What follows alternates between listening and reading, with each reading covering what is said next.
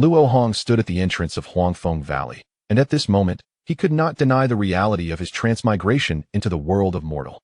Adjusting his non-existent glasses, Luo Hong declared resolutely, like the old demon Han. I possess a 4th-grade pseudo-spiritual root, but unlike that little bottle, it seems that the only path left for me is the scientific cultivation of immortality. Why is there a bottleneck every 4 levels during the chi refining stage? How can one maximize the chances of foundation establishment? How many factors truly influence the speed of cultivation? Just how fast can the old demon Han run? When the existence of cultivation is an objective truth in this world, science becomes cultivation, and cultivation becomes science. Chapter 1. Entering Huangfeng Valley. Luo Shizizi, ahead lies the Huayuan mountain range. In a short while, we shall reach my master's cave abode. Calm your mind, and do not lose your decorum before our esteemed ancestor, Lu Jing advised gently. Standing at the bow of the flying vessel, addressing a plain-looking youth with fair skin. Lu Shishu, do not concern yourself with him, he is merely a worthless pseudo-spiritual root. Indeed, Lu Shishu, do share with us what the Golden Core Patriarch is like. Is the ancestor very fierce? Observing these exuberant juniors, Lu Jing could only shake his head helplessly, muttering, "You will come to know once you meet the master," and fell silent. Luo Hong, unfazed by his companion's rejection, continued to lean against the side of the boat, intently observing the 2 rows of oars extending from the spirit vessel. The spirit vessel flies through the air, yet I see no spiritual energy surging from the oars. What purpose do they serve? Is this vessel amphibious? Unable to fathom the reasoning behind it, Luo Hong chose to temporarily abandon the thought. Smoothing his disheveled hair blown by the wind, and adjusting the Huangfeng Valley uniform he had just received. Having traversed into this world for a year, Luo Hong had adapted to acting as a 14-year-old youth and had fully embraced this strange yet familiar realm. His past life was not to be mentioned in this life. Luo Hong is a distant descendant of the Li family of the Yu Kingdom, possessing a pseudo-spiritual root deficient in wood, and had begun cultivating since childhood. His entry into Huangfeng Valley, one of the 7 great sects of the Yu Kingdom, was solely due to the recommendation of his ancestor, Li Huayuan, who held the position of elder within the valley, allowing him to recommend 5 young practitioners from the clan every decade. Given Luo Hong's qualifications, such an opportunity would typically elude him. After all, the Li family had a heritage spanning centuries, and the direct and collateral descendants could easily fill a city. However, in this round, only 4 juniors possessed commendable aptitude, which led to Luo Hong's selection. As a fan of the mortal realm, Luo Hong was well aware of who Lu Jing and Li Huayuan were. Before boarding the vessel, he had inquired how many disciples his ancestor currently had, to which Lu Jing replied there were 7. With him being the 3rd. The old demon Han had become Li Huayuan's 8th disciple after foundation establishment, meaning he was either tending the herb garden or had yet to enter the valley. After entering the valley, Luo Hong planned to seek an opportunity to investigate the Baichao garden to formulate his future plans. Watching the 4 jovial youths nearby, blissfully unaware of the dangers of the cultivation world, Luo Hong continually reminded himself to steadfastly follow the righteous path of cultivation that the old demon Han had traversed. Prioritize stability, and act with careful consideration. Do not ask too many questions. To inquire is to be cautious. Once a decision is made, one must act immediately. Luo Hong quietly positioned himself behind the 4 companions, plotting the quickest escape route. Li Huayuan's cave abode lay beyond a curtain of water, meticulously arranged, filled with the sounds of birds and the fragrance of flowers, exuding an aura of spiritual energy that allowed Luo Hong to experience the splendor of the immortal realm. Deepening his aspirations for cultivation. These are foundational elixirs. Each of you take a bottle and cultivate diligently upon entering the valley. Do not provoke trouble, and if any of you can establish a foundation, I shall take him as my disciple. Now go. Li Huayuan was indifferent towards Luo Hong and the others. After a brief meeting and bestowing the elixirs, he dismissed them. His words concealed a warning that they should not misuse his name before establishing their foundations. The 4 youths felt a mix of fear and grievance. Yet Luo Hong understood the underlying reasons. Li Huayuan had not attained the Golden Core stage for several decades. Even if he had only 5 nominations every 10 years, the number of his clan's descendants he had recommended had reached double digits, yet none were of Li family lineage. Highlighting his disappointment in his own progeny, their brief meeting was merely a formality. In the ruthless cultivation world, without foundation establishment, one cannot attract the attention of Golden Core cultivators. Ancestor, since learning of the opportunity to cultivate in Huangfeng Valley, I have been overjoyed daily and grateful for your kindness. Thus I dare to present the spiritual herbs cultivated by my family over generations. For a chi refining stage cultivator to meet a golden core grandmaster was a rare opportunity, and Luo Hong had prepared for this moment, persuading his grandfather to let him take a chance at his future. Commendable filial piety, but ordinary spiritual herbs are of no use to golden core cultivators. You need not present them. Li Huayuan stroked his long beard, his expression indifferent, remaining unmoved by Luo Hong's flattery. The old man, indeed, would not show his hand until he saw the rabbit. Today, I shall show you the truth of the what's in it for me principle. Forgive my ignorance, for I did not know that even a 500-year-old xiang flower. What did you say? A 500-year-old xiang flower. Quickly, bring it to me. Li Huayuan was exceptionally delighted. If it were indeed a 500-year-old xiang flower, it would be immensely beneficial to him. The elixir crafted from this flower would not only assist in his cultivation, but also replenish the vital energy depleted from decades of refining iron essence. Luo Hong did not dare to delay, retrieving the jade box from his storage bag. With a gesture, Li Huayuan drew the box into his palm. Excellent, excellent. This herb is splendid. You, young one, are quite astute. Speak, what do you desire? Do not utter such nonsense, as I seek nothing. After inspecting the xiang flower, Li Huayuan became markedly more cordial. To be frank with you, ancestor, I seek several bottles of white lotus elixirs and a set of a water-based spiritual energy gathering array. Luo Hong did not conceal his desires. A rabbit would never let a lion owe him a favor. White lotus elixirs. This young one resembles me in some ways. Here, take this. It is what you sought, and I shall also bestow upon you 100 spirit stones for operating the array. With a flourish of his sleeve, the spiritual items flew into Luo Hong's storage bag. After exiting Li Huayuan's cave, Lu Jing led Luo Hong and the others through the process of enrolling disciples in Huangfeng Valley, deliberately leaving Luo Hong for last when assigning them roles. Do you have any instructions, Shirshu? Luo Hong questioned, puzzled.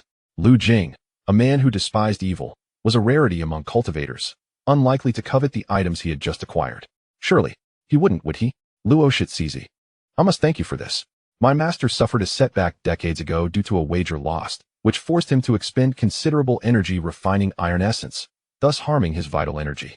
As his disciple, I have often worried about this. Although Luo Hong was unaware of this matter, he had nonetheless alleviated one of Lu Jing's concerns. Lu Jing patted Luo Hong's shoulder, finding his new disciple quite agreeable. So that is what you meant. In truth, I not only know of this, but also know that shortly, your master will face another loss. Your resolve to cultivate, even at the cost of your family's spiritual herbs, speaks volumes of your steadfast heart. I have arranged a leisurely role for you, allowing you to focus on your cultivation. Follow me. Indeed, I had misjudged Lu Jing's intentions. Upon hearing his words, Luo Hong felt a twinge of guilt, yet he developed a profound fondness for him. As the cold wind swept past him while soaring through the air, a spark of inspiration illuminated his mind, and his eyes widened with clarity. Brilliant. This strategy is perfect for befriending those with deep-seated suspicions. I have learned well. Chapter 2. The first law of cultivation. In the foundational stage of cultivation, practitioners can traverse the skies with remarkable speed. Moments later, Luo Hong found himself brought by Lu Jing to hover above a modest mountain. This mountain, standing at merely 7 or 8 zhang, was adorned with lush trees and vibrant greenery, radiating an aura of vitality. Encircled by spiritual fields, the season was early summer, and the rice seedlings in the field swayed gently in the breeze, instilling a sense of clarity and tranquility. This place, known as Fanghua Garden, was one of the few spiritual estate farms within the valley. Disciple, your cultivation revolves around the water element, making you ideally suited for the role of a spirit rainmaster here, Lu Jing elaborated to Luo Hong. He then retrieved a book and a talisman from his storage pouch. This book encompasses the various responsibilities of a spirit rainmaster, which you should study meticulously. Additionally, here is a communication talisman. Should you encounter any insurmountable challenges, channel your spiritual energy into it to reach me. Luo Hong respectfully accepted the book and talisman, feeling fortunate to have encountered such kindness upon his entry into the world of cultivation. As he watched Lu Jing's silhouette fade into the sky, he resolved to alter the grim fate that awaited him. Nestled atop the mountain was a quaint courtyard, which would serve as Luo Hong's residence from this point onward. After organizing his belongings, Luo Hong eagerly delved into the book left by Lu Jing, determined to not squander this newfound opportunity. Indeed, according to the text, the 100 acres of spiritual fields in Fanghua Garden are tended by mundane individuals from cultivating families. My only task is to activate the array in the main house to summon spiritual rain daily. It is indeed quite a leisurely position. Nodding in agreement, he set the book aside and summoned the writing materials from his storage pouch. Smoothing out a sheet of white paper, he inscribed the words cultivation with his brush. Upon entering Huangfeng Valley, I can officially declare my journey into cultivation.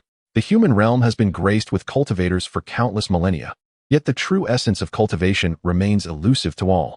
Some predecessors have remarked that cultivation is the pursuit of longevity, while others deem it the quest for freedom.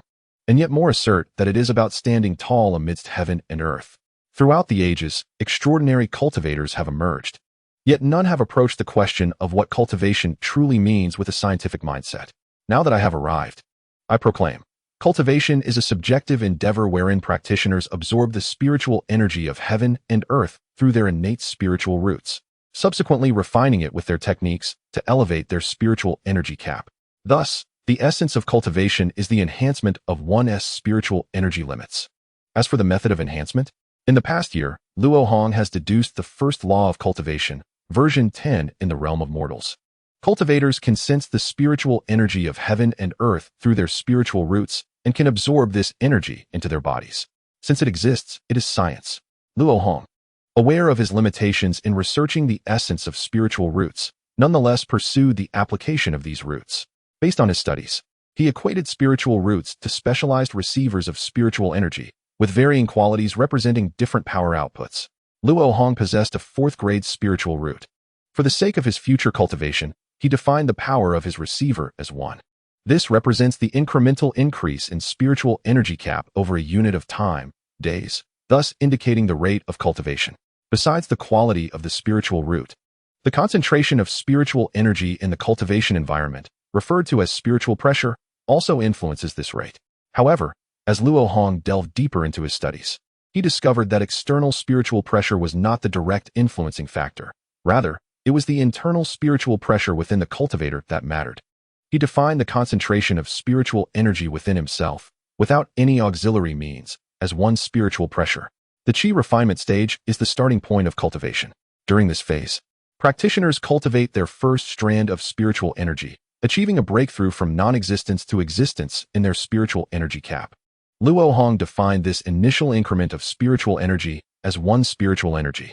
From the original owner's memories, he recalled that during his first cultivation attempt, aside from a fasting pill, he consumed no other elixirs and took approximately 3 days to break through to the first level of qi refinement.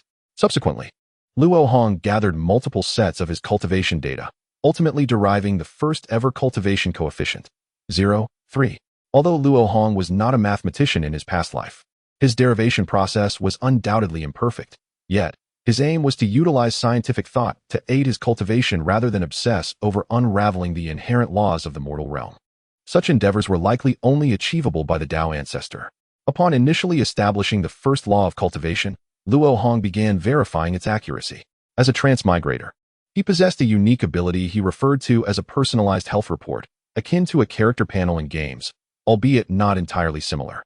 The primary function of this ability was to display Luo Hong's current personal data, which could be modified according to his wishes, allowing for the addition or removal of entries and the alteration of data definitions. Presently, it appeared as follows. Name, Luo Hong Realm. Qi Refinement Level 3, 44, Vitality, 3 Spiritual Energy, 7 Spiritual Awareness, 1 Spiritual Root Quality, 1 Meridian Strength, 202, Current Maximum Capacity for Internal Spiritual Pressure, 12, Stable, External Spiritual Pressure, 2, Stable, Countdown to Full Qi Refinement, 22, 733 days, approximately 62 years. For now, these data sufficed. Luo Hong allowed it to display this information. Over the past year, he had conducted controlled experiments using this ability, ultimately arriving at the first law of cultivation. However, data collected over the past 10 days indicated a slight increase in the 0.3 coefficient, likely related to his impending breakthrough to the first minor realm of qi refinement, suggesting potential modifications. Thus, he referred to it as version 10. Returning to the present, Luo Hong felt the rich spiritual energy in his room, far surpassing that of his previous home, and could not help but exclaim, "Indeed, Huangfeng Valley, one of the 7 great sects, boasts a cultivation environment for ordinary disciples that is twice as superior as the best places in the outside world. With my capabilities, To attain full qi refinement through mere sitting and meditation would require an uninterrupted span of 62 years, with the actual time likely exceeding a century. It is no wonder that the world looks down upon fourth-grade spiritual roots. Typically, cultivators with such roots have little hope of foundation establishment. Fortunately, I have successfully obtained what I desired. Now, I merely need to verify its feasibility, and my cultivation will experience a significant surge. Luo Hong understood the despair that lay ahead for any fourth-grade spiritual root cultivator, yet he harbored an unwavering confidence that surpassed all qi refinement practitioners. For he had uncovered the secrets of cultivation, and thus, there would always be a way to achieve foundation establishment. With the formation plate, setting up the spirit gathering array was a simple task. As Luo Hong placed 4 low-grade spirit stones into the array, a vibrant blue aura of spiritual energy rapidly formed, culminating in a hemispherical gathering space approximately 2 zhang in diameter. The spirit gathering array commenced operation, drawing in the surrounding spiritual energy of heaven and earth, filtering it so that only water element spiritual energy could enter the gathering space. Luo Hong refrained from cultivating, instead meditating within the gathering space for 2 hours until the internal spiritual pressure stabilized. The external spiritual pressure was approximately 80, yielding results beyond his expectations. Old Ancestorly had not deceived him. Regrettably, such a fine spirit gathering array felt somewhat wasted on him, as he would likely have few opportunities to utilize its gathering capabilities. Grasping a low-grade spirit stone in each hand, Luo Hong gradually applied pressure. Chapter 3. The Spiritual Pressure Cultivation Method. As the spirit stones shattered, their spiritual energy seeped out, yet due to the constraints of the spirit gathering array, it was confined within the gathering space, causing the internal spiritual pressure to rise gradually. When the 12th spirit stone crumbled in Luo Hong's grasp, the internal spiritual pressure within the gathering space reached 200, and his internal spiritual pressure also ascended to 48. At this moment, Luo Hong ceased to extract any new spirit stones and began to examine the conditions of the spirit gathering array, for it would be indispensable for his cultivation over the next decade. It was an absolute necessity that it remained flawless. Upon halting the absorption of spiritual energy, the rate of consumption of the spirit stones on the array dramatically plummeted by 90%. With the spirit gathering array operating at full capacity, the 4 spirit stones would only sustain it for approximately 5 days. In this standby state, he would only need to replace the spirit stones every 2 months. As a spirit rainmaster, he received 2 spirit stones as monthly remuneration, which sufficed to maintain the array.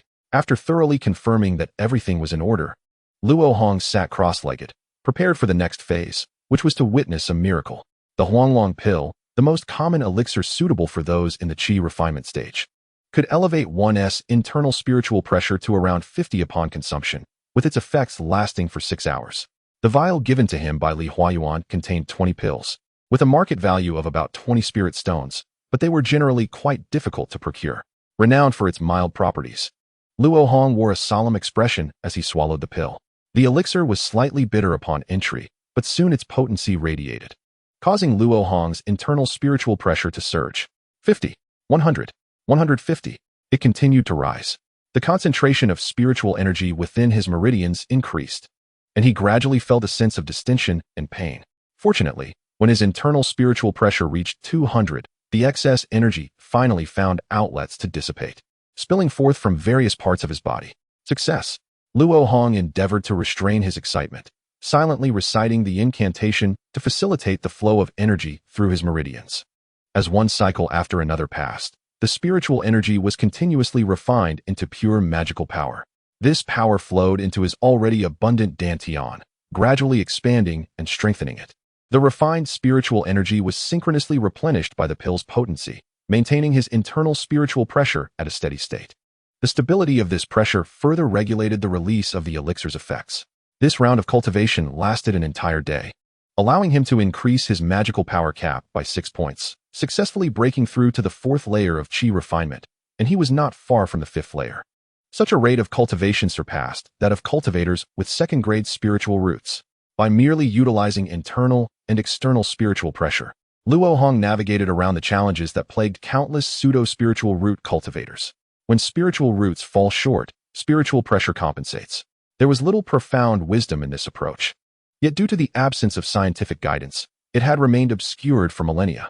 This method of cultivation must remain undisclosed, lest it lead to a drastic increase in the price of elixirs like the Huanglong pill. given the vast number of cultivators in the qi refinement stage. It could even lead to the extinction of the herbs required to produce these pills, potentially inciting a bloody upheaval across the continent. Alas, this joy is one I must bear alone. In truth, this is not yet the most perfect cultivation system, for it still relies on elixirs. The limit of a Huanglong pill is merely an elevation of 6 points in magical power, even if I continue to strengthen my meridians to endure greater internal spiritual pressure. It would only shorten the time required to refine the pill's potency. Only with elixirs of greater power can I increase the amount of magical power gained. If I could delve deeper into the mysteries between external and internal spiritual pressure, I could harness the boundless spiritual energy of heaven and earth, soaring to great heights through the art of spiritual pressure cultivation. The ability of nascent soul cultivators to manipulate the spiritual energy of the world presents an enticing entry point. Perhaps I should seek out xianxia? Just as Luo Hong entertained such thoughts, he caught a glimpse of the figure of old Devil Han retreating behind the others. No, I must not become complacent due to a momentary success. I must remain cautious, very cautious. Concluding his cultivation, he noted that the spiritual pressure within the spirit gathering space had hardly changed. Luo Hong then proceeded to the main house, methodically activating the little rain cloud formation to bestow a nourishing rain upon the 100 acres of spirit fields below. The rain needed to last for an hour, and fortunately, Luo Hong had just ascended to a new level of cultivation. Otherwise, he would have had to complete this task in 2 sessions. After finishing his work, Luo Hong sat in the main house to replenish his depleted dantian. Once it was once again filled, he did not hasten back into the spirit gathering array to consume more pills, but instead used his magical power to heat some water for a bath. As he removed the school uniform of Huangfeng Valley, Luo Hong revealed his fair skin, his delicate physique reminiscent of a woman. Settling into the bath, he could not help but let out a contented sigh, closing his eyes to relish the moment before summoning his storage bag with the object manipulation technique. Retrieving the white lotus pill he had exchanged for from Li Huayuan the previous day. The white lotus pill was quite an obscure elixir. It could not be used to enhance cultivation and was not for oral consumption, but rather for external application. Luo Hong tossed a white lotus pill into the bathwater, and as the white pill met the water, it dissolved instantly, releasing the fragrance of white lotus flowers. Taking a deep breath, he submerged himself in the water, employing a secret method to absorb the pill's potency. This technique, known as the ice skin and jade bone method, is a widely circulated low-level body refining technique among female cultivators. The white lotus pill is a necessary component for practicing this method. Its price is modest, but due to the rarity of its primary ingredient, it is even harder to procure than the Huanglong pill. Female cultivators often practice the ice skin and jade bone method for its beauty-enhancing effects, but since there are numerous cultivation methods yielding similar results, it is not highly regarded. The reason Li Huayuan possesses so many white lotus pills is likely that he previously sought to please his dual cultivation partner, meticulously gathering them from various sources. As a male cultivator practicing this method, Luo Hong's intent is not to seduce old Devil Han, but rather to enhance the strength of his meridians. Through comparative experimentation of various low-level body refining techniques, Luo Hong concluded that the ice skin and jade bone method excels in improving the flexibility of meridians above all other low-level body refining techniques. The ice skin and jade bone method comprises 12 layers. Thus far, Luo Hong has only mastered the first 2 layers, resulting in an increase of over 3 points in meridian strength. Clearly, the prospects of this technique are promising. Time flows swiftly as if carried by a fleeting steed. In the blink of an eye, Luo Hong has been at Huangfeng Valley for more than a month, and he has already consumed all his Huanglong pills yesterday. Currently, his cultivation has reached the 7th layer of qi refinement, and the ice skin and jade bone method has progressed to the 4th layer, his complexion appearing even fairer. Without the assistance of Huanglong pills, given Luo Hong's aptitude, simply sitting in meditation would be a waste of time. Utilizing the spirit gathering array would be even more unprofitable, as the spirit stones consumed could be better used to purchase Huanglong pills, yielding returns that could multiply tenfold. Master Ma, you have done exceptionally well with these spirit herbs. I consider myself fortunate to have stumbled upon such a treasure this time, Luo Hong said with a smile as he exited the herb garden. He had taken the opportunity to investigate while purchasing materials for Huanglong pills. Old Devil Han was not present, and the next Tainan small conference would be held 3 years hence. Humph, you young ones indeed have good taste. Feel free to visit often. Master Ma expressed his satisfaction with Luo Hong's straightforwardness during their transaction. Absolutely. Luo Hong thought to himself, I won't tread on your threshold without cause. Chapter 4. the Li sisters having reached the 7th layer of qi refinement. The data Luo Hong gathered was sufficient to calculate the magical power required to advance through the subsequent layers. In truth, the demands for magical power across the layers of qi refinement have consistently followed a regular pattern, specifically 1, 2, 4, 8, and so forth up to 6.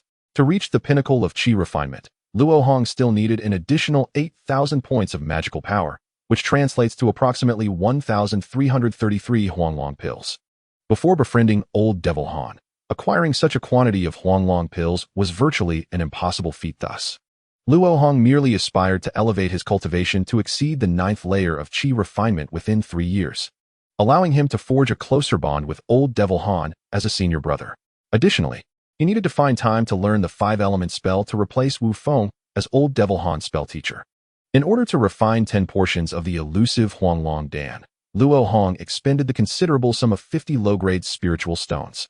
Although the price was slightly above the market rate, the favorable impression it would leave in Master Ma's heart rendered the transaction undeniably profitable for Luo Hong. Regrettably, Master Ma was currently preoccupied with concocting a batch of pills for himself. Otherwise, given his exceptional alchemical skills, even a few extra spiritual stones would have compelled him to assist in producing the Huanglong Dan.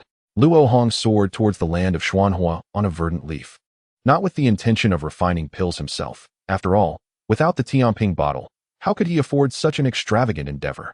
His purpose was to visit a senior sister he had known since their days within the clan. The land of Xuanhua was suffused with intense fire energy, barren of vegetation. Were it not for the earth's flames aiding in alchemical processes, this place would certainly be deemed a desolate wasteland. The spiritual herbs brought by the junior brother were of exceptional quality, likely enhancing the odds of success. However, out of the 10 furnaces, I can only guarantee 3 successful concoctions. Moreover, for every batch that is successfully refined, regardless of the number of pills produced, I will require 2 for myself. I wonder if the junior brother is amenable to this arrangement? Li Xiaowan scrutinized the spiritual herbs Luo Hong had brought, mentioning the preferential treatment afforded to family members. There is no need for you to belittle yourself, for with your alchemical prowess, the success rate for refining a low-grade elixir like the Huanglong Dan is undoubtedly no less than 50%. Luo Hong was acutely aware of the capabilities of this petite, round-faced senior sister, who was the foremost alchemist in the Li family within the Huangfeng Valley, annually producing an impressive quantity of elixirs for both the family and the sect. The Huanglong Dan was not an obscure potion, and she would certainly handle its refinement with great ease. Ah, you've gathered quite the insight. It seems I cannot intimidate you. However, have you truly contemplated using your sole opportunity to request my alchemical services on these banal Huanglong Dan? Li Xiaowan pouted, her expression tinged with annoyance and reluctance. She was not keen on producing the uninspired Huanglong Dan, let alone 10 batches at once. The junior brother has clearly given this matter considerable thought. I appreciate your efforts, senior sister. Luo Hong bowed respectfully. Is this opportunity truly so valuable? In 3 years, I will ascend to become a future master alchemist, and this is your sole chance to shine. Li Xiaowan's shoulders slumped, and she immediately donned an expression of disinterest, preparing to dismiss the rather bothersome young man before her when a clamorous shout echoed from the entrance. Sister, we located the location of the Wushan depicted in the ancient map.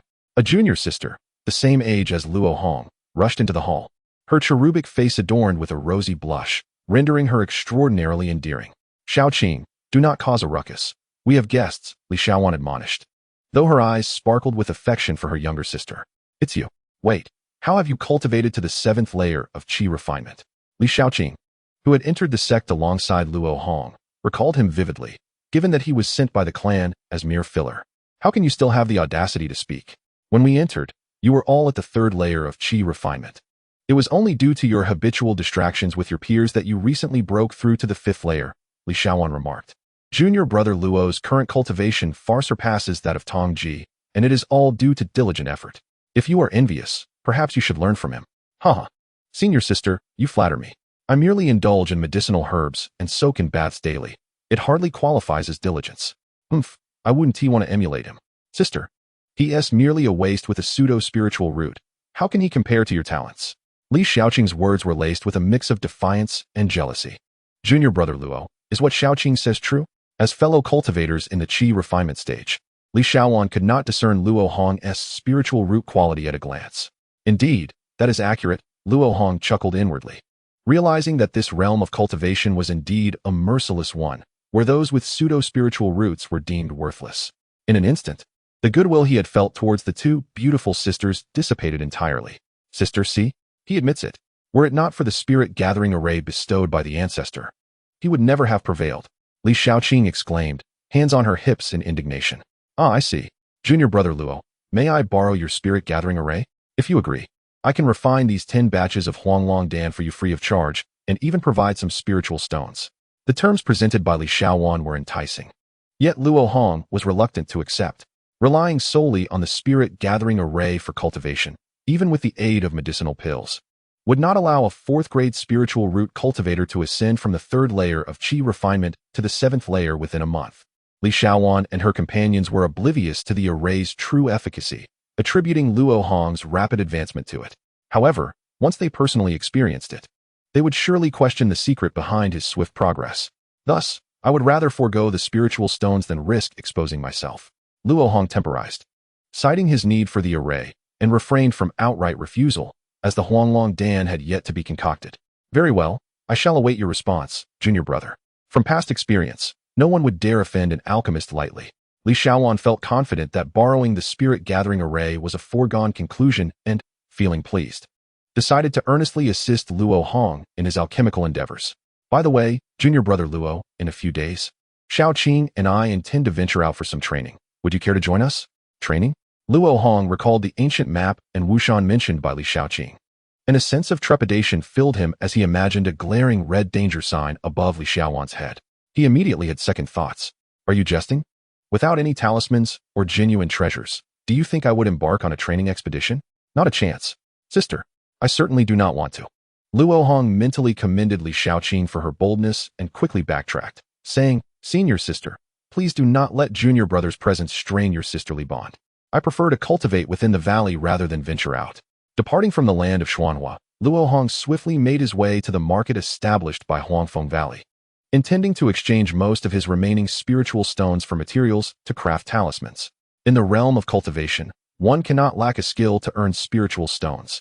Common side professions for cultivators include alchemy, weapon forging, beast taming, spiritual herb cultivation, and talisman crafting. After careful consideration, Luo Hong chose to pursue talisman crafting. Based on the principles of talismans, I should be able to find loopholes to exploit. Chapter 5. The Art of Talisman Crafting in the Vast Expanse of the Tao. Countless paths lead to immortality. The various side professions within the cultivation world are no different. Fundamentally, they hold no superiority over one another. Yet the initial difficulty of mastering each varies immensely. Alchemy and weapon forging require the extraction of the essence accumulated over countless years of spiritual herbs or the procurement of rare treasures or beast materials, all of which demand exorbitant resources. Without the support of a sect or clan, these professions are hardly feasible.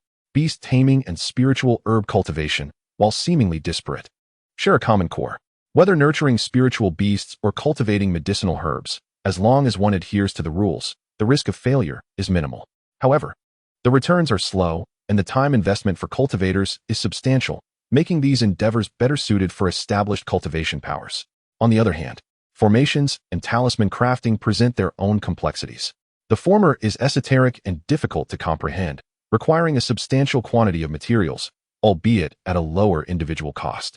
Fortunately, even if a formation fails, only a few materials are likely to be damaged. Otherwise, engaging in formations would be even more costly than alchemy or weapon forging. In truth, Luo Hong held a profound interest in the art of formations, as they represent the most intuitive manifestation of the principles of heaven and earth among the 6 major side professions, and they impose the least stringent requirements on the practitioner's cultivation level. Even cultivators in the qi refinement stage could potentially comprehend formations that would astonish ancient beings in the nascent soul stage. The reason Luo Hong ultimately opted for talisman crafting was due to his limited funds. As the esteemed writer Lu Sun once said, first fill your belly, then pursue the arts. Upon entering the market, Luo Hong headed straight for the Tiangong building, a large establishment dedicated to the sale of various outputs related to cultivation side professions and a hub for cultivators to procure materials for their respective trades. The cultivation level of the 7th layer of qi refinement is still relatively low within the realm of immortality. Luo Hong possesses no remarkable treasures, which is why, despite this marketplace being under the control of Huangfeng Valley, he has resolved to adhere to a swift in-and-out approach, similar to most large establishments. The Tiangong building is divided into 2 levels. The ground floor is dedicated to the sale of ordinary goods, while the upper floor houses precious items, some of which may even be treasures. This arrangement allows cultivators of varying cultivation levels to shop with greater ease. Luo Hong had no intention of ascending to the 2nd floor. He merely glanced over the array of goods on the 1st floor before approaching a clerk to request the items he sought. Esteemed guest, are you certain you wish to purchase 2,000 sheets of yellow talisman paper, yet only 1 vial of ink frog demon blood? That single vial can only suffice for crafting about 20 talismans. The clerks at Tiangong building were quite taken aback by Luo Hong's peculiar order. Most cultivators purchase their talisman-making materials in sets. Yet this young disciple from Huangfeng Valley had come to request the cheapest talisman paper available while only asking for a minuscule amount of superior water element talisman ink. The disparity in both quantity and quality left the clerk bewildered. Indeed, also bring me a fine talisman brush, Luo Hong said, producing more than 40 spirit stones and stacking them into a small pile on the counter. The clerk promptly ceased his inquiries and efficiently gathered the requested goods. Once everything was verified, Luo Hong wasted no time in departing the marketplace's no-fly zone, taking to the skies on his verdant artifact, heading straight for Fenghua Garden. Unbeknownst to Luo Hong, a figure clad in yellow had been trailing him through the dense forest for several hundred meters since his departure from the marketplace. Observing Luo Hong's retreating figure, the yellow-clad individual displayed an expression of profound dissatisfaction. Though he contemplated pursuing Luo Hong further, after much deliberation, he ultimately refrained from doing so. Having lost his quarry, the yellow-clad man remained in place, entering a meditative state. After about the time it takes to burn an incense stick, a burly man, panting heavily, arrived. "Where's the fat sheep? Where is it?" "Humph. You arrived so late that even if there were a fat sheep, it would have long since been penned." The yellow-clad man spoke with a tone tinged with irritation. "I rushed here with all my might upon receiving your message. Why didn't you notify me sooner, you old rascal? Were you planning to keep it all for yourself?" The robust man was unyielding, pointing an accusatory finger at the yellow-clad figure. "Who knows if that kid lost a parent or something?" He bolted away faster than a rabbit, leaving behind spirit stones like they were nothing. The yellow-clad man grew increasingly frustrated, realizing that his reluctance to intercept Luo Hong stemmed from the latter's evident cunning. Could it be that our dealings have attracted attention? Otherwise, how could that lad be so vigilant? Despite his rough appearance, the burly man was quite astute, shifting the conversation to more pressing matters instead of squabbling. Upon hearing this, the yellow-clad man felt a sudden chill in his heart. After a moment of silence, he nodded. "That is indeed a possibility. We have been ambushing solitary cultivators here for years, and though we have always exercised caution, over time, we may have inadvertently left traces. In 3 years, the town and small assembly will be held again, which could be a lucrative opportunity. I suggest we scout the area in advance. Indeed, there is no time like the present. Let us proceed." Both men were decisive, reaching a conclusion in mere moments. Crafting talismans represents one of the most cost-effective auxiliary trades, requiring only a sheet of talisman paper, a few drops of talisman ink, and a fraction of spiritual energy. The cumulative cost of 10 such crafting sessions is often less than a single spirit stone. A stark contrast to the minimum expenditure of over 10 spirit stones required for alchemy each time. This affordability has led countless financially strapped cultivators to consider crafting talismans as a means to earn spirit stones, though most who attempt it ultimately suffer significant losses. The reason for this is that mastering the art of talisman crafting is immensely challenging. It is said that without thousands of attempts, even the simplest low-tier talismans cannot guarantee success above the acceptable threshold. Within the spirit gathering array, Luo Hong prepared for talisman crafting. The yellow talisman paper before him was made from the roots of Spirit Valley, making it so inexpensive that 1 spirit stone could buy 100 sheets. Price reflects quality. Superior talisman paper enhances the success rate of crafting, which is why beginners typically use blue talisman paper priced at 1 spirit stone for a dozen sheets.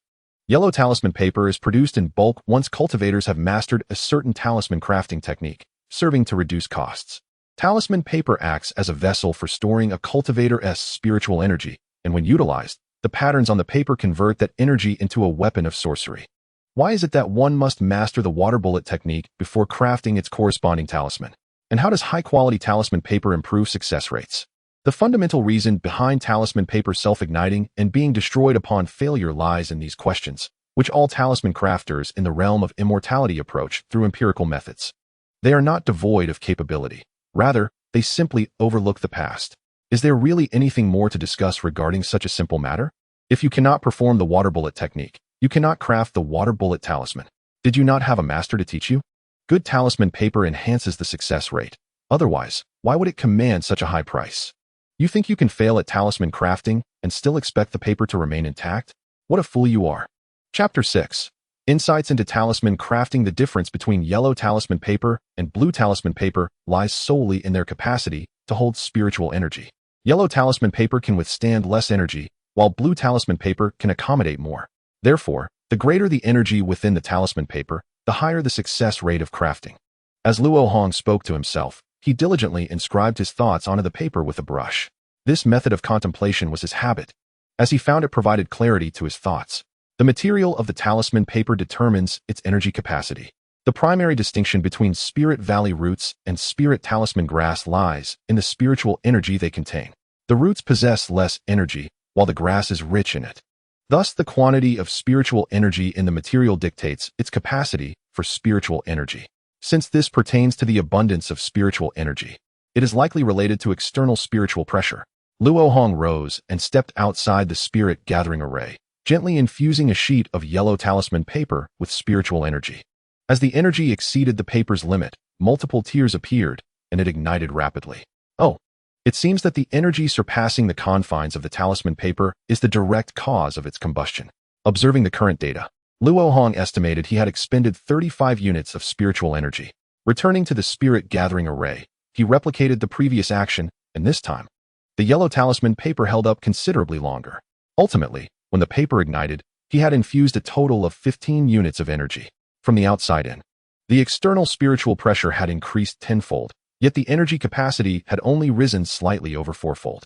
This suggests that talisman paper also has a limitation akin to meridian strength, preventing the infinite enhancement of external spiritual pressure to endlessly augment the paper's energy capacity. As Luo Hong could not observe the internal spiritual pressure of the paper, he was unable to establish a complete mathematical model. However, this experiment indicated that enhancing external spiritual pressure could significantly improve the paper's energy capacity. Thus, if I can ascertain why an increase in energy capacity enhances the success rate of talisman crafting, I can leverage the findings from this experiment. Luo Hong recalled the guidelines for talisman crafting outlined in his texts. Guideline 1. The crafting process must be executed in one continuous motion. From the first stroke to the last, the brush must not leave the talisman paper, or failure will ensue. Guideline 2. When creating a specific talisman, one must visualize the process of casting the corresponding spell in their mind, allowing the energy flow from the brush tip to closely resemble the state of casting. As for the specific process of crafting talismans described in the book, it unfolds as follows. The first step is to bring the brush to the paper. The moment the brush touches the talisman paper, the magical energy is infused from the talisman brush into the paper, with most of it restrained near the tip of the brush. The second step involves outlining. By dragging the brush tip, the magical energy outlines the talisman patterns. The third step is to lift the brush. When the brush is lifted, the remaining magical energy is withdrawn. The concentration of magical energy near the tip inevitably creates localized high pressure, and the ink must play a buffering role. Otherwise, the talisman paper would not be able to withstand it. However, with the significant external spiritual pressure assisting me now, might it not be necessary to use talisman ink for buffering? Of course, this does not imply that talisman ink is no longer needed. The material of the talisman ink not only determines its buffering capacity, but also its ability to conduct magical energy, and it plays a crucial role in outlining the talisman patterns. However, the flow of magical energy is only manifested when the talisman is activated. If I disregard the material and only consider the trace left behind, and treat this as practice rather than application, could it be that I might? A sudden idea flickered in Luo Hong's mind, and his gaze gradually focused on the ink in the inkstone. Theoretically, there should be no issue. Suppressing the immediate urge to experiment, Luo Hong began to ponder the most vexing problem encountered by talisman makers. How does one make the magical energy flow from the brush tip approach the state of casting a spell? This is the most enigmatic dilemma in talisman crafting. The prevalent visualization method among contemporary talisman makers, in plain terms, relies purely on intuition. The process of failure is essentially the journey of seeking that intuition. Moreover, what is even more daunting is that this intuition may vary from person to person. Renowned talisman masters, when teaching their disciples, exhibit no particular methods, indicating that the sensations discovered by the masters cannot be directly replicated by their students. The process of a cultivator casting a spell involves channeling their magical energy through specific meridian pathways, transforming it into a particular form of spiritual energy. Water bullet technique. A fist-sized sphere of water appeared at Luo Hong's fingertips as he recalled the sensation from casting the spell moments ago.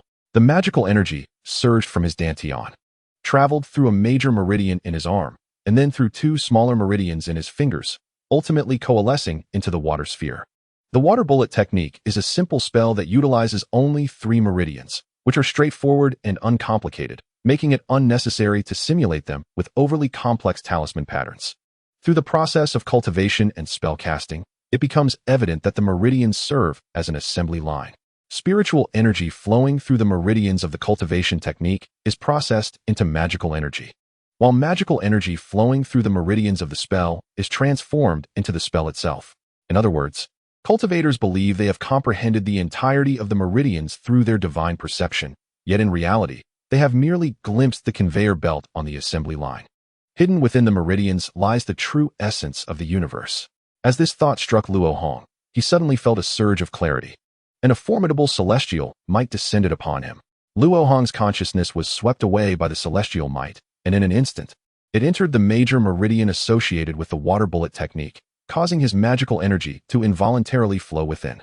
At that moment, the flow of magical energy through the meridian slowed down to a fraction of its usual speed, and Luo Hong beheld the inner walls of the meridian illuminated by the silver glow of natural talisman runes formed from flesh and blood. They moved in exquisite harmony, reshaping the magical energy like workers on an assembly line. Strangely enough, Luo Hong found himself surprisingly calm in the face of such an extraordinary situation. He felt neither joy nor sorrow, as if he had entered a legendary state of emotional detachment. He was mesmerized by the silver runes, and before he knew it, his consciousness was abruptly thrust back into the mud pill palace, bringing with it all emotional distractions. Gazing at the water sphere resting on his fingertip, Luo Hong felt it was remarkably harmonious. Could this be the enlightenment described in ancient texts? Truly profound. Just moments ago, it felt as if my consciousness had connected to an immensely vast system. Could it possibly be the celestial principles of the human realm? However, as Mr. Lu Sun once remarked, there is no perfect system in this world. If the celestial principles are akin to a system, could there not be loopholes to exploit? As this thought emerged, Luo Hong felt a chilling sensation on his scalp, and ominous thunder rumbled from the sky. Oh no, big shot, I was mistaken.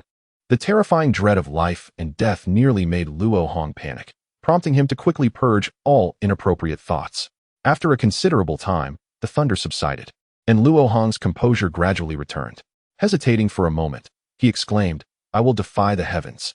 The sky remained as blue as ever, and the breeze continued to be gentle. Through this trial, Luo Hong gained a clearer understanding of what had transpired. I had just finished my enlightenment, and the connection to the celestial principles had yet to fade when a rebellious thought arose. It was akin to the big boss just granting me a bonus. Yet I shouted for rebellion, which would undoubtedly result in immediate dismissal. Alas, how foolish of me. How could I confront the boss directly?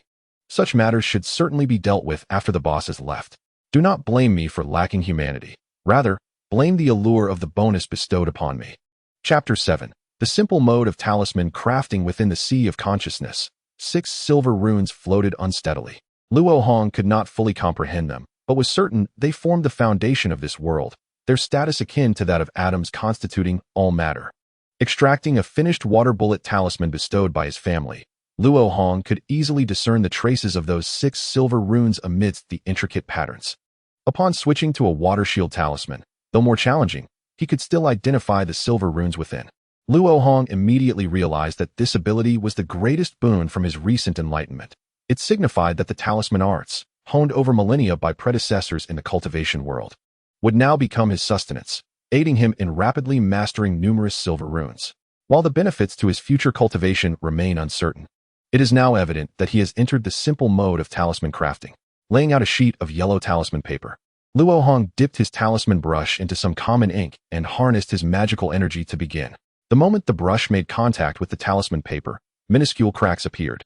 Yet due to the intense external pressure, these cracks showed no tendency to expand further.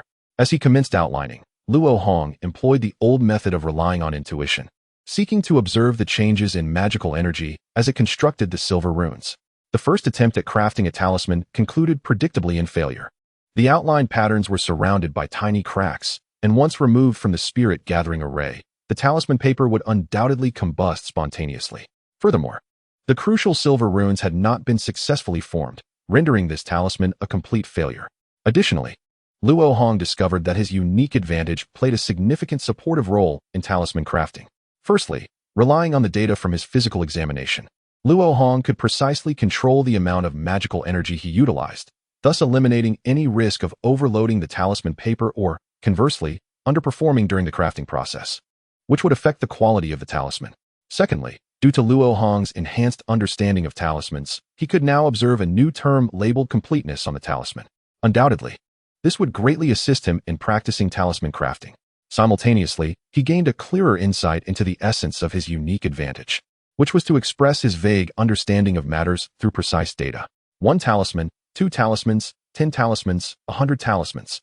Luo Hong became engrossed in talisman crafting, his brush gliding freely without being constrained by conventions. His goal was not to produce finished talismans, but to delve into the relationship between the flow of magical energy, the form of ink, and the silver runes. When his magical energy was depleted, he would sit outside the spirit-gathering array to meditate and recover, hastily resolving his meals while the main house was showered with rain. Half a month swiftly passed, and over 1,000 sheets of yellow talisman paper had become waste. Yet, Luo Hong finally grasped the technique for drawing silver runes. The process here resembles the understanding of both a plaintext and its cipher, thus deducing the relationship between the two. After a fortnight of relentless endeavor, Luo Hong appeared somewhat haggard, yet he resolved to forge a completed water bomb talisman before indulging in a well-deserved rest. With pen in hand, he dipped it into the blood of a cloud frog demon, channeling 4 units of mana to the tip. As the pen fell, Luo Hong's wrist moved lightly, swiftly sketching the talisman's intricate patterns. Upon withdrawing the pen, not a trace of mana remained, and the talisman was crafted. Luo Hong's water bomb talisman bore only slight differences from those available in the market. However, any discerning individual could perceive the abundant mana within, and the talisman's patterns concealed a glimmer of spiritual light, undoubtedly possessing far greater power than its counterparts, with an exceptionally rapid activation. After admiring his first talisman for a moment, Luo Hong returned to his chamber and collapsed into slumber. After a solid 7 hours of rest, he awoke, stretched lazily, and, feeling somewhat refreshed, took out his talisman crafting tools, effortlessly producing 3 more exceptional water bomb talismans. Were the renowned talisman masters from the outside world to learn of this, their astonishment and envy would be boundless. They often undertake fasting and purification for 3 days prior to crafting talismans, yet even then, they can scarcely guarantee success with their most adept creations. In stark contrast, Luo Hong achieved a flawless success rate with his casual efforts post-rest. This disparity is unassailable. It highlights the difference between crafting based on intuition and understanding the underlying principles. For Luo Hong, once he comprehends the talisman, failure becomes an impossibility. Moreover, his methodology, which directly addresses the essence of talisman crafting, circumvents a significant constraint that burdens all talisman artisans: the necessity to first master the corresponding spells to produce the respective talismans. Instead, it merely requires an understanding of the silver runes contained within the talisman. Continuing to draw water bomb talismans no longer offered Luo Hong any room for advancement, rendering the task rather tedious. Drawing water bomb talismans now felt akin to mere copying. Perhaps a change was in order? Wait, copying? What if I could simulate the process of talisman crafting using formations? Wouldn't that lead to a technological explosion akin to transitioning from manual to printing? This prospect filled Luo Hong with exhilaration. If realized, it would utterly revolutionize the existing talisman industry within the cultivation realm. Formations. Indeed, I must delve into the study of formations. Miss Xian, I suddenly feel that xianxia is unworthy of you. He chuckled to himself. If this formation were to succeed, I shall name it the Grand Formation of Water Bomb Talismans. With this thought etched in his mind, he immersed himself in the study of the Water Shield Talisman. Junior brother, this talisman of yours is merely of the lower tier. 1 spirit stone is fair. If you insist on 2, I shall not trade. Outside the transmission hall, Luo Hong was engaged in a rather grim negotiation with a male disciple of the 10th level of Qi refinement. Indeed, Brother Xie is merely being considerate in his willingness to trade. Do not be ungrateful. Accompanying the male disciple was a rather attractive female disciple, and they appeared to be in a romantic relationship, aiding him vociferously. Luo Hong was acutely aware that selling his talismans for 2 spirit stones each was entirely reasonable. Typically, the other party would still enjoy a slight profit, as even mediocre lower-tier talismans could fetch a single spirit stone. The reason Luo Hong was selling talismans outside the transmission hall was that he had exhausted his crafting materials 2 days prior and was reluctant to frequently leave the sect for the market. The 100 Crafts Hall within the sect was also notorious for exploiting its own disciples, leaving him with no choice but to resort to this last-ditch strategy. Onlookers, fellow seniors and juniors alike, either lacked discernment or turned a blind eye to the matter, offering no support to Luo Hong. Very well, Brother Xia. How many do you require? Luo Hong, unwilling to waste further time, acknowledged that, whether he sold for 1 or 2 spirit stones, he would still profit significantly. I have only these 20, no more. Who would buy 20 lower-tier talismans in one go? I see you are simply dreaming of spirit stones. I'll take them all. Brother Xia swiftly produced 20 spirit stones, clearing the entirety of Luo Hong's displayed talismans, his movements brisk as though fearing Luo Hong might change his mind. Huh. Thank you, junior brother. Sister, let us depart. Brother Xia tugged the somewhat bruised female disciple along, reveling in his triumph. Farewell, Brother Xia. Witnessing this scene, Luo Hong was all too aware that this individual was astute. He likely intended to resell the talismans in the market for a profit. Brother Xia, until we meet again. I take grievances seriously. Chapter 8. How could this possibly disturb the sect leader? After being thoroughly repulsed by Brother Xia, Luo Hong entirely abandoned the thought of selling talismans to his peers. The endeavor was too taxing and a considerable distraction from his studies of silver runes and cultivation. The only remaining method to earn spirit stones through talismans was to exchange them at the 100 Crafts Hall. Huangfeng Valley, as one of the 7 major cultivation sects of the Yu Kingdom, hosted a multitude of disciples, with those in the Qi refinement stage numbering a staggering 10,000. Moreover, with only a few years until the next grand opening to recruit new disciples, thousands more would soon enter the valley. Among these Qi refinement disciples, only a select few would be poised for foundation establishment, resulting in most opting to engage in supplementary cultivation-related trades. In such a large sect, the most common choices were beast taming and spirit planting, yet a notable number of disciples also ventured into alchemy, weapon forging, and talisman crafting. The study of formations was virtually non-existent, as learning them without guidance was nearly impossible. The higher-ups of Huangfeng Valley supported those daring enough to experiment, as an abundance of skilled production cultivators was always welcome. While most of these disciples would soon realize the despair of not putting in effort, a few exceptional talents inevitably emerged from the vast numbers. The 100 Crafts Hall was specifically established to discover such talents. While those of average aptitude were relegated to mere laborers, the hall sold various materials for cultivation-related trades, yet the truly valuable goods had long been monopolized by higher-tier cultivators, leaving only ordinary items behind.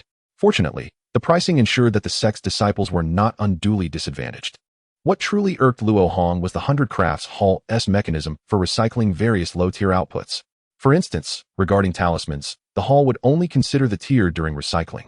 Disregarding their quality, 3 lower-tier talismans would yield but 2 spirit stones, a full 30% below market value, clearly seeking to profit from the price difference. If you are unkind, do not expect me to be righteous. Upon exiting the 100 Crafts Hall, Luo Hong's storage bag brimmed with yellow talisman paper and dansha. Both were the most basic materials for talisman crafting, and the cost for crafting approximately 30 talismans barely reached 1 spirit stone. Of course, for an ordinary talisman craftsman, using these materials would likely result in failure even with 1,000 attempts. Sitting cross-legged on his bed, Luo Hong was preparing to put pen to paper for an ambitious endeavor when he suddenly recalled sitting in the same spot a fortnight ago. Lamenting the tedium of crafting water bomb talismans, his cheeks flushed slightly. Ahem, water bomb talismans. Business, not disgraceful. After all, the prospect of earning spirit stones in bulk was enticing enough for Luo Hong to indulge in a moment of sincerity. Talisman crafting requires mana, and Luo Hong's current mana limit stood at a mere 184, which took considerable time to recover once depleted. Thus, to produce more talismans, he only infused 2 units of mana into each piece of talisman paper during the crafting process. The water bomb technique, being a basic lower-tier spell, necessitated at least 2 units of mana for casting, albeit with rather feeble power, suitable only for early-stage Qi refinement cultivators. The maximum power can be elevated to 6 mana, equivalent to the full-force strike of a mid-stage Qi refinement cultivator, which is quite commendable for a basic low-tier spell. A month later, Luo Hong gazed at the water bomb and water shield talismans stacked in his room like discarded paper, his face involuntarily twitching. Alas, despite possessing dragon-slaying skills, he had sunk to the level of selling ointments. This was indeed a regrettable chapter in his life. All for the sake of spirit stones, this trade was one that I, Luo, undertook with tears in my eyes. With 30,000 inferior talismans in hand, Luo Hong approached the vicinity of Baijiao Hall. These 30,000 low-tier talismans could be exchanged for 20,000 spirit stones, a sum that would take Luo Hong 800 years of labor at Fanghua Garden to accumulate. If he were to exchange them all at once, it would surely attract significant attention. Moreover, considering the character of the foundation-building seniors in Huangfeng Valley, as evidenced by the incident involving the old demon Han and the confiscated foundation-building pill, it was prudent to be cautious about how he proceeded with the exchange. Fortunately, the procedures for exchanging spirit stones at Baijiao Hall were not overly stringent. One merely needed to present the waste token of a Huangfeng Valley disciple and produce a specified number of talismans. Thus, Luo Hong stealthily waited outside Baijiao Hall for 3 days, timing the shifts of the attendant disciples. From the 4th morning onward, he donned various disguises to enter Baijiao Hall and exchange talismans for spirit stones in batches from different attendant disciples. Baijiao Hall served over 30,000 Qi refinement disciples, bustling with activity, and the dozens of attendant disciples on duty were typically too preoccupied to be attentive, many of them indifferent to their responsibilities, if not outright numbed by them. The uniformity of water bomb and water shield talismans was rather conspicuous, prompting Luo Hong to prepare a plausible excuse for inquiries regarding the talisman's origins, yet he ultimately found no occasion to employ it. Unfortunately, junior brother, the hall stock of spirit stones is insufficient, and it seems your talismans cannot be exchanged. This was the 3rd day of Luo Hong's attempts to obtain spirit stones, and with only a few hundred inferior talismans remaining in his storage bag, he was just one last exchange away from completing his goal, only to be met with such a response from the attendant disciple. Not to worry, senior brother, I shall return another time. That's good, but it is strange. Just a few days ago, the sect allocated 20,000 spirit stones, and with the existing stock, it should suffice for 2 or 3 disciples. How could it be depleted so quickly? Alas, it seems a thorough audit is imminent. The attendant disciple sighed, for every major audit left Baijiao Hall in disarray. Luo Hong restrained his impulse to check his storage bag and feign normalcy as he exited Baijiao Hall. Typically, Baijiao Hall operated on a 3-day shift cycle, conducting minor audits at that time, while major audits occurred every 6 months. Thus, Luo Hong's initial plan was to utilize these 3 days to exchange all his inferior talismans before the foundation-building seniors stationed at Baijiao Hall discovered any discrepancies. However, he had not anticipated that the 20,000 spirit stones would completely deplete Baijiao Hall's inventory, preventing him from achieving his full objective. Haha, as expected of me, I managed to clear out the spirit stones from a major hall in the sect. Time to make my exit. Realizing he had taken advantage of the situation, Luo Hong calculated that it was time to collect the Huanglong Dan from Sister Li, which should be ready by now. He resolved to retreat to Fanghua Garden for 6 months of seclusion, hoping to avoid any ensuing troubles. Luo Hong's plans were well laid. Yet upon arriving at the place of Xuanhua to inquire about Li Xiaowan, he was met only with her sound talisman. It turned out that during the days he had been scheming, Li Xiaowan had ventured out with her sister for training. The talisman indicated that she had sought him out before leaving, but upon arriving at Fanghua Garden, she found the protective array tightly sealed and, having received no response after sending in a message talisman, she had given up. She also mentioned that she would give him the elixir upon her return, which made Luo Hong feel uneasy about the fate of his Huanglong Dan. Now that the situation had escalated, Luo Hong could not possibly retrieve Li Xiaowan and had to return to Fanghua Garden to continue his research on silver runes. However, to his astonishment, more than 10 days had passed since his dealings at Baijiao Hall, and rather than settling down, the matter had intensified. Rumors circulated that even the sect leader had personally gone to Baijiao Hall to question the issue, unleashing a great deal of anger and compelling the foundation-building seniors stationed there to vow to resolve the case. What could have caused such an uproar? The disciples of Baijiao Hall were all tight-lipped about it. Do you know anything about the matter, senior brother? I am also unaware. But it seems everyone is being cautious lately, especially avoiding provoking those from Baijiao Hall. Otherwise, trouble may come your way. Huh, why does this junior brother look so pale? Have you encountered a problem in your cultivation? No, just a moment of impatience. I will meditate for a while. Luo Hong was somewhat flustered. How could this have drawn the attention of the sect leader? Chapter 9. Li Xiaowan may face a grim fate emerging from the transmission hall. Luo Hong was filled with trepidation, his mind racing as he contemplated any potential oversights. How careless of me. I had assumed that with the sect's monthly flow of over 100,000 low-grade spirit stones, a loss of 1 or 2,000 would not be a cause for concern, yet I never anticipated it would lead to such a significant commotion. Along the way, Luo Hong berated himself for his lack of caution. Upon returning to Fanghua Garden, he discovered Lu Jing waiting anxiously at the entrance of the protective array. Had it not been for Lu Jing's anxious demeanor rather than one of rage, Luo Hong would have likely turned away. "Uncle Lu, have you been looking for me for something urgent?" "Nephew Lu, I finally found you. Tell me, do you know where Li Xiaowan and the others have gone?" Lu Jing approached without any pleasantries, directly posing his question with an expectant look. This was disastrous. My Huanglong Dan is likely already on its way to Li Xiaowan. I believe they have gone to a place called Wushan. Excellent, you truly know, but I have never heard of Wushan. Could it be outside the borders of your country? How could Li's nephew venture so far? Lu Jing had discovered the sound talisman related to Luo Hong in the alchemy room where Li Xiaowan had been, leading him to Fanghua Garden in hopes of a fortunate encounter, and he had indeed found a pleasant surprise. Wushan may not necessarily be outside of your country, Luo Hong murmured as he recollected. What else do you know? Speak quickly. The soul fire left in the soul plate by Sister Li has grown exceedingly faint. We must find her as swiftly as possible. Seemingly aware of his previous rudeness, Lu Jing took a moment to briefly explain the situation. Such urgency. Regrettably, the information I possess is rather scarce. I only learned from a conversation between Sister Li and her sister that they found Wushan on an ancient map, leading me to speculate that it might be an ancient place name. Luo Hong, not wishing to see his Huanglong Dan go to waste, relayed all that he knew to Lu Jing. Is that so? Nephew, you have truly been of great assistance. I shall search for clues in the ancient map. With this vital lead, Lu Jing was overjoyed and prepared to soar into the sky. Uncle Lu, please wait. Sister Li has done me a great favor in alchemy. Upon learning of her current predicament, I am genuinely anxious and wish to offer my assistance. I hope you will allow me to help. Luo Hong's words were entirely spontaneous. If successful, he could temporarily leave Huangfeng Valley with Lu Jing and avoid the stringent scrutiny regarding inferior talismans.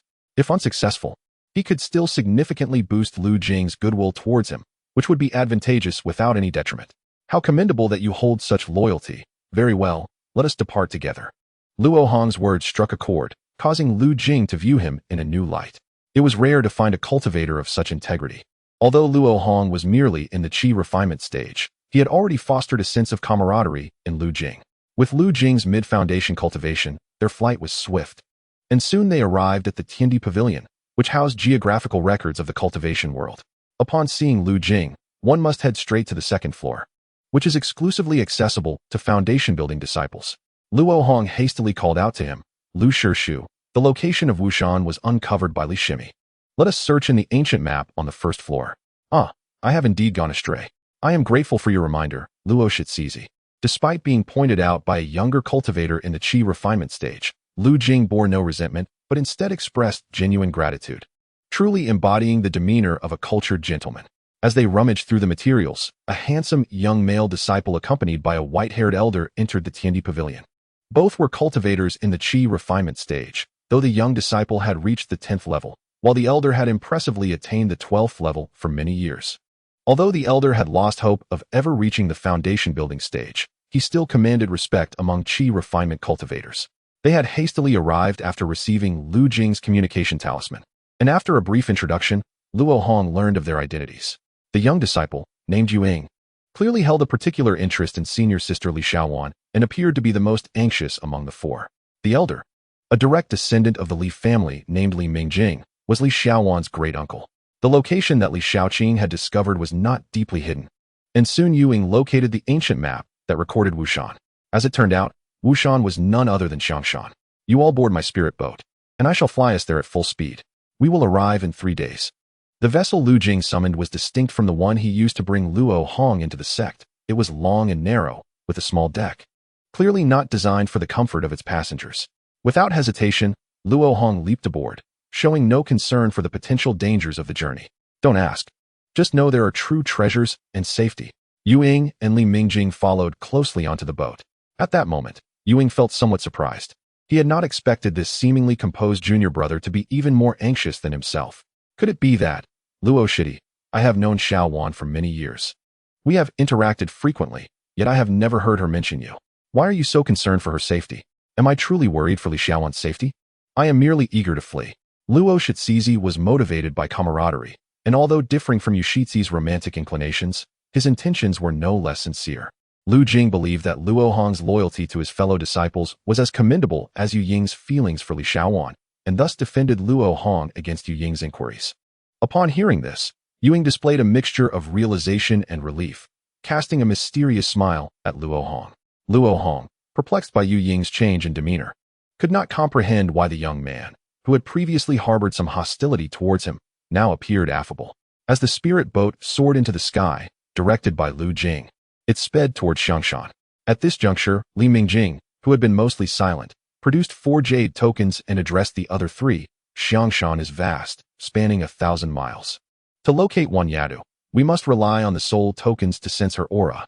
I shall divide the soul fire within these tokens into 4 portions over the course of our 3-day journey and forge temporary tracking devices. I kindly request the 2 young friends to assist in this endeavor. I shall do my utmost. Yu Ying eagerly volunteered, though Luo Hong also agreed. He did not share Yu Ying's enthusiasm. He sat cross-legged, deep in thought. This time, I have joined the mission to rescue Li Xiaowan under the pretense of volunteering. But in truth, I am compelled. I may very well encounter my first life-and-death struggle against cultivators. Although Lu Jing is reliable and possesses formidable treasures, the likelihood of unforeseen circumstances still exists, so I must remain vigilant and not place my safety entirely in the hands of others. With a hand on his storage pouch, Luo Hong glanced at Li Mingjing, who was intently dividing the soul fire, and at Yu Ying, who stood nearby with a serious expression. This could become troublesome. I must devise a careful plan. With such thoughts, Luo Hong closed his eyes. Chapter 10. Something is amiss. 3 days later. In an unremarkable lake several dozen miles from Xianxia, a spirit boat floated upon the water, drifting with the current. Lu Shishu, why have we halted? We are still some distance from Xianxia. Yu Ying, impatient to achieve the heroic rescue of the fair maiden, had been vigilantly monitoring the status of Li Xiaowan's soul fire over the past 3 days. And he was the first to notice that the soul fire had ceased to weaken, indicating that her life was not in immediate danger.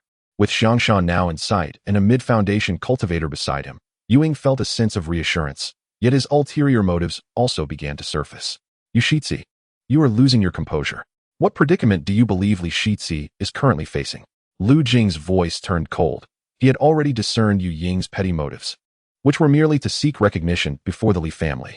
Given the uncertainty of the enemy's situation, engaging in such frivolity was ill-advised. My apologies, I have acted rashly. Please forgive me, Shishu. I believe that Shimi may have inadvertently stumbled into a perilous situation, resulting in severe injuries that prevent her from escaping on her own. Yu Ying's heart sank. Lu Jing's previously amiable demeanor had nearly caused him to forget the elder's status as a foundation-building cultivator. Overwhelmed with thoughts of Li Xiaowan, he had spoken out of turn. Based on the changes in the soul fire, your scenario is indeed plausible. However, there exists another possibility. Lu Jing cast a stern gaze over the 3 of them, and, after a pause, continued. It is possible that an evil cultivator has captured Li Shizizi and is holding her captive. To guard against this worst-case scenario, before entering Xianxia, I must first replenish the mana depleted by the prolonged use of the vessel. Luo Hong nodded in agreement, silently praising Lu Jing profusely.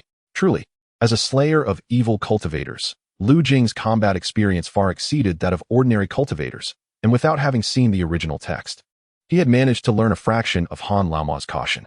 Your teachings are wise. Yu Ying feigned contrition, yet internally, he still believed that his own conjectures were more credible. To allow Lu Jing the time to restore his power, the spirit boat drifted on the lake's surface throughout the night. At dawn, as the sun rose, a glimmer of azure light flashed across Lu Jing's face, and he stood up, ready to depart. Meanwhile, in a subterranean cave deep within Xianxia, Li Xiaowan and Li Xiaoqing huddled closely together, weakened. Li Xiaowan, her complexion pale, leaned against the stone wall in silence, occasionally furrowing her brow. Though her injuries had stabilized, recovery was impossible under the current conditions. Sister, will we meet the same fate as Brother Gu and perish here? Li Xiaoqing, although uninjured, looked utterly haggard. Her cheeks stained with tears as her gaze flickered to a nearby corpse clad in the uniform of Huangfeng Valley. Xiaoqing, do not fret, we shall be fine. Our Shishu and sure boss will surely come to our rescue. Li Xiaowan comforted her younger sister, who trembled like a frail kitten in her embrace. After a moment, she retrieved over 10 spirit stones from her storage pouch and handed them to her, saying, Xiaoqing, The spirit stones for the protective array are nearly depleted. Go exchange them for new ones. The cave they occupied was the hidden abode of an ancient cultivator. On that fateful day, they had been besieged by evil cultivators. And had it not been for Li Xiaowan's discovery of the array's eye and the fact that the formation was merely lacking spirit stones and had not been damaged, they would have long since fallen into the hands of the evil cultivators and perhaps faced untold humiliation by now. As she watched Shaoqing venture deeper into the cave, Li Xiaowan could no longer suppress a cough, hastily swallowing a healing pill that provided only temporary relief. I hope that the incoming master can possess the cultivation of the mid-foundation stage. Otherwise, Li Xiaowan is well aware of her own worth. She knows better than anyone how many resources her family has expended to cultivate her as an alchemist. If she were to perish, all those resources would be wasted. Thus, she harbors no concerns about the possibility of rescue. Nevertheless, a sliver of unease lingers in her heart. On the day they were besieged by the malevolent cultivators, none were at the foundation stage. Yet, as she consumed the blood fury pill to safeguard the other two into the stone cave, a streak of bloody light shot forth from the malevolent cultivators. The speed of that blood light was astonishing, easily piercing through Brother Gu's protective talisman. And in the fleeting moment it passed through his chest, it drained his entire essence. Now, on the fourth day of their entrapment, the protective array remains eerily silent. And the malevolent cultivators seem to have no intention of breaking the formation, which increases Li Xiaowan's anxiety. As the spiritual vessel soared over Xiangshan, Luo Hong gazed down at the endless mountain ranges, the colorful mist floating among the trees, and the faint echoes of ferocious beast roars, sending a shiver down her spine. This place is fraught with danger. One must not act alone. Master Lu, Xiangshan is vast, and the sensing distance of the soul tokens is limited. Let us search separately. You are not making sense. Yu Ying's suggestion nearly prompted Luo Hong to take action against him, unsure whether to deem him a hopeless romantic or foolishly reckless. Thankfully, his words do not hold weight. Lu Jing would certainly not concur. Very well, you two may search in opposite directions. Upon seeing their agreement, Lu Jing turned his gaze to the following Luo Hong. Why did you agree? Where is your caution? What if there truly are malevolent cultivators? Junior sister Luo's cultivation has yet to reach the late qi refining stage. She should continue to follow me. With my speed of flight, I can cover both the northern and southern directions without being slower than you. Of course, Master Lu, you are exceedingly wise. Junior brother Luo, do you truly wish to cower in the rear? Remember, junior sister Qing is still waiting for your rescue. Yu Ying's nonsensical words made Luo Hong seethe internally. Barely managing to maintain her composure, she clasped her hands and stated, I wish to accompany my master. Please focus on piloting the vessel, and I shall remain vigilant of the soul fire's movements. Indeed, malevolent cultivators are ruthless and cunning. To eradicate evil, one must embrace risks. In the face of adversity, one cannot afford to be timid. However, one must also act within their capabilities and proceed with caution. Luo Hong comprehended the profound truth in his words. Having arrived with unwavering determination, she now contemplates the matter thoroughly. If she were to attain success in her cultivation in the future, she would certainly instill terror in the hearts of the malevolent cultivators of the Yu Kingdom. Lu Jing wore an expression of assurance. As if he were not alone on this path, it made Luo Hong feel somewhat ashamed.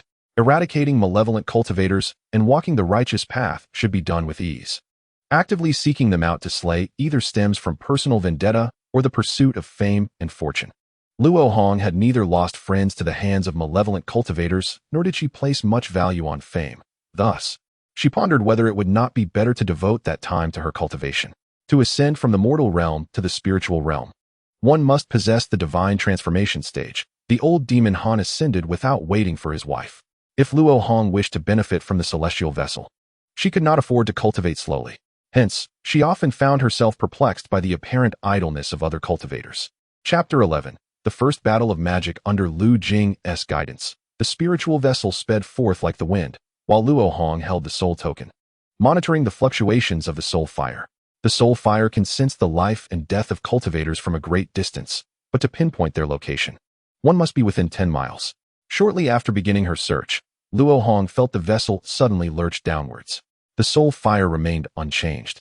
Could Lu Jing have discovered something else? Luo Hong employed her heavenly eye technique to look ahead, and there, 3 miles away in the forest, a surge of blood energy was rapidly spreading among the living.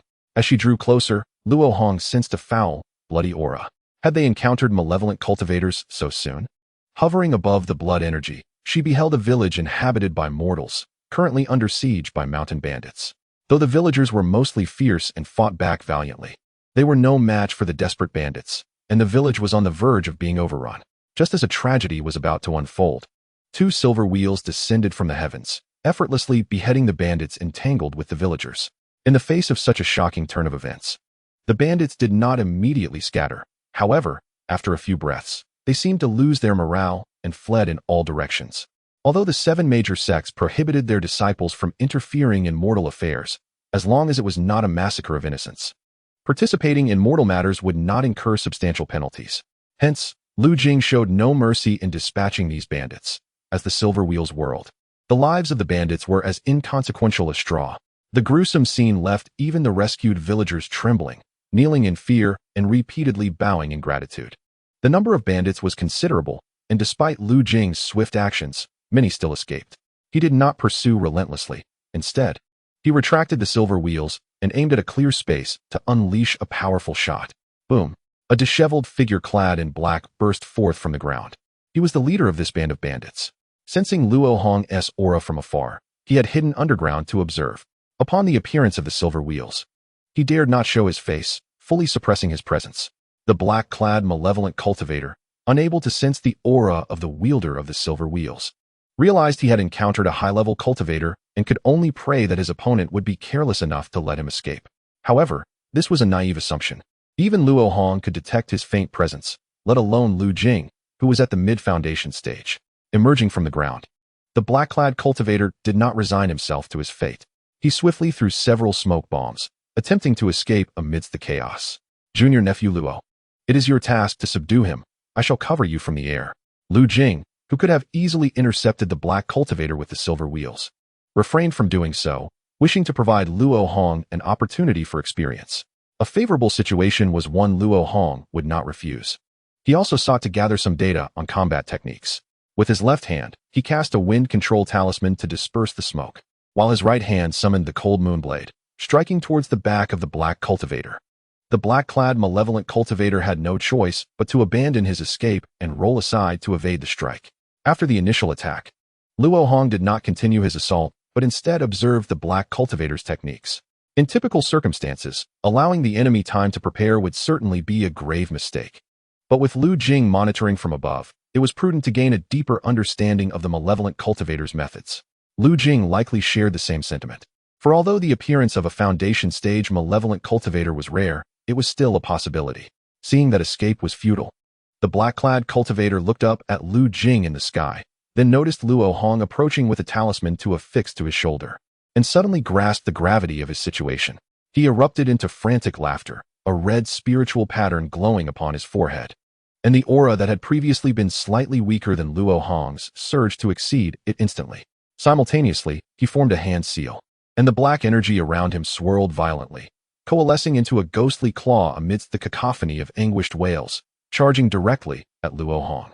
The combat style of malevolent cultivators is starkly different from that of orthodox cultivators who practice the 5 elemental techniques. Their blood energy, ghostly aura, and malevolent energy mix tumultuously, creating a truly horrifying spectacle. And once they choose to strike, they leave no room for mercy, showing no hesitation and launching into devastating secret techniques that clearly deplete their vitality. The Cold Moonblade, merely a low-grade artifact provided to each chi-refining disciple by Huangfeng Valley, was utterly incapable of withstanding the ghostly claw formed by the black-clad malevolent cultivator. Upon contact, it was sent flying, suffering damage to its spiritual essence. Having lost the Cold Moonblade, the only protection Luo Hong had left was a thin layer of spiritual light membrane.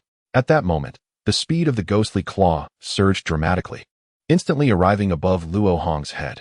"Ha! Let your death be the crowning achievement of my life," bellowed the black-clad evil cultivator, as the brilliance of the mystical patterns on his forehead intensified, and his visage visibly withered. The ghostly claw, stained with a hint of crimson, came crashing down. The barrier of spiritual light seemed to dissipate effortlessly before it. Luo Hong, unable to evade in time, was struck directly on the crown of his head. The black-clad evil cultivator rejoiced at the sight, for this claw, cultivated through blood sacrifice, wielded unparalleled power, far surpassing ordinary protective talismans, let alone the flesh and blood of a cultivator. "This kid is doomed. In the next moment, I shall shatter his skull and before I perish, I will crush his soul. To take down a disciple of a major sect alongside me would be a tremendous gain. However, as the moment came, the black-clad evil cultivator was left dumbfounded to see the ghostly claw pierce through Luo Hong's head, who merely swayed slightly. Are evil cultivators also dim-witted? Luo Hong observed the claw, which had crashed to the ground a distance away, with ease, swiftly repairing the transparent water barrier before him. It turned out that Luo Hong had quietly conjured a water screen using a simple water manipulation technique when activating the water shield talisman. The image the black-clad evil cultivator perceived was merely a mirage formed by the refraction of light through the water screen. Thus, no matter how mighty his attack, it failed to inflict any harm upon Luo Hong. With the enemy ensnared in his trap, Luo Hong unleashed his lethal move. A red sword shadow soared above him, spiraled, and shot straight at the astonished black-clad evil cultivator. At this moment, the evil cultivator had completely lost his composure. If he could find Luo Hong's true form, he would still risk his life to counter, yet he could not fathom the mystery of the mirage, forcing him to command the ghostly claw to retreat. The claw was indeed formidable, its speed surpassing that of the blazing sun sword, and it successfully caught up to the sword shadow despite the delay. However, just as he breathed a sigh of relief, a chilling sensation pierced through his back, followed by the sight of a blade tip protruding from his chest. In excruciating pain, the black-clad evil cultivator's incantations faltered, causing the ghostly claw to suddenly dissipate, and the mystical patterns on his forehead dimmed. Indeed, quite remarkable. My disciple possesses such a high aptitude in the art of combat. This trial I arranged was truly unnecessary. Upon seeing the mystical patterns on the forehead of the black-clad evil cultivator, Lu Jing had doubted Luo Hong's ability to defeat him. Little did he expect that with merely the cold moon blade and the blazing sun sword, both low-level talismans bestowed upon novices, and a touch of ingenuity, Luo Hong would triumph over this already resigned evil cultivator. He had foreseen my inquiries and had deliberately avoided targeting the crucial area of the evil cultivator's back during his final strike. Alas, if only this child possessed a better spiritual root, otherwise I would surely take him as my disciple, enhancing my own reputation. Chapter 12. The Bloodshed Unbound. Having praised Luo Hong, Lu Jing's expression turned cold as he approached the kneeling black-clad evil cultivator. If you wish for your fellow disciples to accompany you, reveal to me their whereabouts. Lu Jing understood the mindset of these lowly evil cultivators well. There was no camaraderie among them, only enmity. Due to their twisted nature from practicing malevolent arts, capturing one could often lead to uncovering a whole nest of them. Cough, cough. My senior brothers are preparing for a blood sacrifice at Spider Demon Peak, 150 miles to the east, the black-clad evil cultivator divulged, betraying his master and peers without hesitation. Blood sacrifice? Are there any cultivators of the Qi refining stage garbed like you? Lu Jing inquired, pointing at Luo Hong's uniform from Huangfeng Valley. I know only that the blood sacrifice is to be conducted at midnight tonight. My senior brother instructed me to gather 12 pairs of mortal boys and girls. Humph. What is the cultivation level of your master? What are the characteristics of your sect's techniques? Tell me everything swiftly, and I shall spare your soul. Upon hearing the mention of boys and girls, Lu Jing was reminded of the torment he suffered in his youth at the hands of evil cultivators, and a surge of old and new resentments flooded his heart, the murderous intent rising to a level that made even Luo Hong feel uneasy. After listening to the black-clad evil cultivator's confessions, Luo Hong gained a clearer understanding of this evil sect hidden in Xianxia. In truth, they hardly constituted a sect. They were merely a ragtag assembly formed by a powerful evil cultivator at the peak of Qi refinement. The relationship between master and disciple resembled that of master and servant. And among the disciples, treachery and bloodshed reigned supreme. As for the techniques they practiced, the black-clad evil cultivator could not articulate much. He simply followed his master's instructions on how to cultivate. The mystical pattern on his forehead, known as the blood-burning totem, was said to be a secret technique passed down from ancient times, allowing the practitioner to burn their own essence blood to temporarily elevate their cultivation. To practice this secret art, the black-clad evil cultivator admitted to drinking the heart's blood of a mortal daily. What a 3-month path to mastery! Sacrificing 100 lives for the sake of your wicked arts. You shall never redeem yourselves. Lu Jing was seething with rage. If what this man said was true, this group of evil cultivators had committed heinous crimes. Xianxia lay within the territory of Huangfeng Valley, and if this matter were to reach the ears of the other 6 major sects, it would bring them immense disgrace.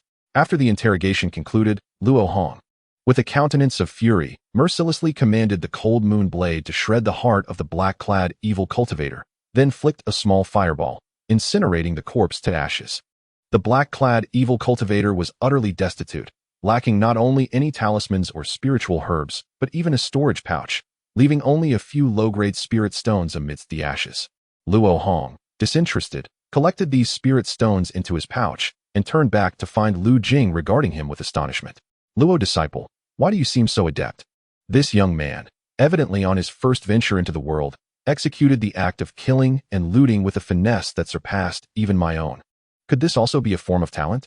I merely loathe this man for his utter depravity in consuming human blood to cultivate. I had no desire to leave him a complete corpse. Lu Jing was merely surprised by Luo Hong's actions, feeling no sense of wrong. One ought to be ruthless when dealing with evil cultivators, and he would not hold it against Luo Hong, even if he offered no explanation. No matter. Take this for your protection. Luo Hong accepted the talisman that Lu Jing had summoned with his magic, and upon inspection, he found it to be a shield imbued with rich spiritual energy. This artifact, known as the Spirit Turtle Shield, is a premium item among high-grade talismans.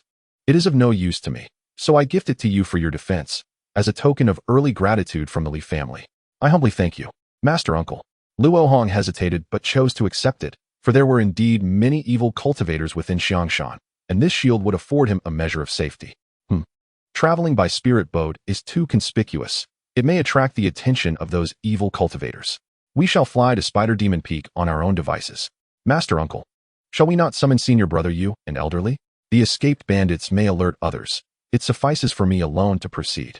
With the knowledge that no foundation-building cultivators were present among the evil cultivators, Lu Jing's worries diminished significantly, and he was resolved to unleash a massacre. If I accompany you, I would merely be a burden. It would be better for me to wait in this village, allowing me to assimilate the spoils from the recent battle. Luo Hong thought to himself how mad he must be to risk his life alongside a group of impoverished fools. Lu Jing was taken aback by Luo Hong's words. He had assumed Luo Hong would seek to follow him closely upon confirming the existence of evil cultivators. Of course, he did not mind. Otherwise, he would not have specially gifted Luo Hong a protective talisman. You are indeed valiant. While I seem to have misjudged you, go brew some warm rice wine. I shall return shortly. Luo Hong watched until Lu Jing's figure vanished completely, still puzzled over where his own courage lay.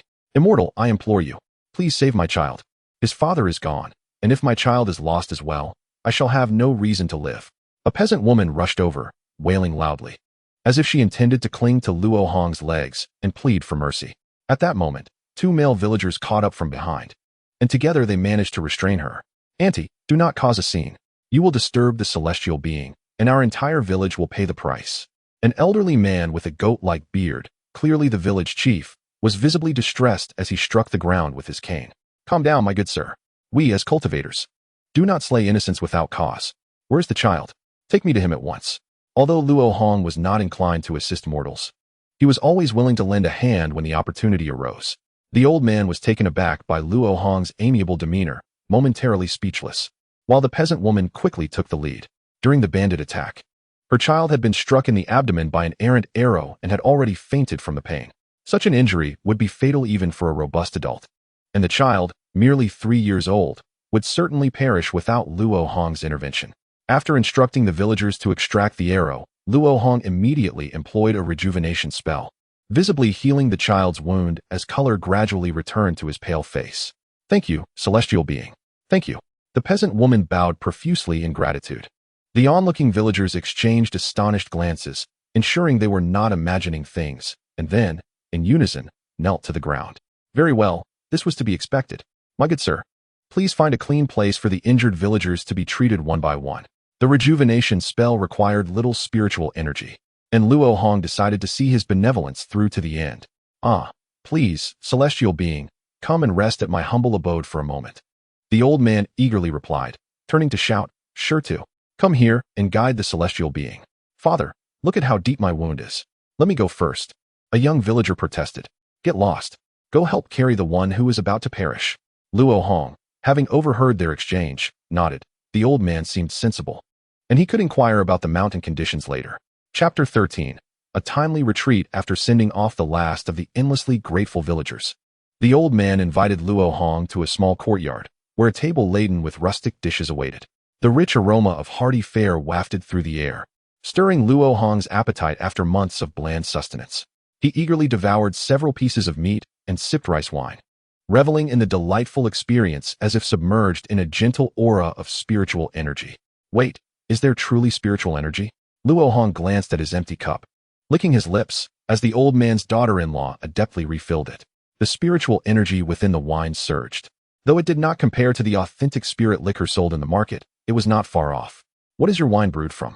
Luo Hong had not anticipated receiving such treatment, wondering if this was the reward for his kindness. It is merely ordinary rice, but after brewing, I added a pearl from the Dan spider's cocoon, the old man replied, clearly pleased with Luo Hong's astonished expression, which boosted his pride. What is this Dan spider? The Dan spider is a giant spider residing near the demon spider peak. This creature possesses immense strength and tough flesh, and we would not dare hunt it unless absolutely necessary. I had only heard that old clams could produce pearls, never that spiders could as well. Celestial being. Do not doubt, the Dan spider not only produces pearls, but they are exceedingly precious. The last time I brought one to the city, the nobles nearly fought over it. So, the village relies on hunting Dan spiders for survival, yet you do not seem particularly prosperous? Ah, the Dan spider is not an ordinary beast. We would never have considered it if we were not at our wits' end. Moreover, the demon spider peak is no safe place. Toxic mists are common, and it erupts with malevolent energy once a year. Relying on hunting pearls is a perilous game. The old man spoke with deep feeling, as if he had suffered greatly on the demon spider peak. What is this malevolent energy like? Luo Hong paused, a sense of unease creeping in. The old man could not describe it, merely that it was a continuous stream of dark mist bursting from the ground, and anyone who came into contact would be bettered for months. Strangely enough, it usually erupts a few days earlier each year, and this year, it has yet to appear. The old man's brow furrowed in worry. As long as this malevolent energy remains, the villagers dare not enter the mountains, and this cannot continue. Thank you for your hospitality, but I have urgent matters to attend to and must not linger, Luo Hong said, wiping his mouth as he stood and took out a green leaf talisman. Leaping into the air, as he hovered midair, he paused to add, there will be unusual events in the mountains in the coming days. Do not venture out until the malevolent energy has manifested. You may witness firebirds in the sky. They are auspicious creatures, so there is no need for concern. Having spoken, Luo Hong swiftly departed toward the mountains. Goodness, he truly is a celestial being, the old man exclaimed as he hurried to clean up the dishes Luo Hong had used. Father, why did the celestial being leave in such a hurry? It's as if his bottom was on fire. You foolish child, do not speak such nonsense. The celestial being must be eager to vanquish demons. Why are you sitting there? Did you eat? Hurry and spread the word to everyone, and put down that celestial wine. The commotion at the old man's home was of no concern to Luo Hong, whose heart raced with alarm. He wished he could sprout a pair of thunderous wings and fly straight back to Huangfeng Valley. Since our arrival, the normally erupting malevolent energy has been delayed. What a strange coincidence. Someone must have sealed the malevolent energy of the demon spider peak. The only person among us worthy of such a grand scheme is Lu Jing, who is at the mid-foundation stage. Luo Hong was not worried for Lu Jing's safety. This brother possessed true treasures and could always turn the tables if necessary. His concern lay with the fact that if the enemy dared to act against a foundation stage cultivator from Huangfeng Valley, it was highly likely they would silence these lowly qi refining practitioners. Therefore, a timely retreat was prudent. As fate would have it, after parting ways with Luo Hong, Lu Jing concealed his aura and flew low among the treetops until he reached the foot of the demon spider peak. Upon arrival, the thick malevolent energy inundated Lu Jing's spirit, causing him to feel faint, and he quickly affixed a protective talisman to his shoulder. Surveying the area, he noted that both the rocks and vegetation were shrouded in dense malevolent energy, while the spiritual energy in the air was scant, greatly suppressing the combat strength of orthodox cultivators. No wonder this is the lair of the evil cultivators. It is devoid of life, resembling a ghostly realm. Lu Jing remained undaunted. With his mid-foundation stage cultivation, dealing with a few qi refining evil cultivators would be as effortless for him as slaying bandits. The soul talisman has detected the position of my disciple, Li. How fortunate. They are preparing to blood sacrifice disciples from Huangfeng Valley. You shall not escape your doom today. Lu Jing felt a surge of anger upon sensing the change in the talisman at his waist, and he hastened his ascent to the summit. At that moment, on the peak of the demon spider, the evil cultivator leader, at the pinnacle of qi refining, was kneeling before the entrance of a stone chamber. Once the birds are caged, We shall act according to plan. An icy voice emanated from within the chamber. Understood, Master, the evil cultivator leader replied. Rising to fly to the blood sacrifice altar at the mountainside, where 6 evil disciple followers immediately bowed in respect. How are the preparations for the offerings coming along? Master, aside from the young boys and girls you ordered this morning, everything else is ready. The evil cultivator leader entered the cage, pinching the delicate face of a girl, inspecting her before licking the fresh blood from his sharp nails, nodding in satisfaction. Though lacking in youthful sacrifices, these exquisite offerings are sufficient for my ascension beyond the foundational stage. Let the blood sacrifice commence. Master, perhaps we should wait a moment. My junior brother is likely to return soon. Are you instructing me? A flash of ferocity ignited in the leader of the wicked sect's eyes. I dare not. The disciples immediately activated the blood refining formation. Sensing their master's wrath, the 6 wicked disciples flew to the various nodes of the blood refining formation, brandishing the flags strapped to their backs, dark energy swirling around them as they recited incantations. Soon, the blood refining formation was initiated, enveloping the blood sacrifice altar in a shroud of sanguine energy. The wicked leader, seated at the center, gestured with his hands, and a beam of bloodlight surged towards a cage imprisoning over 100 mortals. Within the bloodlight, the essence and souls of these mortals were drained entirely, merging into the blood refining formation, thickening the blood energy within. Once the souls of the mortals entered the formation, they felt as though they were being boiled in oil. Suffering excruciating torment, and countless grievances arose from their anguish. Many souls, filled with rage, charged toward the wicked leader at the formation's core, only to be violently repelled upon contact with the dark energy enveloping him, their ethereal forms dissipating rapidly. You mortals, even in death, cannot harm me in the slightest. Obediently become the sustenance for my advancement. The wicked leader cackled wildly, altering his hand gestures to release another beam of blood light from the formation. At that moment, 2 silver wheels soared from the horizon, accompanied by Lu Jing's furious voice. Bold wicked sect, surrender and meet your demise. Chapter 14. Lu Jing's trap. The silver wheels whistled as they flew into the formation, aiming directly for the wicked leader's head. Utterly shameless. Let me see how I can corrupt your artifact. The wicked leader, filled with anger and rage, swiftly manipulated the blood light into a swirling mass, ensnaring numerous newly created vengeful souls before charging head-on at the silver wheels. Upon collision, a thin veil of white light radiated from the wheels, causing all blood light and vengeful souls that came into contact with it to dissolve instantly, akin to snow under a blazing sun. This scenario unfolded precisely as Lu Jing had anticipated. These silver wheels were forged from righteous sand, perfectly countering blood energy and ghostly aura, rendering them exceedingly effective against wicked sects. Master, we have come to assist you. The wicked disciples at the formation's periphery waved their flags, merging blood energy with their dark essence to form dark red fireballs in an instant. Ridiculous. In the face of fireballs shooting from all directions, Lu Jing scoffed, flipping his palm to summon a silken cloth. The cloth expanded in the wind, quickly covering a vast area before him. As the fireballs approached, the cloth shimmered with brilliance, repelling them all. Regardless of the chaos among the wicked disciples, Lu Jing maneuvered the silver wheels closer to the wicked leader. Blood-burning technique. The wicked leader's secret technique had deepened, causing his entire body to illuminate with red spiritual patterns. The side effects were more terrifying than ever, as his once proportionate physique withered to mere skin and bones. Dark energy surged wildly around him, his hair swirling in disarray, and his throat emitted a ghastly roar, transforming him into a monstrous figure. Solidified black, ghostly claws manifested upon the wicked leader's hands, and he brazenly seized Lu Jing's silver wheels. The chasm between refining qi and foundational cultivation cannot be crossed by mere secret techniques. Prepare to meet your end. Lu Jing intensified his magical output, the white light on the wheels flaring brilliantly, their rotation doubling in speed. The ghostly claws clinging to his hands began to wear away, almost severed. Yet he erupted in laughter. Self-righteous hypocrites, you have severed our paths to cultivation, yet you dare to call for our extermination. Today, I shall see how many you can save. As these words fell, 2 beams of blood light shot forth from the blood sacrifice formation, targeting the remaining 2 cages containing mortals. This is bad. There is no time to summon the silver wheels back. Lu Jing leaped upwards, using the silken cloth to deflect 1 beam of blood light, while casting a protective spell against the other. Haha, the formation rises.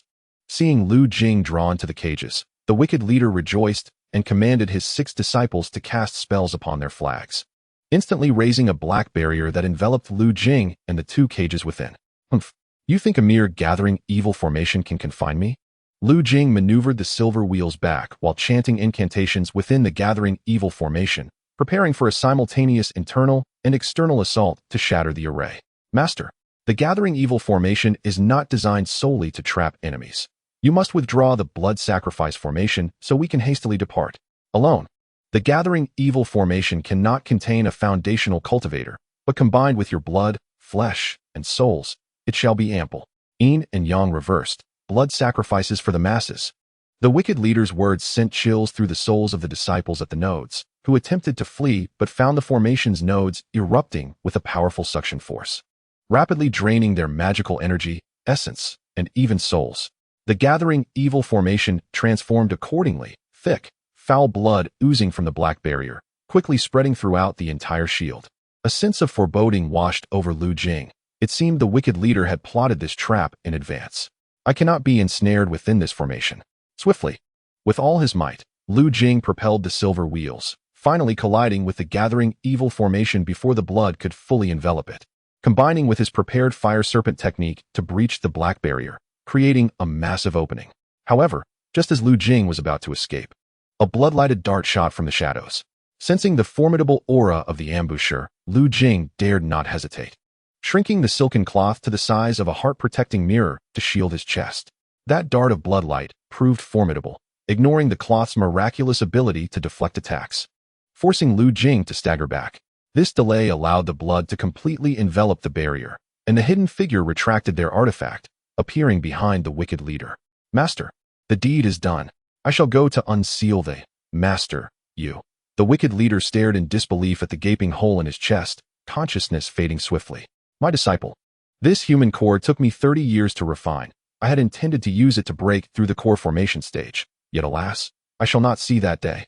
With the wicked leader's collapse, the true mastermind behind the entire affair finally revealed themselves. Old and frail, he exuded an aura of strength that could not mask the undeniable truth of his impending demise. Why has the friend from Huangfeng Valley ceased his efforts? You are not the type to resort to ruthless measures. As the wicked master and disciple turned on one another, Lu Jing urged the silver wheels in an attempt to break the formation. However, even if the blood was sliced by the wheels, it swiftly restored itself, proving to be exceedingly troublesome. You wish to cling to life. Do you not fear the pursuit of Huangfeng Valley? Lu Jing sought to buy time, pondering ways to escape. Do you think those 2 Qi refinement juniors will return alive? No matter how powerful Huangfeng Valley may be, they will not discover a rogue cultivator of whom they know nothing. 2. So it is. Cousin Luo, whether you live or die depends on your caution. Lu Jing murmured softly, settling into a meditative posture. No matter how you ponder, it is futile. Obediently become the stepping stone for me to ascend to immortality. The earth trembled as the suppressed earth evil energy beneath the spider demon peak erupted forth, dark energy swirling skyward, obscuring the sun and moon. Half an hour earlier, Luo Hong had yet to escape the boundaries of Xiang Mountain. His own insufficient cultivation was one reason, while his inferior xianxia artifact was another. Here I am, possessing a fortune of 20,000 spirit stones, yet still riding a bicycle. I must exchange it. Upon returning, I shall immediately make the trade. One cannot be stingy with the tools for escape. As Luo Hong pondered, he suddenly heard Yu Ying's voice behind him. Junior brother Luo, please wait. Infuriated, Luo Hong turned to see Yu Ying being pursued by 2 malevolent cultivators cloaked in dark energy. Upon sensing their aura, he realized they were formidable figures at the late stage of Qi refinement. Do not approach. Luo Hong had no intention of stopping. Yet the 3 of them were faster than he was. Rather than face them in a frantic defense later, he decided to extend a favor to Yu Ying. This senior brother Yu is troublesome. I must be cautious in the future. Do not worry, senior brother. I will come to your aid. Junior brother, I knew I was right about you. I shall speak highly of you in front of Shao Qing in the future. Yu Ying was overjoyed. He was no ordinary Qi refinement disciple, and he would not fear the malevolent cultivators in a one-on-one confrontation. Chapter 15. A certain degree of overwhelming power. The magical power of Qi refinement cultivators is insufficient to sustain aerial combat for extended periods. Moreover, due to their limited spiritual awareness, engaging in aerial battles is rarely effective, as the distance and speed make it difficult for attacks to land. Having resolved to engage in such a battle, Luo Hong, and Yuing descended upon a rocky bank by the river, with the pursuing malevolent cultivators following closely behind. Landing 100 meters away. Junior brother, come closer. My diamond bell is a top-tier protective artifact. It will surely keep you safe during the battle. Yuing summoned a golden bell, tossing it into the air, where it transformed into a massive bell capable of enveloping a person entirely. Its aura and appearance indeed suggested formidable protection. No need, senior brother Yu. I possess a spirit turtle shield, and I can protect myself for a short while. I only hope you can dispatch the malevolent cultivators swiftly, or I may not be able to sustain my magical power much longer. Luo Hong instinctively felt it unwise to draw closer, urging Yuing to take the lead after summoning his spirit turtle shield. Meanwhile, the two malevolent cultivators conferred on how to deal with Luo and Yu. Brother, the one on the left is at the 10th level of Qi refinement, and the artifact he has summoned appears quite formidable, likely a top-tier artifact. This is indeed troublesome. Although my cultivation is a level higher, my blood-soaked shuttle has not yet reached its full potential, and I fear I may not be able to subdue him in a timely manner. Let us have the younger brother eliminate that useless 7th level cultivator first, and then we can confront this one together. Agreed, let us finish this quickly, otherwise, when the third brother arrives, dividing their storage bags will be a headache. My younger brother is at the 10th level of Qi refinement. Taking down a 7th level weakling will take but a moment. Just watch, brother. As the two malevolent cultivators charged forward simultaneously, Yuing rallied his magical power to meet them, while Luo Hong remained stationary. He preferred Yuing to draw all the attention, allowing him to attack from the rear. Unfortunately, Yuing was not adept at trash talk, failing to distract the opponent, and the slightly weaker malevolent cultivator bypassed him, heading straight for Luo Hong. It seems they have chosen me as their breakthrough point. Let me show you the results of my improved illusory image technique. Luo Hong adhered to the principle of planning before acting, considering the possibility of interception as he prepared to flee. The practicality of the illusory image technique had been validated in battle, making it a focal point for him. To be candid, using the water control technique to create a transparent water barrier had significant flaws. Firstly, the appearance of the water barrier would make the spiritual energy around Luo Hong conspicuous, and although he had a water shield talismans as a disguise, it was still not fully reliable. Secondly, the distortion of light around the edges of the water barrier would make objects appear oddly shaped, easily discernible to anyone with a keen eye. After contemplating these issues, Luo Hong quietly employed the water control technique to condense numerous nearly invisible transparent water droplets in a half-zhang radius around him while applying the water shield talismans. This way, the spiritual energy would only appear slightly abundant rather than conspicuous, leading the opponent to believe he had utilized some high-tier talisman. Additionally, forming a hemispherical shape would provide protection from enemies in all directions, unlike the water barrier, which could only guard against frontal attacks. The awkwardness of the surrounding objects could also be diminished through the varying density of the water droplets. The blood essence from a mid-stage Qi refinement cultivator is more than enough to satiate my blood-soaked shuttle. Speak your last words quickly. Soon, you will meet your demise. The second malevolent cultivator, noticing Luo Hong had summoned a shield-shaped artifact and appeared resolute in his defense, attempted to disrupt his mental state with taunts, hoping to elicit a flaw. Such tactics might work on inexperienced cultivators, but when it came to banter, Luo Hong was undoubtedly at the nascent soul level. The second malevolent cultivator's incessant taunts not only failed to instill fear, but almost made Luo Hong chuckle. To not reciprocate is ill-mannered. Luo Hong extended his right index finger, casting a disdainful look as he shouted, "Come here. Seek death." The second malevolent cultivator was instantly enraged. The blood-soaked shuttle spiraled around him, then shot towards Luo Hong, leaving a trail of blood. You dare to act so brazenly? Your trash talk is nothing more than a Qi refinement level. Facing the blood-soaked shuttle, a gruesome high-tier artifact, Luo Hong remained unperturbed as it aimed precisely at the location of his illusory image. Nevertheless, to ensure his opponent was a skilled actor, Luo Hong readied his spirit turtle shield to guard against any surprise attacks. No unexpected events transpired. The blood-soaked shuttle struck the illusory image directly, passing through it seamlessly. Here, Luo Hong executed a clever ruse, deliberately shifting the position of the spirit turtle shield so that it blocked the path of the blood-soaked shuttle's attack.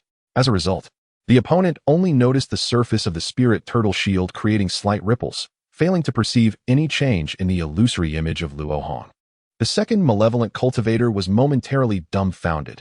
This was not surprising, as everyone experiences confusion during their first encounters. What just happened? Could it be an illusion? No, that cannot be. His aura is clearly there. But why did my blood-soaked shuttle pass through as if it encountered nothing? Oh, it seems he is reflecting deeply. This malevolent cultivator possesses some intellect. Let me stoke the flames further. Hey, your artifact is rather weak. The sharp-tongued youth continued. The second malevolent cultivator resolved to make another attempt from behind. The blood-soaked shuttle hurled back, aiming at the back of the illusory image of Luo Hong. Luo Hong summoned his magical power, enlarging the spirit turtle shield and positioning it horizontally to cover both his back and chest with the curvature of the turtle shell. No matter how many times the attack struck the illusory image, the outcome remained the same. Seeing the blood-soaked shuttle return fruitlessly once more, the second malevolent cultivator grew anxious. Is that all you have? Luo Hong's taunting ignited his fury. Those who lose their reason easily trust their eyes. The previous incident, where the blood-soaked shuttle entered the spirit turtle shield from one side and exited from the other, convinced the second malevolent cultivator that Luo Hong was unharmed solely due to the miraculous protective artifact in his possession. I will see how much magical power you have to be so arrogant. The more formidable the artifact, the greater the magical power required to wield it. The second malevolent cultivator entirely abandoned rational thought, ready to expend far more magical power than Luo Hong's to wear him down. In an instant, the blood-soaked shuttle danced around the illusory image of Luo Hong, launching futile and frenzied attacks. Luo Hong pretended to pull out a spirit stone, gripping it in his hand, giving the impression that his magical power was nearly depleted, while in reality, maintaining the water control technique and keeping the spirit turtle shield afloat required minimal energy. Stealing a glance at Yu Ying's side, he saw that Yu Ying, bolstered by the might of the diamond bell, had gained the upper hand. Had it not been for the elder malevolent cultivator repeatedly employing life-risking tactics to force the diamond bell to assist, Yu Ying would likely have emerged victorious by now. It seemed these two malevolent cultivators would soon adjust their strategy. I must also prepare accordingly. Luo Hong pinched an ordinary water bomb talisman between his fingers, reciting an incantation that he himself could scarcely comprehend. Chapter 16. The plot unravels. Ding. Another chime resonated, and the malevolent cultivator, having already employed a blood-burning secret technique, was still left with a throbbing headache. Gritting his teeth and swallowing the blood froth in his mouth, he realized that the magical artifact wielded by the cultivator from Huangfeng Valley was far more formidable than he had anticipated. Not only was its defensive capability astonishing, but each collision with the bloodthirsty dart also unleashed a chime that inflicted harm. Initially, it was manageable, but as the encounters multiplied and his injuries worsened, the power of the chimes intensified. He was on the brink of collapse. Damn it, what is my younger brother doing? Why has he not yet slain that useless mid-stage chi refinement cultivator? Younger brother, come assist me. Upon hearing the urgent call from his elder brother, the malevolent cultivator's younger sibling finally ceased his reckless assaults, panting as he spoke. Little brat, you rely solely on your turtle shell. Watch as my brother and I eliminate your senior brother first, and then we shall deal with you. Having issued his threats, the younger malevolent cultivator withdrew the bloodthirsty dart, turning to assault Yu Ying. Surely you do not believe that with such an exceptional defensive artifact, I would merely stand and take hits? What do you mean? The younger malevolent cultivator hesitated, wondering if this young man possessed an equally formidable offensive artifact. Look above my head, and you shall understand your impending demise. Instinctively, the younger cultivator glanced upward, and that fleeting glance nearly caused him to lose his composure. There, several feet above Luo Hong's head, a flame sword, measuring over a foot in length, spun incessantly, growing larger with each rotation as if gathering power. Brother, save me. With his fighting spirit extinguished, the younger malevolent cultivator turned and fled. Luo Hong observed the unfolding scene, a triumphant smile spreading across his face. Behind him, the blazing sun sword also spun vigorously, augmented by a lens created from water manipulation magic.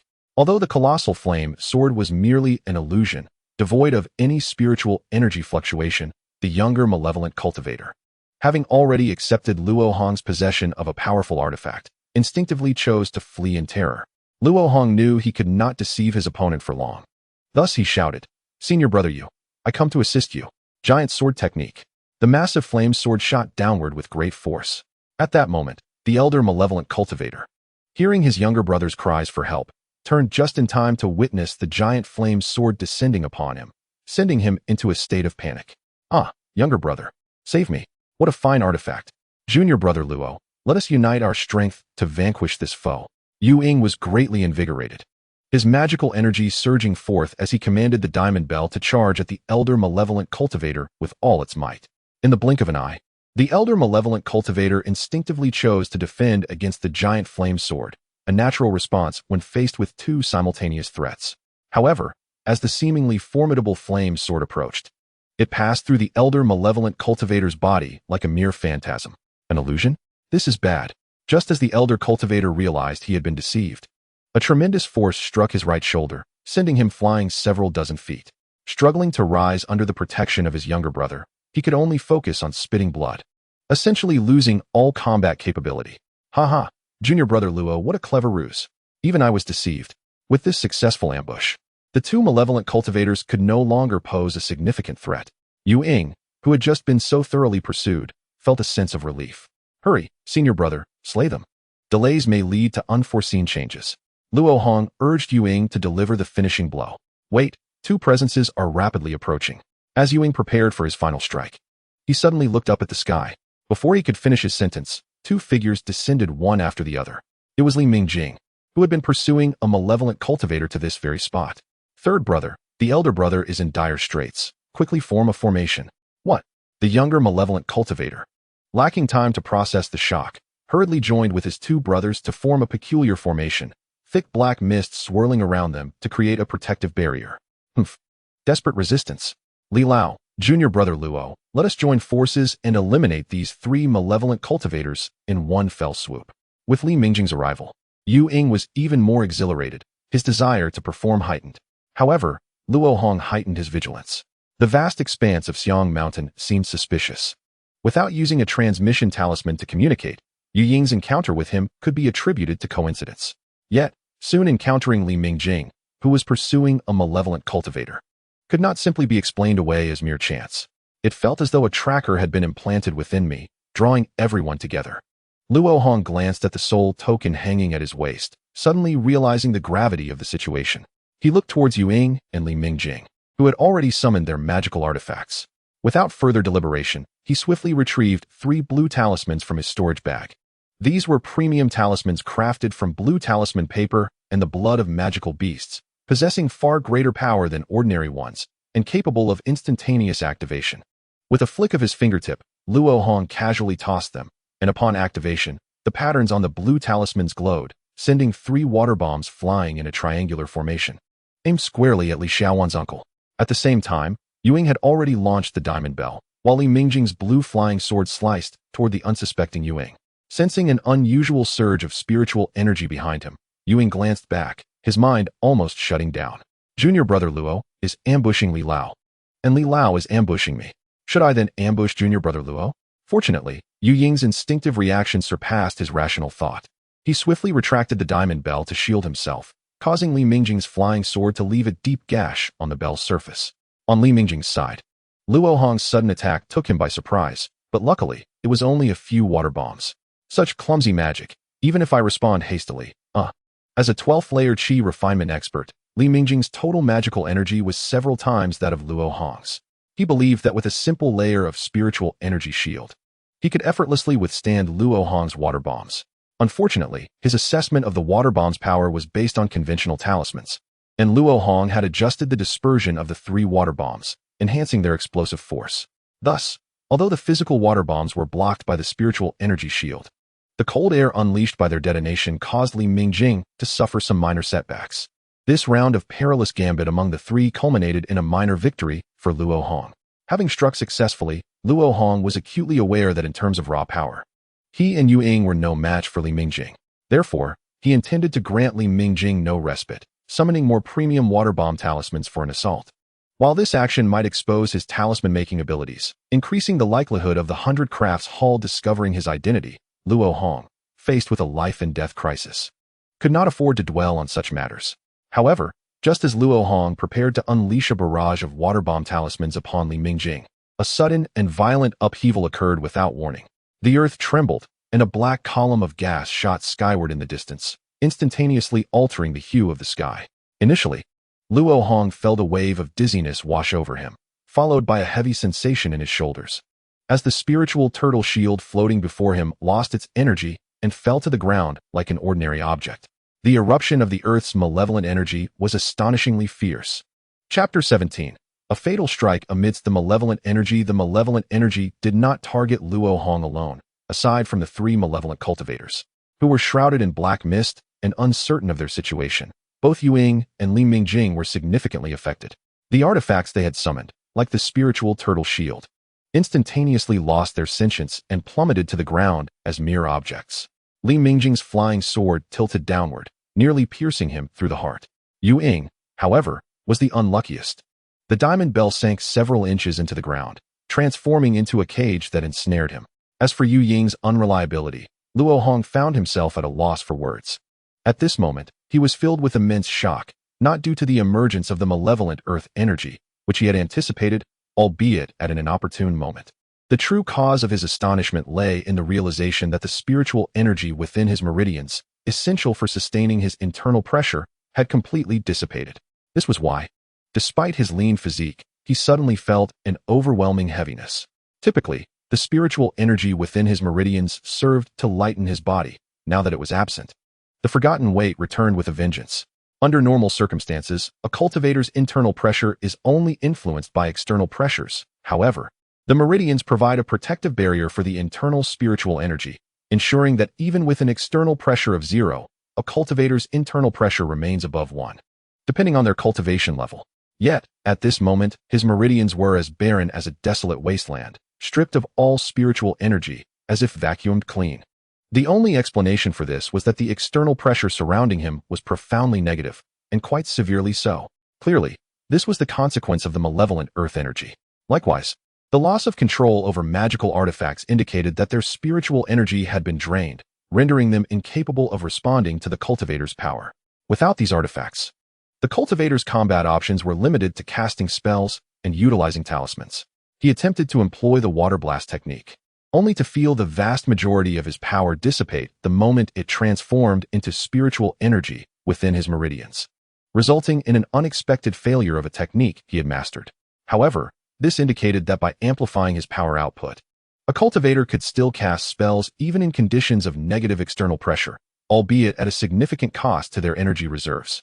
It appeared that Lu Jing had indeed fallen into the gathering malevolent energy formation, destined to be refined and absorbed by the Blood Elder within a day at most.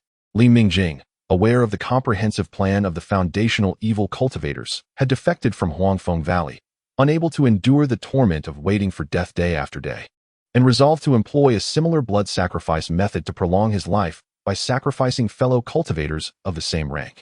The Li sisters, Yuing, and Luo Hong were all chosen as offerings for his sacrificial ritual. Regardless of how Li Mingjing had come into contact with the Blood Elder, he was now fully immersed in the path of evil. A sinister smile etched across his wrinkled face as he gazed at Luo Hong as one would at a sacrificial offering. Do not struggle. Once Lu Jing is dead, you will be no match for the foundational evil cultivators. Surrender now, and at least you may die a less painful death. Junior brother Luo, is he speaking the truth? Uncle sure. He, Yuing, trapped within the golden bell, was already swayed by Li Mingjing's threats, for it was evident that without foundational evil cultivators, he would not have dared betray them. The sight of the surging malevolent earth energy was terrifying, and the oppressive force it exerted on orthodox cultivators diminished any remaining confidence they held in Lu Jing. Luo Hong, however, remained silent, his conviction in Lu Jing unwavering. If not stronger, it will take no more than a day for him to be refined. Do you believe that in just half a moment, a true treasure in the form of a firebird will soar into the sky? Yet, with Li Mingjing's interference, it was likely that Lu Jing would not even need to utilize his true treasure to counterattack effectively.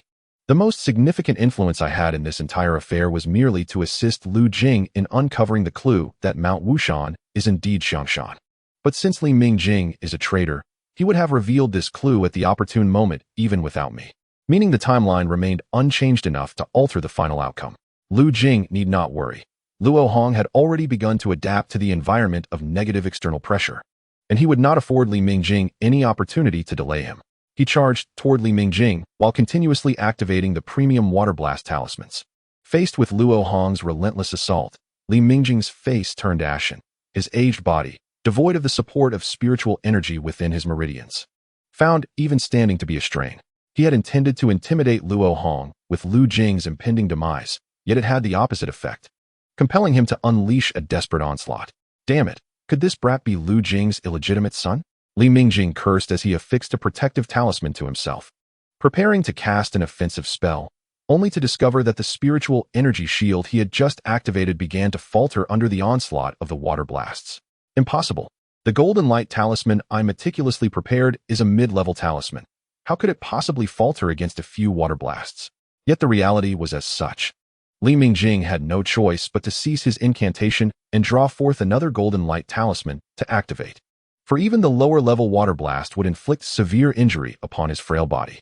The newly acquired golden light talisman was even less effective. Previously, Li Mingjing had managed to utter 2 incantations, but this time he barely had a chance to speak before needing to switch again. Realizing the dire situation, he understood that if he were to exhaust his talismans before that brat, he would inevitably suffer a water blast himself. No, I must find a way to interrupt that brat's assault. Junior brother Luo, I have advised you kindly, yet you refuse to listen. Once that foundational evil cultivator deals with Lu Jing, I shall ensure he tortures your soul. He scoffed. The torment of a tortured soul is the greatest agony in this world. You have feelings for Xiaoqing, do you not? Allow me to inform you that she has already been sacrificed by the Blood Elder, her essence drained completely, meeting a most miserable end. Do not overstep, Li. You truly believe that the talismans I possess are inferior to those of a mere mid-stage Qi cultivator? In the face of Li Mingjing's verbal onslaught, Luo Hong refrained from retorting with insults. This old schemer was far more cunning than the impulsive evil cultivator. Thus, the best response was one of silence. Regardless of his words, Luo Hong's activation of the water blast talismans would not falter, ultimately driving Li Mingjing to a state of fury. To Luo Hong's ears, this sounded akin to the lamentations of a defeated hound. Before Li Mingjing's final protective talisman was shattered, he made a desperate attempt to cast a spell, disregarding the incoming water blasts. The result was 2 powerful water blasts striking squarely against his chest. Li Mingjing was sent flying, blood spewing forth as he lay on the ground, shivering from the cold, as if he had lost all capacity to fight back. Yet Luo Hong remained unconvinced and kept his distance, continuing to unleash the water blast talismans, bombarding him relentlessly. It was only when the very ground beneath Li Mingjing was upheaved by 3 feet, the surrounding area encased in ice, that he finally ceased his assault.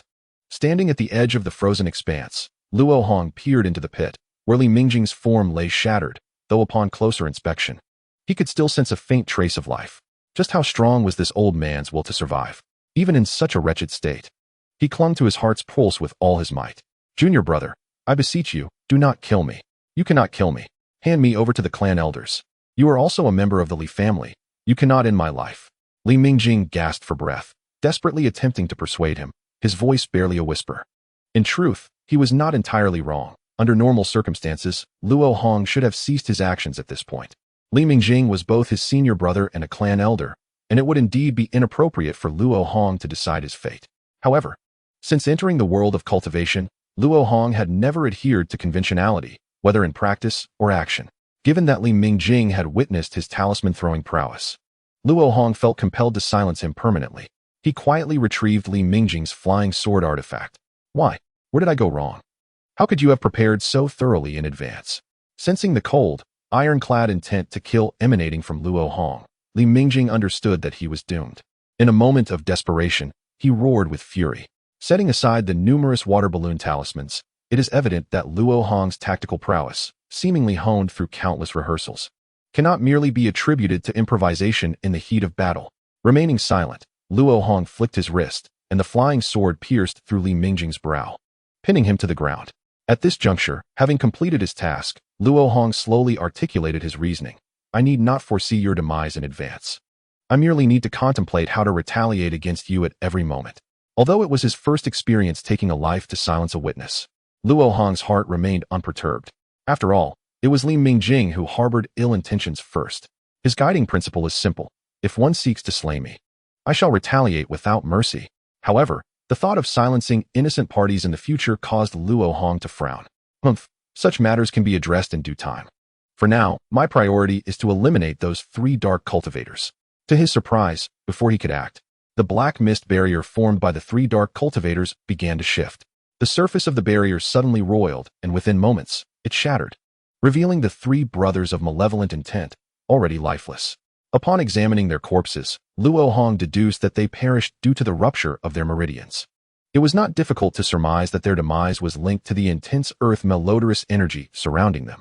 The dark mist they conjured during their confrontation bore a striking resemblance to this energy, indicating a correlation with their cultivation practices, renowned for their formidable powers. The dark sex techniques are equally infamous for leading practitioners astray. Thus, their deaths were fitting retribution.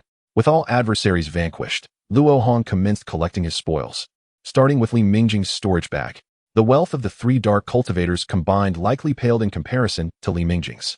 As the lower-tier storage bags lack a binding mastery, Luo Hong directly probed with his consciousness, swiftly discerning the contents within. He discovered 2 high-grade artifacts, over 10 vials of various elixirs, numerous talismans, and more than 100 spirit stones along with assorted trinkets. The artifacts, however, could not be appropriated for personal use. They must be returned to the Li family upon his return, and thus he paid them little mind. Among the elixirs, he was pleasantly surprised to find that half were beneficial for cultivation, and without hesitation, he transferred them into his own storage bag. As for the talismans, the high-grade ones had been exhausted by Li Mingjing during their battle. At this moment, Luo Hong recalled how Li Mingjing had ineffectively employed mid-tier talismans, failing to withstand his lower-tier water balloon talisman. This was entirely due to Li Mingjing's ignorance regarding the earth malodorous energy's effects. Perhaps the blood-old ghost had informed him that this energy would significantly hinder orthodox cultivators, prompting him to prepare a plethora of low to mid-tier talismans. Yet, he failed to comprehend the specific principle by which the energy diminished the efficacy of orthodox cultivation.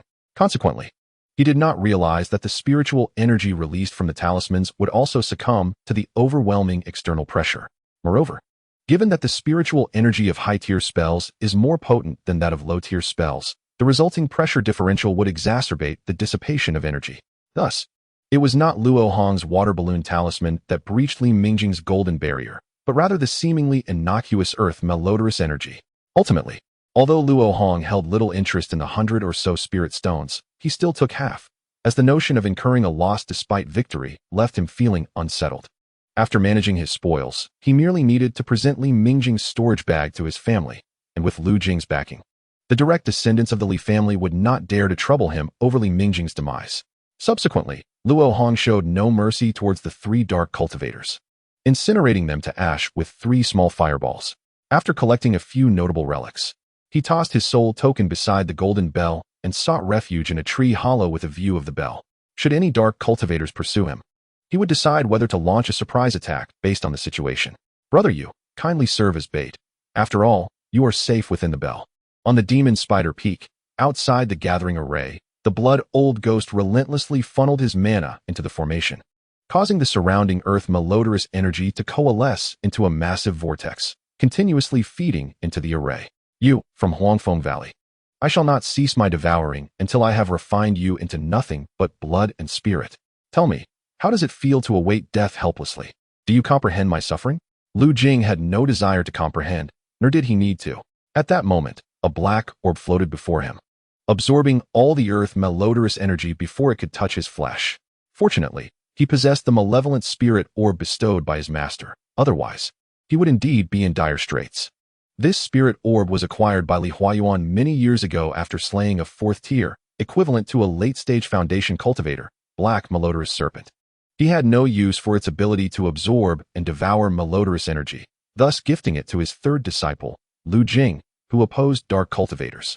Lu Jing had never utilized the orb until now, and unexpectedly, its first use saved his life. As hours passed, the blood-old ghost's countenance grew increasingly grim, sweat beading on his forehead, his dantian depleted. He was nearing the brink of exhaustion, while the youthful figure within the gathering array remained unyielding, showing no signs of being refined. Impossible. No orthodox cultivator could endure in earth malodorous energy for so long. This is utterly inconceivable, regardless of the blood-old ghost's outcries. Reality remained unchanged. Once the devouring technique commenced, death was inevitable. Either Lu Jing would be refined, or he would perish from the depletion of his own power. When the eruption of earth malodorous energy on Demon Spider Peak finally subsided, Lu Jing broke free from the array. Ultimately, he could not save those innocent lives, which left him feeling discontented. At his feet lay the grotesque remains of the blood-old ghost, now shriveled into a mass. Lu Jing snorted. mimicking Luo Hong's method to cast a small fireball, efficiently incinerating the corpse for treasures. With a sigh, he departed from the scene. Those who harm others ultimately harm themselves. Chapter 19. Demanding dark techniques under the starry night. Lu Jing stood upon his spiritual vessel, holding the soul token and delving deeply into its contents. Soon, he uncovered a concealed restriction talisman, a trick orchestrated by Li Mingjing. Lu Jing was no fool. The leader of the dark cultivators sought to ensnare him in a trap, necessitating that he encounter the blood sacrifice shortly after it commenced. Therefore, something on him must have betrayed his whereabouts.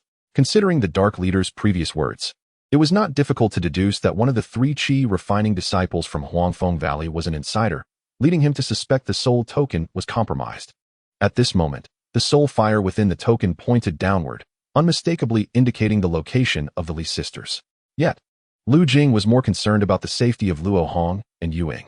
After unraveling the mystery of the soul token, he intended to utilize its tracking ability to hasten toward their direction. The other 3 soul tokens were congregated in one location, showing no signs of movement. What could have transpired? With these thoughts in mind, Lu Jing arrived at the location of the 3 tokens after a brief incense stick's time. He beheld a golden bell resting upon the ground, emanating a faint aura, while not far away lay the corpse of Li Mingjing, appearing to have succumbed to a powerful water-based spell that pierced through his brow. 3 soul tokens, yet only 2 individuals? His confusion was soon clarified by the cries from below. Upon sensing Lu Jing's pure mana aura, Luo Hong felt the heavy stone in his heart finally lift. Uncle Lu, you have finally arrived. Has that Foundation Dark Cultivator been slain? Luo Hong, wielding the green leaf artifact, approached eagerly. Haha.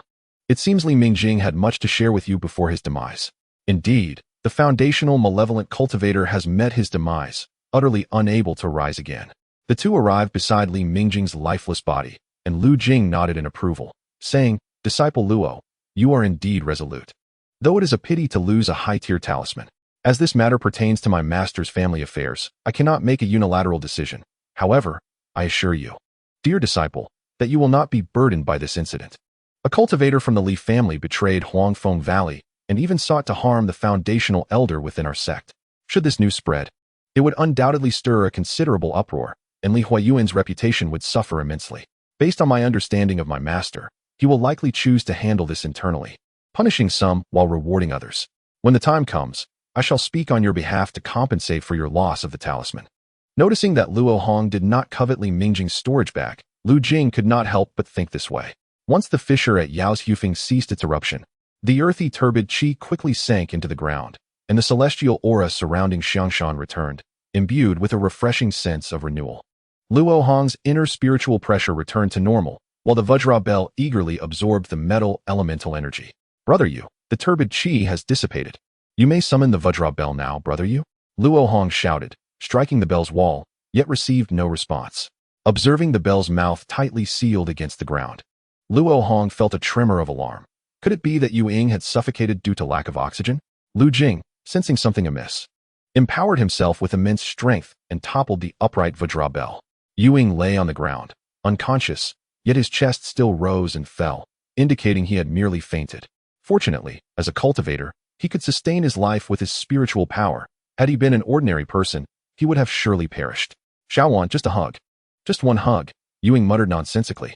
Lu Jing's expression visibly darkened, and Luo Hong could only shake his head in exasperation. Ah, brother Yu, you are always amusing. Half a day later, in the mountain village where the old man resided, a sumptuous spread was laid out once more in the courtyard where Luo Hong had dined previously. Except for Li Xiaowan, who was bedridden due to injury, Li Xiaoqing, Yu Ying, Luo Hong, and Lu Jing gathered around to savor the culinary delights crafted by the old man's daughter-in-law.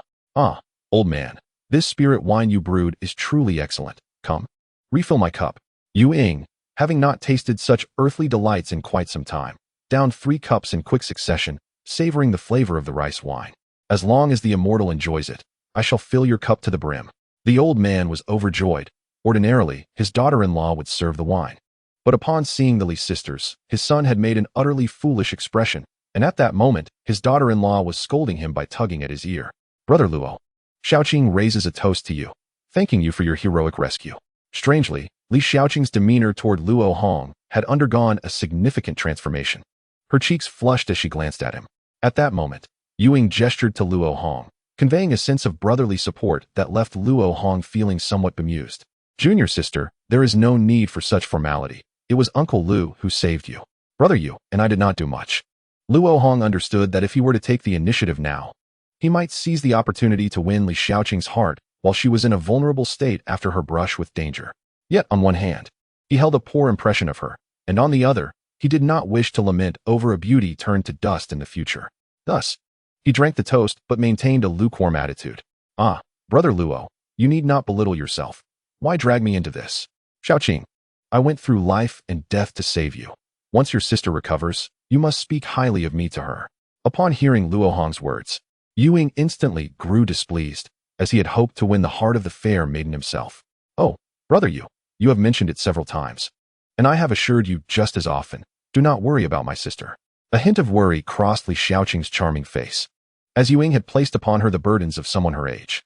No, you have yet to promise me. Assure me once more, or my heart shall remain unsettled. Quickly, promise me again. Ying, now acting like a lovesick fool, began to entangle himself with Li Xiaoqing.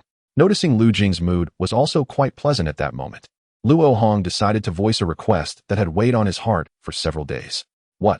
Disciple Luo, you wish to see the techniques practiced by those malevolent cultivators? Lu Jing questioned, his brow furrowing in suspicion. Uncle, having taken possession of that foundational malevolent cultivator storage bag, you must have acquired that technique as well. Lu Jing's reaction was anticipated, and Luo Hong reiterated his request. There is indeed such a technique, but if you wish to see the methods of foundational cultivators, you may simply ask me for them. There is no need to resort to the malevolent techniques to satisfy your curiosity. Lu Jing was wholly motivated by a desire to prevent a promising disciple from straying down a treacherous path. Were it another individual, Lu Jing would have immediately reprimanded them, even resorting to physical measures. Rest assured, uncle, I would never abandon the righteous path to pursue some malevolent technique. I am merely curious about the turbid qi and wish to explore how these malevolent cultivators manipulate it. Luo Hong spoke earnestly, for if the turbid qi could be harnessed, it might become a decisive weapon in large-scale conflicts involving lower-tier cultivators. I humbly request your support, uncle. Chapter 20. The external circulatory system of meridians. Lu Jing fell silent for a moment, then raised his cup and drank deeply. I understand now, Disciple Luo. You intend to know your enemy better. To combat malevolent cultivators, it is indeed essential to comprehend these matters. If it were not for the extraordinary treasure bestowed by my master, I too would have nearly stumbled. You may study it, but do not allow curiosity to lead you into practice. Once the first step is taken, retreat becomes exceedingly difficult. As he cautioned, Lu Jing handed over 2 jade slips. 2. Does this malevolent technique truly have 2 volumes? The jade slips could contain vast amounts of information. If a single technique required 2 slips, it could only be a grand work of art. One contains the technique named devouring the turbid qi, while the other holds the bloody secret methods practiced by malevolent cultivators. Since I, Lu Jing, have chosen to trust you, I shall trust you completely. Take these 2 jade slips. Luo Hong, feeling a touch of gratitude, accepted the jade slips and bowed, saying, I shall not betray your trust, uncle.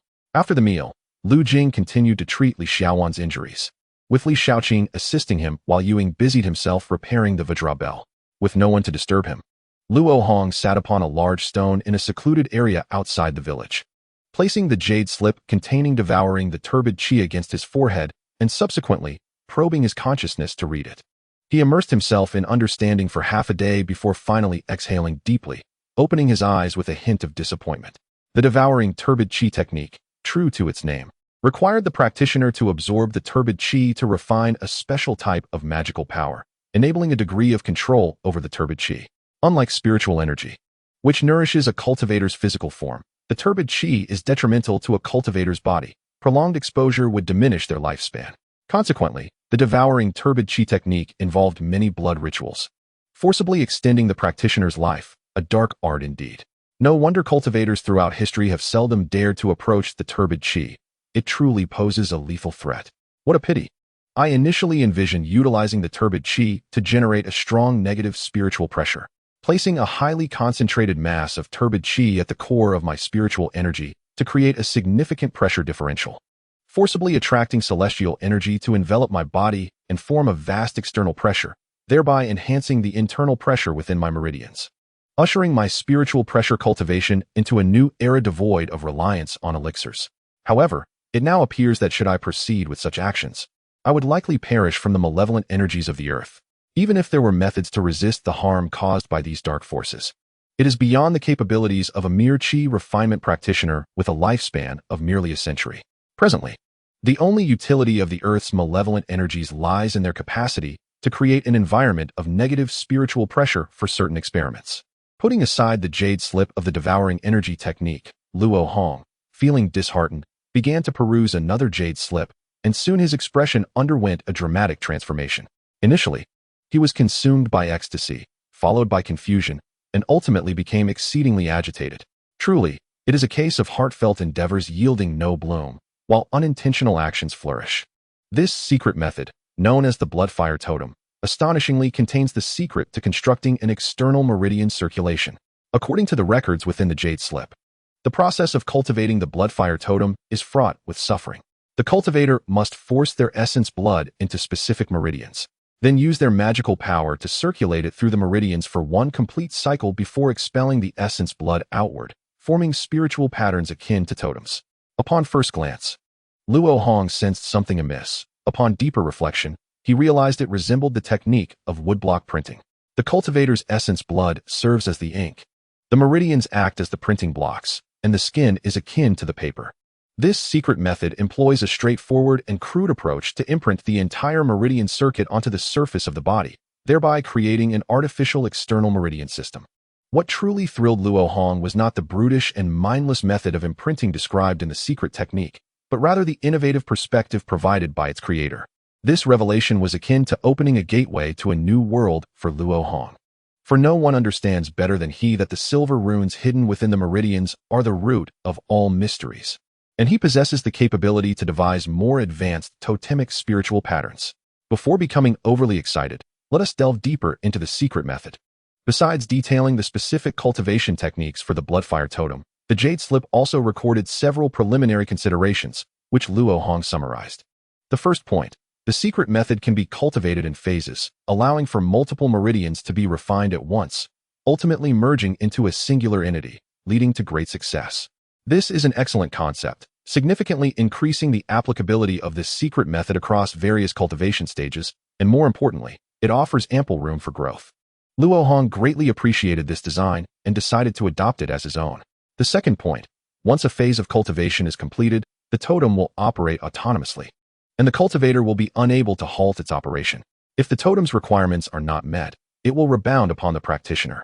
The inability to control the mechanism can lead to dire consequences. This likely explains why malevolent cultivators must consume human blood daily. This aspect requires improvement. Why does this issue arise?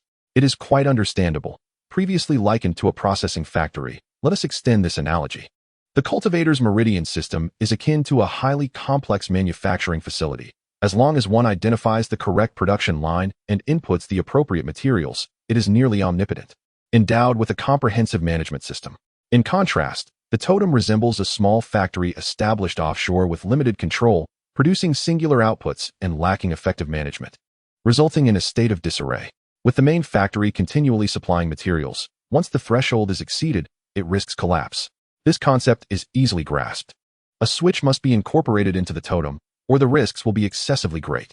Just as Luo Hong jotted this point down in his notes, his thoughts expanded further, leading him to add, if possible, a safety switch should be implemented to address unforeseen circumstances.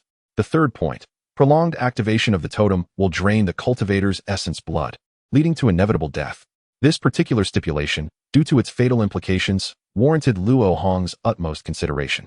The totem's primary function is to accumulate energy during its continuous operation for use upon activation. When activated, it operates in reverse, quickly converting accumulated energy into the cultivator's temporary magical capacity, thereby providing a temporary enhancement to their cultivation level. The malevolent cultivator who devised the bloodfire totem made a foolish choice by utilizing essence blood as the reserve energy source. Of course, he may have lacked alternatives, believing that any resource would suffice. Had Luo Hong been given the choice, he would have opted for the most convenient and inconspicuous energy source, especially considering the nature of a secret technique. The essence of heaven and earth appears to be an excellent choice. Chapter 21. The difficulty of spiritual materials. The method of imprinting meridians with one's essence blood is not universally applicable, Many meridians cannot accept essence blood at all, and most that can are extremely fragile, rendering reckless attempts tantamount to self-harm. By reverse engineering, one can deduce that the silver runes concealed within the few meridians imprinted by the bloodfire totem are undoubtedly related to the path of blood. Luo Hong noted this for future reference. It may prove useful when researching the path of blood, given his understanding of the secrets of the silver runes. As long as he thoroughly comprehends the selected meridian circuit's silver runes, he can bypass the imprinting step and directly inscribe the spiritual patterns upon the surface of his body. This process is fundamentally akin to talisman creation, albeit more complex. Utilizing essence blood as material offers a significant advantage, eliminating the need to establish a connection with the spiritual patterns, akin to the logistics channel between the main and subsidiary factories, as it is his own blood, inherently establishing that connection. However, this is not of paramount importance, as there exists a widely circulated secret technique in the cultivation world called blood refinement, capable of forcibly establishing a connection between cultivators and certain spiritual entities. The Great Sword, infused with silver essence, obtained by the old demon Han during the blood trial, was created using blood refinement. Thus, the selection of materials for depicting spiritual patterns is quite broad, if chosen wisely. It could greatly enhance the efficacy of the totemic secret technique he ultimately creates. Yet, upon reaching this point, one encounters a common hurdle that nearly all research endeavors face when transitioning from theory to practice: materials. To find suitable spiritual pattern materials, one must first understand the requirements these materials must satisfy, primarily because these materials are akin to the inks used in talisman creation. The circulation of magical power and spiritual energy must be efficient. Since magical power is merely another manifestation of spiritual energy, their physical properties often align. Therefore, Luo Hong will focus here on the more observable circulation of magical power. The term magical power circulation is a novel concept introduced by Luo Hong in the field of talisman crafting. It reflects the degree to which the flow of magical power within spiritual materials is obstructed. The larger the value, the lesser the obstruction. Conceptually, it bears resemblance to the relationship between electricity and resistance. However, significant differences exist, as magical power and electricity are not the same entity. For instance, the magical power circulation of Dan SH, a type of mineral used for talisman creation, is less than 2, resulting in the inferior talismans he produced, which only activated after a moment's delay. If a greater amount of magical power were employed, the delay would correspondingly increase, without leading to any depletion of magical power. In the case of electricity and resistance, a portion of electrical energy would be transformed into heat. The required magical power circulation for spiritual pattern materials does not need to be excessively high. It merely needs to meet the maximum magical output capacity for imprinting meridians, with the addition of some leeway for overload.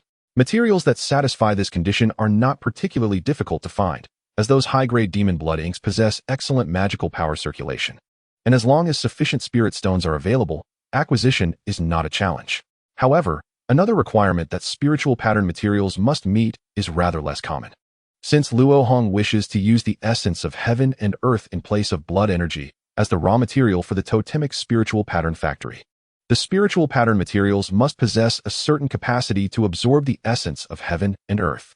The most significant distinction between the totemic spiritual patterns imprinted on the meridians and the actual meridians lies in their dimensionality. One is two-dimensional, while the other is three-dimensional. The three-dimensional form possesses intrinsic spiritual pressure, allowing the absorbed spiritual energy within the meridians to be replenished by the external spiritual energy. Conversely, the two-dimensional totemic patterns lack this capability, necessitating their own ability to attract spiritual energy. Meeting both of these conditions is no simple feat. Thus, Luo Hong resolved to revisit the market before Huangfeng Valley to procure some spiritual materials for experimentation. Although he currently lacked these materials, he was not idle. He was also contemplating the silver runes associated with the meridian imprint he had chosen. Indeed, Luo Hong had already determined the meridian circuit for the first phase of the project. This selection was straightforward, as there could be no better choice for converting the spiritual energy of heaven and earth than the meridians utilized in fundamental cultivation techniques. The foundational technique he practiced, known as the minor water essence technique, was merely a standard water-based practice, bearing no significant difference from the eternal spring technique. The meridians in operation were the body's major pathways, devoid of any minor branches. Although simple, they encompassed the limbs, torso, and head within a single circuit, ensuring that future modifications to any technique would remain unaffected. Likewise, This meridian circuit, as the inaugural phase of the external meridian circulation system, greatly facilitated subsequent transformations, ensuring the growth of the secret arts. Moreover, this choice was based on Luo Hong's own capabilities. The silver runes were esoteric and concealed within the meridians. Without encountering magical power, they would not reveal themselves. Even Luo Hong could not grasp the entirety of the silver runes in the meridian circuit in a short time. By choosing the meridians employed in fundamental techniques, he could simultaneously cultivate and comprehend, significantly reducing time costs. Thus, while meditating and practicing, Luo Hong pondered the silver runes, losing track of time until the following dawn arrived. Quickly, brothers, check your gear. We must succeed this time. Awakened by the clamor of clashing weapons, Luo Hong initially feared it was another raid by mountain bandits. However, upon opening his eyes, he was met with the sight of Zhao Shitu, a local villager. Clad in hunting attire, Zhao and his companions carried provisions and water bags, evidently preparing for a hunting expedition. The immortal who saved our entire village is now residing in the village chief's home. We wish to express our gratitude by capturing a Dan spider and using its pearl to brew divine wine for the immortals. Those who fear death cannot enjoy the blessings of immortality. Let us go. Let us brew divine wine and partake in immortal blessings. Led by Zhao Shitu, the villagers were fervently enthusiastic, eager to risk their lives for Luo Hong and his companions. Luo Hong, observing from the side, felt a twinge of discomfort. While cultivation was indeed a science, the villagers' notions of immortality were mere illusions rooted in superstition. The old man had warned that hunting Dan spiders was perilous, and Luo Hong was unwilling to witness anyone lose their life due to misguided beliefs. I will personally handle the matter of hunting the Dan spider. You need not accompany me. Luo Hong suddenly appeared, startling the villagers, who quickly fell to their knees, their faces drawn with despair. Please, immortal, grant us a chance to repay our gratitude. Rise, for you lack the fate to encounter the immortals. Forcing it will only bring harm to yourselves. Live your lives in peace. Luo Hong spoke with deliberate harshness to extinguish their unrealistic aspirations, waving his sleeve to lift them with the power he had summoned. Then, without granting them the opportunity to plead further, he summoned the xianxia artifact and soared towards the spider peak. The pearl produced by the Dan spider was indeed a form of spiritual material, suitable for brewing spiritual wine, and since he had encountered it, Luo Hong did not wish to miss the opportunity. Chapter 22. The truth of the Dan spider. The spider peak was a site of the eruption of earthly turbid energy, where the spiritual energy swirled in a cycle of extremes, becoming the most concentrated location among the peaks of xianxia. However, without the support of spiritual meridians, this energy would eventually dissipate, continuing this cycle until the next year's eruption. Luo Hong soared above the treetops, searching for the silhouette of the Dan spider, and soon made a discovery. He spotted a massive 8-legged spider, approximately half a zhang in height and a zhang in length, lazily consuming leaves. Even as Luo Hong approached and intentionally created some noise, the creature displayed no sign of alarm. After observing for a while, it appeared to match the old man's description closely. It possessed great strength, but moved slowly, though its skin was tough and its flesh thick from a mortal perspective. Luo Hong wielded the cold moon blade with ease, severing one of the Dan spider's legs. Upon sustaining injury, the Dan spider became enraged, attempting to retaliate while violently stomping the ground with its long legs. Moments later, Luo Hong faintly heard a similar rhythmic stomping from a distance. It seemed the creature was calling for its companions. The casualties among the old man's group were likely due to being besieged by Dan spiders, yet Luo Hong was unperturbed. The Dan spider lacked aerial capabilities, and an increase in numbers would be of no consequence. After confirming this, Luo Hong immediately commanded the cold moon blade to strike down the Dan spider's head. However, at the moment of attack, he abruptly halted, staring intently at the patterns on the Dan spider's back, legs, and body. Why do they resemble silver runes? Luo Hong could hardly believe his eyes. He sheathed the cold moon blade and observed several incoming Dan spiders, discovering that their patterns appeared to be carved from the same mold. Regardless of whether they were animals or insects, such uniformity could not occur through natural reproduction. The only explanation was that these Dan spiders had undergone human modification, and this alteration had occurred so long ago that the traces of tampering had been obscured through generations of breeding. According to Li Xiaowan, she had discovered clues to the cave of an ancient cultivator in an ancient text, leading her to this location in search of opportunity. However, upon arrival, she found the cave already claimed by others, and not only did she fail to acquire the relics of the ancient cultivator, but she was also ambushed by the leader of the evil cultivators. It goes without saying that the ancient text must have been connected to Li Mingjing. With Li Mingjing deceased, further investigation seemed futile. Luo Hong's primary concern was the patterns on the dance spider. If he was not mistaken, it was the ancient evil cultivator who had discerned the flaws in the secret technique he had devised and had experimented with the dance spiders. Clearly, this ancient evil cultivator recognized the shortcomings of the secret arts he had created, and the dance spider was one such attempt. Luo Hong believed that a cultivator capable of creating secret techniques would not act without purpose. Thus, the dance spiders must harbor secrets for improving the blood-burning totem, the key to which he had yet to uncover. If those patterns truly constituted the blood-burning totem, how had these dance spiders managed to survive?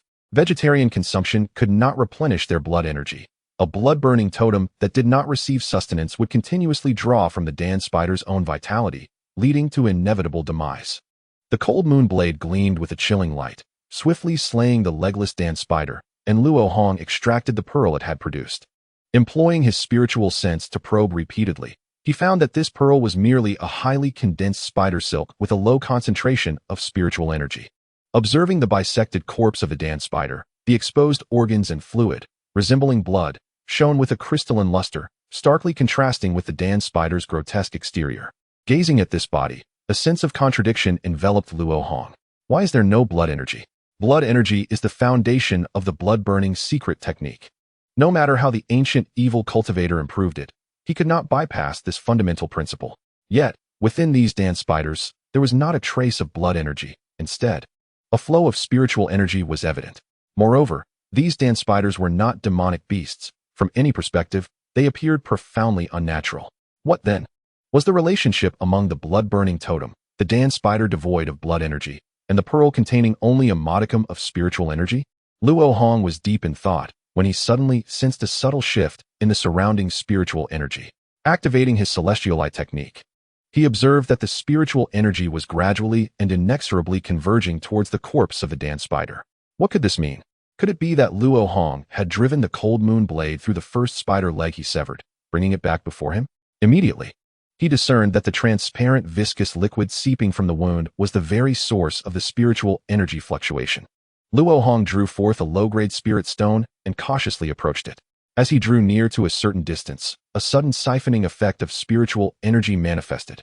The energy from the spirit stone was absorbed at an astonishing rate by this liquid, and within mere moments, it was reduced to a pile of dross. The liquid, now infused with spiritual energy, exhibited characteristics of a spiritual material, its surface shimmering with an ethereal glow. Thus it became clear to me, the miracle of life. Based on the intentions of the ancient malevolent cultivator, Luo Hong boldly speculated that the dance spider was renowned in ancient times for its formidable vitality. The ancient malevolent cultivator forcibly inscribed a blood-burning totem upon the ancient dance spider, exploiting its robust lifeblood to condense blood pearls, thereby aiding his own secret techniques. After the cultivator's demise, the ancient dance spider, seeking to escape the unnatural selection imposed by the blood-burning totem, embarked on a protracted journey of evolution, substituting spiritual energy for its original lifeblood. However, the blood-burning totem was exceedingly tyrannical. Once it commenced its operation, it could not be halted. Devoid of lifeblood, it began to extract all that it could, with spiritual energy becoming its prime target. This process resembled the conversion of wind energy into electrical energy to heat water. First, the wind energy must be transformed into electrical energy, which is then converted into thermal energy.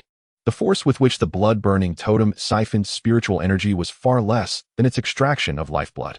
Thus, during its evolution, the dance spider developed a formidable capacity to absorb spiritual energy, allowing it to vie with the blood-burning totem for this resource. What might once have condensed into the malevolent treasure of blood pearls has now become the unremarkable brewing pills of today. Countless ancient beasts perished in the great catastrophe of spiritual energy depletion, while these dance spiders survived due to a calamity wrought by the ancient malevolent cultivator. Though they have since transformed from immensely powerful beasts into creatures that even mortals can hunt, for a species, this is a victory in itself. The intertwining of fortune and misfortune is truly ineffable. While Luo Hong reflected on this, he did not hesitate to collect the dance spider's blood, his intuition indicating that its magical circulation was exceptionally potent, for the foundation of an ancient beast is not to be underestimated.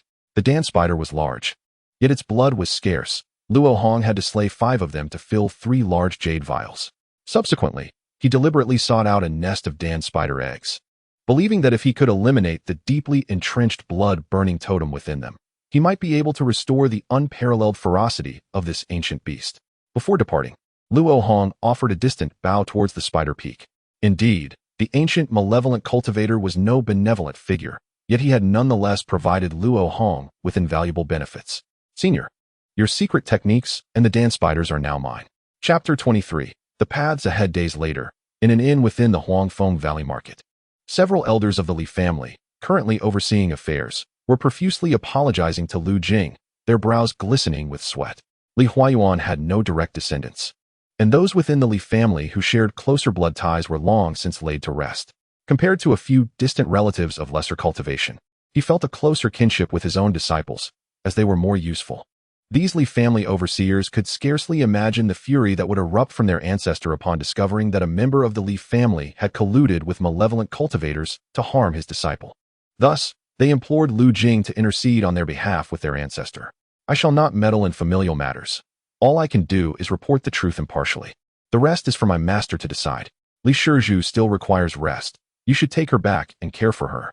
I must remain here in the market for a few more days, and Luo Shizhu will stay to attend to me. You may inquire about Li Mingjing's death from him. Lu Jing gestured toward Yuing, who clung to Li Xiaowan like a sticky bandage, clearly indicating his intent to shield Luo Hong. That they could acquiesce to impartiality was already commendable. The Li family overseers were fearful of incurring Lu Jing's wrath and dared not voice any objections. In truth, they harbored no resentment towards Luo Hong for slaying Li Mingjing. Indeed, they were the very ones who wished to eliminate him most fervently. Lu Shizhu, if you wish to procure any spiritual items, I can assist you. After watching the Li sisters and Yuing depart, and reflecting on the Huanglong pill in his storage bag, Luo Hong understood that this rescue operation had come to a close. Upon returning, he would undoubtedly need to engage in intense cultivation for a considerable time. Therefore, taking advantage of the present moment to explore the market and broaden his horizons seemed a wise choice. Tomorrow, I shall attend a private trading meeting for Foundation Establishment cultivators. You may wish to accompany me to broaden your experience. If you are able, try to prepare some spirit stones. Rare spiritual pills and medicines will be available. And such gatherings for Foundation Establishment practitioners are infrequent. Do not miss out. After imparting this guidance, Lu Jing departed the inn alone, heading to a place beyond the means of qi refining cultivators, not wishing for Luo Hong to waste his time. Unbeknownst to Lu Jing, with Luo Hong's financial resources, the expenses for Foundation Establishment level spirit stones would merely cause him slight discomfort. Typically, a qi refining cultivator possessing over 100 low-grade spirit stones would inspire envy among their peers, even risking their lives. Foundation Establishment cultivators would consider it prudent to carry 600 or 700 spirit stones in their storage bags to attend an auction. Possessing 1,000 or 2,000 spirit stones would render them nearly unbeatable in the competition for Foundation Establishment grade items.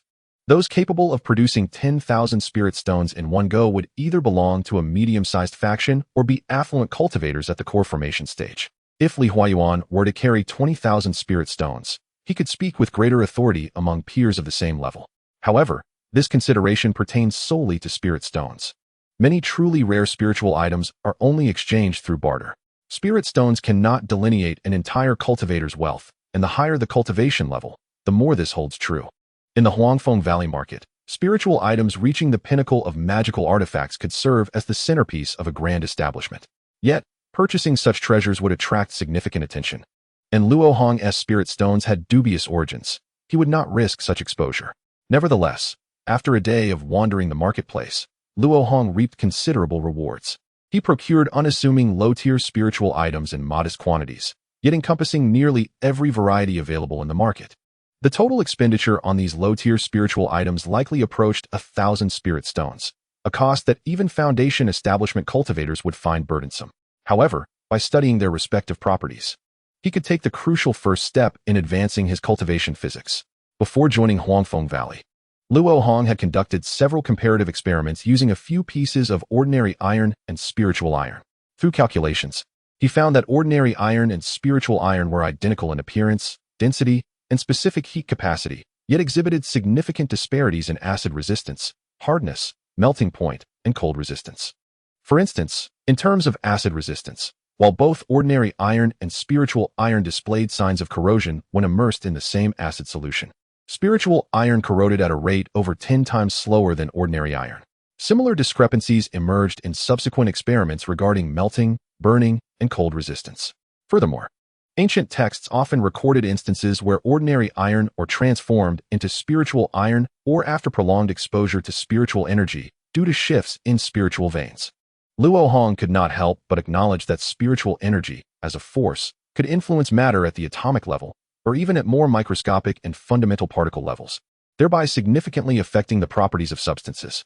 Thus, Luo Hong hypothesized that spiritual energy manifests as spiritual particles in the microscopic realm, possessing the unique ability to attach to nearly all types of atoms.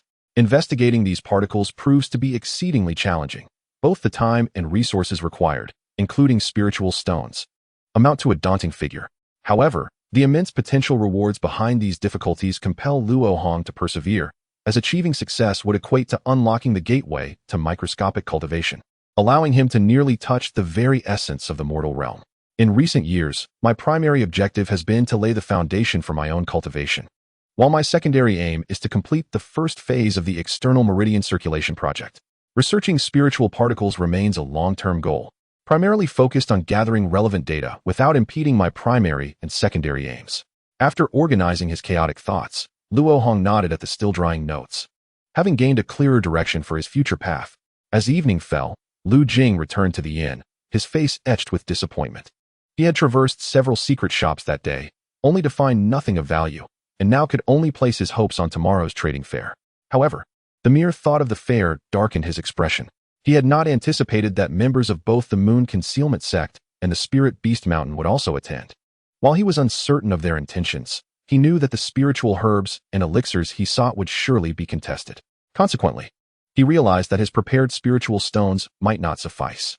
After a moment of hesitation, he ultimately decided he could not forego this once-in-a-decade opportunity and left the inn once more. No, this time I must acquire several elixirs that can enhance my cultivation, preparing me to transcend the bottleneck of the late foundation stage. Alas, as an unfilial descendant, I must once more sell off my ancestral possessions. Lu Jing's sense of urgency stemmed entirely from the influence of the malevolent foundation stage cultivator, the Blood Old Devil. Despite his heinous crimes, he was a formidable figure. Yet he found himself utterly stymied by the late foundation stage bottleneck for nearly a century. My ambition is to break through to the core formation stage and bring glory to my family. I cannot afford to stagnate in the mid-foundation stage. With this thought in mind, he cast aside any lingering doubts. The ancestral property I sell today will be repaid tenfold to my family once I achieve core formation. Chapter 24. The essence of the trading fair. Though it was termed a private trading fair, Lu Jing brought Luo Hong to the largest auction house within the market, where cultivators flowed in and out in abundance, rendering secrecy impossible. Perhaps sensing Luo Hong's confusion, Lu Jing provided a brief explanation. The fair was initiated by a sociable late foundation stage cultivator from Huangfeng Valley, whose intention was merely to facilitate easier exchanges among friends, without imposing any stringent confidentiality rules. This cultivator's acquaintances spanned the 7 sects of the Yu Kingdom, and even included old friends from the neighboring Yuanwu Kingdom, thus significantly increasing the likelihood of encountering valuable items at the fair compared to a typical auction house. Friends who benefited from the fair often returned accompanied by more friends, and as a result, the scale of the trading fair grew to a point where it was entirely unfeasible to conceal. Consequently, the organizer opted to bring the fair into the open, entrusting it to the auction house for hosting, allowing him to reap substantial rewards simply by presiding over the events. A foundation stage cultivation level serves as the basic requirement for entry into the auction house during the trading fair. However, each foundation cultivator is permitted to bring one companion. Lu Jing and Luo Hong were escorted to a private seating area by a mundane attendant, who then quietly stood by after serving them spiritual tea. Luo Hong surveyed his surroundings, noting that the seating arrangements formed a fan shape around a central elevated platform. This year, attendance appeared to have increased significantly. Lu Jing counted the seated foundation stage cultivators, noting nearly 100 present, with approximately 40% being disciples from Huangfeng Valley, creating a sea of yellow robes in the area. Sensing Lu Jing's displeasure, Luo Hong wisely refrained from interjecting. After silently sipping tea for a while, the trading fair finally commenced. The doors of the venue closed, and mystical symbols illuminated the walls, activating a formidable array. Soon after, a kind-faced, cheerful late foundation stage cultivator ascended the platform. He effortlessly exchanged pleasantries with several old friends to lighten the atmosphere before addressing the audience about the proceedings. This year, there are many new faces present, and our rules remain unchanged. We shall first conduct the spiritual stone transactions in an auction format, followed by allowing those with barter needs to take turns on stage. Without further ado, let us begin. The first item for auction is the top-tier artifact, the clear sound sword. Luo Hong set down his teacup and rubbed his nose, finding the opening remarks quite fitting. Luo Shitsi, do you not require an offensive artifact? This clear sound sword is particularly well suited for your water-based cultivation techniques, significantly enhancing its power when wielded. Why not give it a try and place a bid? Lu Jing's suggestion was entirely considerate of Luo Hong, as the clear sound sword, despite being a top-tier artifact, did not appear to be of the highest quality among elite artifacts. Most foundation stage cultivators present would likely refrain from bidding, presenting an opportune moment for Luo Hong and his fellow Qi refinement stage cultivators to act. Thank you for the reminder, Master Uncle, but I possess few spiritual stones. Rather than invest in aggressive artifacts, I would prefer to exchange for items that might aid my cultivation. At present, Luo Hong was solely interested in swift-flying artifacts. Nothing else could entice him to flaunt his wealth. You make a valid point. Do as you see fit. Although Lu Jing held a favorable impression of Luo Hong, he did not believe that a cultivator with a pseudo-spiritual root could successfully establish a foundation. He felt that instead of spending his spiritual stones on elixirs, Luo Hong would be better off acquiring one or two top-tier artifacts to pass on to future generations. However, seeing Luo Hong's resolute determination, Lu Jing refrained from discouraging him further. After several rounds of bidding, the clear sound sword was sold for an inflated price of 350 spiritual stones. Acquired by a female Qi refinement cultivator from a dual cultivation pair of the Greatsword sect. The following two auction items were also top-tier artifacts. However, as they were among the finest of their kind, they ignited fierce competition among foundation stage cultivators, ultimately selling for over 600 spiritual stones each. The next item, however, was quite remarkable. Ladies and gentlemen, please behold this gourd, named the Jade Dragon Gourd. It is a treasure crafted from the spiritual bones of a fourth-tier water dragon by a core formation cultivator. Not only can its interior hold a lake's worth of water, but it also possesses the ability to refine mundane water into spiritual water. This is indeed a rare treasure. A kindly elder displayed the gourd, which was of moderate size, entirely white with only a few decorative stripes. Before he could announce the starting bid, dissent arose from the audience. Humph, can this even be considered a treasure? It's merely a slightly more capacious little bottle. While the fourth-tier water dragon's spiritual bones were indeed rare materials, once subjected to the alchemical fire of a core formation cultivator, even remaking it would become a distant dream. And as for the ability to produce spiritual water, can that truly be ingested? A coarse man from Spirit Beast Mountain spoke bluntly, deeming the Jade Dragon Gourd worthless. However, he did raise a valid point, as many in the audience nodded in agreement. Friend from Spirit Beast Mountain, please watch your words. The seller of this treasure is present in the venue. Be cautious, lest you invite trouble. The kind elder, sensing that the brash man's remarks were jeopardizing the sale of the Jade Dragon Gourd, coldly issued a warning. Oh, it's a misunderstanding. I mean no offense to that esteemed cultivator. I simply speak my mind. To express my apologies, I am willing to place the opening bid for this gourd. A cunning glint flickered in the coarse man's eyes. The Jade Dragon Gourd would be of great use to him. His family has nurtured a spirit insect known as the bone-eating flying ant for generations. If it can be nourished with the spiritual bones of a level 4 water dragon, there exists a significant opportunity for advancement. The kindly old man paused momentarily upon hearing this, but soon realized he had been manipulated, and his gaze towards the brutish man grew increasingly disdainful. Humph, the starting bid is 300 spirit stones. Are you certain you wish to purchase it? How can it be so high? The starting bids for those top-tier magical implements were merely 200 spirit stones. He protested. This is merely a useless water gourd. How can it surpass the starting price of top-tier magical artifacts? With a glare, the brutish man attempted to negotiate with the kindly elder. The starting price for this treasure is indeed 300 spirit stones. Do you doubt my word? The old man's demeanor turned frigid, and his formidable aura, characteristic of a late-stage foundation establishment cultivator, began to press down on the brutish man, who was only at the initial stage of foundation establishment. Fine, 300 it is. The brutish man feigned distress, preparing to finalize the transaction with the old man, when suddenly a voice from the back interrupted with a bid. Wait, I am willing to offer 301 spirit stones to relieve this esteemed elder. Luo Hong's voice resonated clearly through the venue, igniting a competitive fervor among the cultivators who once again took an interest in the Jade Dragon Gourd. Luo, you need not go to such lengths. Lu Jing's expression was complex, a blend of gratitude, shame, anger, and turmoil. Chapter 25. The Jade Dragon Gourd. The Jade Dragon Gourd was indeed an ancestral relic that Lu Jing sought to sell, its lackluster functionality stemming from its status as a failed magical artifact. Aside from its materials, which approached artifact level, it possessed none of the powers associated with true magical treasures. Nonetheless, Lu Jing could not bear the thought of the brutish man from Spirit Beast Mountain belittling it. Nor could he tolerate the idea of him acquiring the Jade Dragon Gourd in a manner akin to charity. This is an affront to my Lu family. I would rather wait another decade than sell the Jade Dragon Gourd to him.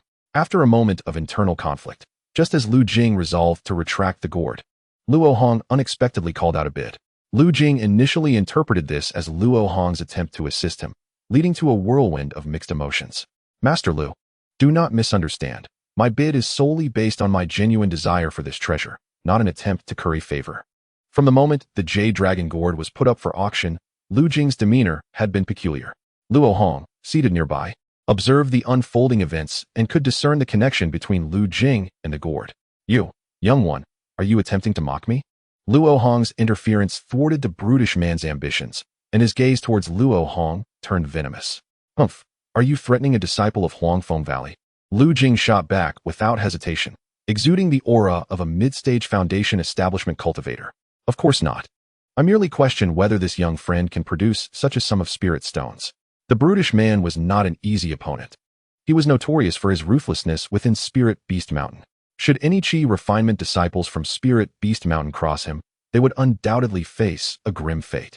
At that moment, he restrained himself due to the hostile gazes from dozens of mid-stage foundation establishment cultivators from Huangfeng Valley, causing even someone as arrogant as he to feel trepidation. I can vouch for my junior's ability to procure spirit stones. If you do not wish to bid further, please take a seat. Lu Jing had made up his mind. Should Luo Hong's spirit stones fall short, he would lend the necessary amount. Humph. You Huangfeng Valley are quite imposing, raising the stakes maliciously as if to bully customers. A late-stage Chi refinement female cultivator from the Hidden Moon sect spoke. Her tone ordinary yet laced with malice, causing all present to frown. Luo Hong turned to see two female cultivators in white palace attire seated at the same table. One was idly toying with a crystal ball, wearing a derisive expression, clearly a troublesome figure. The other, a late-stage foundation establishment cultivator, exuded an aura of grace and poise, capable of bringing a sense of spring breeze with her every gesture.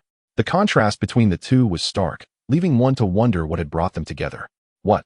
Lost your tongue? The acerbic female cultivator, seeing no response from Huangfeng Valley's cultivators, became increasingly smug. Among the 7 sects of the Yu Kingdom, Huangfeng Valley was nearly on par with the other 5 factions, but the Hidden Moon sect stood alone in its prowess, easily overpowering any single faction. Only manageable through alliances.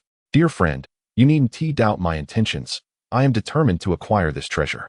If you are interested, please place your bid. Luo Hong had not anticipated encountering such a disagreeable female cultivator. This predicament was of his own making. Humph, determined, are we? Quite the bold claim. I bid 350 spirit stones. I bid 351 spirit stones. 400 spirit stones. 401. Young man, do you dare to amuse this lady? Do you know my ancestor is a core formation elder of the Hidden Moon sect? Upon her declaration, all cultivators present, whether indignant or merely spectating, averted their gazes. Judging by the female cultivator's brash character, it was evident that her ancestor likely indulged her whims. Attracting the attention of such a little tyrant was certainly not a stroke of good fortune. Luo Hong hesitated, intending to gauge Lu Jing's stance, when a powerful voice resonated from behind him. My master is Li Huayuan. May I inquire which esteemed senior from the Hidden Moon sect is your mentor? Lu Jing was not addressing the acerbic female cultivator, as she was merely a Chi refinement cultivator, without exceptional talent. She could not possibly be a disciple of a core formation master. My master is the fairy xianxia. I apologize for my junior's earlier transgressions. I hope you will overlook it. After Lu Jing mentioned Li Huayuan's name, the veiled late-stage foundation establishment female cultivator could no longer maintain her disinterested facade. Politely stating her own lineage, and then gently urged her acerbic companion, let us avoid unnecessary conflict. Please take a seat. Her voice was as soothing as flowing water, softening the hearts of both Luo Hong and Lu Jing, diminishing their anger considerably. Such enchanting allure. This woman possesses formidable charm. Realizing their own reactions, Luo Hong and Lu Jing exchanged startled glances. Though the acerbic female cultivator wore an unwilling expression, she ultimately complied, glaring daggers at Luo Hong before settling down. Luo Hong inwardly lamented, certain that she would hold a grudge against him. He hoped that Fairy Xianxia would not be inclined to cause trouble at Huangfeng Valley over a mere Qi refinement junior. Meanwhile, the brutish man from Spirit Beast Mountain, initially eager to participate, sat down begrudgingly upon hearing that both parties had core formation cultivators as support, striving to minimize his presence. As with the previous auctioned items, the Jade Dragon Gourd was delivered to the elegant seating of Luo Hong and his companions by a young maid in the early stages of Qi refinement. At this moment, Luo Hong, aiming to avoid displaying wealth, deliberately controlled the corners of his mouth to twitch slightly, before extracting 401 spirit stones from his storage bag. Holding the newly acquired Jade Dragon Gourd and feeling its cool touch, Luo Hong felt a surge of joy, recognizing its immense utility in transforming ordinary water into spiritual water. Master Luo, I assure you that I will compensate for any spirit stones you have lost in this endeavor. Lu Jing, under the impression that Luo Hong was concerned about the spirit stones, felt an even stronger sense of guilt. There is no need for that, Master Uncle. My bid stems solely from my genuine desire to acquire it. Consuming spiritual water while practicing water-based techniques will undoubtedly enhance my cultivation speed. Lu Jing hesitated for a moment, then lowered his voice, saying, Indeed, the Jade Dragon Gourd possesses the miraculous ability to refine spiritual water, yet the process is exceedingly time-consuming. Even if my disciple were to pour a regular jug of mundane water into it, it would take several days before it could transform into spiritual water. Its efficacy in aiding cultivation is minimal. However, given the precious materials involved, charging 300 spirit stones is quite reasonable. Seeing Luo Hong in a daze, Lu Jing assumed he had realized the extent of his loss and became even more resolute in his desire to offer some recompense. This is a profitable venture for me. Little did he know, Luo Hong's thoughts were in stark contrast to Lu Jing's assumptions. It was the rapid conversion of mundane water into spiritual water that troubled him. The current situation was, in fact, the most convenient for observation. Chapter 26. Not quarreling with the dead. The item up for auction was named the Azure Condensation Mirror. While it may not be a top-tier magical artifact, it possessed remarkable capabilities, which I shall now demonstrate. The name Azure Condensation Mirror struck a familiar chord with Luo Hong, who was just discussing the Jade Dragon Gourd's wondrous uses with Lu Jing. He looked up just in time to see a kindly old man present a small mirror-like artifact, casting azure light that suspended a top-tier flying sword in midair, eliciting murmurs of astonishment from the crowd. Lu Jing stared at the flying sword spinning endlessly in the air for quite some time before shaking his head, remarking, This artifact is indeed peculiar. The wielder's consciousness and magical power can penetrate the azure light and reach the sword, yet it continues to spin in place, which is truly baffling. However, the azure light's range is limited, and it seems unable to be easily moved once invoked. Unless one can immobilize the opponent's crucial magical artifact, its utility is rather limited. Following Lu Jing's lead, Luo Hong offered his assessment, and both concluded that the Azure Condensation Mirror was best suited for dealing with unaware cultivators.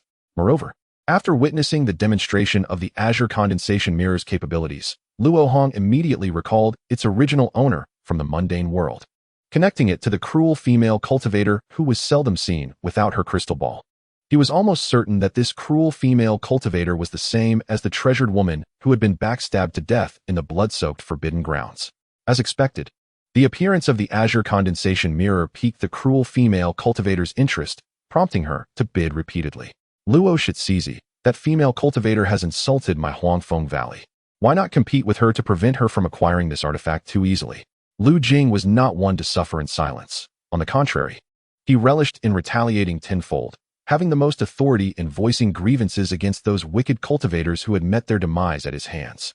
Naturally, he also harbored intentions of wasting the resources of the Hidden Moon sect, hoping to eliminate a competitor when the elixirs were auctioned later. There's no need, Lu Shishu. The ancestor wouldn't approve of such actions by a junior. The cruel female cultivator was indeed the treasured woman, who had little time left to live.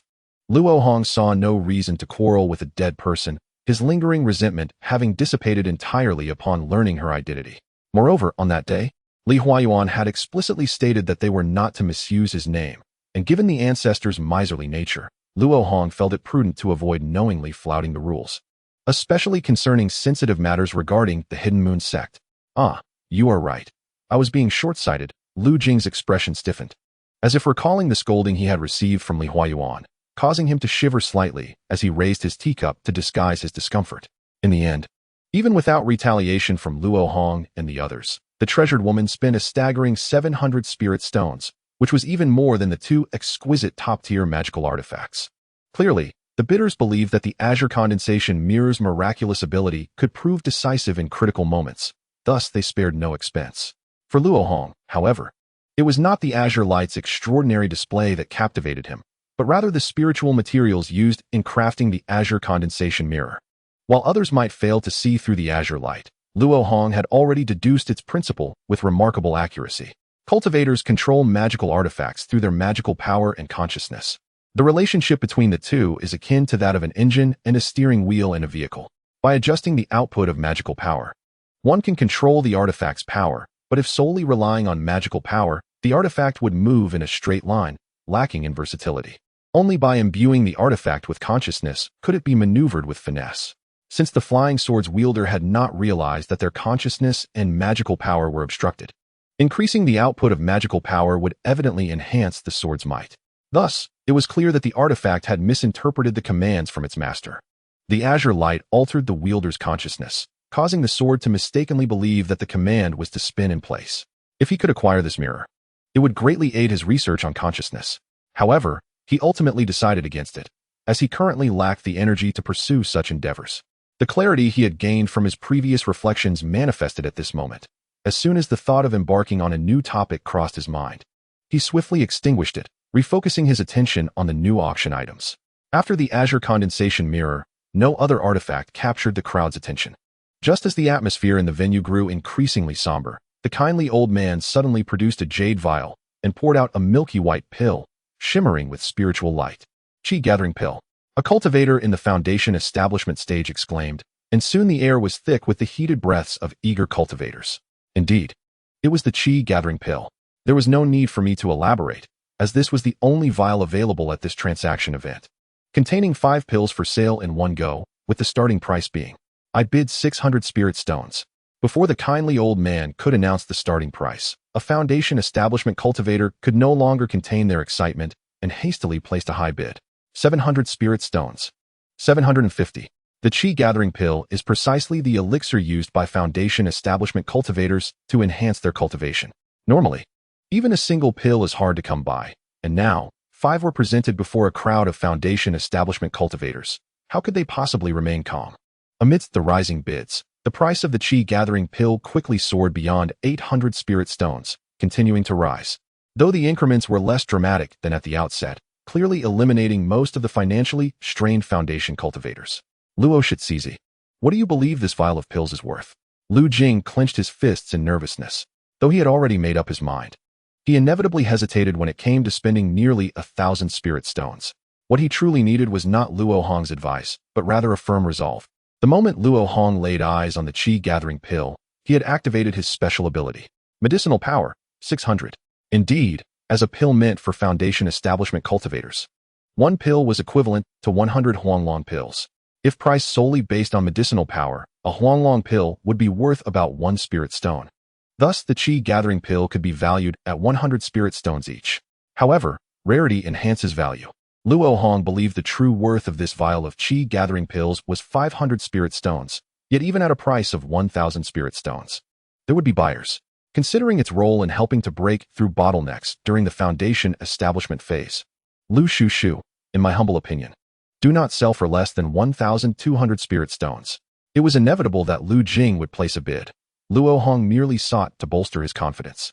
Haha, my dear disciple possesses great spirit. It is I who seem stingy. To all present, Lu Jing declared, I bid 1,100 spirit stones. The moment this price was announced, the lively atmosphere in the venue fell into a profound silence. Even the veiled female cultivator from the Hidden Moon sect furrowed her brow, having just made several bids herself. Originally, the price of this vial of Qi-gathering pills was still hovering below 1,000. But Lu Jing's sudden leap to 1,100 swiftly extinguished many bidders' hopes. Even among those few cultivators still capable of bidding, doubts began to surface. Chapter 27. Ancient Formulas. In return, the amiable elderly man not only recognized Lu Jing, but also knew that he hailed from a once prominent family of cultivators that had fallen into decline. Thus, even though it was apparent that Lu Jing would not falsely boast, he still sought confirmation. Haha, brother, we need not worry. This time, I ventured out and dispatched a mid-stage foundational evil cultivator, thereby acquiring a considerable fortune. Lu Jing declared as he took out the sinister artifact used by the blood old ghost from his storage pouch and generously displayed it to the crowd. This artifact was known as the bloodthirsty shuttle, yet the version wielded by the blood old ghost had been nurtured for nearly 2 centuries, rendering it a top-tier weapon among those of its class. Even ordinary foundational cultivators would feel a chill run down their spines merely from sensing its aura. As the onlookers marveled at the power of the bloodthirsty shuttle, they also harbored a growing wariness of Lu Jing, the one capable of slaying its master, diminishing their desire to vie for the gathering essence pills. Particularly, the coarse man who had previously offended Lu Jing found himself in a state of unease, wishing to depart at once. In the realm of cultivation, strength reigned supreme. Lu Jing's display decisively tilted the scales in his favor, and after exchanging spirit stones, he joyfully tucked the bottle of gathering essence pills away. After the warmth brought by the gathering essence pills, the atmosphere in the venue grew lively once more, with subsequent pills selling for prices exceeding market value by 20 to 30%. However, no further pills that could assist foundational cultivators in their training appeared. Instead, there were specialty pills such as the Spirit Nourishing Powder, which accelerated the growth of spiritual beasts, the Explosive Flame Pill, which significantly enhanced fire spells for a short duration, and the Joyful Pill, which improved dual cultivation effects, among others. As the auction of pills drew to a close, the amiable old man produced a bottle of harmonizing qi pills, the finest growth-enhancing pills available to qi refining cultivators, likely intended for those like Luo Hong, who accompanied their elders to the event. Each harmonizing qi pill contained approximately 20 units of medicinal power, over 3 times that of the Huanglong pill. Luo Hong decisively made another bid, acquiring a total of 10 harmonizing qi pills for 100 spirit stones. During this exchange, the treasure-seeking woman attempted to contest him. Yet it seemed she had spent too much spirit stones on the Qing Ning mirror, failing to exert any pressure on Luo Hong. Afterward, she merely cast a more menacing glance in his direction. Luo Hong, dismissing her, muttered to himself that trading 3 evil cultivators worth for a single pill was hardly a loss, successfully calming the surprise in Lu Jing's eyes. Once the pill auction concluded, it was time for the bidding of talismans, array flags, and spiritual beasts, less common items. Due to the rarity of quality offerings in these categories, it was not long before various spiritual materials and herbs were brought to auction. Most of these materials and herbs catered to foundational cultivators, and although Luo Hong found them unsuitable, he nonetheless gained considerable insight as time passed amidst the calls for bids. Once the last herb was sold, the amiable old man promptly announced the commencement of item exchanges. There was no specific order. Interested parties could take the stage to present their spiritual items and state their desired exchanges. Luo Hong watched as over 10 foundational cultivators showcased their spiritual items. Yet he did not spot the coveted top-tier flying artifact he so yearned for. Counting the top-tier artifacts presented throughout the event, he noted that most were offensive types like the hook and spear, with defensive artifacts limited to the Qing Ning mirror, and not a single flying artifact in sight. It appeared that other cultivators were not fools. They would not easily part with such life-saving tools. A veiled female cultivator from the Yin Yu sect unexpectedly took the stage, presenting an ancient recipe for the pure lotus pill, desiring to exchange it for spiritual herbs aged over 500 years, coveted even by foundation-building cultivators. Initially disinterested, Luo Hong perked up at the mention of the pure lotus pill, an advanced version of the white lotus pill, which would greatly benefit his cultivation of the ice body technique. Clearly, this woman intended to refine the pure lotus pill. Could it be that she also practiced the ice body technique? Many were intrigued by the ancient recipe, but the veiled cultivator's asking price was too steep. For foundational cultivators like them, even seeking herbs aged 200 to 300 years was a laborious task, resulting in a long silence from the audience. Naturally, Luo Hong did not possess such items, but he made a mental note of the situation. The veiled cultivator, having anticipated this outcome, felt little disappointment as she gracefully exited the stage. At Huangfeng Valley, above the protective array of Fanghua Garden, after a brief farewell to Lu Jing, Luo Hong swiftly made his way to Li Huayuan's cave dwelling. Upon retrieving his access token, he returned to the small courtyard he had not seen for half a month, feeling an overwhelming sense of relief as he reclined on his bed to rest. During his journey back, he subtly inquired among his fellow disciples about the happenings at the 100 Crafts Hall. It turned out that chaos had ensued for 10 consecutive days following his departure. with all disciples who had studied talisman crafting being scrutinized. Ultimately, only 2 disciples who had produced subpar talisman paper were apprehended and severely punished, after which the turmoil subsided. This development brought Luo Hong a sense of ease, as the likelihood of his exposure diminished without any overt investigations. As for whether the 100 Crafts Hall would lay traps, feigning laxity while tightening their grip, he was not concerned. His intention had always been to make a significant profit before retreating. If the 100 Crafts Hall had devised a plan, it would ultimately prove futile. Once he regained his composure, Luo Hong proceeded to the main house to check on the operation of the little rain cloud array. Prior to his departure, he had placed 4 spirit stones within the array, and to his satisfaction, only 1 had been consumed thus far. With an abundance of spirit stones at his disposal, he decided to add a few more, ensuring he would not have to worry about his duties at Fanghua Garden for the next few months. Had any other qi refining disciples in the valley learned of this, they would have scolded him for his extravagance. For someone like him, even the 2 spirit stones distributed monthly by the sect would not suffice, necessitating additional contributions. However, this was the joy of possessing wealth in spirit stones. Seated cross-legged within the spirit gathering array, Luo Hong took out over 10 jade bottles of varying sizes from his storage pouch and arranged them neatly before him. The majority of these bottles contained Huanglong pills refined by Li Xiaowan. Having saved her, she had not only refrained from taking a share, but had also gifted him a few extra, bringing the total to 50. Out of 10 furnaces, 5 batches of Huanglong pills had succeeded, which, although still inferior to Han Lama's results, were commendable compared to other alchemists. Aside from the newly acquired harmonizing qi pills, the remaining pills were those retrieved from Li Mingjing's storage pouch. Nothing particularly remarkable, they were all of the same tier as the Huanglong pills, but in large quantities, collectively boasting a medicinal power exceeding 500. In theory, these pills could enhance his maximum mana capacity by 1,000, sufficient for him to cultivate to the 10th level of qi refining, thereby completing a significant portion of his qi refining journey and gaining insight into the path of advancing to foundational cultivation.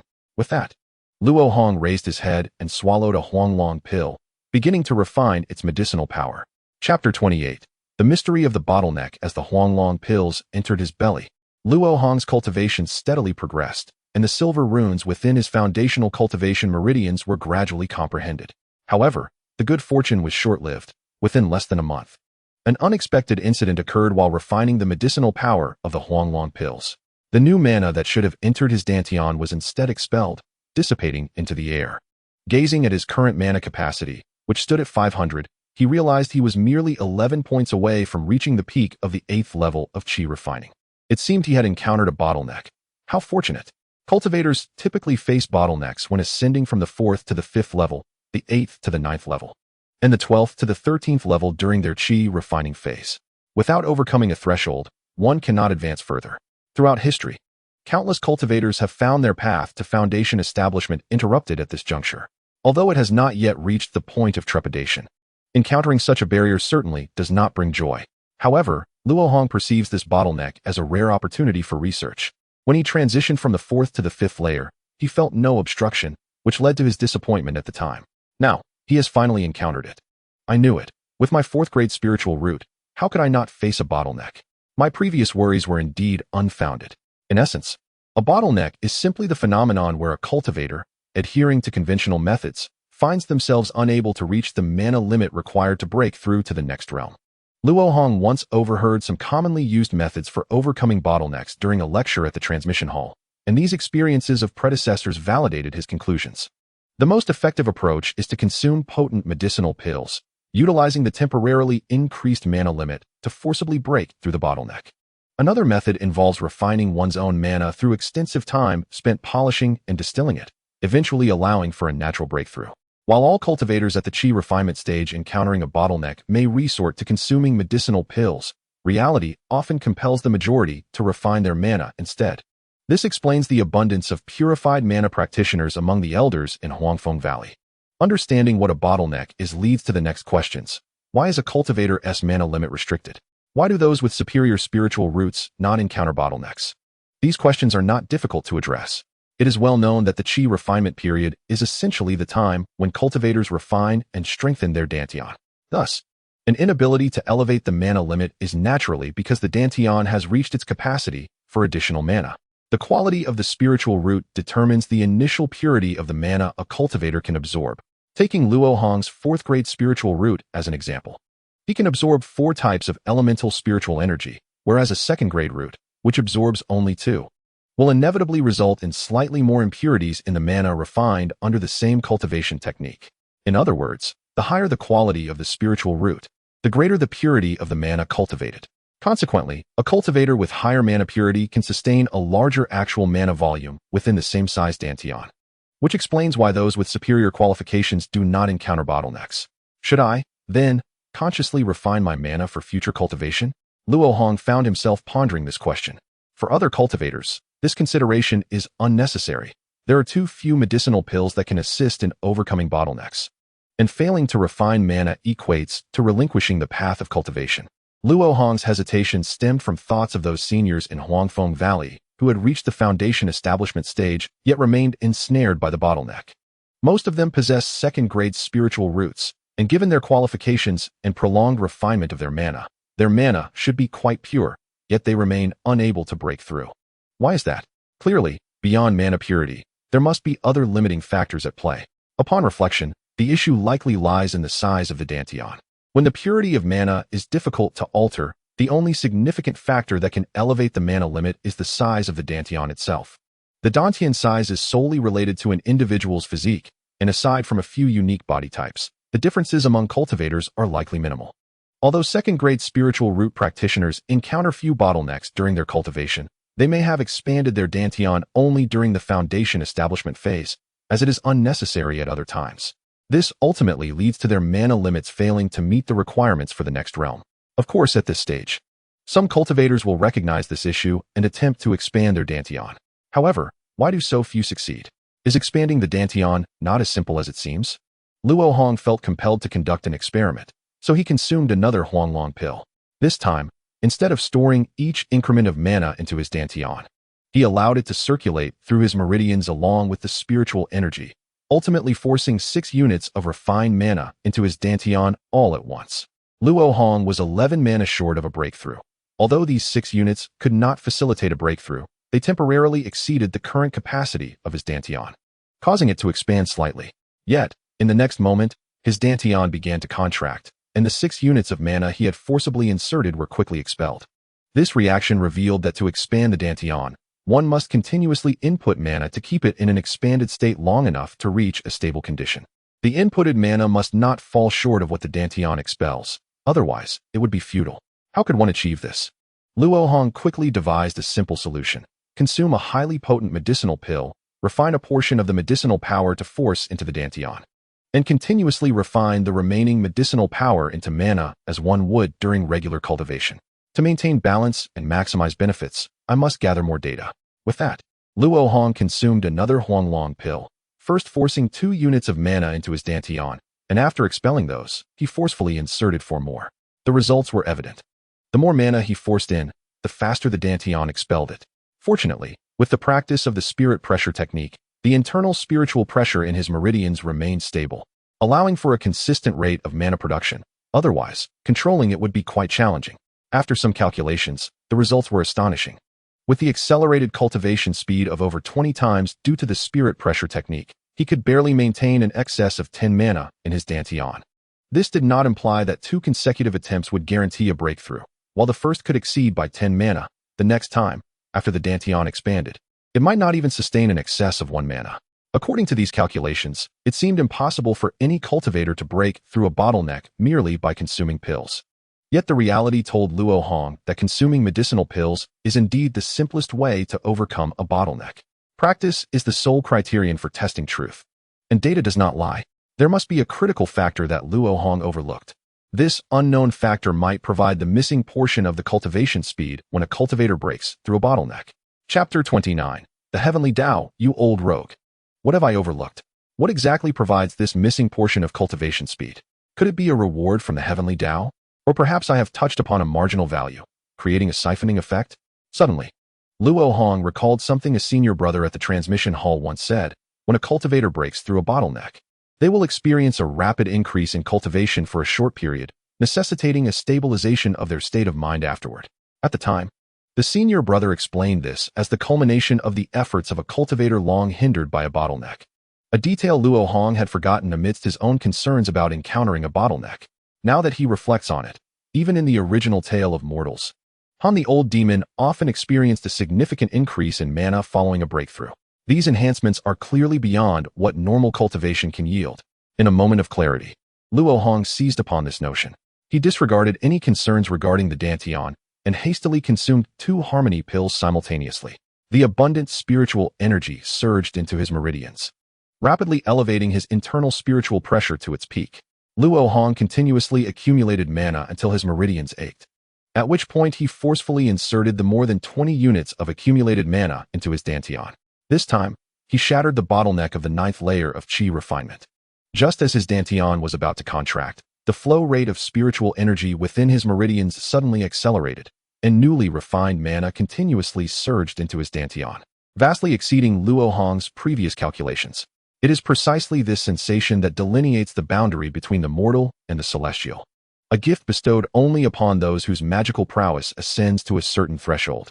Luo Hong has come to a profound realization. Each realm of cultivation signifies a new echelon of existence. Once one transcends this boundary, even if but for a fleeting moment, the laws governing the mortal realm are set into motion. Whether this phenomenon is a result of energy transition or the aggregation effect of spiritual particles, or perhaps some other principle, remains beyond Luo Hong's current comprehension. The expulsion speed resulting from exceeding the limit of 20 units of magical energy slightly surpasses his present cultivation speed, only stabilizing as he gradually descends to the threshold of 16 units. When accounting for his cultivation speed under the influence of spiritual pressure, the excess speed aligns precisely with the expulsion rate at 11 units. This particular threshold enables Luo Hong to break through his bottleneck, indicating that this is no mere coincidence, but rather a manifestation of an underlying order, or perhaps a constant awaiting discovery. However, this assistance from the cosmic order does not emerge from nothingness. The acceleration in cultivation leads to a dramatic increase in the consumption rate of the medicinal properties of the harmony pill. It is likely that attempting a breakthrough in an area devoid of abundant spiritual energy would result in failure. After approximately half an hour, the retraction force within his Dantian began to diminish significantly, nearing zero in mere moments. At this juncture, the familiar aura of the heavenly Tao descended upon him. The magical energy within his Dantian flowed into the meridians of his cultivation technique, circulating in a repetitive cycle, gradually becoming purer without requiring Luo Hong's conscious control. His physical form, nourished by this magical energy, felt exceedingly comfortable, while the concept of time in his mind grew increasingly nebulous, his thoughts beginning to empty. This is the extraordinary sensation experienced by all cultivators during a breakthrough, with some great beings referring to it as the unity of man and heaven. Previously, each minor breakthrough resulted in a slight refinement of magical energy. Thus Luo Hong was not taken aback. After all, his expanded Dantian could only accommodate around 600 units of magical energy, whereas to break through to the 10th layer of Qi refinement, he would need to reach a limit of 1023 units. It is impossible to touch this threshold without refining the magical energy. Upon a mere thought, 2 new entries appeared on Luo Hong's examination sheet. Purity of magical energy, 152. Capacity of Dantian, 830. As the purity of his magical energy slowly ascended, the capacity of his Dantian surged rapidly. Luo Hong's perception of time had blurred. It felt as though in the blink of an eye, his Dantian capacity was approaching 1,000. How swift! At this rate, the minor bottleneck at the 10th layer would vanish, which is quite undesirable. The minor bottleneck at the 10th layer must not be disregarded. Luo Hong suddenly regained his senses, his cognitive faculties returning swiftly. The sole opportunity to expand his Dantian lies in the moment of breakthrough. He intends to fully utilize both the minor and major bottlenecks after reaching the 9th layer of Qi refinement. At this pace, his magical energy is set to double in purity, and if it does not cease, it is likely that even the minor bottleneck at the 11th layer could be compromised. How naive of me! Cultivating as a mortal defies the cyclical nature of life and death dictated by the heavenly Tao. It is an act of rebellion. And how could the heavenly Tao possibly reward cultivators? It is merely digging a pit for them. O heavenly Tao, you cunning thief! You shall not deceive me into recklessly refining my magical energy. Luo Hong, disregarding the damage to his meridians, forcefully controlled the rapidly flowing magical energy, redirecting it all back to his Dantian. Wiping away the blood at the corner of his mouth, he gazed skyward. his face a portrait of distress as the state of unity with the heavens dissipated, severing his connection with the heavenly Tao. I have been mistaken all along. The heavenly Tao is not the master. It is, at best, a general manager, one loath to relinquish even a modicum of authority. The highest realm attainable in the mortal world is the title of Tao Ancestor. And just the sound of this name indicates that the heavenly Tao is but a subordinate in its presence. Clearly, the heavenly Tao would never permit the emergence of a Tao Ancestor. Thus it is time to relinquish all illusions. Cultivation is an act of defiance. And the greatest adversary a cultivator must be wary of is the heavenly Tao. This old thief is exceedingly cunning. As one's cultivation progresses, the magical energy threshold required to break through each bottleneck escalates. This old thief intervenes during the chi refinement phase, leading cultivators to mistakenly believe they have gained an advantage, while in reality, it is eroding their foundation.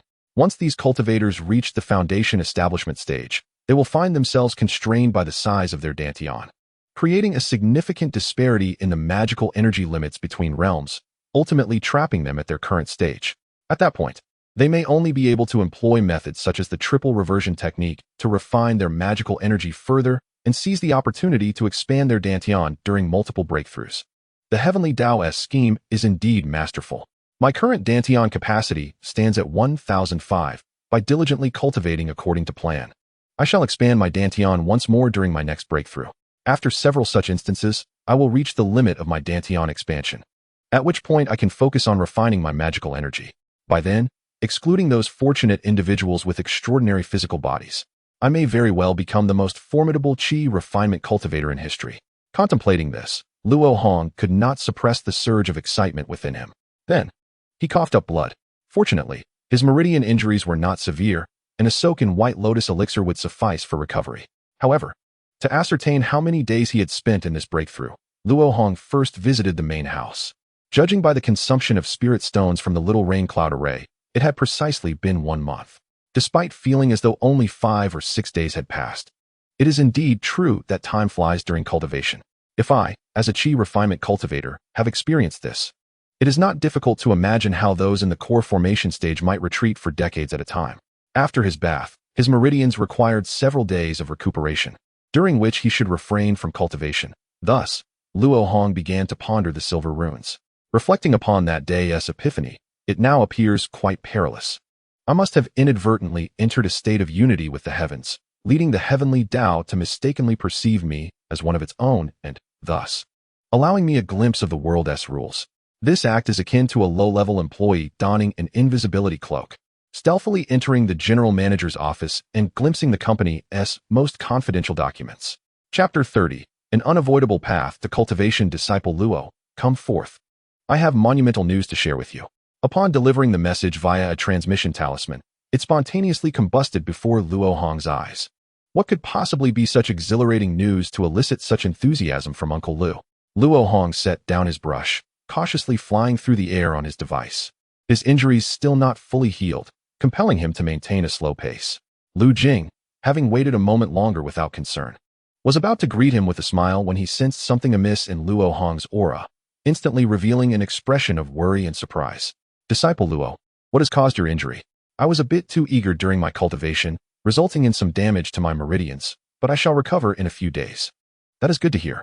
The Harmony Pill possesses a potent nature, suitable only for those in the late stage of chi refinement, while you are still in the mid-stage. Please be cautious in the future. You have broken through to the 9th layer of chi refinement. Lu Jing was astonished by Luo Hong's rapid progress. The lad had only been at the 7th layer a month prior, yet he had ascended 2 layers in such a brief span. The efficacy of the Harmony Pill is indeed remarkable. However, upon further discerning the essence of Luo Hong's magical energy, Lu Jing could not help but feel a sense of regret. Disciple Luo, you did not enter the state of unity with the heavens during your breakthrough, did you? Otherwise, your magical energy would not merely reflect a recent entry into the 9th layer of chi refinement. Perhaps it is just that I lack such fortune. Luo Hong had merely grazed the surface of the heavenly Tao's sweet temptation, failing to reap the majority of its benefits.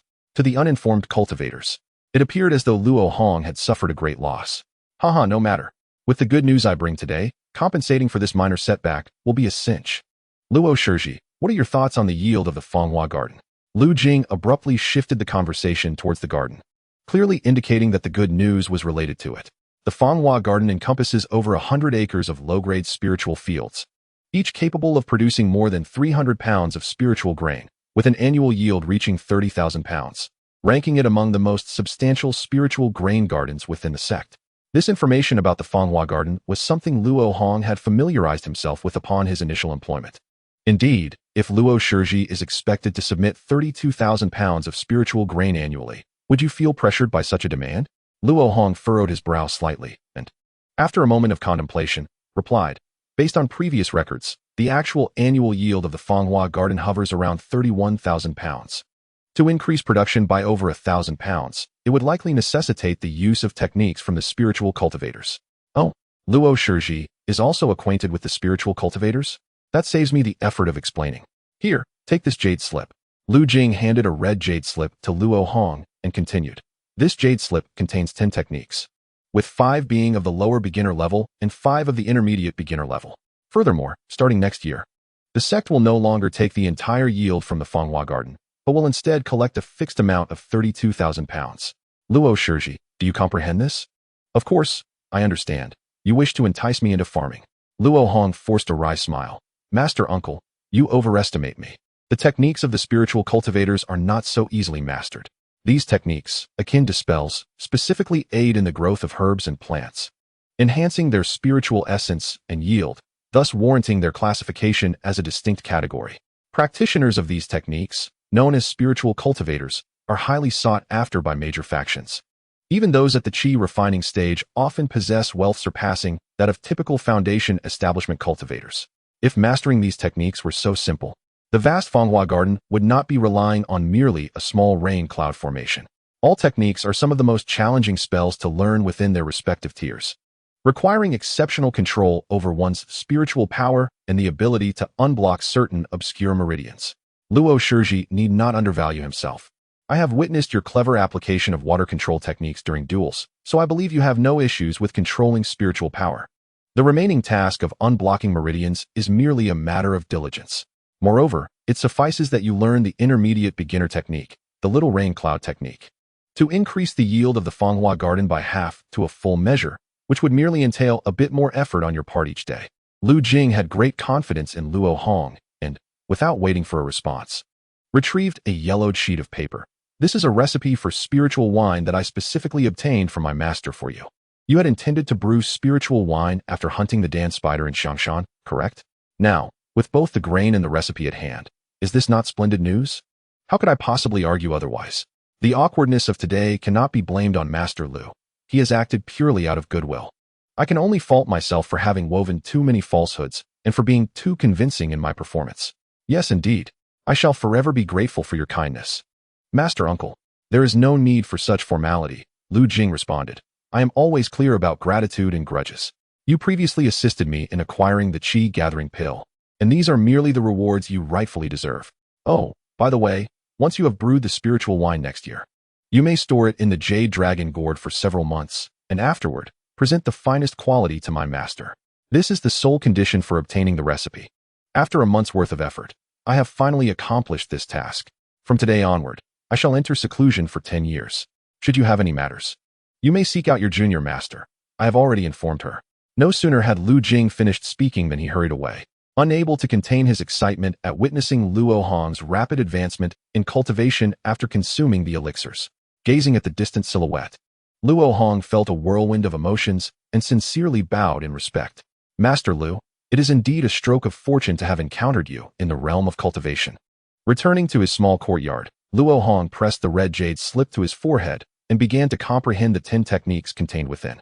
The lower and intermediate beginner techniques corresponded to the 5 elements: metal, wood, water, fire, and earth. After reviewing the techniques, Luo Hong realized that the only spells he could feasibly master within a year were 2 from the water category and 2 from the metal category. The lower beginner technique, Yang water technique; the intermediate beginner technique, little rain cloud technique; the lower beginner technique, golden needle technique; and the intermediate beginner technique, little gung metal technique. Given my current level of control over spiritual power, even attempting to cast the Yang water technique would require months of arduous practice, while the more challenging little rain cloud technique might take 1 or 2 years to learn. Lu Jing is indeed looking out for me. But he is also subtly reminding me that rather than fantasizing about establishing a foundation, it would be more prudent to acquire a skill and secure a legacy for future generations. Ironically, this matter is also intertwined with Li Huayuan. If I do not brew this spiritual wine, I fear I may not meet his expectations. The potency of a spell is determined by the purity of the cultivator's spiritual power, while the level of control is dictated by the cultivator's spiritual consciousness. Due to my earlier epiphany, my spiritual consciousness has doubled, which is why Lu Jing perceives me as possessing talent. Lu Jing is indeed not mistaken. Yet he is unaware that Luo Hong has no desire for the thousands of pounds of spiritual grain each year. He merely wishes to cultivate and research in peace. Ah well, with nearly 3 years remaining until the Tainan conference, I shall dedicate 2 hours each day to practicing these techniques. If I can brew a significant quantity of spiritual wine, I will also have a plausible explanation for my source of spiritual stones. Chapter 31. 3 years later, in the realm of Xianxia, within Li Xiaowan's dedicated alchemy chamber. Sister, has Luo Xixiang's Huang Longdan been refined yet? It has already been 6 days. Li Xiaoqing's adorable voice brought a refreshing chill to the otherwise sweltering alchemy chamber, her small pout revealing her dissatisfaction with her sister's delay. Do you wish to exhaust your sister? I am refining 3 batches of elixirs. 6 days is already quite swift. Li Xiaowan placed her left hand on her hip, pinching her sister's small nose with her right hand as a minor reprimand. Exactly. Xiaowan, do take care, or I will be worried. Yu Ying, covered in dust, hurriedly emerged from behind the alchemy furnace, having been summoned by Li Xiaowan to assist with the labor due to Li Xiaoqing's incessant urging. Sister, it is not that I am impatient. Luo Xixiang is about to depart for the Tainan conference, and I coincidentally cannot accompany him. If we miss this opportunity, who knows when we will meet again? Li Xiaoqing fretted, resting her chin on her palm, her delicate fingers idly circling the rim of her cup. Xiaoqing, I do not quite understand. If you wish to see that fellow Luo, simply go see him. Why must you find an excuse? Yu Ying remarked with pride as he cleaned the alchemy furnace using his techniques. I would never learn from you. Female cultivators must maintain their composure. You would not understand. So hurry up and give me the elixir. Li Xiaoqing rolled her eyes at Yu Ying, gratefully accepting the jade vial from Li Xiaowan and joyfully dashing out of the alchemy chamber. Observing this scene, Yu Ying, noticing his own robe covered in soot, felt a twinge of discomfort and glanced sideways at Li Xiaowan, his mind wandering. Li Xiaowan was preoccupied with worries about her sister, while Luo Hong, unbeknownst to her, had cast some spell that tightly bound Xiaoqing's heart to him. In pursuit of more contact with him, Xiaoqing had been diligently practicing her cultivation, far more than before. It was precisely because of this that Li Xiaowan held a tacit approval of the situation. However, Luo Hong had yet to make any clear stance, which was indeed concerning. This is all Yu Ying's fault. Had he not returned from Xiangshan, endlessly singing praises of Luo Hong to Xiaoqing, this predicament would not have arisen. The more Li Xiaowan thought about it, the angrier she became, and when she caught Yu Ying stealing glances at her, her cheeks flushed, and she asserted her authority. What are you staring at? Hurry up and get to work. Oh, you should not harbor such unwarranted thoughts. His demeanor slightly dejected as he continued to tidy the alchemical furnace. I shall retreat to meditate and rest. You may return after you have finished cleaning the alchemical chamber. In a few days, little Qing and I will revisit the Li family, Li Xiaowan said quickly, turning her back to Yu as she spoke these words before vanishing around the corner. Yu pondered, could it be? Am I to clean the alchemical furnace at the Li residence? He stepped onto a flying sword and swiftly made his way to the protective array surrounding Fanghua Garden. Before she could call out, the array's luminous membrane opened a portal, clearly indicating that Luo Hong was aware of her arrival. As Li Xiaoqing soared into Fanghua Garden on her sword, a vibrant essence of water enveloped her, making her skin feel even more delicate. She was not surprised, for she knew this was the result of Luo Xixiang practicing the little rain cloud technique in the garden daily. Reflecting on this, she glanced down at the spiritual fields, noting that the growth of the spiritual grains was far superior to that of other gardens, with many mortal warriors occasionally using their internal power to expel pests hidden within the roots of the spiritual crops. Luo Xixiang truly devoted much care to this garden. Last year, Fanghua Garden yielded over 35,000 pounds of spiritual grains, astonishing many. One moment, Li Xiaoqing reveled in Luo Hong's achievements, and the next, she lamented wistfully. If only Luo Xixiang could show such concern for people as he does for this garden. The flying sword soon brought her to the courtyard, and before she entered, she spotted her Luo Xixiang, her cheeks flushing as she averted her gaze. Why doesn't Luo Xixiang dress properly? It turned out that at this moment, Luo Hong was in disarray, his robe haphazardly torn, exposing a large expanse of his fair skin, which made it difficult for Xiaoqing to contain her embarrassment. I had calculated that it was about time for your arrival, but have the elixirs been refined? Luo Hong's breath was slightly labored, and his face flushed, seemingly overheated. I came to deliver the medicine to Xixiao, Li Xiaoqing said, unable to bear the sight of Luo Hong in his current state. Lowering her head and holding out the jade vial. Thank you for bringing it to me. Come inside and enjoy a cup of spiritual tea. As Luo Hong took the jade vial, his warm palm brushed against Li Xiaoqing's delicate fingers, sending a tremor through her heart, and she was soon enveloped in his warm, masculine aura, nearly causing her to swoon. Just as Li Xiaoqing was about to respond, she met Luo Hong's fervent gaze, prompting her to remember something. Her face flushing crimson as she exclaimed, "Ah, sister, save me," before fleeing. Luo Hong licked his dry lips, but did not pursue her. He was truly unable to contain his ardor. "Young master, the spiritual wine has arrived." The spiritual wine has arrived. A white-bearded elder approached, carrying a wine jar weighing over 10 pounds, moving swiftly while still articulating clearly. Luo Hong hurried to seize the wine jar, removing the sealing talisman and pouring its contents into his mouth with abandon. The wine flowed like a white dragon, and in no time, he had consumed the entire 12-pound jar of spiritual wine without a trace remaining. Remarkably, Luo Hong's belly did not swell. It seemed as though the spiritual wine had vanished into a bottomless pit. After exhaling a breath of turbid air, his temperature rapidly decreased. Although he had yet to return to normal, he no longer felt discomfort. "Young master, shall I fetch another jar?" The elder inquired tentatively. Though he had lived here for 2 years, today's events still astonished him. "That one tea be necessary. The spiritual wine brewed last year has likely been sold at the market. Old Zhua, I will leave this matter to you." Luo Hong waved his hand dismissively, instructing old Zhua to retreat. "This Li family girl has come at an inopportune time. It is indeed complicated now. 2 years ago, I should not have intervened to teach a lesson to the male disciple who bullied her. Alas, who would have known she would be so enamored with the hero saving the damsel in distress? Now was not the time to dwell on this matter." Luo Hong summoned his advanced flying artifact, the Azure Light Sword, and hurriedly flew toward the northwestern region of the Huayuan mountain range. If a cultivator with an opened heavenly eye were to observe Luo Hong at this moment, they would surely believe they were witnessing a divine being. This was due to the surrounding spiritual energy gradually converging toward him, creating an imposing aura akin to a mythical beast devouring the heavens, forming an exaggerated 5-colored halo around his form. This spirit flood secret pattern, forged from the blood of the Dan spider, was indeed formidable. Not only did it consume the spiritual energy of heaven and earth, but it also relentlessly drained the water essence from within him. Only the contents of the Jade Dragon Gourd could suppress it. Chapter 32. Spirit Flood Secret Pattern in the northwestern region of the Huayuan mountain range. Adjacent to the Yuanwu Kingdom and the desert-laden Yu Kingdom Shizhou, this area was exceedingly remote, with hardly any disciples from Huangfeng Valley venturing here.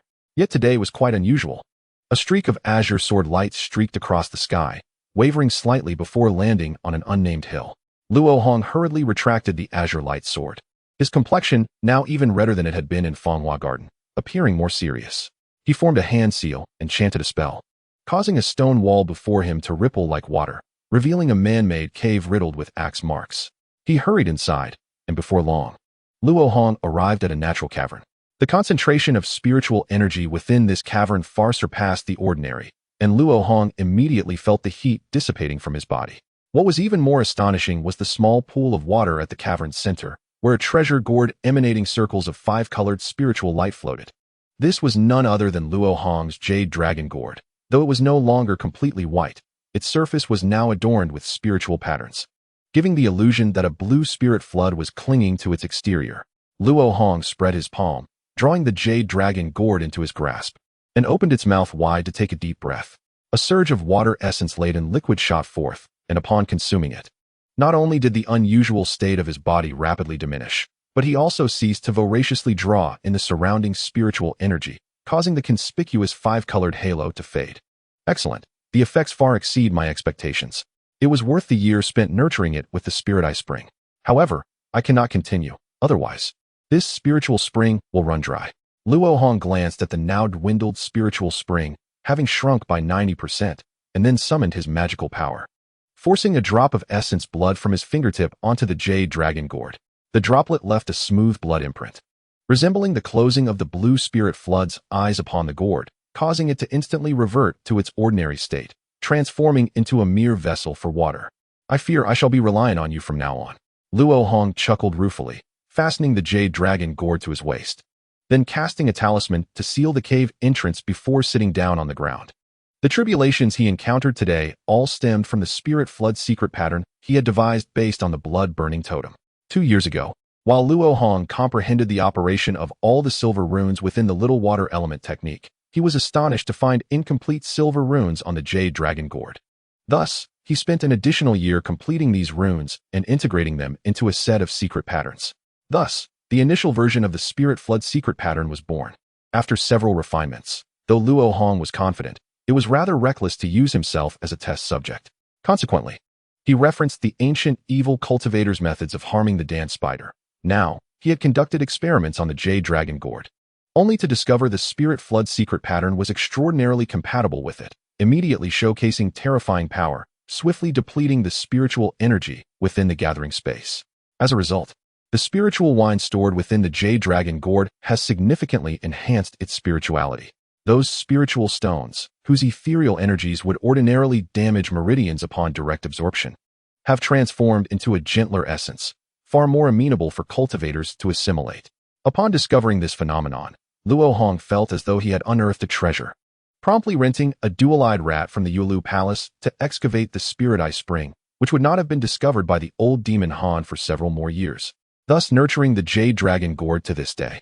Following this initial success, Luo Hong dedicated over half a year to preparing spiritual materials and meticulously carving secret patterns, ultimately taking action on himself a month ago.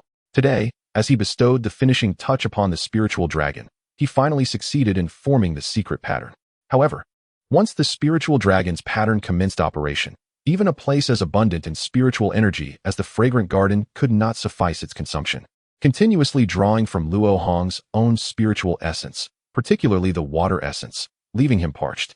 Fortunately, Luo Hong had devised a comprehensive protective mechanism.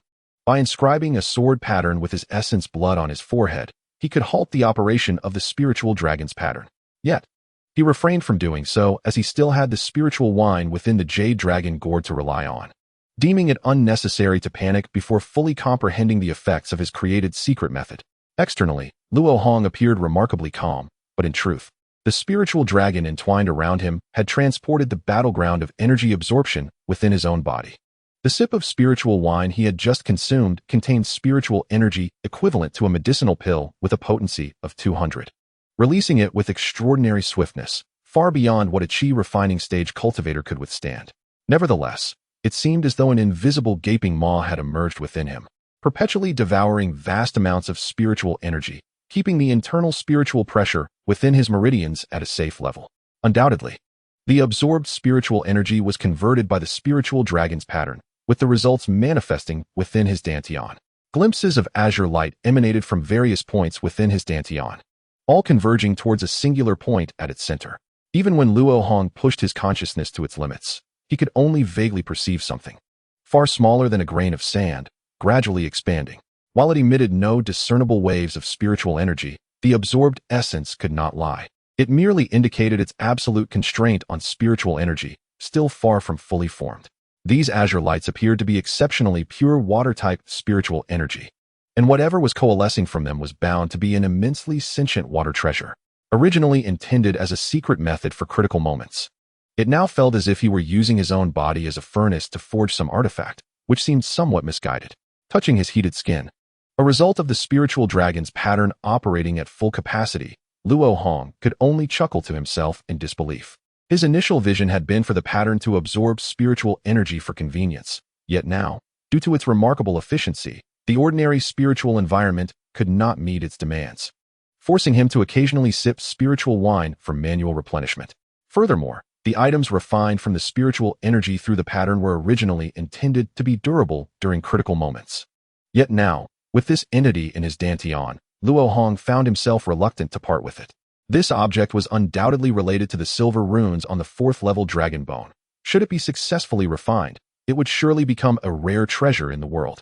Making the jade dragon wine, he crafted worth every drop. Consequently, his own cultivation would still rely on medicinal pills. Luo Hong felt an intense intuition.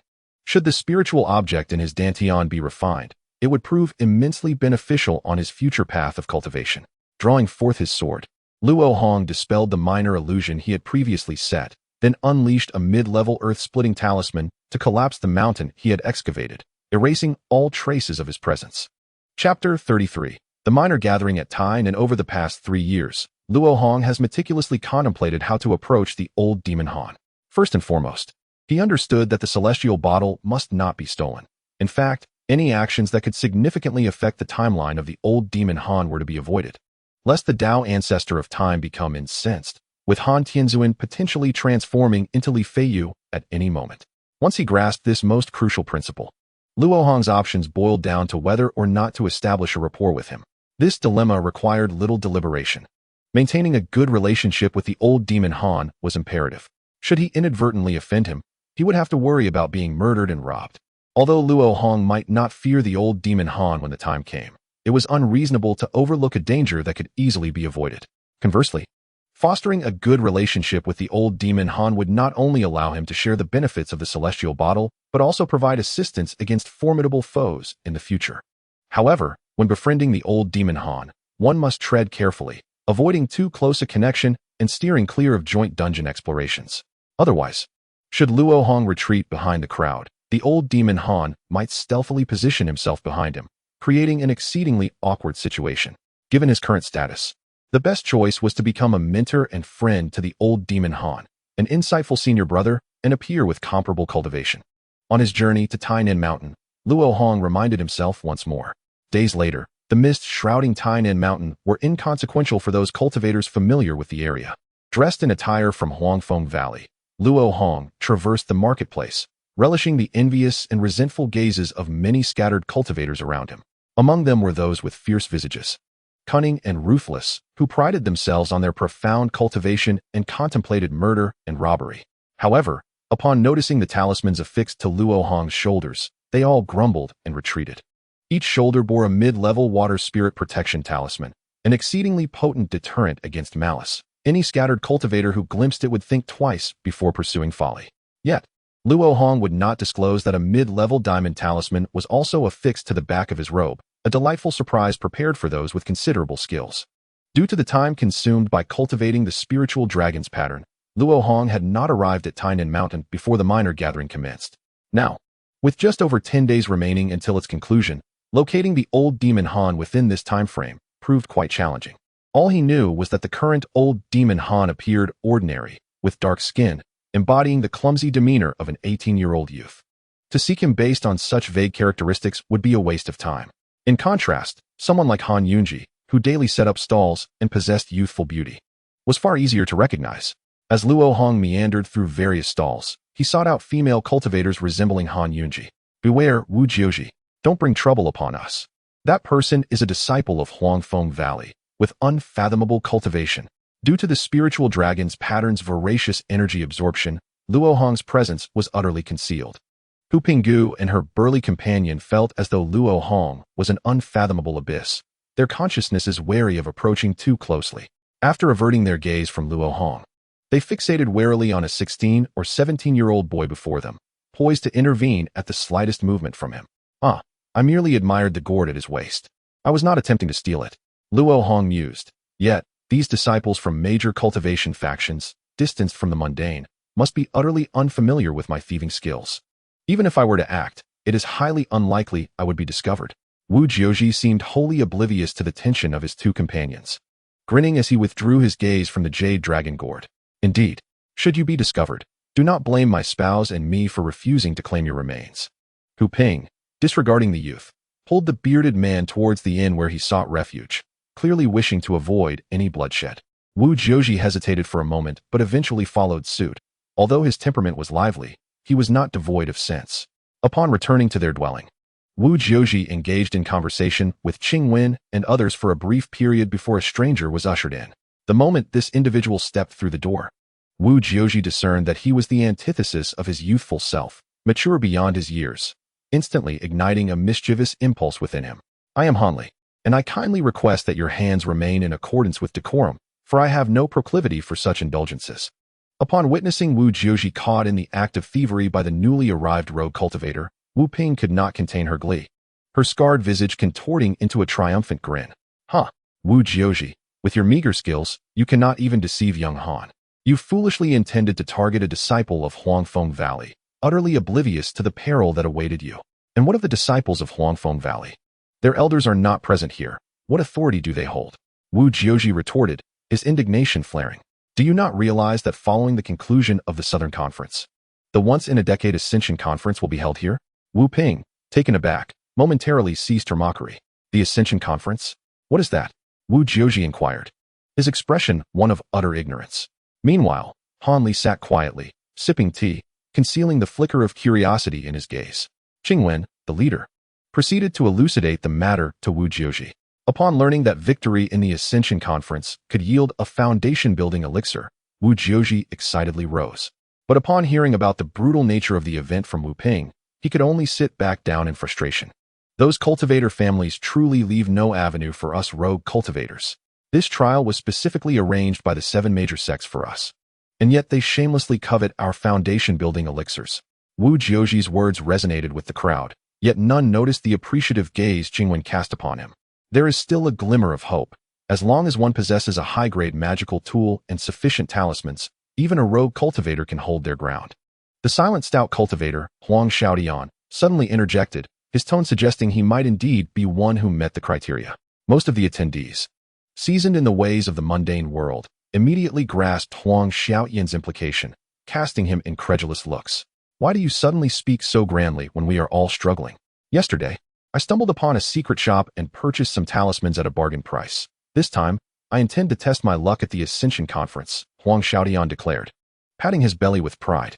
Brother Xiaodian, did you not buy the water bomb talismans and water shield talismans at 2 spirit stones for 3, with the 9th one free? Qingwen inquired, suppressing a smile and feigning seriousness. And what of it? Is there something wrong? Huang Xiaodian sensed an ominous undertone in the atmosphere. Indeed, Taoist, what could possibly be wrong with talismans? Several rogue cultivators, including Wu Ping, exchanged uneasy glances, their expressions shifting. Did you all purchase them? Qingwen shook his head with a sigh. Taoist, what do you mean? Please, stop keeping us in suspense. Wu Ping, anxious and somewhat irked, had spent a considerable sum of 6 spirit stones. Do not worry. You may consider it an expensive lesson. Once I reveal the truth, do not entertain thoughts of seeking revenge against the seller or spreading this matter. Qingwen displayed a yellow talisman inscribed with the water bomb symbol, demonstrating its efficacy. In a matter of moments, after invoking the spell, a water sphere materialized, albeit smaller than expected. The crowd soon comprehended that this cheap talisman was significantly weaker than a standard one. How dare they deceive me? Let us go and raise that secret shop. Wu Ping, distressed about her spirit stones, momentarily forgot Qingwen's warning and seized her husband, intent on leaving. Black Gold and Blackwood, stop them. The 2 brothers, who had also purchased the cheap talismans, were unable to contain their anger, showing no inclination to intervene. In a moment of desperation, Qingwen swiftly produced 2 talismans and joined them together. The master talisman maker can only be supported by the 7 major sections. Alas, we rogue cultivators must swallow our grievances. Qingwen lamented, shaking his head. Are we truly to let this go? Brother Huang, where are you going? Wu Ping collapsed in despair. Back to sleep, Huang Xiaodian declared, slamming the door as he exited. Han Li, quietly sipping his tea and maintaining a low profile, absorbed every word of Qingwen's discourse, pondering the treachery and brutality of the cultivation world, which seemed even more perilous than the mundane realm. He also noted with caution that Qingwen appeared to be deliberately inciting resentment towards the 7 major sects, harboring unknown intentions. As twilight descended, Luo Hong stood before a stall, carefully observing a charming young girl, clad in a delicate green gauze dress, with fair skin, willow-like brows, and phoenix-like eyes. Her smile was as radiant as pearls, and her lips were tinted like coral. When her bright gaze met Luo Hong's, it darted away like a startled rabbit, exuding an air of innocence and charm. Examining the assortment of talismans, low-grade spiritual items, and a complete volume of Changchun Gong laid out at her stall, Luo Hong realized he had indeed found Han Yunji. As he scrutinized her, the young girl discreetly observed him in return. Why does this person keep staring at me? How odd that a disciple of Huangfeng Valley would dress so provocatively, revealing so much of his chest. Their eyes met for a fleeting moment, and Han Yunji felt an indescribable warmth wash over her. causing her to shyly look away, only to feel a twinge of regret. My brother and I need spirit stones to purchase elixirs to enhance our cultivation for the Ascension conference. This person appears quite affluent. Perhaps I should make a small sacrifice. After hesitating while clutching her garment, Han Yunji mustered the courage to greet Luo Hong, only to find he had moved on to the adjacent stall, chatting merrily with the stallholder, leaving her feeling awkward and deflated. A wave of inexplicable frustration surged within her, prompting her to mutter under her breath, "Humph.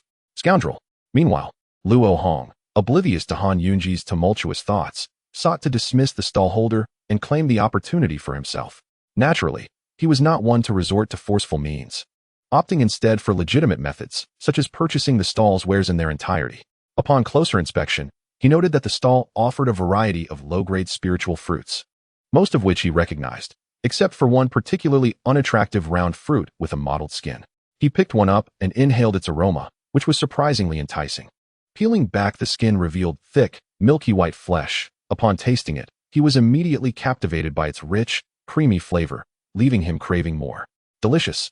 In a few bites, Luo Hong devoured the remaining fruit and, still unsatisfied, reached for another. "Hold on, fellow cultivator." The stall owner, a young man who resembled more a farmer than a practitioner of the arcane, looked at Luo Hong with a troubled expression. "What? Are you worried I can't afford the spirit stones?" Luo Hong licked his lips after swallowing the fruit. Oh dear. How can someone from a prominent sect bully a solitary cultivator? How detestable. I'm glad I didn't provoke him, Han Yunji thought, stealthily stepping aside to avoid drawing Luo Hong's attention again. This esteemed cultivator has misunderstood. These 5 elements fruits are not valuable. Even if you consume them all, I would not feel distressed, the young stall owner quickly explained. The only reason I stopped you is that, although these fruits are delicious, consuming too many can harm your cultivation. Harmful to my cultivation? In what way? Luo Hong, feeling no immediate effect, asked urgently. The 5 elements fruits contain chaotic elemental energy. An excessive consumption will introduce impurities into a cultivator's mana, the young man replied, a hint of apology in his tone. And how many would be considered excessive? Luo Hong pressed. 1 a day would be acceptable, the stall owner explained. Haha, Han Yunji chuckled to herself, thinking Luo Hong had brought this upon himself and deserved his misfortune. Very well, how many of these 5 elements fruits do you have? Name your price. I will take them all. Luo Hong was thrilled by the fruit's potential. If he encountered difficulties in breaking through his bottleneck, he would have a remedy at hand. Are you serious? The stall owner, being a straightforward person, was baffled by Luo Hong's reasoning. Of course. Young brother, I see fate has brought us together. Bring forth any items you wish to trade. I am a disciple of Huangfeng Valley and would never harm a solitary cultivator for the sake of my sect's reputation. Luo Hong feigned casualness as he took a swig of jade dragon wine. Very well. I trust you, fellow cultivator. These 200-year-old vermilion fruits are what I genuinely wish to trade at this gathering. What do you have to offer in exchange? The stall owner, surprisingly naive, revealed his valuable items upon receiving a modicum of assurance from Luo Hong. Indeed, these are vermilion fruits. Over 100 years old, they are exceedingly rare. The aura emanating from the vermilion fruits drew gasps from nearby solitary cultivators. The variety of spiritual herbs, each with distinct properties, made the vermilion fruit one of the most suitable low-tier spiritual herbs for augmenting cultivation. No refinement was needed. They could be consumed directly to unleash their full potency. Remarkable. Just a century old and already possessing 30% efficacy, surpassing that of the harmonizing chi pill. No wonder these solitary cultivators' eyes are as wide as copper bells. Luo Hong mused to himself. Young brother, you practice the foundational earth element technique, correct? Luo Hong asked, casually holding up a vermilion fruit. Precisely. I practice the thick earth technique. Why do you ask? The stall owner began to respond. Before he could finish, Luo Hong flicked his sleeve, revealing a pile of earth element spirit stones on the stall. Upon counting, there were over 20. 10 stones for your vermilion fruits, 5 for the other spiritual fruits. And for the remaining 5, you must first answer me a question. As Luo Hong spoke leisurely, he began to stow away the spiritual fruits into his storage bag. I only found the vermilion fruits deep in the mountains. I have no more, the stall owner exclaimed, having never seen so many spirit stones at once, especially those perfectly suited for his absorption and refinement. Though he longed to embrace the stones, he remembered that 5 still belonged to Luo Hong. Who asked you about the vermilion fruits? My question pertains to these 5 elements fruits. They are detrimental to cultivation. You did not plant them, did you? Luo Hong raised a 5 elements fruit before the stall owner's eyes, ensuring he understood this was no jest. As you say, These fruits were indeed harvested by me. I usually sell them to wealthy families among mortals for gold, the stall owner admitted, unaware of Luo Hong's intentions but committed to honesty. May I ask your name and place of residence? Luo Hong inquired. Oh, I am Zhao Yushu, from Misty Mountain. You are welcome to visit any time, he replied, feeling reassured by Luo Hong's generosity. I offer these 5 spirit stones in exchange for your assistance in overseeing the spiritual tree that produces the 5 elements fruits. Please reserve the fruits for me. I will return for them when time permits, Luo Hong stated. Understood. I shall not disappoint your trust, Zhao Yushu promised, thumping his chest. After securing the spirit stones, he bid farewell to Luo Hong. All set. As soon as Zhao Yushu departed, Luo Hong occupied his stall, preparing to display some items. Suddenly, he felt an unusual gaze from the side. Turning, he found Han Yunji watching him with her large, watery eyes, appearing somewhat resentful. Did I do something to her? Guessing a woman's thoughts was a futile endeavor, so Luo Hong ignored her and began laying out talismans on the stall. Are you selling talismans too? Han Yunji's voice carried a hint of grievance. My dear girl, I do not wish to trouble you. Your variety of goods makes it difficult for me to avoid, Luo Hong pointed out, gesturing to her assortment of miscellaneous spiritual items, resembling a small general store. You need not explain, Han Yunji replied, knowing she could not control others. She turned her head away, choosing not to engage further. However, not long after, Luo Hong noticed her stealing glances at him again. Of course, her interest was not in Luo Hong, an unremarkable man who had annoyed her, but rather in the talismans he displayed. Luo Hong observed that whenever he set out talismans similar to hers, her brow would furrow, and when he retracted a talisman, she would visibly relax. How amusing. Luo Hong, initially feigning a sale of talismans, had no intention of being bothersome. After casually arranging about 10 low to mid-tier talismans that did not overlap with hers, he reclined in a grand chair, awaiting the arrival of the old demon Han. Seeing Luo Hong cease his antics, Han Yunji felt relieved and returned her focus to peddling her wares to passing solitary cultivators. After casually taking another sip of Jade Dragon wine, it detonated within Luo Hong's chest like a spirit energy bomb. Due to the dominance of the spirit flood secret pattern, he was unable to cultivate while it operated. Thus, he summoned a health report to monitor the fluctuations in his data during the operation of the spirit flood secret pattern. Name, Luo Hong Realm. Qi Refinement Level 10, 2012-2047. Vitality, 25 Mana, 2012 Spiritual Sense, 40 Spiritual Root Quality, 1 Meridian Strength, 35. Current limit of inner spiritual pressure the meridians can withstand. Inner spiritual pressure, 26. Fluctuating, outer spiritual pressure, 15. Stable, mana purity, 37. Enhanced spell potency due to mana purity of 5. Mana control, 4. Limited by spiritual sense. Currently, at maximum. Dantian capacity, 2012 Mana Qi Refinement Perfection Countdown, for 111 days. Based on current inner spiritual pressure, technique proficiency. Minor Water Element Technique Level 10, 989-1024. Ice Skin Jade Bone Technique Level 5, 120-1000. Spirit Flood Secret Pattern Level 1. In the realm of the 10th level of the Minor Water Yuan Gong, Luo Hong stands on the precipice of a breakthrough, albeit delayed by his cultivation of the Spirit Flood Dragon secret pattern and the nearing limit of his Dantian's expansion.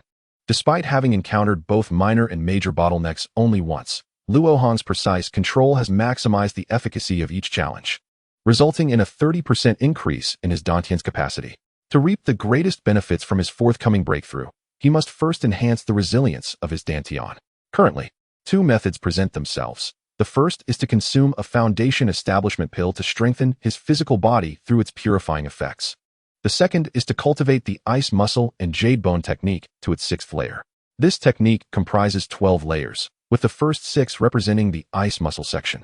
Thus, attaining the 6th layer signifies mastery of this portion, greatly enhancing both his meridians and Dantian. However, acquiring a foundation establishment pill appears less daunting than perfecting the ice muscle section.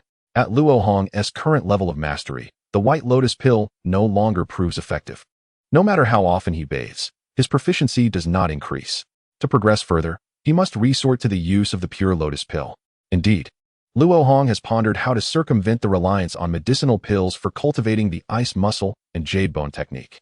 Before resolving this query, he must first comprehend the essence of body refinement and specifically which aspects of the cultivators being it targets. Unquestionably, Body refinement is a method through which cultivators alter their physical forms via external forces.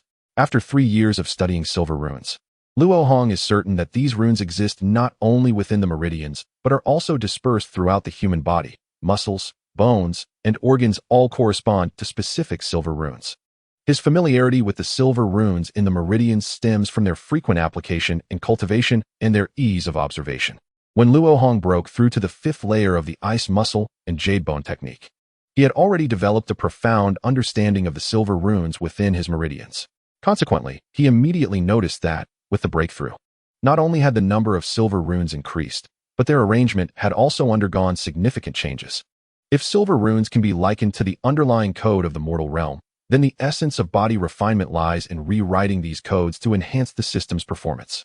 Thus, theoretically, if Luo Hong can deduce the alterations produced by the 6th layer of the ice muscle and jade bone technique and replicate them, he can directly complete the secret method of cultivation. In the practice of the ice muscle and jade bone technique, the white lotus pill serves as a system patch, and artificially creating a similar patch is undoubtedly a formidable task. However, for cultivators, this is not impossible, as they possess the invaluable tool of divine consciousness. Luo Hong has discovered that the strength of one's divine consciousness correlates with the ability to perform more intricate tasks and observe subtler phenomena. He believes this is the reason cultivators attain a clearer understanding of the world upon advancing. His divine consciousness is already twice that of cultivators of the same rank, and further enhancement would likely require the cultivation of an advanced secret technique like the Great Evolution Sutra, or nurturing it with a soul-nurturing entity like the soul-nurturing wood. Even if he were to acquire either of these, the growth of divine consciousness is a time-consuming endeavor, complicating his plans to establish a foundation before the age of 30, rendering the effort unworthy. Thus, at present, his primary objective is to obtain the pure lotus pill. If that proves unattainable, he will settle for the foundation establishment pill. Luo Hong's fervent desire to master the 6th layer of the ice muscle and jade bone technique stems from the profound discontinuity present in the mortal realm. The phenomenon of hierarchical leaps in cultivation is ubiquitous, with the most notable being the significant realms along the path of cultivation. The reason foundation establishment cultivators can easily dominate chi refinement cultivators is that their magical energy dramatically surges post-foundation establishment, elevating their life level significantly. Although Luo Hong has already perfected 5 layers of the ice muscle section, the absence of the 6th layer may seem inconsequential. In reality, the benefits gained from mastering the 6th layer far outweigh the cumulative advantages of the first 5. If one were to express the benefits of the first 5 layers as a function, it is evident that it forms a relatively stable ascending curve, gradually approaching a marginal point. This marginal point, calculated from data gathered during the first 5 layers, serves as the benchmark for proficiency in the ice muscle and jade bone technique.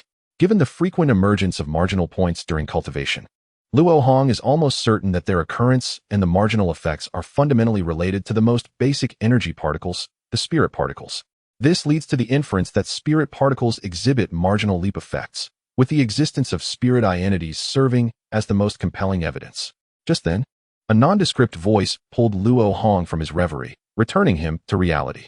He turned his gaze to Han Yunji's stall, where a rather unremarkable young cultivator was perusing a volume titled Eternal Spring Technique.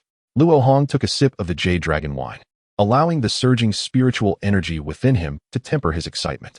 Old Demon Han, you always keep me waiting. Han Li produced the medicinal pills for trade, precisely what Han Yunji urgently required, as she fervently promoted her wares. Upon noticing Luo Hong's gaze, she instinctively shielded her goods like a protective hen. A smile crept across Luo Hong's face. He chose not to interfere with Han Li's initial encounter with Han Yunji, remaining an observer. Once Han Li successfully exchanged for the golden bamboo pen and prepared to depart, Luo Hong finally spoke. Esteemed friend, do stay a moment. It appears you intend to craft talismans. I happen to possess some exceptional materials for talisman crafting. Perhaps you would care to take a look? Han Li paused. Having long been aware of Luo Hong's presence, but not recognizing the attire of Huangfeng Valley, mistaking him for a carefree, wealthy scion akin to Wan Xiaoshan. Apologies, but I am merely in need of some Dan Sha. I doubt you would deal in such low-tier materials, Han Li replied. Having already noted the impressive talismans displayed at Luo Hong's stall, each brimming with magical energy and exuding a captivating aura, his envy only solidified his resolve to learn the art of talisman crafting. Haha, my friend, you are mistaken. who says that a master talisman crafter has no use for dansha. Do you not know? Dansha pairs with yellow talismans and blue paper adorned with blood patterns. The ink must flow from the tip of the brush, and the intent must dance like dragons and snakes. One must think thrice before departing, lest greed bring regret. Understand this truth, and the talismans shall surely manifest. Luo Hong laughed heartily, spontaneously crafting a whimsical poem based on his insights into talisman crafting. Initially, Han Li found the remarks perplexing, but as he listened intently, he discerned profound wisdom in the verses, far surpassing the dry methods he had encountered in books. He committed the poem to memory, pondering its meanings until he realized the stall owner awaited his response, leading him to bow slightly in embarrassment and say, "Thank you for your guidance. I have greatly benefited. Unfortunately, apart from some low-tier medicinal pills, I possess nothing else to trade. I wonder if you might find any interest?" Han Li regarded Luo Hong as a knowledgeable talisman master and, without hesitation, revealed his status as a novice in the art of talisman crafting, earnestly seeking advice. "Indeed, I possess a vial of the rare and potent blood of the ink cloud frog demon. Should you be willing to part with a bottle of golden essence pills in exchange? I shall gladly add some yellow talisman paper and cinnabar to the deal. A set of blue talisman paper is priced at a single spirit stone, and I can provide you with as many pills as you desire." Luo Hong arranged various talisman-making materials across his stall, pondering how fortuitous it was to encounter the knowledge-hungry Han the Elder during this period. A few shared insights on cultivation would surely benefit him greatly, and once he joined the Yellow Maple Valley, such opportunities would be scarce. After receiving 2 vials of golden essence pills from Han Li, Luo Hong inspected their properties. Remarkably, the golden essence pills, which should have been similar in nature to the Huanglong pills, boasted an astonishing potency of 10. Surely, the 2 main ingredients must have been cultivated for over a century. Han the Elder, you truly live up to your reputation. Luo Hong joyfully capped the vial and reminded Han Li, who was gathering his talisman-making materials, as a novice in talisman crafting, failure is inevitable. The blood of demons is quite valuable. I recommend practicing with blue talisman paper and cinnabar until you attain proficiency. This will not only enhance your success rate, but also save considerable resources. Ah, I see. I am Han Li, a wandering cultivator from the mountains. I am grateful for your guidance today, Han Li replied, mistaking Luo Hong for a family cultivator with a pure heart akin to Wan Xiaoshan, and thus introduced himself out of gratitude. I am Luo Hong, the rainbow that pierces the sky, not merely a rosy visage, he replied, feeling that the praise he received was somewhat exaggerated. These are merely the fundamentals of talisman crafting, though not documented in texts. Any cultivator who has studied the art is aware of them. There is no need for such formality. Luo Hong's heart swelled with joy. He had successfully taken the first step in befriending Han the Elder. In a moment of contemplation, Han Li silently committed Luo Hong's name to memory, feeling a twinge of bitterness at his words. Cultivators with a lineage are undeniably different, for someone like me. Muddling through cultivation aimlessly, even with minor assistance, a wasted life seems inevitable. Yet, that Ascension conference looms dreadfully. Attending now would be akin to courting death. Must I truly wait another decade? Unbeknownst to Han Li, he possessed an Ascension token, and Luo Hong's words only deepened his yearning for the 7 major sects, leaving him momentarily melancholic. Are you departing, my friend? Luo Hong called out as he noticed Han Li preparing to leave. Alas, I truly have nothing left to trade. Han Li replied with a wry smile, pondering why Luo Hong seemed fixated on him for business. Though I possess several Huanglong pills and golden essence pills, it would be unwise to trade them too soon, lest I attract unwanted attention. The foremost rule of navigating the world is to conceal one's wealth.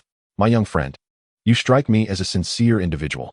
I happen to possess a mid-level talisman. If you agree to assist me with a task, this talisman shall serve as your reward. Luo Hong removed a talisman from his left shoulder and presented it before Han Li. Are you jesting? Han Li exclaimed, his surprise quickly replaced by caution. A mid-level talisman must be worth at least 8 or 9 spirit stones, and the one before him appeared to be of exceptional quality, likely valued at around 12 spirit stones. Considering that Wu Pinggu had lamented over losing 6 spirit stones, almost wishing death upon the merchant responsible, why would this stranger be willing to invest so much for a mere promise? Could it be that this talisman has some hidden mechanism to track my movements? My young friend, the medicinal properties of the pills you provided are clearly derived from herbs cultivated for over a century. You must have spent considerable effort searching in the depths of the mountains. Luo Hong, aware of the herbs required for Huanglong pills and golden essence pills, which generally only need decades of cultivation, understood that while such items are rare for commoners, cultivators can often find opportunities to acquire them with little effort. Thus, Han Li did not shy away and readily acknowledged Luo Hong's statement. The task I wish to entrust to you is quite simple. I hope that while foraging for herbs in the mountains, you might keep an eye out for any lotus herbs with over 500 years of cultivation. If you happen to discover one, even if it does not meet the age requirement, I would greatly appreciate it if you could prioritize selling it to me. Luo Hong placed all his hopes of acquiring the pure lotus pill upon Han Li. If this plan failed, he would have to settle for the Foundation establishment pill. But what if I never find one? Han Li did not expect Luo Hong's request to be so straightforward. By simply agreeing, he could indeed obtain a mid-level talisman? Oh, such is my misfortune. I cannot blame others for it. I am often lacking in fortune. I may not fulfill your request, so perhaps. Han Li pondered for a moment, concluding that it would be unwise to risk so much for a mid-level talisman and chose to decline. My young friend, do not be so hasty in your refusal. First, observe the efficacy of this talisman. Luo Hong then addressed Han Yunji, who had been watching the scene unfold. You have seen enough of the commotion. May I trouble you to assist me with a small task? I still have my stall to tend to. I cannot be bothered with your trivialities. Han Yunji caught the spirit stone Luo Hong tossed her, immediately shifting to a more enthusiastic demeanor. Simply cast a low-level elemental spell at me, Luo Hong gestured, inviting her to proceed. Are you certain? Han Yunji questioned, astonished at such an absurd request, suspecting either her ears or Luo Hong's mind had gone awry. Indeed. Go ahead, and do not hold back. Very well. Although low-level elemental spells are not particularly lethal, Han Yunji aimed her wooden arrow spell at Luo Hong's feet. A flash of green light whizzed past, and as the wooden arrow approached Luo Hong, he appeared to be sipping wine without any defensive reaction. In that moment, the talisman on his right shoulder illuminated, effortlessly manifesting a water shield of spiritual energy that easily deflected the incoming wooden arrow. Now, do you comprehend? This talisman is called the Spirit Water Shield Talisman. After my modifications, it can autonomously activate a protective water shield upon encountering an attack, making it an excellent talisman for defending against ambushes. Luo Hong beamed with pride, showcasing the talisman between his fingers before the two onlookers. Han Li felt a surge of astonishment. The Spirit Water Shield Talisman was remarkable, and this Luo Hong was even more impressive. The mere ability to prevent ambushes elevates the Spirit Water Shield Talisman to the level of a high-tier mid-level talisman. Seeing the conflict written across Han Li's face, Luo Hong realized his bait had taken effect. As a fellow cautious individual, he understood exactly what would entice Han Li's interest. My esteemed senior from the Yellow Maple Valley, I shall return this spirit stone to you if you grant me that talisman. I too can assist you in locating the herbs. Han Yunji was not the only one intrigued. She intended to participate in the Ascension conference. Although she had the aid of a spirit beast, she was quite vulnerable and desperately needed a talisman like the Spirit Water Shield for her safety. He is a disciple of the Yellow Maple Valley? Han Li's gaze shifted from the talisman to Luo Hong's face, scrutinizing him as if to reevaluate his understanding of the man. The young woman likely hailed from a family of cultivators, having been pampered since childhood, and probably had never foraged for herbs in the mountains. While Luo Hong did not explicitly state this, his refusal was unmistakably clear. I have never foraged for herbs, but I am not merely a sheltered individual. I possess my own abilities. Han Yunji protested, stamping her foot in frustration. You trusted the Navi Zhao Xiaoga and the capable Han Dage. Why not trust me? I genuinely need that talisman. If you agree to trade, you may choose anything from my stall. Oh, previously, Brother Luo entrusted it to someone else? The words of Han Yunji revealed information that dispelled Han Li's doubts and intensified his desire for the Spirit Water Talisman. However, her heartfelt pleas reminded Han Li of his younger sister's childhood insistence on obtaining red fruits, stirring a deep sense of compassion within him. No, I cannot relent. This talisman pertains to my very life, and I must not indulge in feminine mercy. Han Li gritted his teeth, prepared to ruthlessly snatch the Spirit Water Talisman. But at that moment, Luo Hong produced another Spirit Water Talisman from her storage pouch, causing Han Li to swallow the words that had risen to his throat. May I inquire your name, young lady? I am Han Yunji, no longer a cultivator of a prominent family. I am now a solitary practitioner. Han Yunji recalled her deceased parents, a shadow of sorrow crossing her face. Chapter 38, Dawn of the Spider Demon. Miss Han, I can offer you a Spirit Water Talisman without asking for anything from your stall. Really? Luo Hong's words filled Han Yunji with delight. But then she thought of something, her fair neck flushing with a rosy hue. Do you possess the ability to command spirit beasts? Luo Hong's change of tone was not due to being captivated by beauty, he had noticed the spirit beast pouch at Han Yunji's waist. Moreover, given her cultivation at the 8th layer of qi refinement, it was evident that her spirit beast must be quite formidable. Therefore, despite her delicate appearance, she should not be underestimated. At this stage, Han Li, the old demon, would likely not be her match without talismans. Thinking of spirit beasts, Luo Hong recalled an unresolved matter that was perfectly suited for Han Yunji. My ancestors were disciples of the spirit beast mountain, and commanding spirit beasts is my forte. But Little Black is not for sale. Han Yunji covered her spirit beast pouch, stepping back slightly, clearly deeply bonded with her spirit beast. Since you are knowledgeable in commanding spirit beasts, I have another matter to entrust to you, with the spirit water talisman as an advance payment. Luo Hong said, retrieving 2 black eggs of the demon spider, marked with blood-red streaks, explaining, these 2 beast eggs are cursed. Miss Han, being skilled in beast taming, should be able to devise a method to lift the curse. This is the legendary blood curse. Brother, you are fortunate. Others might find it impossible, but for me, it is not difficult. Little Black, come out. Upon seeing the blood streaks on the demon spider eggs, the slight guilt she felt for taking advantage of the situation vanished instantly. She confidently accepted the spirit water talisman and summoned a dark, fluffy ball from her spirit beast pouch.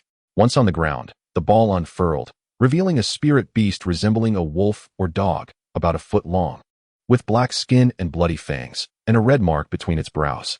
Although small, it surveyed its surroundings with piercing eyes, exuding an air of authority. However, this imposing demeanor did not last long.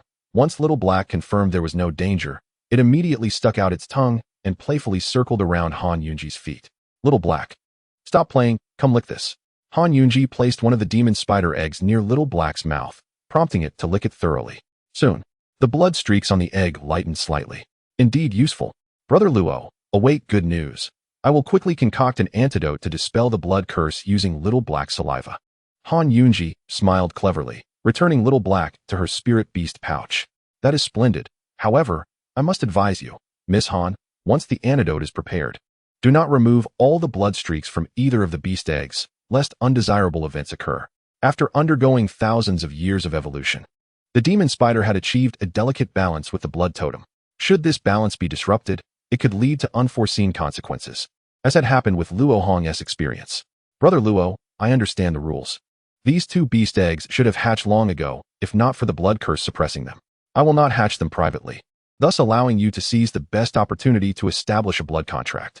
Han Yunji, unaware of her misunderstanding, imitated Luo Hong and affixed the spirit water talisman to her shoulder. Your understanding is acceptable, Miss Han. Once the task is accomplished, I shall reward you handsomely. Luo Hong found it unnecessary to explain the actual reason, so he simply acquiesced to her interpretation. He then turned to the attentive Han Li, who had been listening intently. Brother Han, what are your thoughts?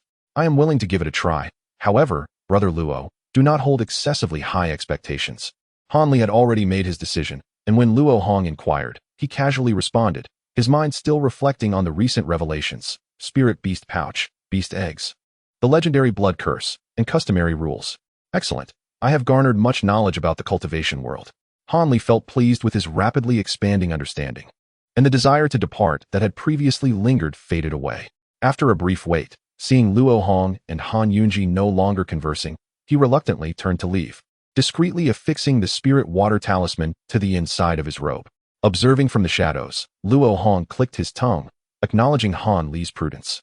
The old demon knew that the best way to conceal a talisman from ambush was to keep it hidden, unlike the naive Han Yunji, who simply adhered it to her shoulder. It is important to note that Luo Hong possessed both a visible and hidden talisman.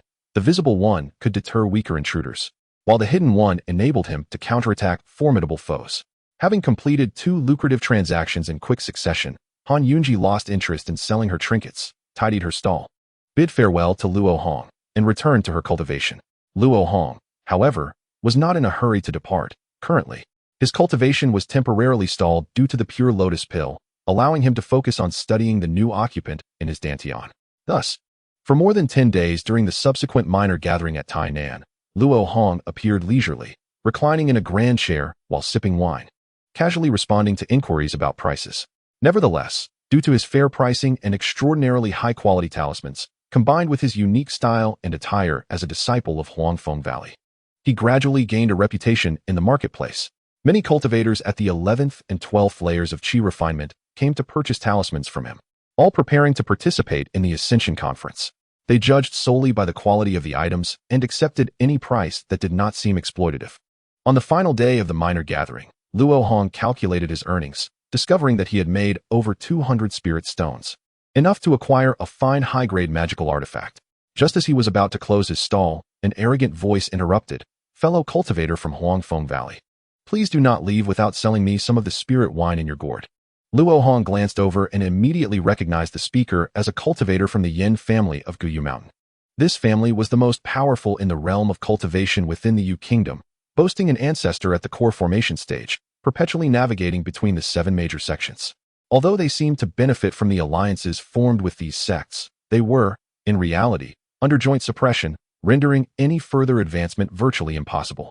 However, many low-tier cultivators under their banner failed to perceive this, often lacking the confidence of the disciples from the 7 major sects, while simultaneously adopting a superior attitude, leading to a poor reputation among rogue cultivators and frequent conflicts with lower-tier disciples from the 7 sections. "I possess an abundance of talismans, but as for spirit wine, I have barely enough for myself. It is not for sale." "Are you jesting? The Yulong wine is something one can openly sell? Even cultivators at the core formation stage would seek it out."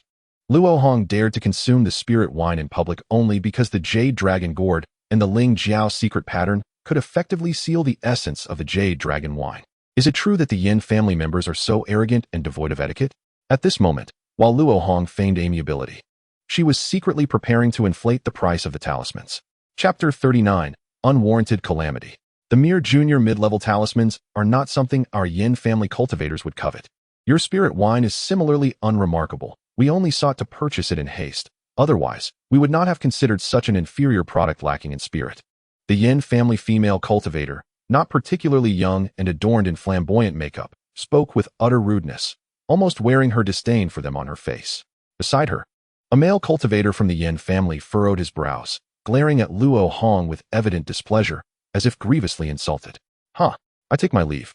A fleeting glint of murderous intent flickered in Luo Hong's eyes, and she was unwilling to exchange another word with the pair, turning to depart.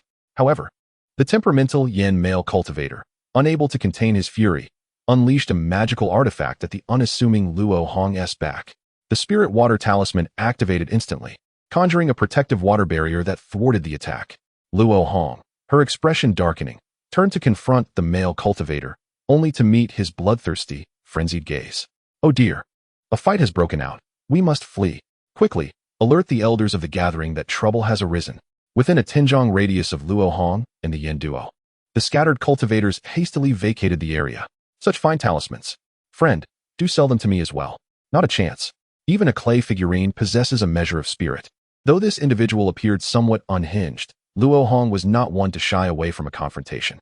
"Friend, you possess remarkable courage. Brace yourself for another strike of my thunder hammer." The Yin male cultivator, easily provoked, unleashed a surge of power, causing his magical artifact to crackle with electricity, preparing to unleash a devastating blow. With his cultivation at the 11th level of qi refinement and commanding a formidable artifact, Luo Hong did not dare to underestimate him. She promptly activated the concealed diamond talisman. The golden spiritual light fused seamlessly with the water barrier, amplifying its defensive capabilities manifold. Subsequently, regardless of the impending thunder hammer, she swiftly cast forth a barrage of water bullets. Boom! The thunder hammer struck the golden water barrier, producing a resonant thud reminiscent of a hammer striking a drum. The golden water barrier rippled, dispersing the force of the impact across its surface, allowing the thunder hammer to sink only a few inches before neutralizing the strike. Meanwhile, Luo Hong's relentless water bullets were successfully deflected by the Yin male cultivator, erupting into swirling clouds of spiritual water mist around him. "Friend, your spells are rather feeble. Mock while you can, soon you shall be silenced." Luo Hong discreetly slipped a junior mid-level ice wind talisman between her fingers, preparing to activate it when she sensed multiple auras of Foundation establishment cultivators approaching. The 3 of them simultaneously looked skyward, witnessing a trio of Foundation establishment cultivators, a purple-robed, a white-robed, and a yellow-robed, approaching in unison. "Yin Kuang, Yin Xiao, with the Ascension conference imminent, do you still have the leisure for such antics?" The one in purple, a cultivator from the Yin family, promptly labeled Yin Kuang's ambush as foolishness, clearly intent on shielding him. Yin Xiao, how fares your mastery of the foundational sword control technique at the blade refinery? Do you require guidance from the master uncle? The white-robed cultivator was a foundation establishment practitioner from the blade refinery, implying that Yin Xiao had already been designated as the prospective victor of their sect in the upcoming Ascension conference. As the three engaged in conflict, two had already found support, leaving no doubt that if Luo Hong did not take action soon, she would face repercussions. The young female cultivator from Huangfeng Valley appeared far younger than Yin Xiao, her expression distant, seemingly preoccupied with thoughts elsewhere, indifferent to whether Luo Hong, a Qi refinement disciple, would face punishment. Junior Master, I am Luo Hong. How fares the seclusion of Master Lu? You are the esteemed Qi refinement disciple favored by senior brother Lu? Your reputation has certainly soared within the sect. This is our first meeting. Your concealment technique is quite impressive. Even I could not detect your spiritual presence. Zhong Wenyang, a renowned prodigy in Huangfeng Valley, successfully established her foundation at the tender age of 16, and now, at 24. She was the seventh disciple under Li Huayuan. Such titles pale in comparison to those of Junior Master and Master Lu. Luo Hong cupped her hands in greeting, secretly bemused. He had indeed heard whispers of being dubbed the wealthiest Qi refinement disciple in Huangfeng Valley. But he had not anticipated such rumors reaching the ears of foundation establishment cultivators. This could not bode well. So you are a disciple of senior brother Lu Jing. Truly, one must not judge by appearances. Let us consider this a mere misunderstanding, and there is no need for further inquiry. Indeed, for the sake of senior brother Lu, Yin, must relent. Let this matter rest. The foundation establishment cultivators from the blade refinery and the Yin family, secure in their mid-foundation establishment prowess, regarded Zhong Wenyang with disdain, referring to Lu Jing incessantly. Had it been any other cultivators from Huangfeng Valley, they would have already been incensed. Yet Zhong Wenyang appeared rather elated. Luo Hong was aware of Zhong Wenyang's deep infatuation with Lu Jing, but she had not realized it had reached such a foolish extent, and she seemed but a step away from falling into inner demons.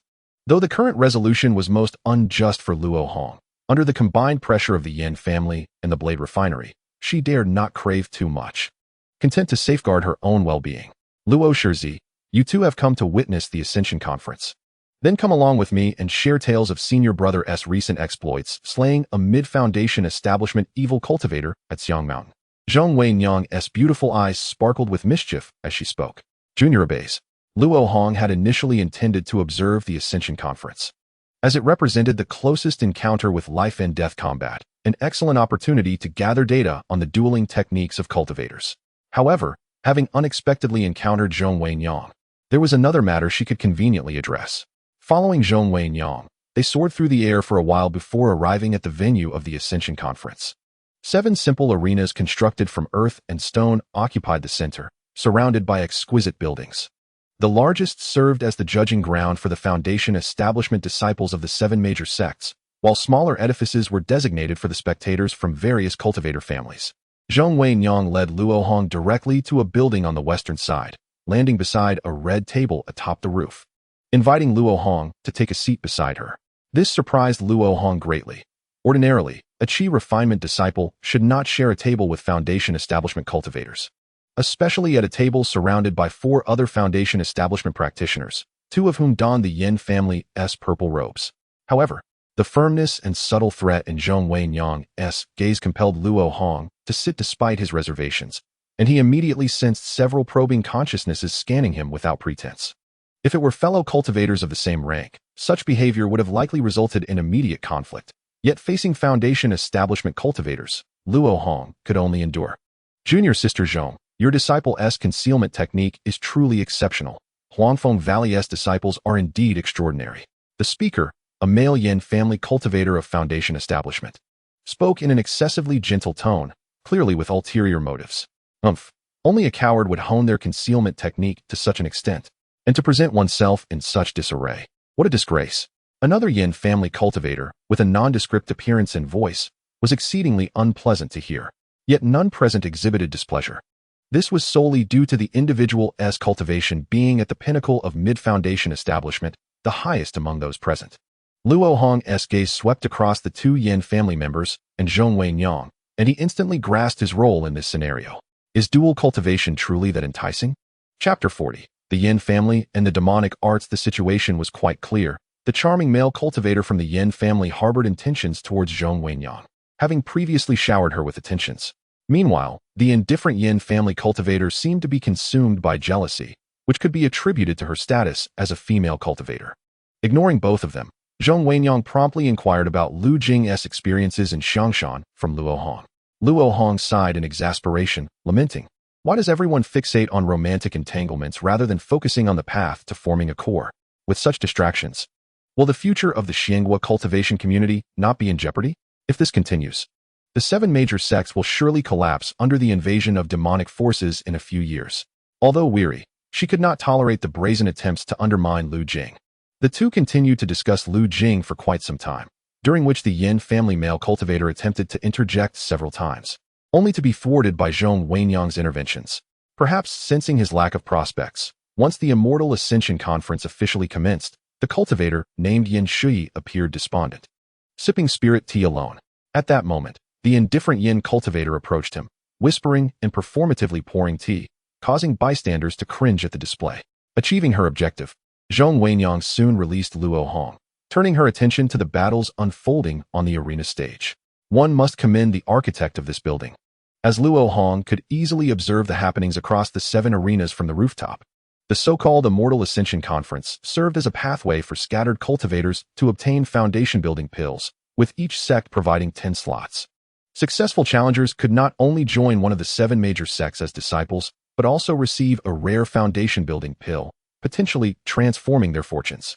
Such an opportunity was undoubtedly worth risking one's life for most cultivators. However, due to the lack of oversight, casualties during each Immortal Ascension Conference were often severe. Originally intended to alleviate the grievances of scattered cultivators regarding the monopolization of foundation-building pills by the 7 major sects, the event had long since strayed from its original purpose. After observing over 10 matches, Luo Hong noted that the majority of participants hailed from cultivating families, with victors predominantly among them. Soon, she spotted Han Yunji competing on the arena at Spirit Beast Mountain. The defender, upon seeing his opponent was merely a girl at the 8th level of Qi refinement, mocked her before the match commenced. Yet shortly after the battle began, as Han Yunji managed to ensnare the defender's magical artifact, Xiao He dashed forth like a bolt of black lightning, tearing through the thin protective barrier and seizing the defender's throat.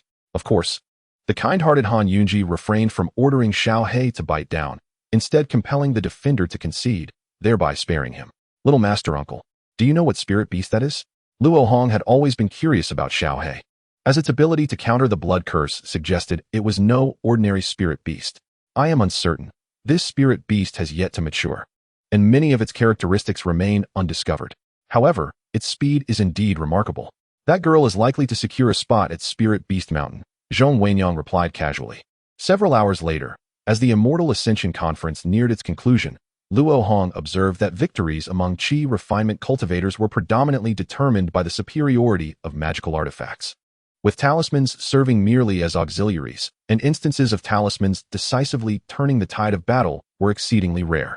As for spells, their usage was even less frequent, primarily due to the conspicuous casting times for mid to advanced spells, which easily exposed vulnerabilities in artifact duels, while low-level spells lacked sufficient power, making it more pragmatic to conserve spiritual energy for artifacts. Finding the repetitive nature of the matches uninteresting, Luo Hong decided to fixate on Han Yunji, whose exquisite coordination with Xiao He was genuinely captivating. "Luo Shizizi, do you know that female cultivator?" Zhong Wenyang suddenly inquired, her eyes crescent-shaped with delight, as if uncovering a secret. "It was merely a fleeting encounter. I am simply intrigued by her spirit beast," Luo Hong replied candidly, finding it hard to ignore Xiao He's impressive performance. Though Han Yunji's subsequent opponents attempted to defend themselves, they were no match for Xiao He's speed. The defensive magical artifacts could not keep up, and the protective barrier proved ineffective, leading to a series of defeats for her adversaries. "Oh, just a fleeting encounter?" Zhong Wenyang noted the talismans adorning Luo Hong and Han Yunji. Her skepticism mingled with a hint of envy. "In the future, I too wish to share such a bond with Senior Brother San." As time passed, cultivators gradually earned their spots, escorted to the surrounding buildings. The 7 major sects dispatched foundation-building disciples to supervise the conference, with Huangfeng Valley represented by a late-stage foundation-building vice-sect leader, the sole one truly managing affairs. Zhong Wenyang and the other foundation-building disciples were merely there to socialize with disciples from other sects, enjoying the benefits without the burden of labor. Amidst this disparity, Zhong Wenyang and her companions, being disciples of core-forming elders, were naturally exempt from arduous tasks. Just then, a purple light shot from the building of the Blade Transformation Workshop, landing on the rooftop where Luo Hong stood. The newcomer was none other than Yin Xiao, the heavily made-up woman with whom Luo Hong had a grudge. Upon her arrival, she immediately positioned herself behind Yin Xioming, sweetly addressing him as Auntie. Excellent. Finally, you have not disgraced the Yin family. Sit down and enjoy a cup of tea. Yin Xioming affectionately ruffled Yin Zhao's hair, pushing his teacup toward her. Thank you, Auntie. With the foundation-building pill, Brother Kuang and I will surely break through together. Proving ourselves worthy of your favor, Yin Xiao remarked, casting a provocative glance at Luo Hong, as though to suggest that she would make Luo Hong regret it once she achieved foundation building. Luo Hong initially intended to ignore her, but soon realized that Han Yunji's final opponent was none other than Yin Kuang. A sense of foreboding washed over her, given Han Yunji's temperament. She was likely to be at a disadvantage against Yin Kuang. Thus, she discreetly transmitted her concerns to Zhong Wenyang. Little Master Uncle, why are the members of the Yin family so peculiar, as if they practice demonic arts? It is not merely an impression, they indeed cultivate demonic techniques. The Yin Kuang below practices the Fury technique, while the one opposite, Yin Xiao, cultivates the cold Yin formula. As for that indifferent Yin Xioming, he is truly formidable, having mastered the exceedingly sinister Yin-Yang reversal technique, and has reached a stage where he must engage in dual cultivation to advance. Zhong Wenyang grinned, adding, it is rumored that the pampered Yin Shuyi is designated as his dual cultivation partner. Merely contemplating this makes one blush. Blush? Spare me the jest. You seem rather intrigued. Luo Hong remarked. Do not worry about that delicate girl. Yin Kuang is no match for her spirit beast. Zhong Wenyang waved her hand, assessing the situation with the discerning eye of a foundation-building cultivator. Let us hope so, Luo Hong replied, feeling far from reassured. The life-and-death struggle of dueling was not merely a contest of strength. She hoped fervently that Xiao He would remain unharmed. Noticing Luo Hong's lingering concern for the arena, Zhong Wenyang felt a twinge of yearning. How I wish that one day, Senior Brotherson would look at me with such concern. Chapter 41. The destruction of Yin Kuang. As both sides knew that victory in the final match would secure them a spot, the battle commenced with fervor, with previously reserved talismans being unleashed like stones cast into the fray. Han Yunji, already possessing some resources, spared no expense in her preparations for the Immortal Ascension Conference, fully embracing the ensuing chaos. Following the explosion of 100 spirit stones, the true battle began. The pair of thunder hammers wielded by Yin Kuang is a formidable advanced magical artifact. As he approached Han Yunji within a distance of 10 zhang, he suddenly struck them together, unleashing a bolt of lightning. However, Han Yunji had her own secret weapon. She produced a yellow silk handkerchief, deftly blocking the lightning strike without leaving a single scorch mark. Observers with even a modicum of knowledge instantly recognized the handkerchief as a top-tier artifact. Yet, it seemed that Han Yunji possessed only a mid-level black sword for offense, giving Yin Kuang a glimmer of hope. Xiao He lingered at the fringes of the battlefield, occasionally feigning an attack. Though swift, its frail form meant that it was not a guaranteed opportunity, and Han Yunji would not allow it to launch a real attack. The emergence of the top-tier artifact caused a shift in Yin Kuang's demeanor. He promptly recalled his thunder hammers, gripping one in each hand and letting out a ferocious roar. His skin rapidly flushed red, and his stature swelled, transforming him into a veritable giant. The cultivation technique he practiced, the Fury manifestation, possessed a body-refining effect, rendering him a fearsome sight, akin to a demon from Buddhist lore, capable of instilling fear in even the most timid of cultivators. Han Yunji pressed her lips together, revealing none of her usual softness or shyness, her eyes radiating unwavering determination. Yin Kuang charged forward, evidently intent on exploiting the defensive flaws of the yellow handkerchief in close combat. However, Han Yunji was not about to oblige him. She unleashed a wind control talisman, engaging in a game of cat and mouse with Yin Kuang. Even when occasionally pursued, she managed to escape perilously with the assistance of Xiao He. After some time of entanglement, blood began to seep from Yin Kuang's orifices, indicating that his technique was backfiring, and he was nearing his limits. Just as Han Yunji exhaled a sigh of relief, Yin Kuang, in a desperate gamble, hurled one of his thunder hammers with immense force. Barely evading it, the hammer struck the arena, sending up a cloud of dust. Still on high alert, Han Yunji narrowly avoided disaster, but another thunder hammer swiftly followed, which she deftly blocked with her waiting yellow handkerchief. Yet, Yin Kuang's assault was far from over. His true lethal strike, concealed within the dust, shot forth close to the ground, a minuscule yet potent poison needle. At this moment, Yin Kuang believed that the only salvation for Han Yunji lay with her spirit beast. However, Xiaohei did not rush to her aid. Instead, it circled behind him, launching a sudden attack. Han Yunji made no defensive moves, directing her black sword towards Yin Kuang while coordinating with Xiaohei for a pincer attack.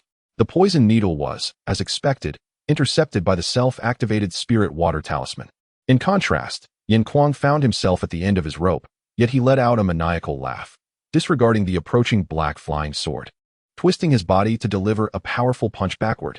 It turned out he had seen through Han Yunji's benevolence. The black sword did not strike at his vital points, intending instead to inflict severe injury upon her spirit beast.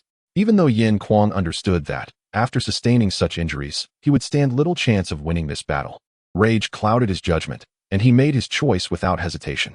Han Yunji's eyes widened in shock, powerless to prevent the impending tragedy. No. On the nearby building, Luo Hong was frantic, unable to reach in time to help. Just when everything seemed irreversible, a red ribbon flew in, wrapping around Xiaohei. Yin Kuang's punch landed on the ribbon without leaving a trace, instead rebounding him forcefully, narrowly avoiding the descending black flying sword.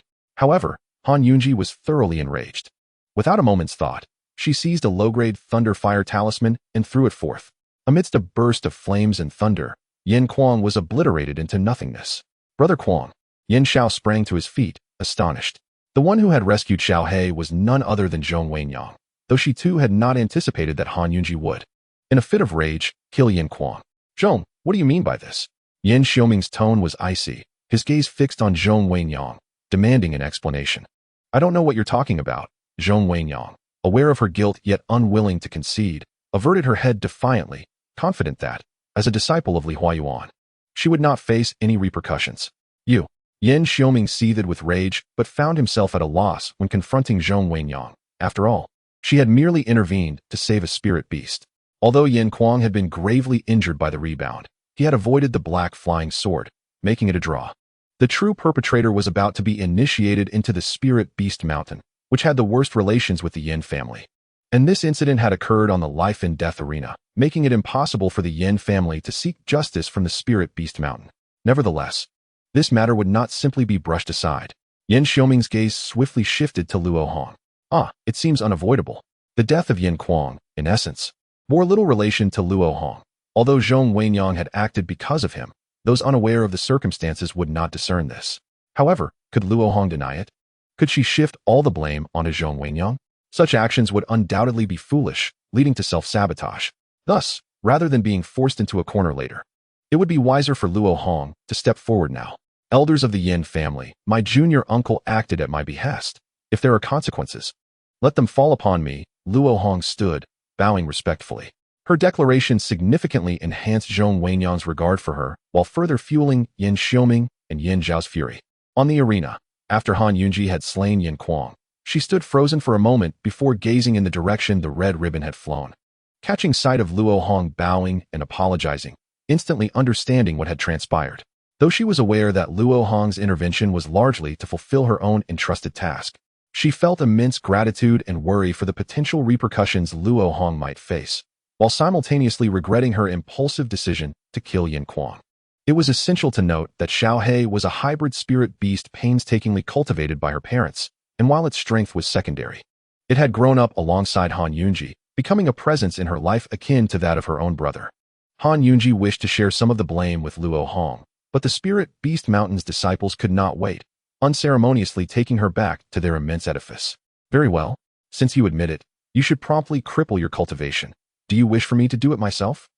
Yin Xiaoming summoned his demonic energy to its utmost, causing Luo Hong to feel as if her breath had been turned upside down, the power evident. Chapter 42. The castrated version of Jade Dragon Wine. It is impossible for me to cripple my cultivation. Instead, allow me to offer 3 cups of wine to appease your anger, senior. Luo Hong's mind focused, producing a white jade cup and a small wine jug sealed with a spirit talisman from her storage bag. You little rascal. Do you think you can amuse me with this? Do you truly believe I would hesitate to kill you? Yin Xiaoming erupted in fury, For mere spirit wine could not placate him. It was clear that Luo Hong was mocking him. After you drink, you will naturally spare my life. Luo Hong swiftly tore the spirit talisman, releasing a rich aura that drew the attention of all present. What she produced was not authentic jade dragon wine, but rather the product of her experiments prior to crafting it. Each sip containing the equivalent of 60 medicinal properties of spiritual energy. This small jug held only 10 sips. Yet the spiritual energy contained within equated to a gathering chi pill. Of course, while the gathering chi pill was superior for enhancing cultivation, the rapid release of spiritual energy from the spirit wine made it far more challenging to absorb than the pill. No cultivator in the foundational stage can disregard the chi gathering pill. Ultimately, Yin Kuang is merely a member of the chi refinement stage. And if he could exchange his life for a few jars of spirit wine equivalent to the chi gathering pill, Yin Xiaoming would undoubtedly not hesitate. Regardless of the stage of cultivation, the most valued aspect is always one's own cultivation level. Luo Hong, having seen through this, confidently asserted his ability to quell Yin Xiaoming's wrath. Senior, please enjoy this first cup. Luo Hong filled the white jade wine cup and respectfully offered it to Yin Xiaoming, fully embodying an attitude of contrition. Aunt, look, Yin Xiaoming is really reaching out to take it, Yin Xiao exclaimed, unable to contain herself, despite her confusion with Yin Kuang. Don't worry, Aunt, I will only drink a couple of cups at most today, and I shall surely cripple this brat as cultivation. Although Yin Xiaoming spoke fiercely, his actions of drinking were swift and decisive. As the liquid flowed down his throat, a refreshing coolness spread through his internal organs. Once the wine settled in his stomach, a fierce warmth accompanied by an explosion of spiritual energy enveloped his entire being, the sensation truly exquisite. What surprised Yin Xiaoming even more was that amidst this alternating warmth and coolness, he discovered a hint of the mystery of yin-yang transformation. This would greatly benefit his cultivation. Senior, this second cup. No more nonsense. Pour it quickly. Yin Xiaoming urged Luo Hong, his eyes burning with urgency as he sought to grasp that fleeting secret of yin and yang. Soon, the second cup was downed, and Yin Xiaoming felt he was but a step away from success, completely forgetting his earlier words as he slammed the empty cup before Luo Hong. Aunt, I cannot drink this third cup. If Yin Xiaoming drank it, it would signify his acceptance of Luo Hong's proposal, and the death of Yin Kuang would be completely overlooked, which made Yin Xiao anxious. Get lost. Kid, pour the wine quickly. Yin Xiaoming flung his sleeve, brushing aside his once-beloved niece as if she were refused. Meanwhile, Luo Hong, while pouring the wine, was astonished by Yin Xiaoming's frenzied behavior. Logically, this modified version of the Jade Dragon wine would certainly attract the attention of foundational stage cultivators. Yet it was inexplicably reaching a level of fervor that was hard to comprehend. Although unclear of the reason, this did not prevent Luo Hong from raising his demands. Initially, he intended to exchange 2 or 3 jars of spirit wine for Yin Kuang's life, but now it seemed that even 1 jar would suffice, and he might gain additional benefits.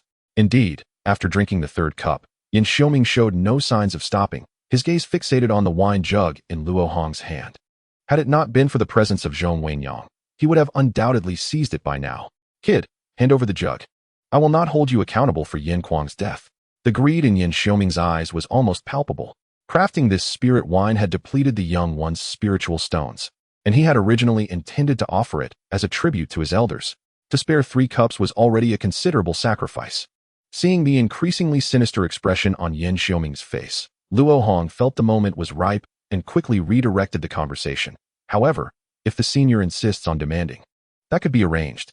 I have heard that the Yin family excels in artifact refinement.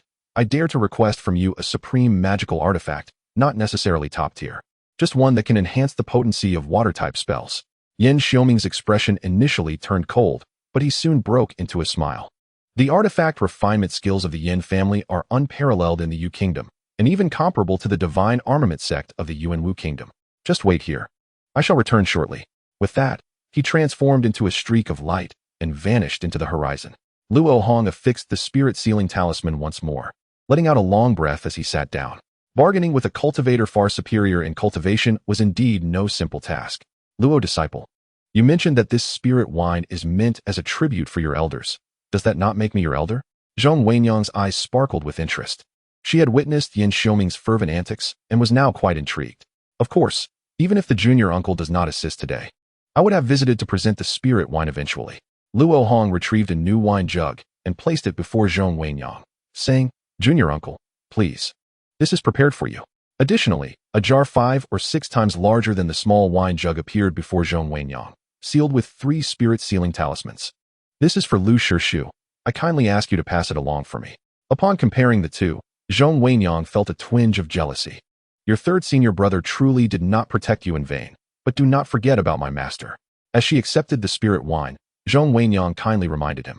That is natural. However, my ancestor's portion will require some time, and I will need to trouble junior uncle to arrange a meeting with the ancestor then.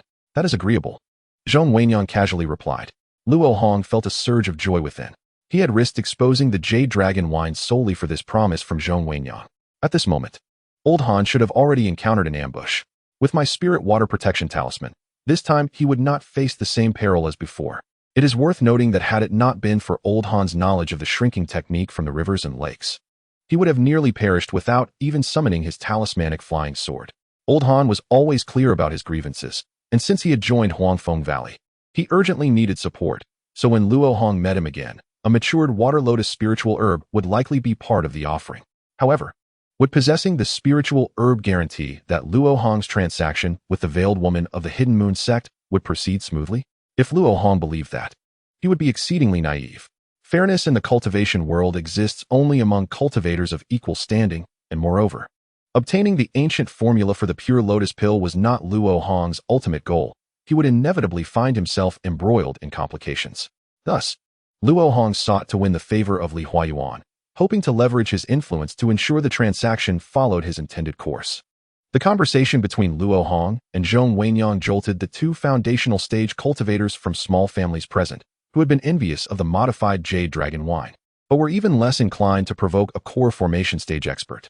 They all had families and businesses in the Yu Kingdom, and would not take risks unless there were extraordinary benefits involved. Meanwhile, Yin Shi had only briefly glanced at the wine jug at the beginning and had since been quietly sipping tea, seemingly resigned to the notion of cultivating with Yin Xiuming. Chapter 43. Junior brother Han. Not long after Zihong departed, she returned swiftly. As Yin Xiuming landed, he tossed a green orb to Luo Hong. This orb, known as the Bai Shui Zhu, contained the essence of a first-tier top-grade demon beast, the Bai Shui crocodile. Any who wield this orb to cast water spells would imbue their magic with a hint of the weighty power of the purest water, significantly amplifying its might. Here is the Bai Shui Zhu. Now quickly hand over the wine jug. With their desires fulfilled, both parties were satisfied, and Yin Xiuming let out a sharp laugh, eagerly retreating to enter seclusion for cultivation. Yin Shui, with a wry smile, stood up, bid farewell to everyone, and followed suit. Yin Xiao, however, had long lost her spirit and was headed towards the Blade Forge. Receiving the Bai Shui Zhu was a pleasant surprise for Luo Hong, who was intrigued by Yin Xiuming's mention of the purest water, but clearly, now was not the time to investigate the orb. He had to suppress his curiosity. Following the incident with the match involving Han Yunji, the Ascension conference proceeded without any unexpected events.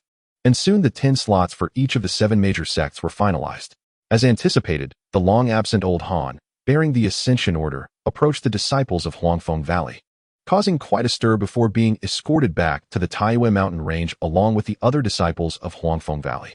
Naturally, Luo Hong seized the opportunity to return to Huangfeng Valley. Reporting to the sect master, disciple Han Li, considering my inferior aptitude, voluntarily relinquishes the Qi gathering pill. This should be how it is stated. Luo Hong stood in a secluded corner outside the council hall of Huangfeng Valley, watching Han Laoma, who was trying to conceal his unwillingness, depart with the elderly Yi. Throughout the matter concerning the forced purchase of a foundation establishment pill, Luo Hong had refrained from intervening. Although, due to his relationship with Lu Jing, it would not have been difficult to intimidate an ordinary foundation establishment cultivator without the backing of a Golden Core elder. Doing so would have made him appear overly eager. After all, at present, it was Han Laoma who owed Luo Hong a debt. It was unreasonable for the creditor to hasten to assist the debtor.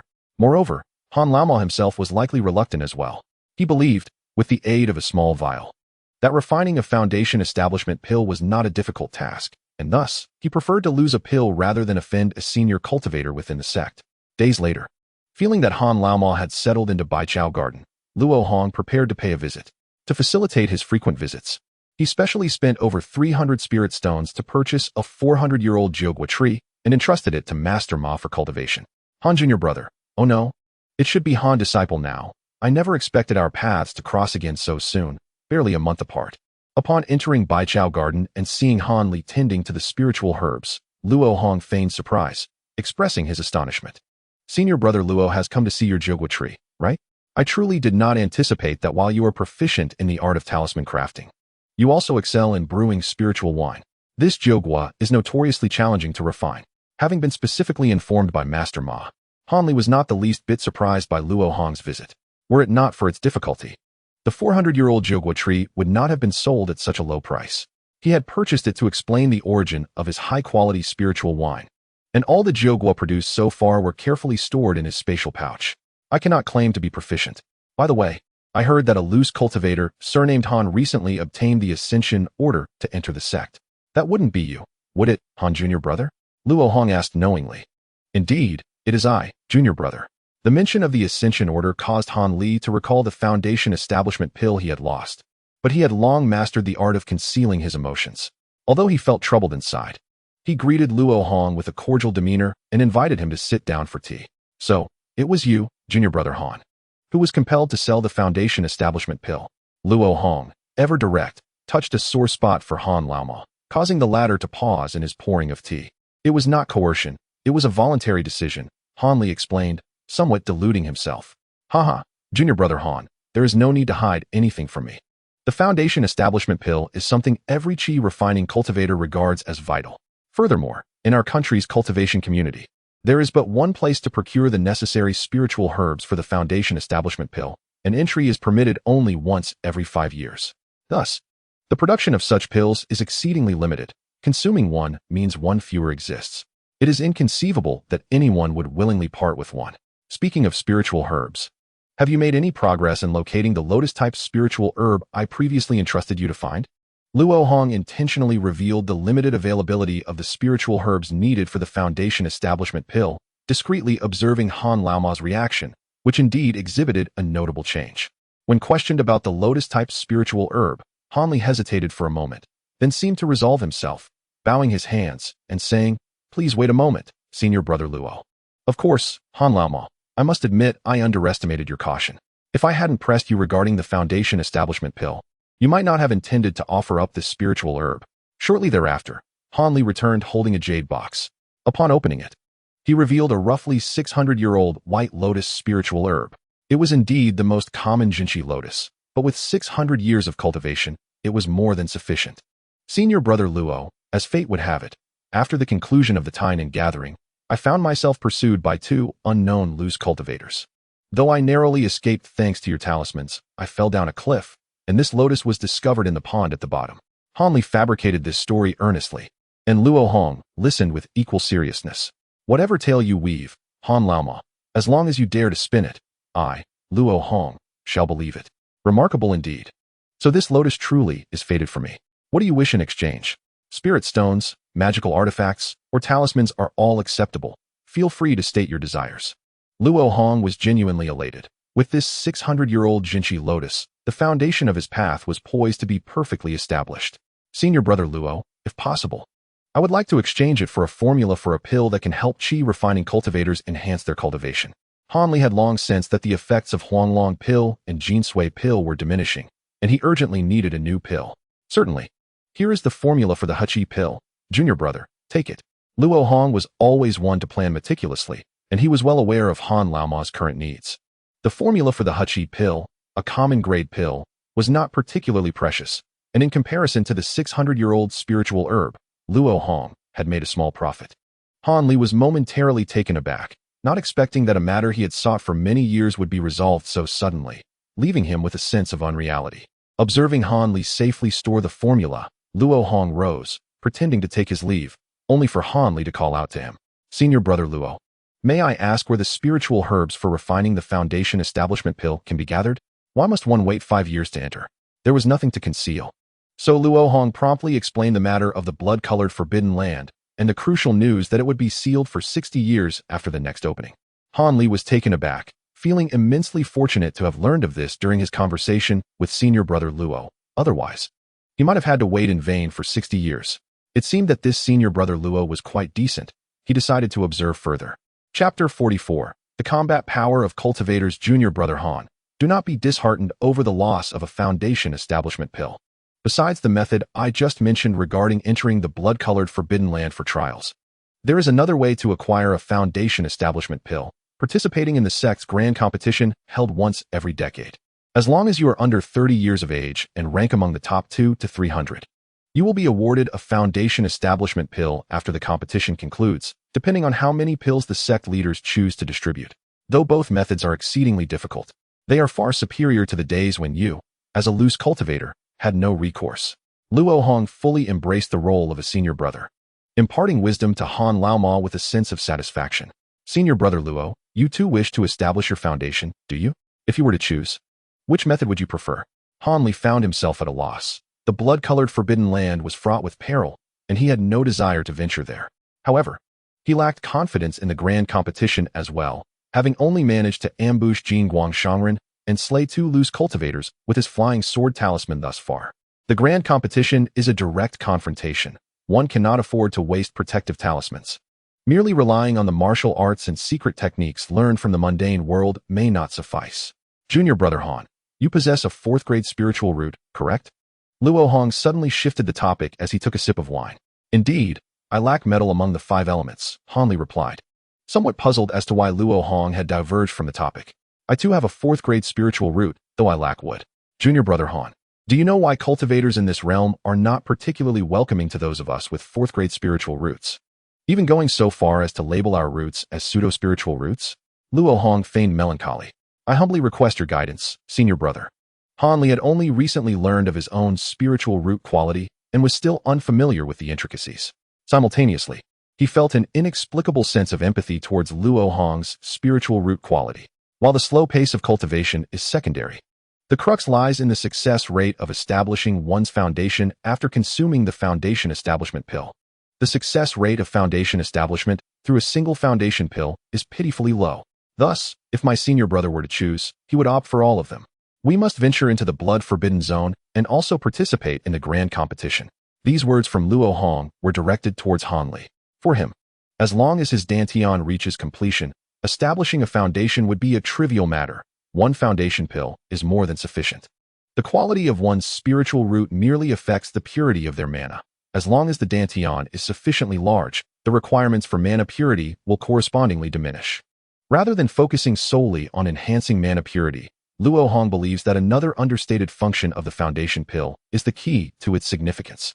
Cleansing one's marrow? It is certainly not as simple as that. Junior brother Han, there are still over 2 years until the next blood-forbidden zone opens. We should not solely immerse ourselves in arduous cultivation. Preparations must commence now. Arduous cultivation? Han Li cast a sidelong glance at the jade dragon gourd in Luo Hong's hand and silently mused that every time he saw Luo Hong, he was indulging in wine and merriment, showing no signs of hardship. When does the grand competition commence?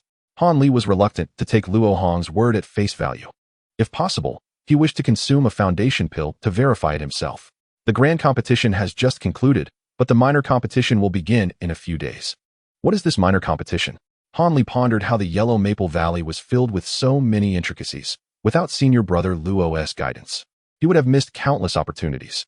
The minor competition occurs annually, aimed at allowing Qi refining stage disciples to gain a clear understanding of their own strength, preventing excessive participation in the grand competition, which would delay proceedings. I have already registered for this minor competition. I've heard that the reward for the first place is 3 bottles of Huanglong pills. Hiss, 3 bottles of Huanglong pills. Han Li gasped in surprise. Luo Hong's lips twitched slightly. The acting of the old demon Han was indeed superb. The Huanglong pills in your storage bag must have piled up like a mountain. Indeed, the reward is enticing. Junior brother Han, would you like to register as well? With your limited cultivation, it may be embarrassing to perform on stage, but I will certainly be there to cheer you on. Han Li's primary objective was to gain experience in combat against cultivators. Cheering was merely secondary. Upon exiting the herb garden, Luo Hong sighed in relief, reflecting on how fortunate he was to have encountered the old demon Han when he was still an unblemished novice, easily persuading him to fulfill all his objectives. While flying back to Fenghua Garden, Luo Hong murmured to himself, summarizing the gains from this trip by showcasing exceptional magical prowess in the minor competition. I can replace the original character Wu Feng as the magical tutor for the old demon Han. At that point, it will be the old demon Han seeking me out daily, rather than me having to chase after him. The goal of establishing connections has thus been achieved. Moreover, After acquiring the formula for the Hachi pill, the old demon Han will undoubtedly exert his utmost effort in refining it. Even with the assistance of the celestial vessel, he will require a significant amount of spiritual stones to rent the fire chamber. Consequently, selling some inconspicuous Huanglong pills and Jinsui pills in batches will become a matter of course. I merely need to launch an offensive with spiritual stones to bridge the gap in the medicinal resources needed for cultivating to the peak of qi refining. Due to my unique cultivation method, the issue of drug resistance is still far from me. Why do cultivators develop drug resistance? The fundamental reason lies in the fact that ordinary cultivators only convert about 30% of the medicinal efficacy into mana, while the majority of the remaining 70% is absorbed by their flesh and blood. Over time, the flesh filled with the same type of medicinal efficacy will naturally become increasingly resistant to that type of pill. However, under the influence of the spirit pressure method, the medicinal efficacy is entirely contained within the meridians, with the flesh absorbing only the minimal amounts released during consumption. Thus, for Luo Hong to develop drug resistance, he would theoretically need to consume 10 to 20 times more Huanglong pills than the old demon Han. Having dealt with Han Li, Luo Hong redirected his focus back to himself. In pursuit of the foundation pill and the subsequent cultivation, a journey to the blood-forbidden zone is imperative for Luo Hong. And he must also assist Li Huayuan in winning the wager, so that he may propose that unreasonable request to Li Huayuan after establishing his foundation. Therefore, enhancing combat strength has become an urgent priority. The combat strength of cultivators is divided into various components, commonly including magical artifacts, talismans, spells, spiritual beasts, and secret techniques. Undoubtedly, the most significant factor affecting combat strength is magical artifacts. Possessing a top-tier magical artifact can instantly elevate a qi refining stage cultivator's combat prowess. However, specializing in magical artifacts comes with apparent drawbacks, the first being the substantial consumption of spiritual stones, which Luo Hong can overlook, and the second being the ease of becoming a target. The restraining relationships between magical artifacts are secondary, primarily. Truly formidable opponents will possess one or two means specifically aimed at countering magical artifacts, as controlling or damaging an adversary's magical artifact can virtually guarantee victory in combat.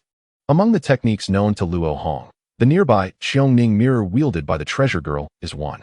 While more distant examples include the sinister techniques of demonic cultivators who wield corrupt magical artifacts. The blood mist used by the heir of the ghost spirit sect, Wang Chan, left a particularly strong impression on Luo Hong. The confrontation with demonic cultivators looms on the horizon. Thus, Luo Hong requires alternative means aside from magical artifacts. Chapter 45. The Jade Symbol Visualization Method. Crafting symbols is Luo Hong's forte. Yet the number of silver runes involved in advanced elementary spells is too numerous and profound for him to comprehend in the short term. Among the remaining spells, spiritual beasts, and secret techniques, the spiritual beast aspect includes the larvae of the Dan spider, which equally cannot elevate Luo Hong's combat strength in the short term.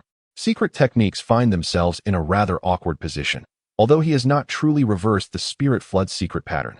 Luo Hong is acutely aware of the high energy density of that object within his dantian, which has shown little growth even after nearly a month of nurturing. Unless faced with a genuine life and death crisis, Luo Hong would be exceedingly reluctant to employ it. It is impractical to rely on one's trump card in every battle. What Luo Hong needs are means to enhance his regular combat strength. Thus, spells have become the final option. In the realm of spell cultivation, due to the merging of his soul from his previous life and the insights gained during moments of enlightenment, Luo Hong's spiritual consciousness is twice as strong as that of an average qi refining stage cultivator. This grants him a significant advantage when utilizing spells that require high levels of mana manipulation, allowing him to master the minor intermediate level spiritual technique, light rain cloud technique, within a year. Conversely, due to Luo Hong's grand dantian plan, he has deliberately controlled the purity of his mana, resulting in his spell power being nearly 50% lower than that of cultivators with second-tier spiritual roots of the same level. Fortunately, there are numerous external forces that can assist in enhancing spell power. First, the spiritual energy attributes of the surrounding environment. When casting water-based spells, the higher the concentration of water element spiritual energy in the vicinity, the greater the spell's power, typically increasing it by 30 to 50%. Second, the interactions of the five elements. Water is the foundation of Luo Hong's cultivation, hence metal serves as the best complement. Water sinks, yet does not congeal. But once metal is introduced, a cohesive entity forms, amplifying the power of metal and water in tandem. Third, special physiques. This represents the most significant external influence on spell power enhancement. Even though Li Huayuan possesses a 3-sun physique and is at the same qi refining 10th layer as Luo Hong, the power of the fireball he conjures is approximately twice that of Luo Hong's. Moreover, as cultivation progresses, this disparity will continue to expand. The distinction lies in the fact that Luo Hong manifests ordinary spiritual fire, while Li Huayuan conjures the more potent 3-sun fire. The factors of physique are the least likely to change, yet they also mean that they are the most eliminative. The first and second points can be consciously utilized by anyone with a modicum of combat experience or guidance from their elders. Therefore, to truly distinguish himself from other cultivators, the key lies in those enviable magical physiques. Despite being carbon-based life forms composed of flesh and blood, why are some fortunate individuals so extraordinarily unique? This was something Luo Hong could not explain until a few days ago when he obtained the water pearl. Among the premier magical artifacts, the auxiliary by Shui Zhu ranks at the very bottom due to its sole function of amplifying spell power. Initially, Luo Hong believed that the spirit of the Bai Shui crocodile contained within the orb would enhance his spells after he cast them. However, he was gravely mistaken. Upon invoking the Bai Shui Zhu, the spirit of the Bai Shui crocodile manifested directly within his Huayuan palace. This was not a possession. The refined spirit exhibited no consciousness and simply lay beside Luo Hong's soul light, under his complete command. At first, Luo Hong felt he had been rather ignorant, and after a brief moment of astonishment, he dismissed it and cast a water bullet spell to test the degree of amplification. To his surprise, as his mana coursed through his meridians, 3 previously unseen incomplete silver runes emerged, causing the water bullet he conjured to transform. The essence of the Huayuan heavy water became clear to him. Feeling the weight of the water bullet, now exceeding its previous weight by more than double, Luo Hong fell into contemplation. Huayuan heavy water is a rare spiritual substance, primarily used in the crafting of water-based magical treasures by cultivators in the Jedon stage, valued similarly to water essence. The former is characterized by its great weight, being 10 times heavier than an equivalent volume of iron, while the latter is notable for its profound spirituality, enhancing the mana capacity of magical artifacts. Though both increase power, their emphases differ. After this experimentation, the utility of the Bai Shui Zhu became evident. It augmented the weight of the spiritual water Luo Hong conjured, consequently enhancing the spell's power by approximately 50%, particularly effective for defensive spells. However, these considerations paled in comparison to the pressing question that now occupied Luo Hong's mind. Why did incomplete silver runes materialize temporarily within his meridians? The only external factor was the spirit of the Bai Shui crocodile, and the answer surely lay therein. With unprecedented focus, Luo Hong embarked on a comprehensive investigation and soon discovered the 3 incomplete silver runes within the Bai Shui crocodile spirit. Their form was strikingly familiar, akin to the initial silver runes embedded in his soul.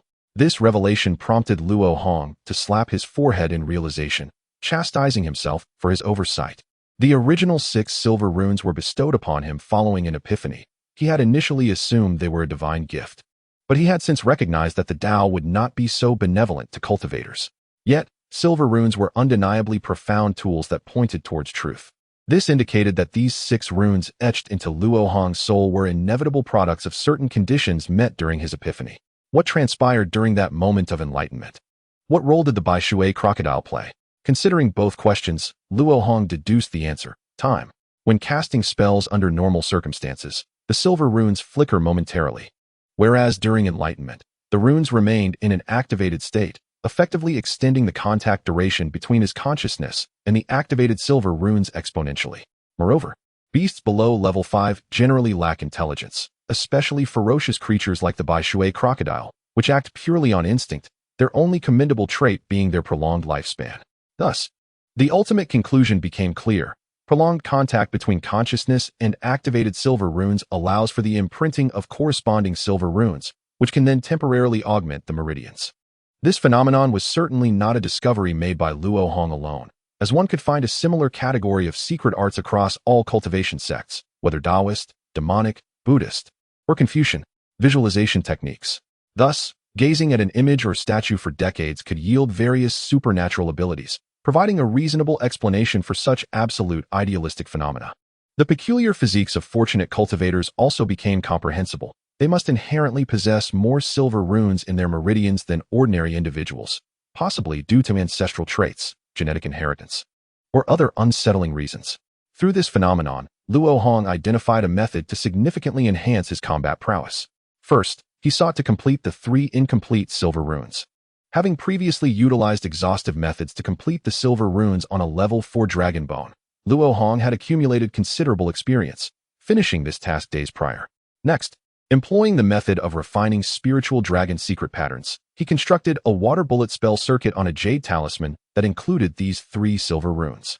Naturally, he chose the lowest power materials for this endeavor, as his sole requirement was to maintain the activation state of the silver runes. Finally, by disregarding the slowly forming water sphere on the jade talisman, he could continuously connect with the 3 silver runes through his consciousness. This marked the inception of Luo Hong's jade talisman visualization technique. Compared to other cultivators who employed classical visualization methods, this advancement was akin to leaping from passive evolution to active evolution. Passive biological evolution requires thousands of years, while active evolution can be achieved with a single injection of a genetic enhancer, taking only a few days to manifest. Consequently, Luo Hong completed the imprinting of these 3 silver runes into his soul 2 days before the small competition commenced. Immersed in his success, he disregarded his prior agreement with the old demon Han and, following the same method, created a jade talisman inscribed with the spiritual dragon secret pattern. However, as the first dragon bone silver rune was etched into Luo Hong's soul, his Huayuan palace trembled violently, and he subsequently coughed up a significant amount of blood, fainting in the process. Chapter 46. Luo Hong teaches you efficient shield stacking. Uncertain of how much time had elapsed, Luo Hong slowly regained consciousness amidst a cacophony of varying calls. The persistent throbbing in his head made him gasp in discomfort. After consuming a healing elixir and resting momentarily, he felt somewhat better. This time, he had truly acted recklessly. Had it not been for the extraordinary strength of his soul, he might have suffered severe consequences. How greedy I have been. I still have not fully grasped the true essence of the essential text of survival. I must refrain from using myself as a test subject in the future. Perhaps I should capture an evil cultivator to experiment on? Would that be too cruel? Nonetheless, this experience demonstrated that there is indeed a limit to the soul's capacity to bear silver runes. Luo Hong had not anticipated that a silver rune from a level 4 dragon bone would impose such a significant burden on his soul, far exceeding his predictions. After admonishing himself, Luo Hong exited the spirit gathering array and summoned Elder Zhuo to clarify the time. Today marked the commencement of the small competition, and he had no choice but to face it head-on. "Young master, are you truly all right?" Elder Zhuo inquired, concern etched on his face. Due to the subpar flavor of the spirit wine produced by Luo Hong during his first year, he remained oblivious to the criticism he received after offering it to Li Huayuan, resulting in a harsh reprimand. In frustration, he had summoned a master brewer from the mortal realm to assist him in crafting spirit wine. This master brewer was none other than Elder Zhuo, who had since become deeply engrossed in his work within the fragrant garden, viewing Luo Hong as a benefactor in his life. "All is well. It was merely a minor mishap in my cultivation," Luo Hong reassured, waving his hand and summoning his azure sword to depart. Elder Zhuo silently grumbled to himself. It seems the young master experiences such mishaps far too frequently. The annual small competition at Huangfeng Valley is held atop a flat-topped mountain within the new disciples' residence. For a simple reason, those who are genuinely confident in their chances of victory in the grand competition seldom participate in the small competition, to avoid revealing their strengths and weaknesses. Thus, the small competition primarily consists of sparring among new disciples, unless someone wishes to use the opportunity for a private duel. Upon arriving at the flat-topped mountain via sword flight, Luo Hong found figures already bustling on the 10 stages, shrouded in protective formations. Fortunately, his designated token number was towards the end, sparing him the embarrassment of disqualification due to tardiness. A multitude of onlookers gathered, and Luo Hong quickly scanned the area. Soon locating the old demon Han, who was intently watching the matches, he landed directly beside him, intending to greet him when he noticed a sudden change in Han's expression. The old demon stepped back, hand resting on his storage pouch. "What is going on? Is there a demon beast behind me?" Luo Hong was taken aback. "Brother Luo, why does your spirit seem so unstable?" Han Li fixed his anxious gaze on Luo Hong's every move, particularly lingering on the spirit water talisman resting on his shoulder. "If Brother Luo were to make a move against me, I must immediately summon my talisman. No other means of attack could breach the defense of the spirit water talisman instantaneously." Han Li's tension was not unfounded. Luo Hong's unstable demeanor bore a striking resemblance to that of someone who had been possessed, a phenomenon Han Li regarded with great trepidation. Junior brother Han, need not worry.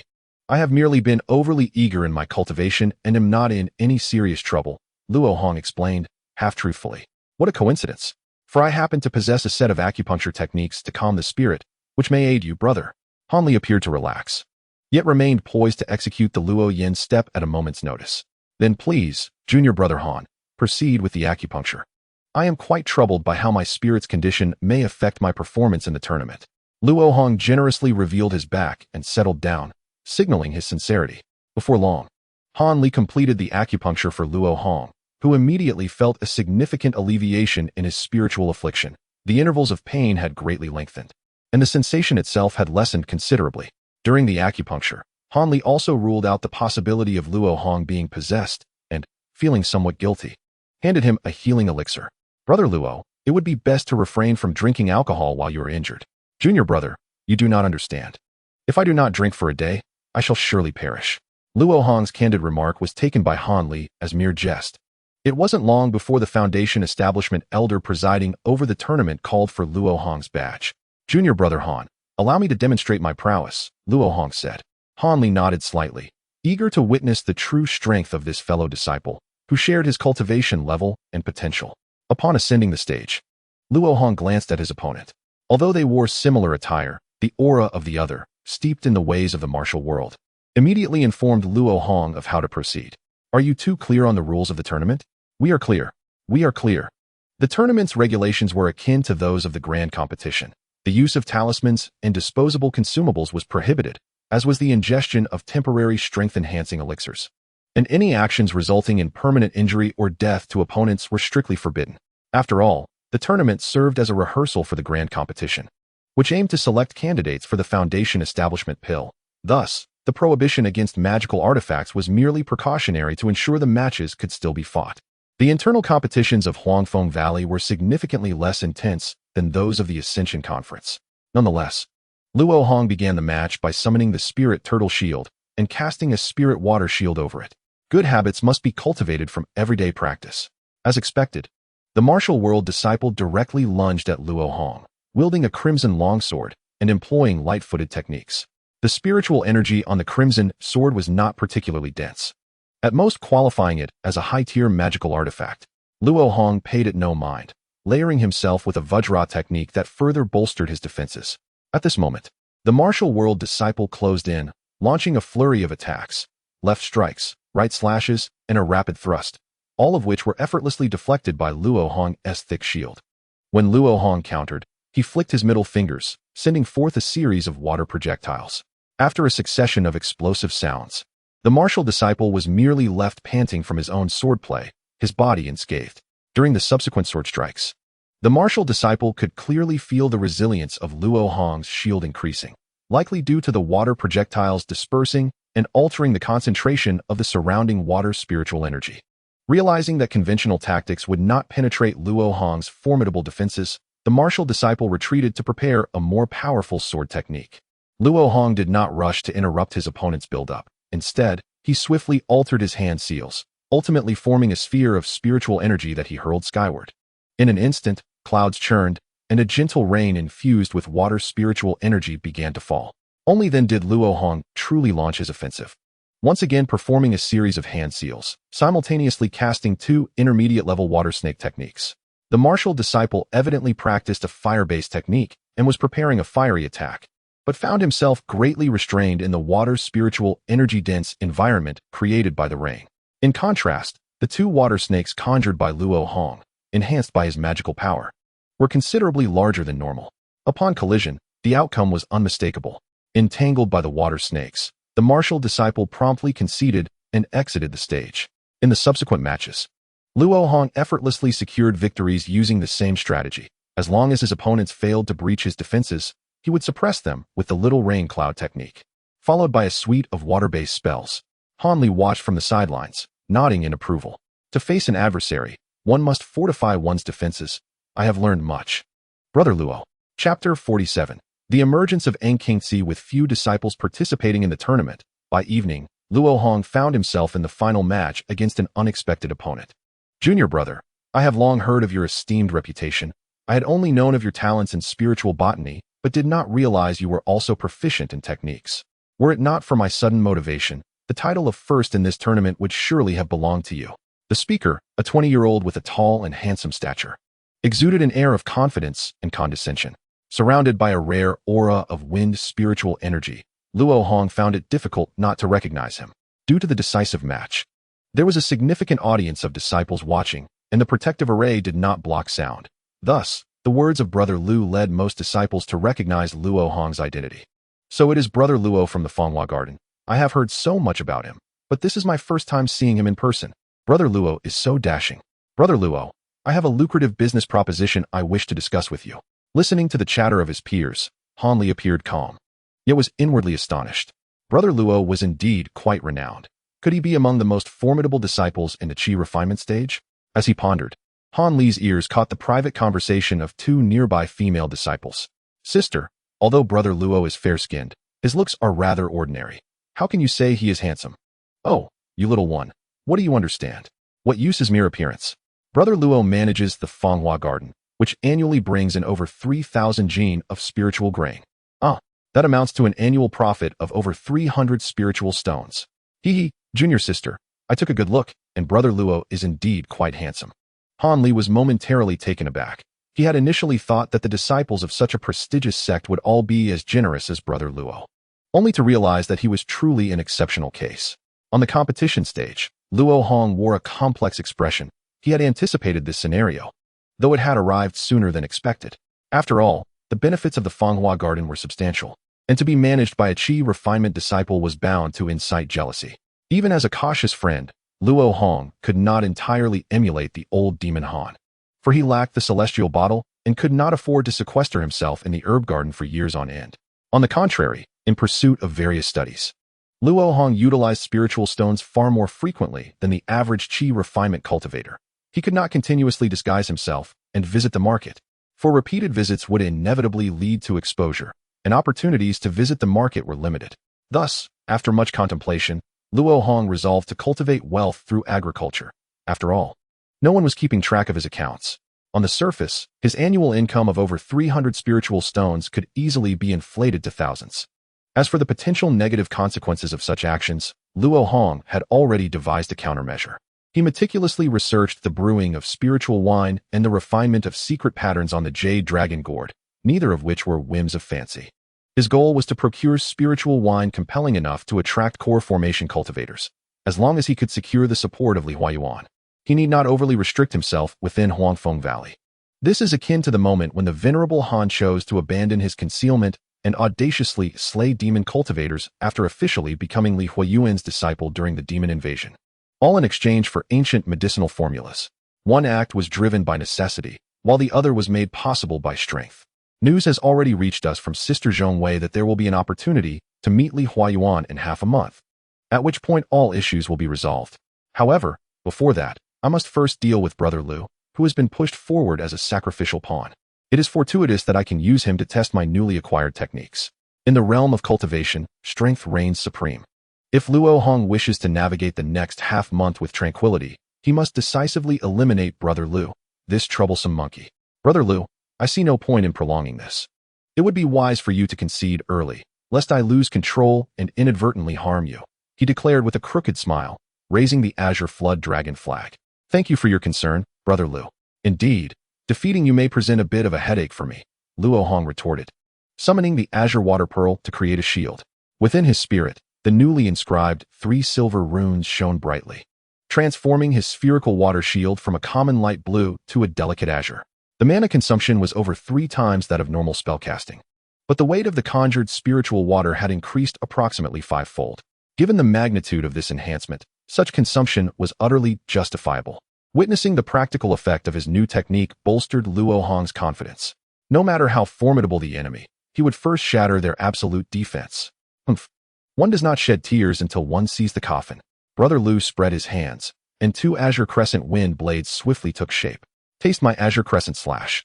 The 2 azure arcs of wind surged toward Luo Hong from either side, but he merely cast a Vajra technique without a glance.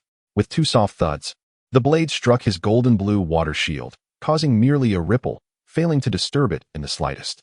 Brother Lu's spell seems somewhat lacking, Luo Hong mused, eager to test the shield's defensive capabilities without rushing to counterattack. Relying solely on a top-tier magical artifact, let me show you the might of my Azure Flood Dragon flag. Brother Lu's mana surged vigorously into the flag, unleashing more than a dozen azure wind blades that howled through the air, reaching Luo Hong in an instant. However, this attack was merely a quantitative increase. The power of each wind blade had not significantly escalated.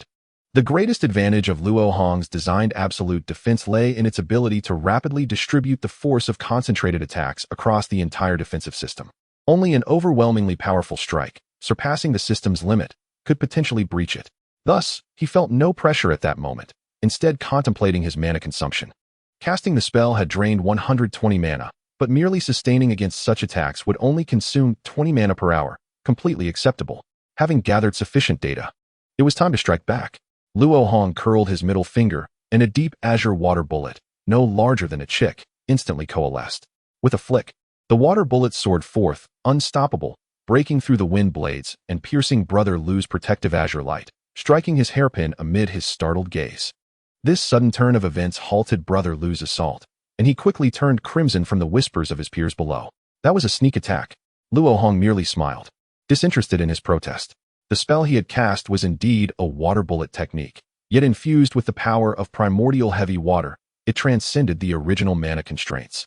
And coupled with an increase in base power, it reached the level of a low-grade intermediate spell. It was not only highly penetrating, but also allowed Luo Hong to unleash it as swiftly as a low-grade spell. This attack method, which he named Dark Azure Child, marked the most significant gain from his training in the Jade Talisman visualization technique. Chapter 48. Directly aiming for the pure lotus pill. Brother Luo, it seems you came prepared. So I cannot hold back. Azure Flood Dragon, arise. Brother Lu staked everything, channeling 30% of his mana into the Azure Flood Dragon flag. The flag shone brilliantly, and in an instant transformed into a 10-zhang-long azure dragon, fearsome as it bared its fangs and claws. According to the rules of the competition, Brother Lu had already lost earlier, yet the foundational elder acting as judge pretended not to see, confirming Luo Hong's previous concerns were not unfounded. In truth, Luo Hong could have unleashed the Dark Azure Child to defeat Brother Lu while he was gathering power, but considering the weak psychological impact of such a move, he allowed him to unleash his ultimate technique. However, Luo Hong was not inclined to take it head-on. The transformation ability of the Azure Flood Dragon flag stemmed from the spirit essence of the Azure Flood Dragon sealed within. Though his Azure Water Pearl was of lesser quality, it served a similar purpose. Immediately, Luo Hong merged the Azure Water Pearl with his surrounding water shield. Mana surged wildly, and in an instant, a 3-zhang-long golden-blue crocodile took shape. Go! The giant crocodile whipped its tail and lunged at the descending giant dragon. To everyone's astonishment, the dragon, far larger than the crocodile, was sent scattering into a sky full of azure light upon collision. The crocodile's momentum did not wane, and it sent the stunned Brother Lu tumbling off the stage. Brother Lu.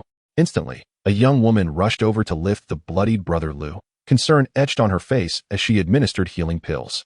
Young man, did you strike a bit too hard in this friendly competition?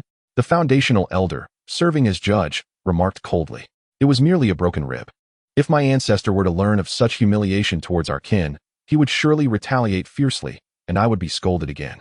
Huh. I hereby declare Luo Hong the victor of this competition. Thank you, elder. Luo Hong accepted 3 bottles of Huanglong pills and swiftly returned to Fanghua Garden on his sword to avoid being entangled by his peers. After a brief rest, as anticipated, Hanli came to seek guidance on the path of spells. Luo Hong, of course, shared his years of spell cultivation experience without reservations, particularly emphasizing the mana-concealing technique recommended by the Venerable Han. Thus, every few days, Hanli would visit for advice, and soon half a month passed. I humbly request the sisters to inform Elder Xianxia that Luo Hong from Huangfeng Valley wishes to meet her disciple, Uruashi. Luo Hong respectfully bowed to a disciple of the Xianyu sect before speaking gently. Elder Yu is a foundational elder. What business does a cheer-refining disciple have with her? Are you seeking to amuse us, sisters? This young disciple, fair-skinned yet not particularly handsome, was met with teasing remarks from the gatekeeping female disciples. Cough, cough. Sisters, I genuinely have urgent matters to discuss with Elder Yu. Simply mentioning the phrase ancient medicinal formula will suffice for her to grant me an audience, I assure you. There is no exaggeration. Luo Hong stepped back, tightening his robe, and reiterated his request. Very well, I will inform her. Please wait here. Seeing Luo Hong's earnest expression, the gatekeeping disciples dared not delay further and promptly sent someone to Elder Yuruashi's cave. While waiting, Luo Hong couldn't help but recall the scene of his meeting with Li Huayuan. Coincidentally, when he visited, Elder Lei was conversing and drinking with Li Huayuan, partaking in the modified version of the Jade Dragon wine. This wine had only been shared with Yan Xiaoming and Zhong Wei, the latter having consumed her portion long ago, and there was no way she would offer Lu Jing's share to Li Huayuan. Thus, the only possibility was that Elder Lei received Yan Xiaoming's share. Given the circumstances of the day, it was utterly inconceivable for Yan Xiaoming to sell this wine. With this thought, Luo Hong felt a chill in her heart. It seemed that Yan Xiaoming was in grave danger, and the perpetrator was likely Yan Xiaoyi. If that were the case, then Yan Xiaoyi had shown remarkable restraint, for Luo Hong had not sensed even a hint of malice from him that day, and had rather perceived him as someone who had resigned to his fate. After silently adding Yan Xiaoyi to her list of wary individuals, Luo Hong presented a jar of a flawed version of the Jade Dragon wine, which surpassed the castrated version by a factor of 2. This immediately astonished Li Huayuan and Master Lei, who only reluctantly accepted upon learning that Luo Hong had brewed it using a 400-year-old wine fruit. After all, this jar of flawed Jade Dragon wine contained spiritual energy equivalent to that of a medicinal pill with a potency of 6,000, 10 times that of a gathering pill. Even a core formation cultivator would experience some enhancement in their cultivation after consuming it. Li Huayuan refrained from asking Luo Hong if she had any more foolish questions, for he was well aware of the basics. The quantity of spiritual wine brewed depended on the amount of spiritual grains, and the type of spiritual medicine dictated the kind of spiritual wine produced. According to his understanding, Luo Hong must have expended a significant portion of her earnings from Fanghua Garden to concoct this jar of spiritual wine. In a fit of joy, Li Huayuan not only bestowed upon Luo Hong a talisman infused with his consciousness, but also formally accepted her as a named disciple on the spot. Subsequently, unable to bear her stagnation in cultivation, Luo Hong soared through the air on her sword to the entrance of the Yanyu sect. This junior brother, Master Yu, has agreed to meet you. You are fortunate indeed.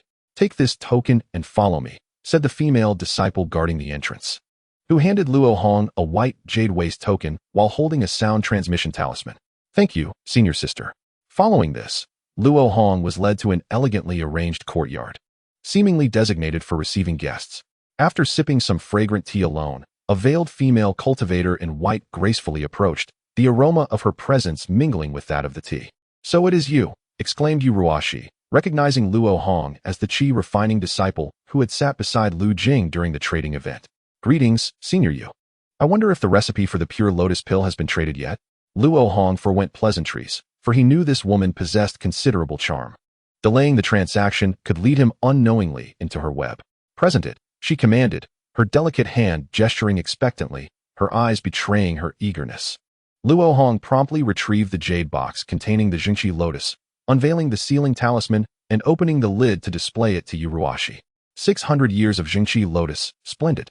Hand it over. Yuruashi's hand shot out, but Luo Hong, having anticipated this, deftly dodged her grasp. What is the meaning of this, young one? Are you afraid I will not honor my promise? Yuruashi retorted, a hint of annoyance in her voice. That is not my intention, senior. I merely have some reservations regarding the terms of our transaction. I do not wish for that ancient recipe. I seek instead to exchange for 5 finished pure lotus pills, Luo Hong asserted. What good was the recipe to him? Would he then attempt to deceive the old demon Han into providing a Xianxia lotus over 500 years old? Given Han's cautious nature, that would be an endeavor more challenging than ascending a stage. Hence Luo Hong directly demanded the pure lotus pills. Yuruashi was momentarily taken aback, then glanced at Luo Hong's exposed chest, a soft laugh escaping her lips. You, a man, have taken to practicing the ice-skin jade bone technique. Aren't you ashamed? Luo Hong felt a pang of frustration. She was not as aloof as he had imagined. Enough with the banter. He interrupted. What cultivation method I practice is of no concern to you, senior. Shall we return to the matter at hand? Do you agree to my terms? Luo Hong had anticipated that his practice of the ice-skin jade bone technique would not escape Yuruashi's notice, but he had misjudged her character. He wished to avoid entanglement over this issue. Thus he asked with a tone that was somewhat brusque. Of course not. Yuruashi waved her hand, and nearly 20 jade boxes appeared on the nearby table. These are the various herbs and spiritual materials required to concoct the pure lotus pills. Collecting them has taken me an entire cycle of years. You, young man, Provide but a single xianxia lotus and expect to claim half of the resulting pills? I shall never agree to that. You make a valid point, senior. Such a transaction indeed places you at a disadvantage, yet I must insist, Luo Hong replied resolutely. Otherwise, you may find yourself forever estranged from this xianxia lotus. He returned the box containing the xianxia lotus to his storage bag, his gaze unwavering. Humph. You truly are lacking in appreciation. At most, I shall grant you one pure lotus pill. Yu Ruashi turned her back, feigning indifference. 5. Not a single one less. Luo Hong stood firm. Do you think this is your Huangfeng Valley? Who do you believe you are speaking to? Yu Ruashi abruptly spun around, unleashing her formidable aura, characteristic of a late-stage foundation cultivator, pressing down upon Luo Hong. As expected, when negotiations faltered, she resorted to coercion, a common tactic employed by higher-tier cultivators against those of lower tier. In truth, Yu Ruashi was relatively benevolent, at least taking a step back. Had Luo Hong engaged her in a bit of haggling, he might have raised his request to 3 pure lotus pills. More often, the outcome would simply be a swift and decisive end. Unfortunately, the 5 pure lotus pills were his bottom line. Anything less would jeopardize his ability to break through to the 6th layer of the ice skin jade bone technique. Struggling under the pressure, Luo Hong pressed his finger against the talisman affixed to his left shoulder, channeling a thread of spiritual power to activate it. Instantly, a chillingly powerful consciousness descended, the profound aura of a core formation cultivator enveloping the entire courtyard. How is it possible that you possess a consciousness talisman of a core formation cultivator? Yu Ruashi exclaimed, immediately retracting her aura, astonished. Once activated, the consciousness talisman ensured that anything occurring within its vicinity would be known to its master afterward. Even destroying the talisman would be futile, as it was tantamount to sending a message back in advance. Though I lack talent, I have been taken as a named disciple by my master, Li Huayuan, just the other day, to conduct this transaction with you.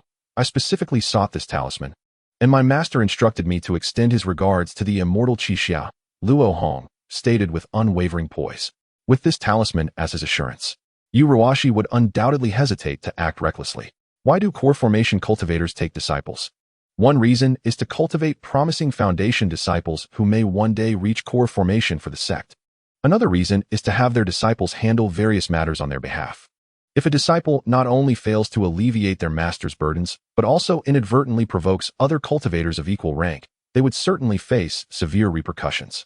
The pure lotus pill would only be beneficial when cultivating the 6th layer of the ice skin jade bone technique, and with Yu Ruashi's current cultivation level, she would likely require only 2 to break through to that layer.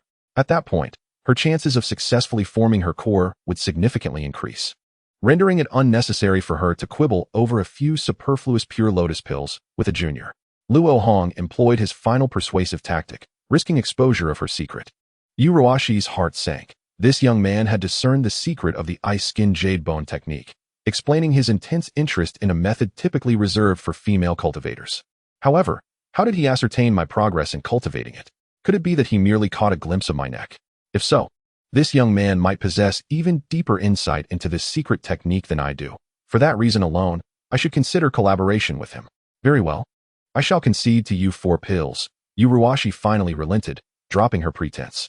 Having stated her final offer, she raised her hand to silence any objections from Luo Hong and continued, allow me to finish. In the alchemy chamber, a spiritual liquid is produced, known as Qin Lan fragrance liquid. When refining the pure lotus elixir, the efficacy can be significantly enhanced by bathing in this spiritual liquid, making 4 elixirs equivalent to the original 5. How did you come to know this? Luo Hong, aware that the other party was unlikely to deceive him, still felt the need to confirm, for he had but one chance. Do you think my ancient elixir formula came from nowhere? The alchemist's ancestor once successfully refined a batch of pure lotus elixirs. And what I just mentioned is indeed based on the successful experiences of those who came before. In truth, you need not worry, for you must accompany me on a journey. When the time comes, you can inquire with the alchemist yourself, and once confirmed, you may present the spiritual medicine. With this concession, Yu Ruashi felt the matter was settled and began to collect the array of jade boxes on the table, waiting for Luo Hong's agreement. From what the elder implies, the alchemist is not a member of the Hidden Moon sect. Seemingly preparing for a long journey, Luo Hong hesitated. She is an old friend of mine, the matriarch of a cultivation family residing in Misty Mountain, Yu Ruashi casually explained. So it is Misty Mountain. Though I have heard of it, my knowledge is superficial. Might the elder enlighten me on its peculiarities or legends? Zhao Yushu, who sold Luo Hong the 5 elements fruit, resides in Misty Mountain, prompting Luo Hong to research some texts about it, though his understanding was limited to geography. The mountain is not far from the Hidden Moon sect, requiring over 10 days of sword flight, still within the borders of the Yu Kingdom. Compared to Xiang Mountain, Misty Mountain is relatively modest, notable only for its 6 peaks. The main peak towers 1,000 zhang high. Were it not for the pervasive miasma and the thin spiritual energy, it would surely have been claimed by a cultivation sect. The 5 surrounding peaks are only 100 zhang tall, each hosting small spiritual veins, which is why each peak harbors a cultivation family. And it is likely that the alchemist's matriarch belongs to one of them. Indeed, there are some legends. I have heard that in ancient times, Misty Mountain served as a sealing ground for great demons. It is said that a powerful sealing formation enveloped the entire mountain, where ancient cultivators imprisoned those formidable demons to prevent them from wreaking havoc on the world. However, that is merely a legend, and few truly believe it, as the spiritual energy in Misty Mountain is exceedingly sparse. Yuruashi's lips, hidden beneath her veil, curved slightly, seemingly amused by the exaggeration of Misty Mountain's legends. The elder speaks true. I have a small, ungracious request. Luo Hong, somewhat awkward, bowed and said, "You little rascal, just spit it out." Yuruashi, growing impatient, urged, "Can I not go?" Luo Hong replied earnestly. Chapter 50, The 5 Families of Misty Mountain. "No way." Yuruashi, taken aback, immediately retorted angrily, "Why not? Though I am new to your esteemed sect, it is indeed the foremost sect in the Yu Kingdom. Not only does the scenery resemble a celestial realm, but the female disciples are also all graceful and beautiful. I find it quite delightful and wish to linger a bit longer. I hope the elder can accommodate me." Luo Hong feigned the demeanor of a roguish youth to evoke Yuruashi's disdain, thereby discouraging any thoughts of traveling together. An ancient sealing ground for demons, though merely a legend. It is truly unnecessary to wander about. A chi refinement stage cultivator is far too fragile. Prudence is advisable. Nonsense. The female disciple who came to report earlier clearly said you are a dullard oblivious to romantic matters, yet now you are putting on an act. What is your true intention? The more Yuruashi pondered, the angrier she became, but constrained by the mental symbol, she could only endure. I mean no offense. I merely wish to trouble the elder to bring back my share. The spiritual medicine can be handed over now. I am certain the elder would not go back on her word before my master. Luo Hong readily produced the jade box containing the righteous chi lotus. This act instantly extinguished Yuruashi's fury, for she held in her hands a treasured item she had long coveted.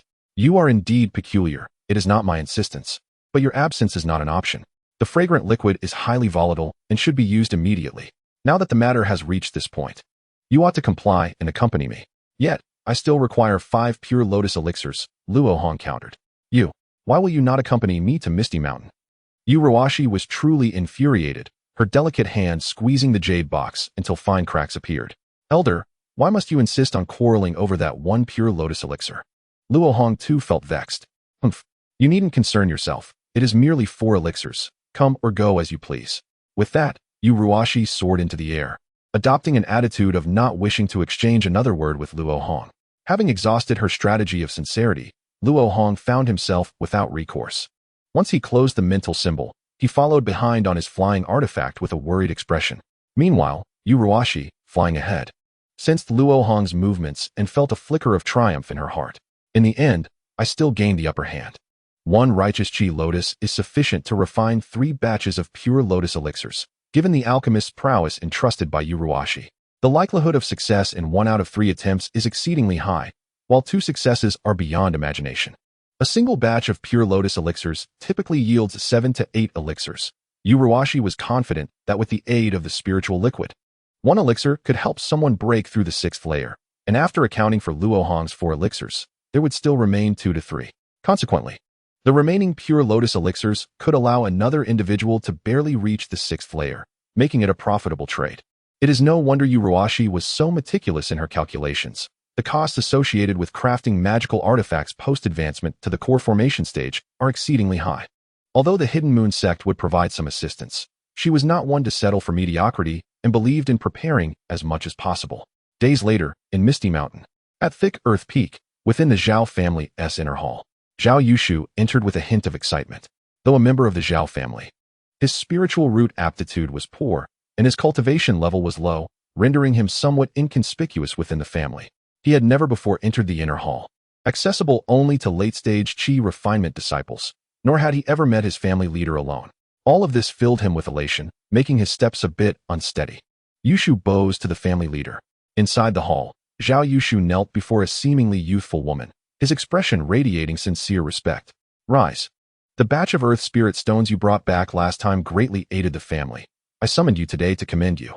The youthful woman was the family leader of the Zhao clan, her cultivation at the mid-stage of foundation establishment, yet her voice carried a hint of fatigue. Zhao Yushu, filled with joy, failed to notice and hastily declined, saying, "It is my honor to relieve the family's burdens. There is no need for the leader to reward me further. It is indeed an honor, but we must not neglect the principles of reward and punishment. Otherwise, the family will surely be unstable. This Jinling Ho is a high-grade magical tool. While it may not be suited for combat, it is perfect for you." The youthful woman tossed a sphere of light, which transformed into a spiritually vibrant black Ho before Zhao Yushu. "Thank you, family leader." Yushu vows to serve the Zhao family with utmost dedication. Deeply moved, Zhao Yushu resolved to dedicate an additional 2 hours daily to cultivating spiritual fruits. "Well then, go. Do not forget to fulfill your promise." The youthful woman nodded slightly, watching as Zhao Yushu left after bowing. She then placed her hand on the incense burner behind her, gently turning a corner. A series of chains rattled, and a hidden door opened in a nearby wall. A cultivation family employing mundane mechanical techniques, though lacking the stability of formations. It also avoided attention due to the absence of spiritual energy fluctuations. Beyond the hidden door lay a staircase leading underground, and the youthful woman descended the steps, soon arriving at a secret chamber below. "Esteemed family leaders, has your mana been fully restored?" In the secret chamber, 3 nascent soul cultivators were seated in meditation, 2 men and 1 woman, none of whom belonged to the Zhao family. With the assistance of the Lanxiang pill from the Zhao patriarch, our spiritual energy had been restored to about 50 or 60%. In a little while, we would be fully rejuvenated. "Thank you." Qian Tianbao opened his eyes, his mustache twitching as he expressed his gratitude. "This time, we are truly indebted to the Zhao family. The Sun family will certainly remember today as favor." The matriarch of the Sun family, an elderly woman with white hair, appeared quite agitated. "You flatter me, Elder Sunday. The 5 families of Wushan have always supported each other. Today it is my Zhao family aiding you, and tomorrow, you may find yourselves aiding us." The young woman spoke with a respectful demeanor towards the matriarch, her words sincere and devoid of pretense. "Alas, if it were not for the decline of the Zhou family, we would not have to expend our energy so excessively." The patriarch of the Li family, dressed in black hunting attire and possessing a mature and handsome appearance, lamented. "There are still 2 descendants of the Zhou family with spiritual roots in this generation. If our 4 families support them, there is still hope." The young woman's expression darkened as she spoke words she herself did not believe. The other 3 sighed, for they too struggled to survive and could hardly concern themselves with the Zhou family. At that moment, a sound transmission talisman flew into the young woman's hand from a nearby window. Using a secret language, she placed it against her forehead to discern its message, her expression suddenly shifting. What has happened to the Zhao patriarch? The 3 seated cultivators tensed, fearing bad news. "It is not a grave matter. Merely an old friend has requested my assistance in alchemy, and he has arrived at the Zhao family." The young woman rubbed her right temple in distress as she replied. Qian Tianbao urged, "Can we not delay for a moment? Our planned endeavor cannot wait." "I fear it cannot. The individual is a disciple of the Inuit sect and has been a late-stage nascent soul cultivator for 20 years. By now, he has likely reached the realm of false elixirs. Furthermore, I had previously promised to assist with the alchemy, making it difficult to refuse." "Very well. I shall meet with him first," the Li family patriarch remarked. "Alas, the timing is truly unfortunate." On the summit of the thick earth peak, a cultivator clad in yellow gazed sorrowfully at the distant Tianwu peak, shrouded in a toxic mist of azure and violet hues. "This is indeed a perilous place. Senior, I have only prepared 1 vial of detoxification pills. Is that sufficient?" Yu Ruashi's eyes remained as calm as still water, unfazed by Luo Hong's cautious words. She had grown accustomed to Luo Hong's meticulous nature and deemed it best to remain indifferent. "Esteemed guests, please follow me. The patriarch is awaiting you in the reception hall," spoke a Zhao family member, akin to Zhao Yushu, but possessing far greater cultivation. After many years, the Zhao family had undergone tremendous change. It was no small feat for Sister Qingling to maintain the family's legacy. As Yu Ruashi ascended the stone steps, she observed the Zhao family's seemingly grand, yet spiritually barren hall and tower, feeling a pang of sorrow. having just emerged from the heavily fortified Inuit sect, where every step was fraught with restrictions and formations. She felt the stark disparity between wealth and poverty in the cultivation world. A family like the Zhao, with only one nascent soul cultivator and over 10 qi refining members, could scarcely withstand any storm. The moment a nascent soul cultivator ceased to exist, the family could decline in an instant. Upon reaching the nurturing hall for qi refining novices, they had entered the Zhao family's core area, which housed a high-tier earth-based formation, the only protective array she had encountered thus far. After passing through the formation, the two soon arrived at the reception hall and encountered the Zhao family patriarch, Zhao Qingling. Contrary to her expectations of a white-bearded elder fretting over the family's survival, Zhao Qingling appeared petite, resembling a 16-year-old girl. She did not have a particularly delicate appearance, but donned scholar-esque attire, exuding an air of vigor. Sister Ruoshi, the scenes of our travels in the Yu Kingdom seem like just yesterday. It has been over 20 years since our last parting. Today, let us set aside the matter of alchemy for now. Please, sample the spiritual fruits cultivated by my Zhao family. Upon their initial meeting, Zhao Qingling eagerly ushered Yu Ruoshi to a refined stone table laden with a variety of colorful spiritual fruits that tempted the appetite. As for Luo Hong, a disciple in the qi refining stage, she was unconsciously overlooked. Sometimes, the effectiveness of concealing one's aura is not a blessing.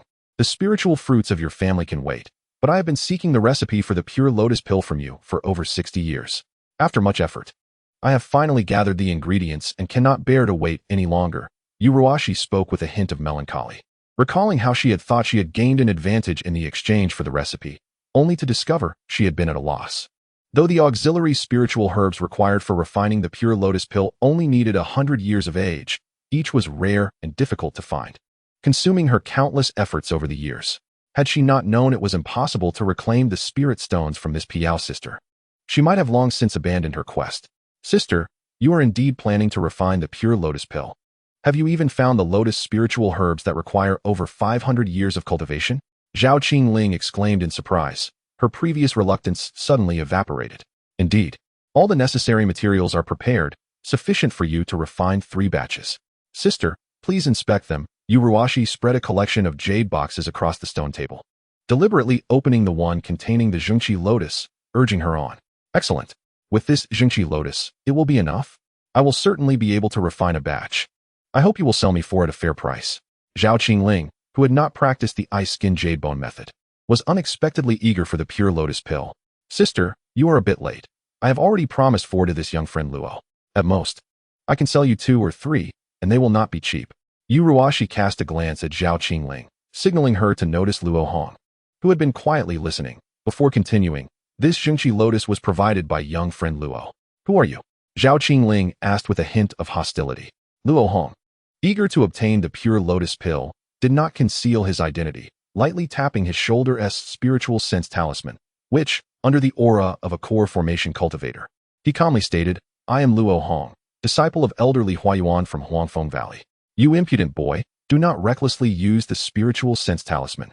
Being locked by a core formation cultivator's aura is not a pleasant sensation. Yu Ruoshi admonished with annoyance. I assure you, I am not using it recklessly. Whenever I arrive in a new place, I activate the spiritual sense talisman to ensure that my master can find me if I go missing. Elder Zhao, do you not agree? Luo Hong grinned as he deactivated the talisman, his expression a mixture of amusement and mischief. No wonder you could negotiate for 4 pure lotus pills from Sister Ruoshi. Young friend Luo is indeed well prepared. Very well, it only requires a bit more time. Zhao Qingling conceded. Since we have reached an agreement, when do you plan to begin refining? Yu Ruoshi, genuinely wishing to avoid further delay, inquired. Sister, do not rush. We shall begin in 2 days, and results will be forthcoming within 10 days after that. Zhao Qingling calculated the time in her mind and candidly replied. Pleased with the outcome, Yu Ruoshi began reminiscing with Zhao Qingling about the past. Aware of his inappropriateness in eavesdropping, Luo Hong voluntarily exited the reception hall, meandering through the Zhao family estate. The Zhao family members, now aware of the guests, did not hinder Luo Hong's passage, though they occasionally cast curious glances in his direction. Before long, Luo Hong found himself at the edge of the formation, the place that intrigued him the most. Zhou Xiaoan, shall we go out to play? What is the point of training all day? A tender child's voice emanated nearby, prompting Luo Hong to lift his gaze. To his surprise, it was 2 children, around 11 or 12 years of age, embroiled in a dispute within the nurturing hall. The younger of the two was a girl, her cherubic face exuding an undeniable charm as she tugged at the arm of a boy, her lips pouting in a display of grievance. Little sister Cici, I've only practiced the Xianbing 8 strikes 20 times today. I still have 80 more to go. Once I finish, I'll play with you, all right? Zhou Xiaoan gently ruffled Zhao Cici's small head, speaking in a soft tone. You're lying. By the time you finish, it will be dark. And Cici will have to go home. Zhao Cici, having been deceived before, was resolute in her disbelief. Her little face puffed in defiance as she continued to tug at him. Though Zhou Xiaoan was still quite young, he was remarkably strong, with muscles that belied his age. Even as Zhao Cici hung on to him, he remained steadfast, refusing to budge. He dared not break free, fearful that his strength might inadvertently harm the young girl. His lips were clumsy, failing to offer the soothing words required to diffuse the tense situation. Little brother, as a cultivator, why must you labor over such futile exercises day in and day out? Luo Hong, not one to meddle in others' affairs, swiftly discerned that Zhou Xiaoan was practicing the ice-skin jadebone technique. Although he had only mastered the first layer, it was evident to Luo Hong's discerning eye. How interesting. The Zhao family's female cultivator has not practiced, yet the Zhou family's male cultivator has. The patriarch of the Zhao family even intends to purchase pure lotus pills for her. Is this young lad's aptitude truly extraordinary? Chapter 52. Insights into the Zhao family surrounding the Misty Mountains. 5 ancient families of cultivators existed. The Zhao family of the Huda Peak, the Qian family of the Yaoyin Peak, the Sun family of the Zimu Peak, the Li family of the Liehua Peak, and the Zhou family of the Hanshui Peak. Among these, the Zhao family, led by Zhao Qingling, was the most prosperous, boasting a patriarch whose cultivation level rivaled the other 4 families, alongside a lucrative spirit fruit orchard. However, they struggled to support over a dozen late-stage Qi refinement clan members. The Zhou family, however, was in dire straits. Not only had their patriarch perished years ago during the foundation establishment stage, but their numbers were also dwindling. Rumor had it that their only member with decent spiritual roots had been taken as a disciple by the Qingshu sect, rendering the Zhou family nearly extinct as a lineage of cultivators. Luo Hong had gleaned this information from Yuruashi during his journey. Logically, there should be no outstanding descendants left in the Zhou family. Yet, Zhou Xiaoan, at the first layer of Qi refinement, exhibited a level of cultivation even inferior to that of the girl beside him, which, at his age, was unacceptable for someone who was not a rogue cultivator. As he assessed the boy's cultivation level, Luo Hong found his curiosity deepening. Zhou Xiaoan reacted vigorously. Our Zhou family's secret technique is certainly effective. In immediate solidarity, Zhao Cici glared at Luo Hong with fierce determination, echoing Zhou Xiaoan's sentiment. A Qi refinement cultivator should prioritize refining their Qi. Hasn't he your elder taught you this? Luo Hong teased, sparking a rebellious fire in the young boy. Come, use both hands to try and bend my finger. Let us see if you possess the strength. Youthful passion ignited, Zhou Xiaoan charged forward, seizing Luo Hong's outstretched index finger and attempting to twist it to the side. Yet, Luo Hong had already reinforced it with his magical energy. No matter how strong Zhou Xiaoan was, he could not budge it in the slightest. As Zhou Xiaoan exerted his strength, his hand slipped away, leaving all 3 children in an awkward silence, eyes locked in mutual surprise. You're so slippery, big brother. Zhao Cici exclaimed, her innocent eyes brimming with admiration. Cough, a mistake. Let me regain my control. Little brother, try again, Luo Hong chuckled, realizing that his magical enhancement had inadvertently made his finger especially smooth due to the ice-skin jadebone technique. You've also cultivated my Zhou family's secret technique. Why do you still look down on us? Zhou Xiaoan, clearly concerned with his family's reputation, inquired loudly, though he refrained from grasping Luo Hong's finger again. The ice-skin jadebone technique is your family's secret? Luo Hong expressed surprise, quickly accepting the possibility. Considering this was the site of the last production of pure lotus pills, a connection was not unexpected. This was arranged by my great-grandfather long ago. As a junior, I dare not speak out of turn. Regardless, since you have practiced my Zhou family's secret technique, you should not disparage our lineage, Zhou Xiaoan replied. Frustration evident on his youthful face, akin to a child who had been cheated out of their New Year's money. Great-grandpa is rather peculiar. I've heard many adults whispering that he is old and confused, Zhao Cici candidly remarked, her thoughts spilling forth without filter. Cici, we must not speak ill of our elders, especially those who have already passed on. Suddenly, a benevolent voice broke through the air. Luo Hong, having sensed the individual's presence beforehand, was not startled. However, Zhao Cixi seemed to view the newcomer as a formidable specter, abandoning her friend Zhou Xiaoan and fleeing in a flash. The newcomer was a white-haired old woman, her face lined with wrinkles, leaning on a cane that emanated a robust aura of spiritual energy, suggesting it was a top-tier artifact. Dear friend from Huangfeng Valley, has Xiaoan offended you in any way? Children can be quite headstrong. I am willing to apologize on his behalf, she offered with a gentle demeanor. Senior, you overstate the matter. I was merely curious about the origins of the ice skin jade bone technique. If there are matters that are difficult to discuss, I would not press, Luo Hong replied. Bowing respectfully, there are no hidden matters. It was merely a hasty idea from the old man of the Zhou family, born out of desperation. The secret technique practiced by the Zhou family requires medicinal assistance, yet as their strength wanes, the materials needed for alchemy grow increasingly scarce. After years of seeing their kin unable to cultivate due to a lack of pills, the old man foolishly decided to publicize his family as secret to entice disciples from major sects and clans to practice, thus enabling them to purchase pills directly from the market. Unfortunately, he underestimated the situation. Most disciples from esteemed families looked down upon his family as secret technique, treating it as mere childish play. In the end, while his family's technique became widely known, the pills remained elusive. The old woman gazed skyward, a wistful expression gracing her features. He was indeed a clever man. It's a pity he only thought to exploit supply and demand, neglecting the importance of marketing and promotion. At the very least, he could have engaged in some form of scarcity marketing or fabricated some genuine and false claims about the technique's capabilities rather than simply disseminating the incantations. Luo Hong was secretly impressed. In a world where individuals were protective of their treasures, such innovative thinking was rare. The old man of the Zhou family was certainly no ordinary figure. It became clear why the ice skin technique had such potential in its later stages, as it stemmed from a lineage with a long-standing tradition of cultivation. Thus, it could be inferred that Zhou Xiaoan's practice of the Xianbing 8 strikes was indeed a complementary technique to the jade bone method. The scriptures Luo Hong had obtained contained scant information regarding the jade bone technique, stating that only upon mastering all 6 layers of the ice skin technique could one attempt to cultivate it. Consequently, he had never considered seeking out the missing jade bone portions. However, it now appeared that this was a clever strategy devised by the old man of the Zhou family. Little brother, I have 2 vials of white lotus pills here. Would you be interested in a trade? Luo Hong proposed without much thought. The white lotus pills held no value for him, but if they could satiate his curiosity about the jade bone technique, it would be a worthwhile exchange. Unbeknownst to Luo Hong, upon hearing his words, a fleeting glimmer of cold light flashed in the old woman's eyes. You possess white lotus pills.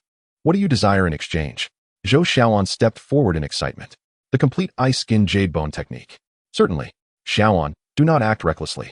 The old woman's cane struck the ground with a thud, her expression turning grave as she halted the youth, who was on the verge of producing the jade slip. Zhou Xiaoan gazed apprehensively at Granny's son, yet, after a moment's resolve, he extracted the jade slip from his bosom. Child, how can the lifeblood of the Zhou family be sold so cheaply? Granny's son retorted, her disappointment palpable. My brother has already joined the Qingshu sect. I am the sole cultivator of the Zhou family, the very essence of its existence.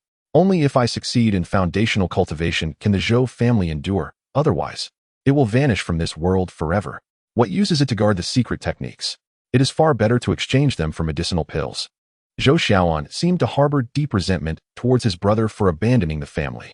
After receiving the vial of medicine from Luo Hong, he lost control of his emotions, shouting a few words at Granny's son before turning and fleeing.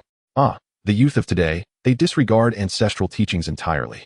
Alas, I, this old woman, have no right to scold them. The world has changed. Granny's son murmured incomprehensible words as she made her way to the reception hall, ignoring Luo Hong. Holding the jade slip, Luo Hong felt no joy. A premonition gripped him that the entanglements among the 5 families would bring him immense trouble. The 5 elements can both nourish and restrain each other. It was unwise to linger here.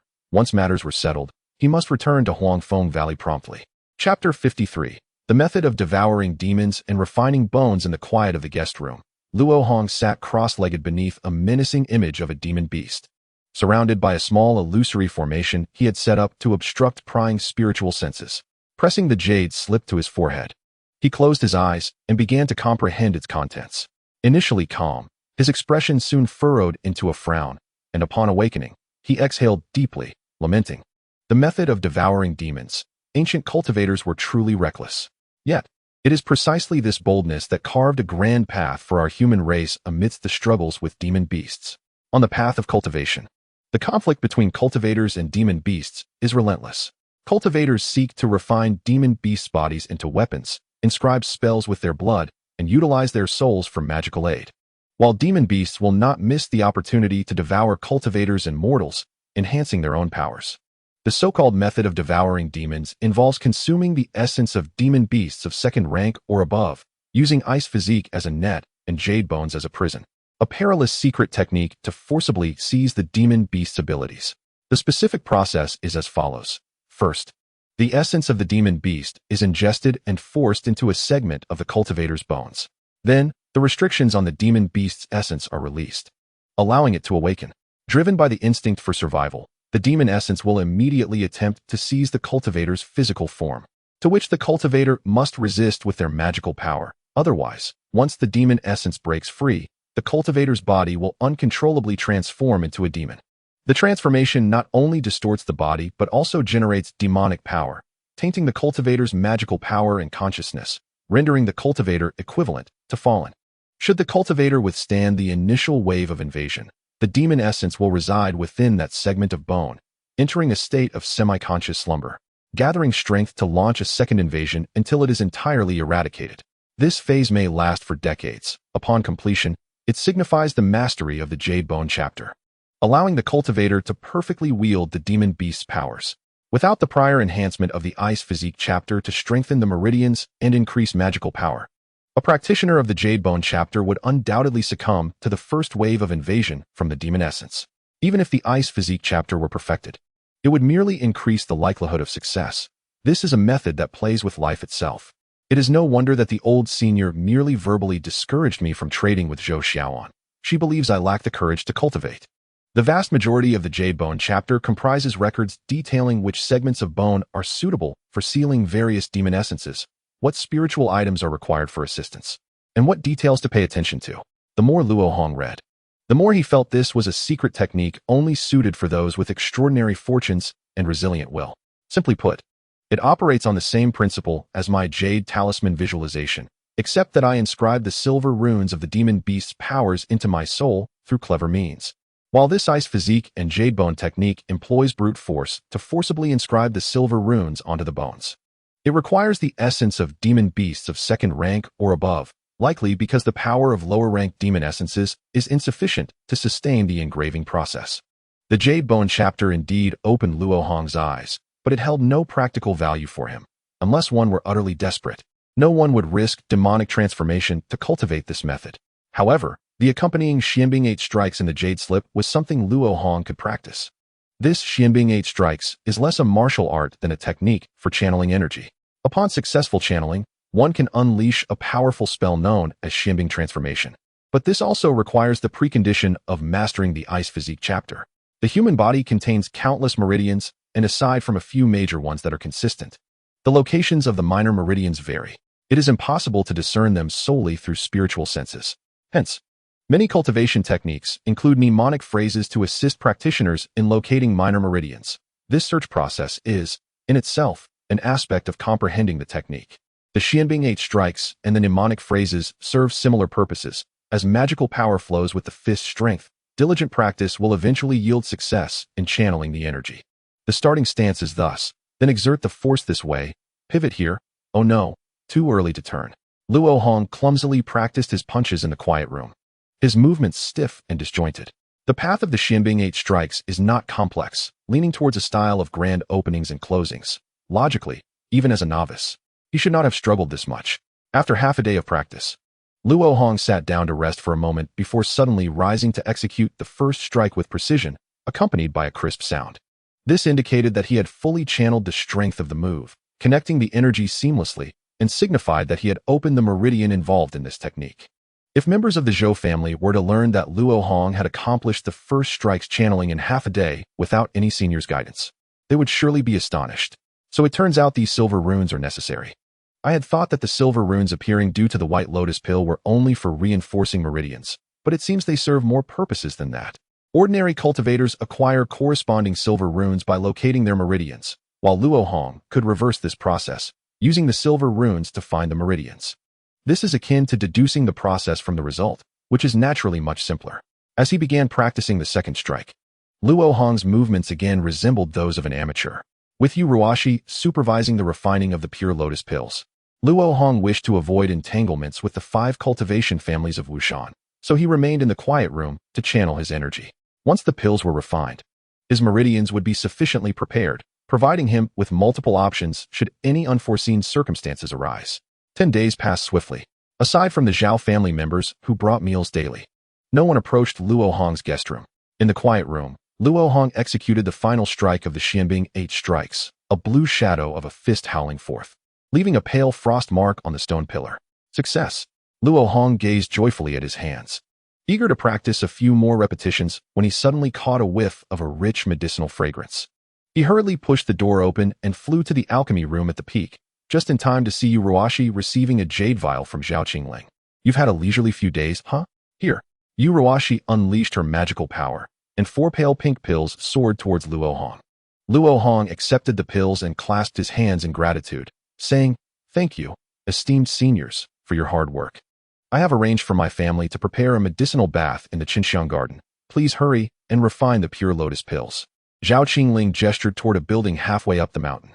Zhao Qingling's arrangements aligned perfectly with Luo Hong and Yu Ruashi's intentions. After expressing their thanks, the two flew toward the Qinxiang garden under the guidance of Zhao family members. Upon entering the room prepared for the medicinal bath, Luo Hong immediately sensed the walls contained a stone that could block spiritual senses. There was no need to worry about prying eyes. Luo Hong chuckled softly, shedding her garments before plunging into the bath. After ingesting a cleansing lotus pill, she submerged herself entirely in the water, gradually refining the medicinal properties. Meanwhile, Yu Ruashi removed her veil, revealing an exquisitely beautiful visage akin to a fragile flower. I hope this pill truly aids me in breaking through the bottleneck of the core formation. As her white garments fell, ripples spread across the water's surface, obscuring her figure. At the peak, Zhao Qingling stood with her hands clasped behind her back, silently observing Luo and Yu enter the fragrant incense garden. They have commenced. We too must take action, she mused, as the heads of the Qian, Sun, and Li families materialized silently behind her. Chapter 54. Rapid advancement. The completion of the ice body technique would require at least 5 days, which was ample time. The head of the Li family, clad in black, clenched his fist, flames flaring in his eyes, brimming with battle intent. Perhaps, esteemed ones, you should reconsider. In a moment of hesitation, Granny Sun found herself wavering. If we miss this opportunity, the next opening of the 5-element sealing array will not occur for another decade. Granny Sun, with your lifespan, can you endure until then? Do you wish for the Sun family to follow in the footsteps of the Zhou family? This is our final chance.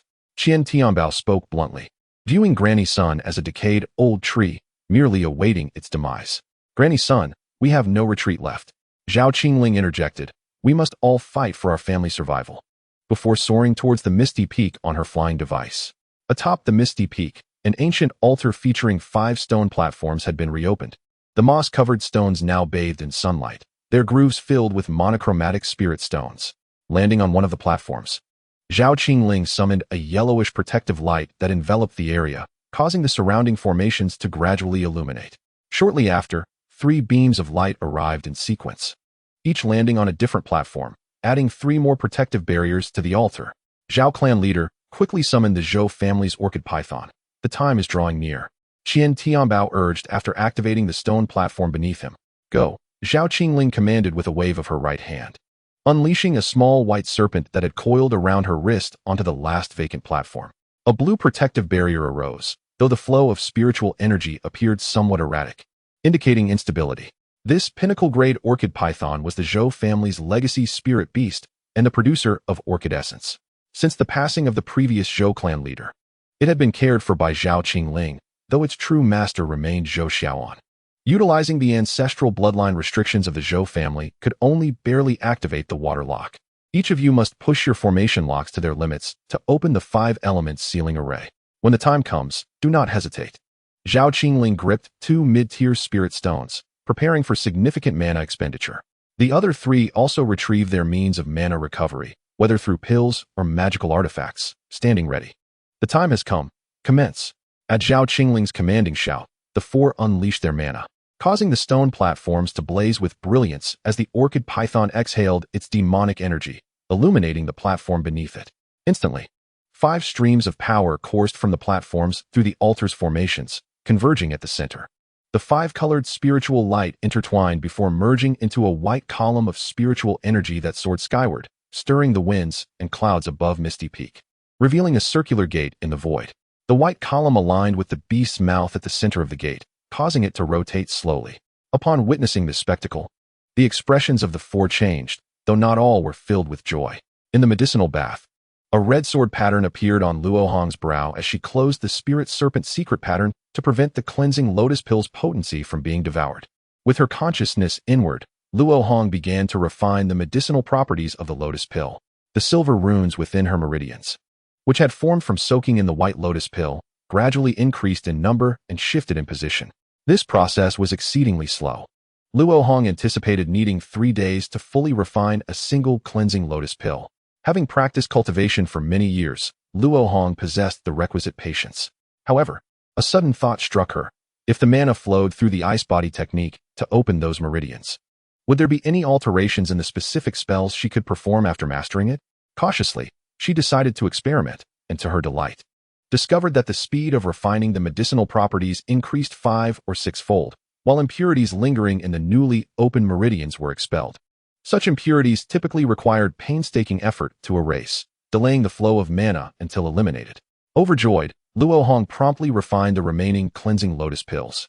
Soon, the first 3 cleansing lotus pills were fully refined, and the white lotus silver runes nearly covered her entire network of meridians, including the most minute channels. After ingesting the final cleansing lotus pill, Luo Hong soon noticed that her meridians felt enveloped by a network formed of white lotus silver runes, faintly radiating a white glow. At that moment, spurred by the remaining potency of the cleansing lotus pill, all the white lotus silver runes began to pulse in unison, and Luo Hong felt a tingling sensation in her dantian. Upon scanning with her consciousness, she immediately noticed subtle changes occurring on the outer wall of her dantian. What was shifting? As her thoughts stirred, the previously dormant blue orb at the center of her dantian began to emanate an exquisite blue radiance, illuminating the outer wall with diminutive silver runes, each nearly 10 times smaller than the standard size. The transformation of the blue orb startled Luo Hong momentarily, but she quickly recalled it was crafted through a method akin to blood refining, capable of syncing with her consciousness, allowing her to relax. The emission of the blue radiance indicated a phenomenon akin to spiritual particle radiation, resembling that of spiritual eye objects, a fundamental characteristic of all high-energy spiritual particle aggregates. Luo Hong had long suspected this, and thus was not taken aback. She refocused her attention on the changes occurring on the outer wall of her dantian. The silver runes, which she could not initially perceive, were not newly manifested but had always existed on the dantian's outer wall, now shifting positions under external influence. From their initial clustered arrangement, they gradually spread evenly across the entire surface of the dantian's outer wall. As this transformation completed, Luo Hong's dantian became extraordinarily rounded, dispelling the previous feeling of tension from expansion. It was done, just as Luo Hong intended to break free. She noticed the still glowing blue orb and felt compelled to explore the silver runes in other areas of her body. Once the spirit serpent secret pattern was activated, such opportunities would vanish. Having recently comprehended the jade bone technique, Luo Hong chose her target, the bones. The blue orb instantly darted out of the dantian at her mental command, gliding through her body like an ethereal entity. As it brushed against each bone, Luo Hong's reservoir of silver runes surged, immersing her in the joy of acquiring knowledge. However, when her consciousness neared the spine, an unexpected phenomenon occurred. The 4th-level serpent bone silver rune, which had remained dormant within Luo Hong's soul, suddenly adhered to her spine, and the blue orb began to emit spiritual energy, prompting the white lotus silver runes in the surrounding meridians to pulse anew. Ice body as a net, jade bone as a prison, signifying her entry into the jade bone technique of cultivation. Oh no, I cannot stop. It seemed she had inadvertently triggered a silver rune representing automatic activation, leaving Luo Hong unable to halt the engraving of the serpent bone rune. This was not inherently problematic. However, the blue orb, serving as the source of spiritual energy, was excessively potent, releasing far more spiritual energy than the jade bone technique required even at its lowest output. This was initially of little consequence, under normal circumstances. Excess spiritual energy would overflow from the meridians. However, due to the activation of the White Lotus Silver Rune, the meridians now exerted an unprecedented restraining force on the spiritual energy. As the internal spiritual pressure swiftly surpassed 100, Luo Hong had no choice but to commence the cultivation of basic techniques to dissipate the surplus energy. Fortunately, the increase in internal spiritual pressure also accelerated the cultivation speed. When Luo Hong's internal spiritual pressure reached approximately 220, the supply of blue orbs balanced with her consumption. In mere moments, her cultivation broke through to the 11th layer of Qi refinement. Chapter 55. Diverse aspirations. After mastering the ice skin technique, Luo Hong's meridian resilience surged tenfold. The internal spiritual pressure of 220 was far from its limit, yet she felt a twinge of regret over the consumption of the blue orbs. The experience was exhilarating, but replenishing them proved to be a challenge. Time flew swiftly during the initial stages of cultivation, and soon it was the 5th day. Atop Misty Peak, the patriarchs of the 4 great families showed signs of fatigue, yet the circular portal in the sky was on the verge of opening completely. Success was imminent. Zhao Qingling encouraged herself. This time, she spearheaded the activation of the 5 elements prison array, aiming to release the beasts contained within and seize their treasures. This idea had lingered since she inherited the patriarchal position and learned of the secret array hidden atop Misty Peak. The ancestral edict was established to prevent the beasts from wreaking havoc in the mortal realm, obliging the 5 immortal families to guard this place across generations. Yet times had changed. In the southern celestial realm, formidable beasts had become nearly extinct, alleviating concerns of their return to cause calamity. Instead, thoughts turned towards how to utilize this ancestral treasure. Zhao Qingling pondered. Their 5 families possessed a mountain of riches, yet lived in poverty, shackled by the ancestral edict. Under my leadership, the new generation of Zhao family members, led by Zhao Cixi, had ceased practicing the outdated thick earth technique and had relegated the anachronistic yellow spring blood refining method to obscurity. To ensure the Zhao family's legacy, they could no longer cling to the antiquated methods of their ancestors. Change was imperative, even if it meant facing disapproval or hostility from the other 4 families. As the pivotal moment approached, Zhao Qingling glanced at Granny Sun, who had opposed this venture until their departure. She was the most devoted to the ancestral edict among the 4 patriarchs. Despite knowing Granny Sun needed the beast's body to procure foundational elixirs for her great-granddaughter, Zhao Qingling remained apprehensive. Fortunately, until the portal opened completely, Granny Sun displayed no unusual behavior, seemingly having come to terms with the situation. From the gaping portal, a swirl of dark demonic energy erupted, accompanied by a cacophony of bizarre roars. As the wardens of Misty Mountain, the 5 families possessed certain means to probe the demon prison's secrets. Compared to the ancient cultivators who established the secret realm, the spiritual energy within had diminished to nearly 1/10, now tainted by the decayed essence and resentment of deceased great demons, rendering it a hellish environment. The surviving beasts were descendants of the initially imprisoned great demons, none exceeding the 4th level, equivalent to the core formation stage of cultivators. Moreover, Zhao Qingling and her companions were too weak to fully activate the 5 elements prison array. They could only manage 5 openings, each barely large enough for a single beast to pass through. The roars echoed as the beasts vied for their chance to escape from this hellish confinement. Being the strongest, Zhao Qingling opened the largest gap, through which the first beast emerged. 2 crimson pincers were the first to appear, followed by a flattened body entwined in black demonic energy, and a tail dripping with red venom. The earth-fire black scorpion. Though only a 2nd-level beast, the others quickly united to slay it. In its maturity, the earth-fire black scorpion would become a 4th-level beast, and its venom was the finest supplement for cultivating the Zhao family's yellow spring blood refining method. Long considered extinct in the southern celestial realm, upon its emergence, Zhao Qingling had already devised plans for its various parts. Among the 4, the Li family patriarch acted swiftly. Engulfed in flames, wielding the heaven-burning blade as he charged skyward, Zhao, Qian, and Sun followed closely. The earth-fire black scorpion, upon sensing the approach of 4 core formation cultivators, did not flee. Rather, it became enraged.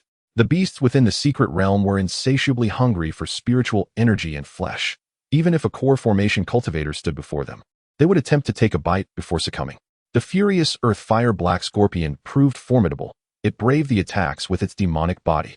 Each strike of its pincers aimed to devour Zhao Qingling and her companions whole.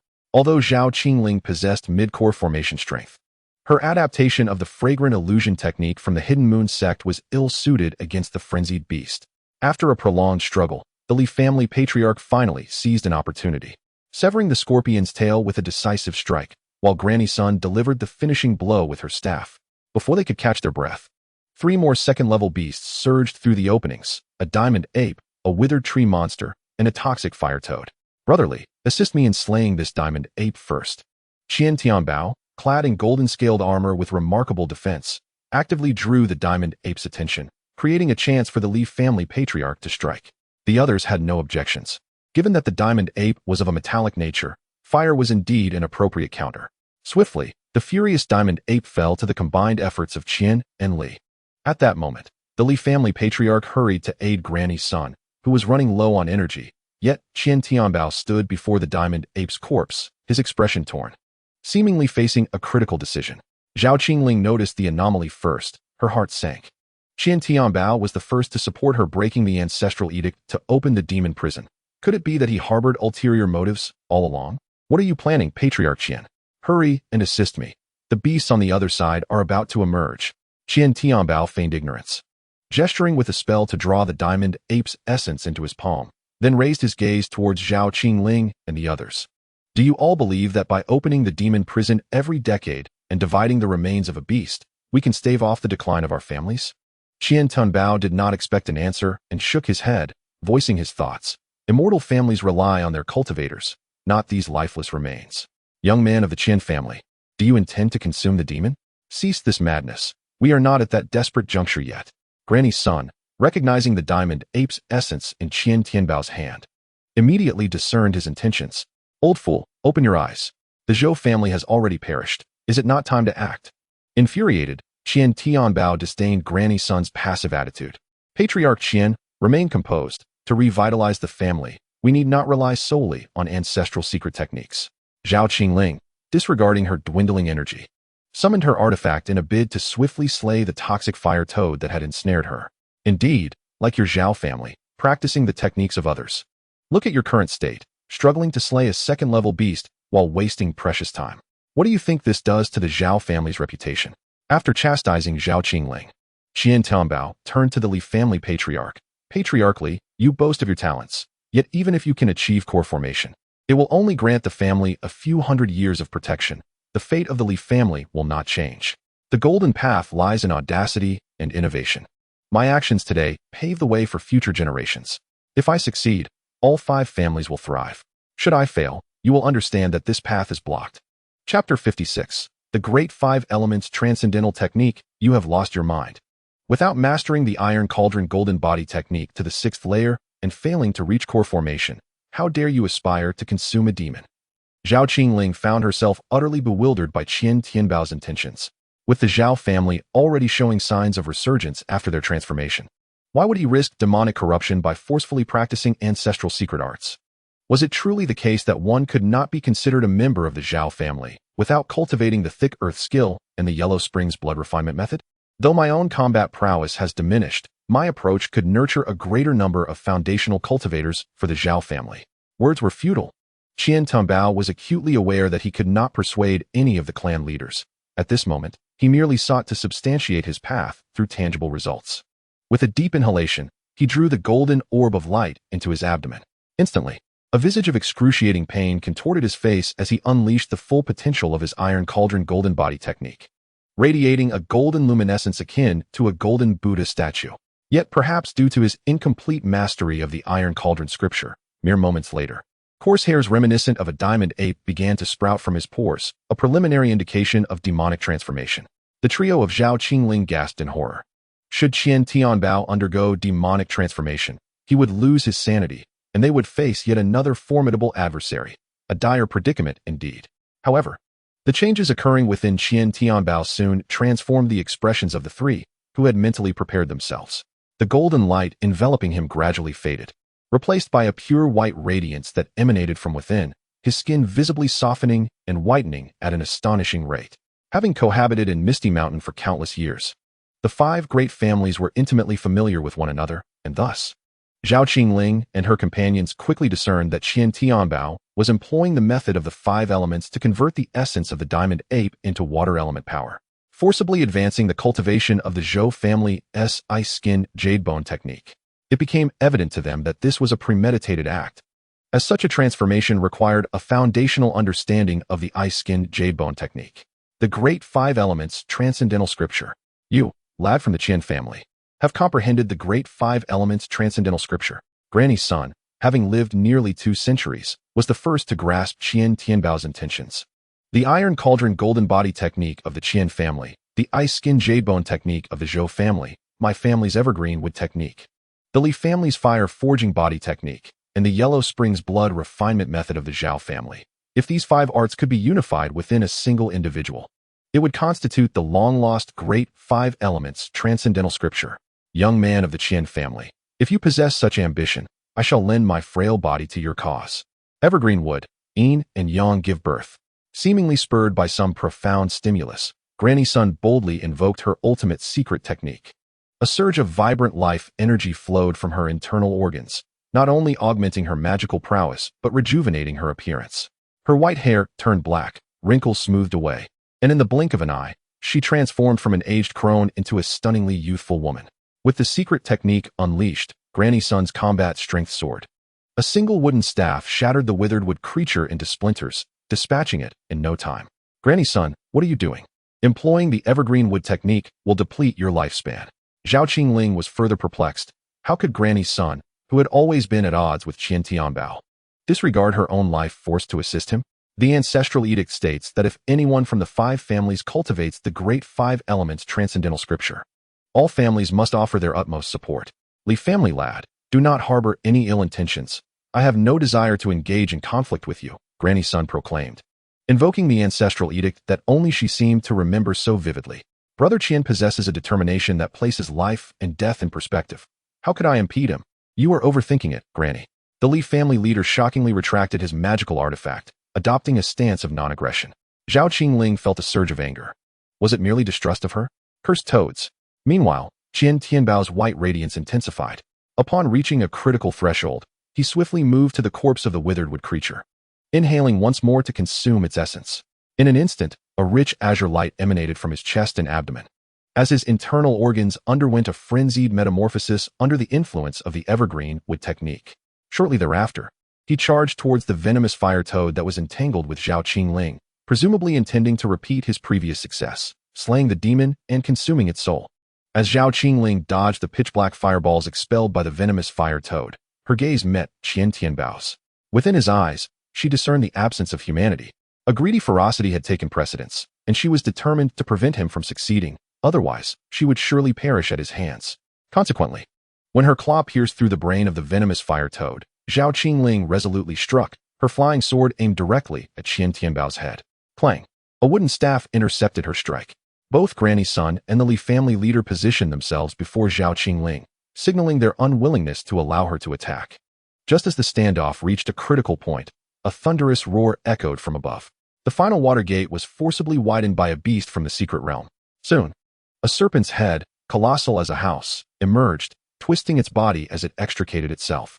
This agonizing process shed numerous black scales stained with serpent's blood, further inciting its ferocity. An ancient aberration, the Tremor Mountain Python, a Tier 3 demon beast. Do not target me. We must strike together before this abomination fully emerges. No one anticipated that the least open water gate would yield the most formidable ancient fiend. Recalling the legends of the Tremor Mountain Python passed down through generations, Zhao Qingling felt a chill run down her spine. The strength of demon beasts is often gauged by their rank, yet bloodline bears even greater weight. A first-tier dragon could easily contend with a second-tier serpent demon.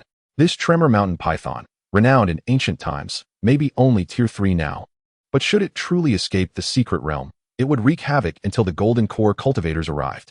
All 3 understood this urgency. They disregarded Qian Tianbao, who was still absorbing the essence of the demon beast, and ascended into the sky, launching a relentless assault upon the enormous head of the Tremor Mountain Python with their magical artifacts. However, after a time, they discovered that their attacks could only inflict pain upon the python and failed to breach its scales.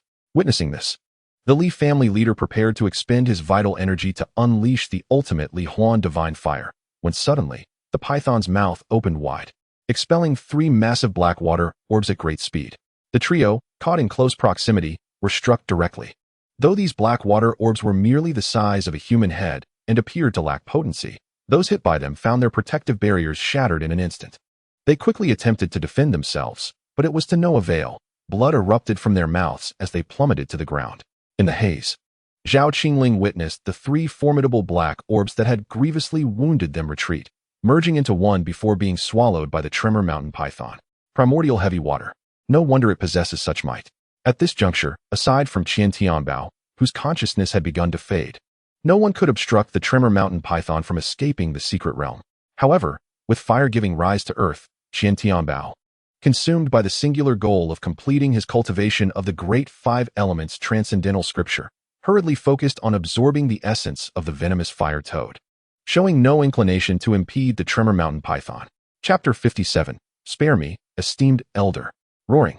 With a triumphant bellow, the Tremor Mountain Python, measuring over 20 zhang in length, fully emerged from the secret realm. The circular gate gradually closed, with the next opportunity to open the 5 elements prison array set for a decade hence. Having endured the torment of the demon prison for countless years, the Tremor Mountain Python, like the demon beast that had escaped before it, succumbed to its craving for spiritual energy and flesh, immediately lunging towards Qian Tianbao, who radiated the strongest aura at that moment. Yet, just as its jaws opened wide to swallow Qian Tianbao whole, it seemed to sense something, abruptly halting and turning its head towards the direction of the thick earth peak, its eyes gleaming with an almost human-like greed. Subsequently, its tail flicked, propelling it swiftly towards the thick earth peak. A quarter of an hour ago, within the fragrant garden of Chenxiang, a mysterious silver rune was on the verge of formation upon Luo Hong's spine, marking his ascension to the 12th level of qi refinement, with the threshold to the 13th level now well within reach. Thanks to a significant enhancement in the resilience of his dantian, which facilitated expansion, Luo Hong had seamlessly broken through several minor barriers without squandering the opportunity. If he could calculate the bottleneck between the 12th and 13th levels, he would be able to maximize the expansion of his dantian, paving the way for the foundation establishment. The grand path of cultivation lay before him, and Luo Hong couldn't help but feel a swell of pride, reflecting on the countless brain cells he had sacrificed to reach this point with merely a 4th-grade spiritual root. Just then, the silver rune was inscribed, causing the white lotus rune within his meridians to suddenly lose its responsiveness. Over 200 units of internal spiritual pressure propelled the spiritual energy within his meridians outward, erupting in a wave of spiritual energy. It was finally over. He quickly ceased the emission of spiritual energy from the blue orb. As he controlled the blue orb back into his dantian, he conducted a thorough examination, easily deducing the total amount of spiritual energy it had released and the slight reduction in its volume, calculating the current total spiritual energy and density of the orb. Indeed, it was a presence at the Dan formation level. Were it not for the connection to my mind, I might have failed to perceive its existence due to the shielding effect.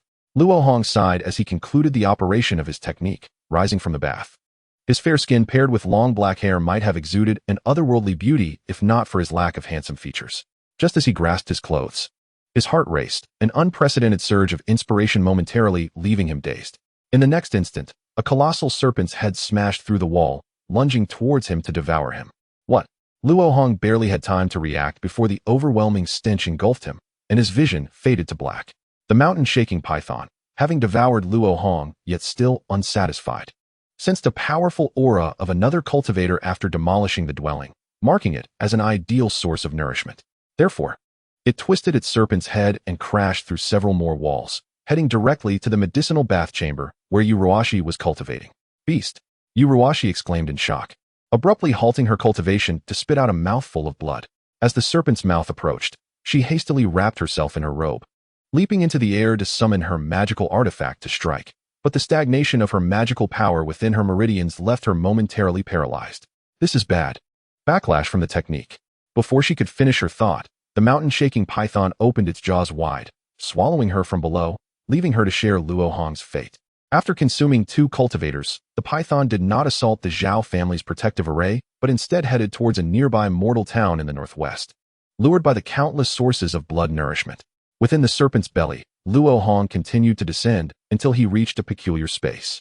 It was pitch black, and Luo Hong swiftly retrieved a protective talisman of spiritual water from his storage bag, constructing layer upon layer of water shields around himself. The blue spiritual light emanating from the water shields illuminated his surroundings, revealing that he was encased in a thick, dark liquid that exerted immense suction, frantically drawing away his spiritual energy. Within mere moments, several layers of the water shield had been breached. This was the inner space of the serpent demon. Luo Hong immediately realized that he must escape swiftly, or else his magic, flesh, and soul would be digested by the serpent. After supplementing his protective talismans with more spiritual water, Luo Hong summoned his azure sword, attempting a tentative strike. Although he was well aware that it wouldn't be that simple, the outcome of his strike further deteriorated his assessment of his predicament. The azure sword sliced into the dark water, but it merely rolled gently, causing the advanced magical artifact to shatter into pieces, its spiritual energy completely drained and rendered into scrap metal. Just as Luo Hong was pondering his next move, another figure appeared in the space. It was her. She too had been consumed. Upon recognizing Yuruashi's face, Luo Hong was filled with joy, for she was a late-stage foundation cultivator and must have been similarly careless to be swallowed. If I can rescue her, we can leverage her abilities to escape. In the face of life and death, Luo Hong could not afford to admire the sight of Yuruashi's wet attire. He rushed forward and wrapped his arms around her waist, shaking her vigorously. "Senior, wake up, please wake up." Yuruashi, stirred by Luo Hong's fervent shaking, slowly regained consciousness. A flicker of pink light danced in her eyes, and she coiled around Luo Hong like a water snake. Before he could react, her luscious lips sealed his mouth. A wave of enchanting magical energy flowed into him through her kiss, causing Luo Hong's mind to become hazy, overwhelmed by a sensation of warmth and beauty. No, this cannot be. Fortunately, his will to survive preserved the last vestiges of clarity in his mind. He bit down on his tongue, the sharp pain jolting him back to reality. In merely a moment, Yuruashi's garments were stripped away in his dazed state, while his own clothes barely clung to him. More critically, sensing the slow pace of digestion, the surrounding dark water walls began to press in on Luo Hong and Yuruashi. She was suffering a backlash from her own seductive abilities. I must devise my own escape. Grasping Yuruashi's smooth, delicate shoulder, Luo Hong forcefully pushed her away. As their lips parted, he gasped for breath, regaining some clarity. However, before he could reach for his storage bag, he heard Yuruashi let out a haughty laugh. This woman possesses immense strength. Yuruashi instinctively fortified her body with her formidable magical power, making it clear that Luo Hong, at the Qi refinement stage, was no match for her. As the dark water walls drew ever closer, Luo Hong felt a surge of desperation rising within him. "Senior, spare my life." Faced with peril, Luo Hong could no longer afford to be gentle. He abruptly turned his head and brushed away the blood-stained scar on his forehead. Little did he expect that my first reversal of the Spirit Flood Dragon secret pattern would lead to this situation. In an instant, the concealed spiritual patterns throughout his body ignited with blue luminescence, and a torrent of magical energy surged forth from Luo Hong's dantian. Chapter 58, Spirit Flood Dragon Secret Pattern. Overload. The magical energy filled his entire being, simultaneously activating the silver rune inscribed upon his spine. In that moment, Luo Hong felt an unending flow of heat radiating from his spine, gradually pervading his entire body through his bloodstream. Had he the leisure to glance at his status, he would have observed his energy level skyrocketing. However, even without looking, he immediately sensed his strength escalating at an extraordinary pace, far surpassing the enhancement provided by his magical energy. At last, Luo Hong's strength exceeded Yuruashi's, with the dark water walls nearly upon them. He had no time for hesitation as he retrieved the Jade Dragon Gourd from his storage bag, biting off the cork and unleashing a torrent of Jade Dragon wine. "Do you enjoy spiritual energy? I'll drown you in it." Hundreds of pounds of Jade Dragon wine cascaded forth, entirely absorbed by the dark water, which then emanated an intensely rich spiritual light, illuminating the space with blinding brilliance. "Taste this. It's equivalent to a spiritual energy bomb worth over 1,000,000. Just as a smile of relief began to form on Luo Hong's lips, his expression abruptly changed. Take it easy. Outside, the mountain-shaking python had soared near the Shursong forest at the base of the Hotu Peak. This area was dotted with towering conical stone pillars, resembling pine trees, earning it the name Shursong Forest among the nearby mortal towns, and was renowned as a scenic spot surrounding Hotu Peak. Yet, in the realm of cultivation, practitioners knew that these sprawling stone pillars were remnants of an ancient war between humans and demons. The python's tongue flicked out, tasting the mortal scent in the wind, driving it into a frenzy, eager to partake in a feast of blood and flesh. Suddenly, the colossal body of the mountain-shaking python coiled up and roared as it plummeted from the sky, shattering numerous stone pillars. Upon hitting the ground, the python thrashed wildly, stirring the surrounding terrain into chaos, clouds of dust billowing forth. After a brief moment, tranquility returned. The python's head hung limply upon the rubble, its life extinguished. With two muffled thuds, a pair of white claws tore through the python's flesh, creating an opening large enough for a person to emerge. Those claws grasped the edges of the wound, and Luo Hong's upper body soon emerged. He crawled laboriously atop the python's dark scales, quickly freeing his legs, along with the tightly clinging Yuruashi. Once liberated, Yuruashi, in her mischievousness, released her grip on Luo Hong's legs and attempted to wrap herself around him again. "Take a rest," he said, forming his hand into a blade and striking her neck, a sharp crack echoing as she collapsed. "I hope I didn't break anything," Luo Hong thought, his heart racing at the sudden surge of strength he had not controlled well. He checked her breathing and sighed in relief. She was still alive. After helping her don her attire, he leaped toward the python's head, retrieving a small, ink-colored vial to collect the python's essence. What a loss, Luo Hong lamented. His face twisted in pain, for in his effort to vanquish the serpent, he had expended 1/5 of his precious jade dragon wine. Once he finished collecting the essence, he intended to gather the python's demonic blood, as its essence lay within, hoping to concoct spirit liquor to recover some of his losses. Each second wasted meant a loss of spiritual energy worth thousands. Otherwise, he would have succumbed to the temptation to indulge with Yuruashi. The mere thought of her pristine form left him parched with desire. Moments later, just as Luo Hong was about to finish collecting the python's blood, an unexpected surge of energy caught his attention. No way, not again. A figure wrapped in vibrant light shot toward him, delivering a powerful kick aimed at his chest. With a boom, Luo Hong was sent flying, crashing through 5 stone pillars before being lodged against the 6th. Spitting out a mouthful of blood, he lowered his arms, astonished that he had only sustained minor injuries. At that moment, Luo Hong's appearance transformed dramatically. Every inch of his body was adorned with azure scales, his face resembling that of a crystalline mask, and his long black hair billowed, giving him a more monstrous than human visage. This was the manifestation of the spirit dragon secret's power, which he termed the spirit dragon transformation. The crystalline armor and scales were manifestations of spiritual energy transformed by his magical prowess. It was merely a high-level spell, and he had not been demonized. What is that creature? The assailant, after delivering a kick, did not pursue, but instead smashed the python's skull with a palm strike, searching for something elusive. His fierce gaze locked onto Luo Hong. Clad in golden inner armor, his body was covered in fur resembling that of a monkey, with black shell-like plates encasing his joints, and his skin appeared as if made of withered bark, an absolute monstrosity. "Demonized," Luo Hong exclaimed, as the demonized cultivator leaped into the air, fists raised in a lethal charge. This individual had lost all semblance of reason. It was a battle to the death. Confident in his newfound strength and the defense of his spirit dragon transformation, Luo Hong stomped on a stone pillar and launched a powerful punch. The two fists collided, causing a tremor throughout his body, yet they were evenly matched. However, the demonized cultivator swiftly countered with a kick to Luo Hong's side, and as Luo Hong spun through the air, another knee strike impacted his chin. These two brutal hits left Luo Hong's head ringing, yet his defenses held firm. The demonized cultivator's expression shifted. It seemed Luo Hong's resilience exceeded his expectations. With a roar, he unleashed a series of powerful punches. Luo Hong's hands, resembling white jade, intercepted the blows, his gaze turning cold with rising anger. Yet, the demonized cultivator's martial prowess far surpassed his own. With a surge of strength, the cultivator's fists pushed Luo Hong's hands aside, exposing vulnerabilities in his defenses. Seizing the opportunity, the demonized cultivator unleashed a flurry of punches targeting vital points. Shenmin, Zhenwei, Zikong, Danzhong, Yutong, Tiantu. Each strike transferred force through Luo Hong's muscles, directing it toward his energy center.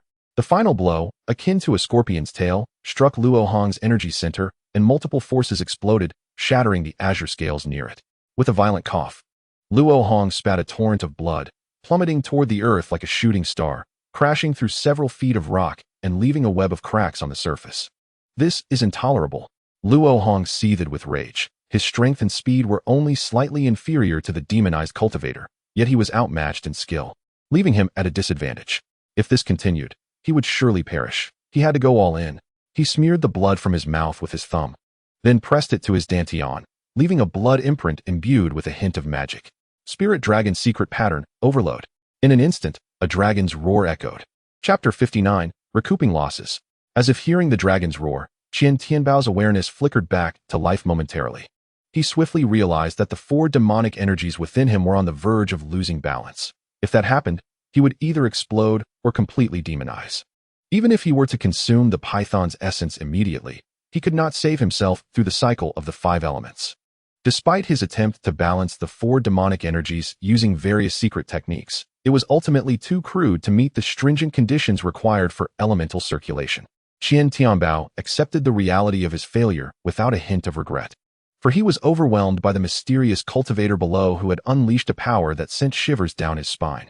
This individual had not only mastered the Jade Bone technique, but had also subdued the essence of the dragon, an achievement only accomplished by the ancestral figure of the Zhou family, the holy monarch of the Fulong. Surging magical energy coursed through Luo Hong's meridians, causing him a sensation of pressure after achieving mastery over the ice skin technique. As he activated overload, the consumption of blue orbs became visibly apparent. Luo Hong dared not delay. With a powerful shove, he drove his foot into the ground, causing it to sink further.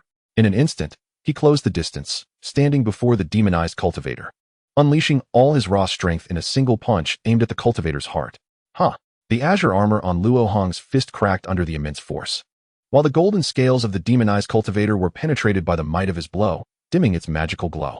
Observing the demonized cultivator crash to the ground after breaking several stone pillars, Luo Hong wiped away the blood imprint on his abdomen.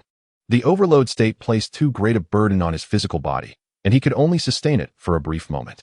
As he hovered at the edge of the pit, he sensed the demonized cultivator's life force dwindling. Just as he prepared to deliver a finishing blow, the cultivator surprisingly spoke, as if regaining some semblance of awareness. "Fellow Taoist, Qian has wronged you amidst my confusion. Though I know not your identity, I possess an item I wish to bestow upon you." "Qian? Is he from the Qian family?" Luo Hong had long suspected this individual was from one of the 5 families of Wushan, given his demonization and the presence of various secret techniques, including the ice skin and jade bone methods. While contemplating, a jade slip soared from the pit, hovering just a few paces away from Luo Hong. This jade slip records the core secret techniques of our 5 families, and further contains the profound Great 5 Elements universal decision discerned by Qian. If you can master the Jade Bone chapter, then naturally, this divine skill will also be within reach. Qian Tianbao spoke intermittently, having reached the brink of death. His words were but fleeting reflections, and before him lay an abyss of darkness, rendering the presence of Luo Hong inconsequential. The Great 5 Elements universal decision? It certainly sounds formidable. As Luo Hong's palms stirred with magical energy, he drew the suspended jade slip into his grasp. Is this a blood restriction? Blood restrictions are a form of prohibition that remains effective even after the cultivator's death. While their strength is generally modest, they can only be lifted by a blood relative of the deceased. The moment Luo Hong's consciousness brushed against the jade slip, he was repelled. Should he forcefully breach the blood restriction, the techniques contained therein would be obliterated. Do not worry about the prohibitions within the jade slip, Qian reassured. I have already briefed my daughter on the matter. I only ask that after she assists you in lifting the prohibition, you will lend her your support. Cough. To witness the fully realized dragon bone in this lifetime would leave me with no regrets. With those final words, Qian Tianbao's life force extinguished completely. At that moment, 4 luminous orbs emerged from his lifeless form, the essence of the 4 second-level demon beasts. Luo Hong would not let this opportunity slip. He collected them all into his soul-nourishing bottle. Subsequently, he dispelled his spirit serpent transformation, and his azure scales disintegrated into shimmering azure particles. With a swift decline in magical energy, he felt as heavy as a swimmer emerging from the water. Coupled with his injuries, every limb and bone ached intensely, and he could barely hold himself upright, dropping to one knee. Fortunately, the warm current flowing from his spine had yet to dissipate, rapidly healing his physical wounds. In a quarter of an hour, Luo Hong was nearly restored. Although the warm current had faded, he was acutely aware that his physical form had undergone a significant transformation. However, now was not the time for such contemplations. After changing into a spare robe and taking a sip of jade dragon wine, he turned his attention inward to his dantian, nearly moved to tears. The blue round pellet he had painstakingly nurtured to near the size of a mung bean had shrunk by a third. Return to form. It is imperative to restore my losses. Gritting his teeth, Luo Hong gazed at the colossal corpse of the mountain-shaking python, retrieving 2 spare magical artifacts to commence the dismemberment. The entire corpse was too massive for any storage pouch he possessed, so he could only slice it into several sections for transport. Snake scales for armor, snake tendons for binding, snake bones for crafting, snake gallbladder for medicine, and the flesh shall be minced for fertile fields. About an hour later, Yuruwashi slowly opened her eyes, preparing to rise when she suddenly felt a sharp pain in her neck. After rubbing the painful spot for a while, fragments of memory rushed back like a tide. Yuruwashi's complexion turned pale as she inspected her body, and upon confirming that her original Ein was intact, her frantic heartbeat gradually calmed. However, while her original Ein remained, two dark purple handprints marred her shoulders. With a frosty expression, she looked towards Luo Hong, who was still busy at work. The scales of the mountain-shaking python were exceptionally hard, and the flesh was remarkably resilient. Luo Hong found the task quite laborious.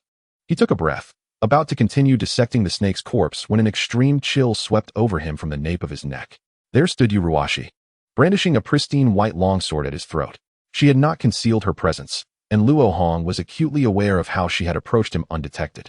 The reason he did not react immediately was that he had yet to devise a suitable response to the situation.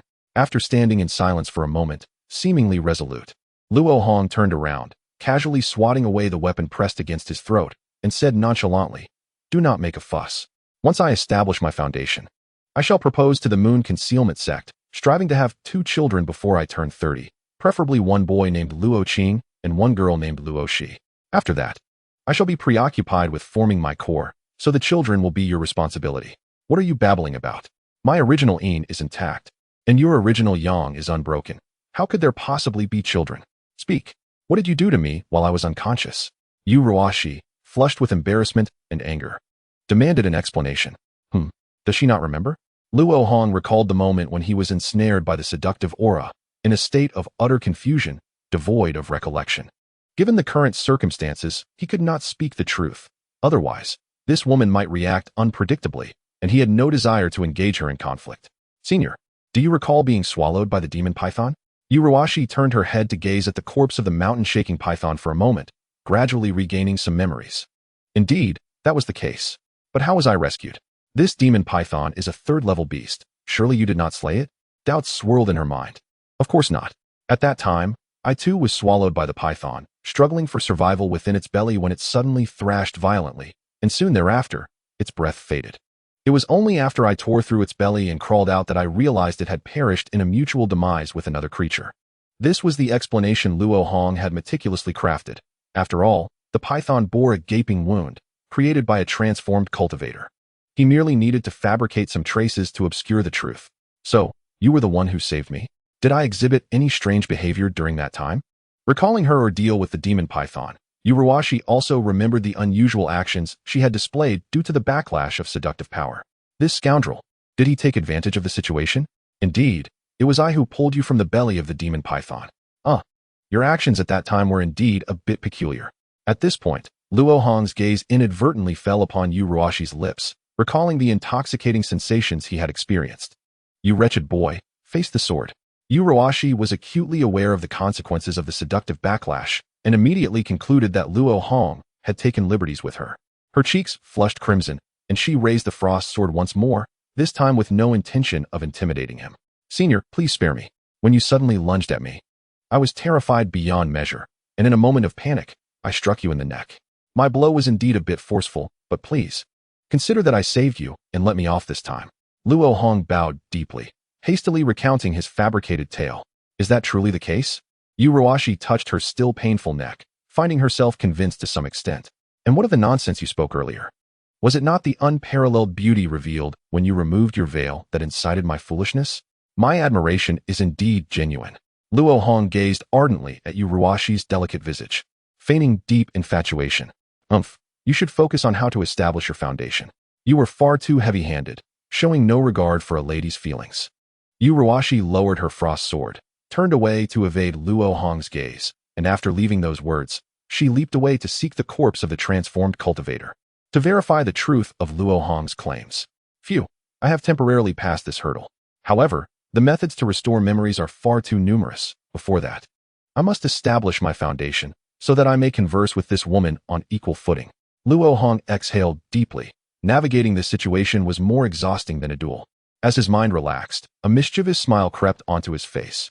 "Yuruwashi, you are the last person in the world who is qualified to accuse me of being heavy-handed." Several hours later, as Luo Hong was nearly finished with the mountain-shaking python's remains, Zhao Qingling and the others finally arrived at the scene. They surrounded Qian Tianbao's corpse, their expressions markedly diverse, each seemingly harboring their own intentions. Luo Hong stood at a distance, observing the unfolding events. Yuruashi donned her veil once more, and after exchanging a few words with Zhao Qingling, all eyes turned to Luo Hong. Young friend Luo, did you witness the clash between clan leader Qian and the mountain-shaking python? The leader of the Li family asked, his heart heavy with concern. At that time, I was inside the belly of the python, so I couldn't possibly see it. I can only speculate based on what I've observed. The wound on the python's head, as you all have seen, was undoubtedly inflicted by an immense force. Among those present, only the demonized clan leader Qian could achieve such a feat. Luo Hong's assertions were irrefutable. No one could fathom that a Qi refinement period cultivator could slay two beings comparable to those in the late Foundation establishment stage. The chest of that young Qian was also crushed by immense power. Even the top-tier defensive artifact, the golden scale armor, was shattered in such a manner, indicating it was struck directly by that primordial water pearl. Alas, I wonder at what stage he had progressed in his divine arts before his demise. Granny Sun shook her head in lament, feeling that her efforts today had been in vain. Young friend Luo, I believe you should allow us a glimpse of the complete demon corpse. Zhao Qingling, filled with reluctance, expressed her dissatisfaction. She had paid such a steep price, only to see her greatest gain snatched away by Luo Hong. That won't do. I barely escaped with my life this time. No, had it not been for good fortune, I would have perished for certain. However, considering the instigator has already met his end, I prefer not to pursue the matter further. The python's corpse can be regarded as compensation.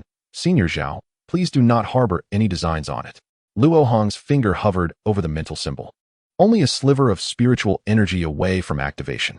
Zhao Qingling's lips twitched. The Zhao family could not afford to offend Li Huayuan, and had to relent. As night fell, in a bathing chamber deep within the Zhao family estate, Zhao Qingling soaked alongside Yuruashi in a medicinal bath as white as sheep's fat. The mist rendered their figures hazy, allowing only the faintest glimpse of their delicate shoulders. Sister, do you truly believe that insufferable brat's words? After hearing Yuruashi's account, Zhao Qingling's eyes shifted mischievously as she incited. Naturally, I do not believe them. Yuruashi scooped a handful of water from the pool, pouring it over the bruises on her shoulder. How could such marks possibly be from being rescued from the python's belly? Perhaps they were made while pushing me aside. A faint blush crept onto Yuruashi's cheeks, though the steaming atmosphere concealed it from view. Reflecting on their disparity in cultivation, she couldn't help but chuckle.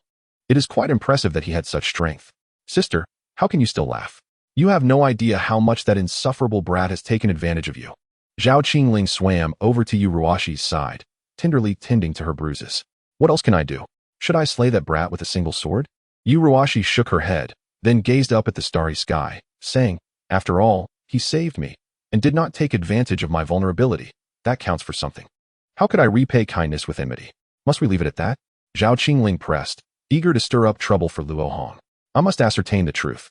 Upon my return to the sect, I shall prepare for the core formation, and I intend to use the heart-reflecting mirror to confront my past and dispel my inner demons. Through the power of this artifact, I will surely recall today's events. Yuruashi had already devised her plan, whether she wished it or not.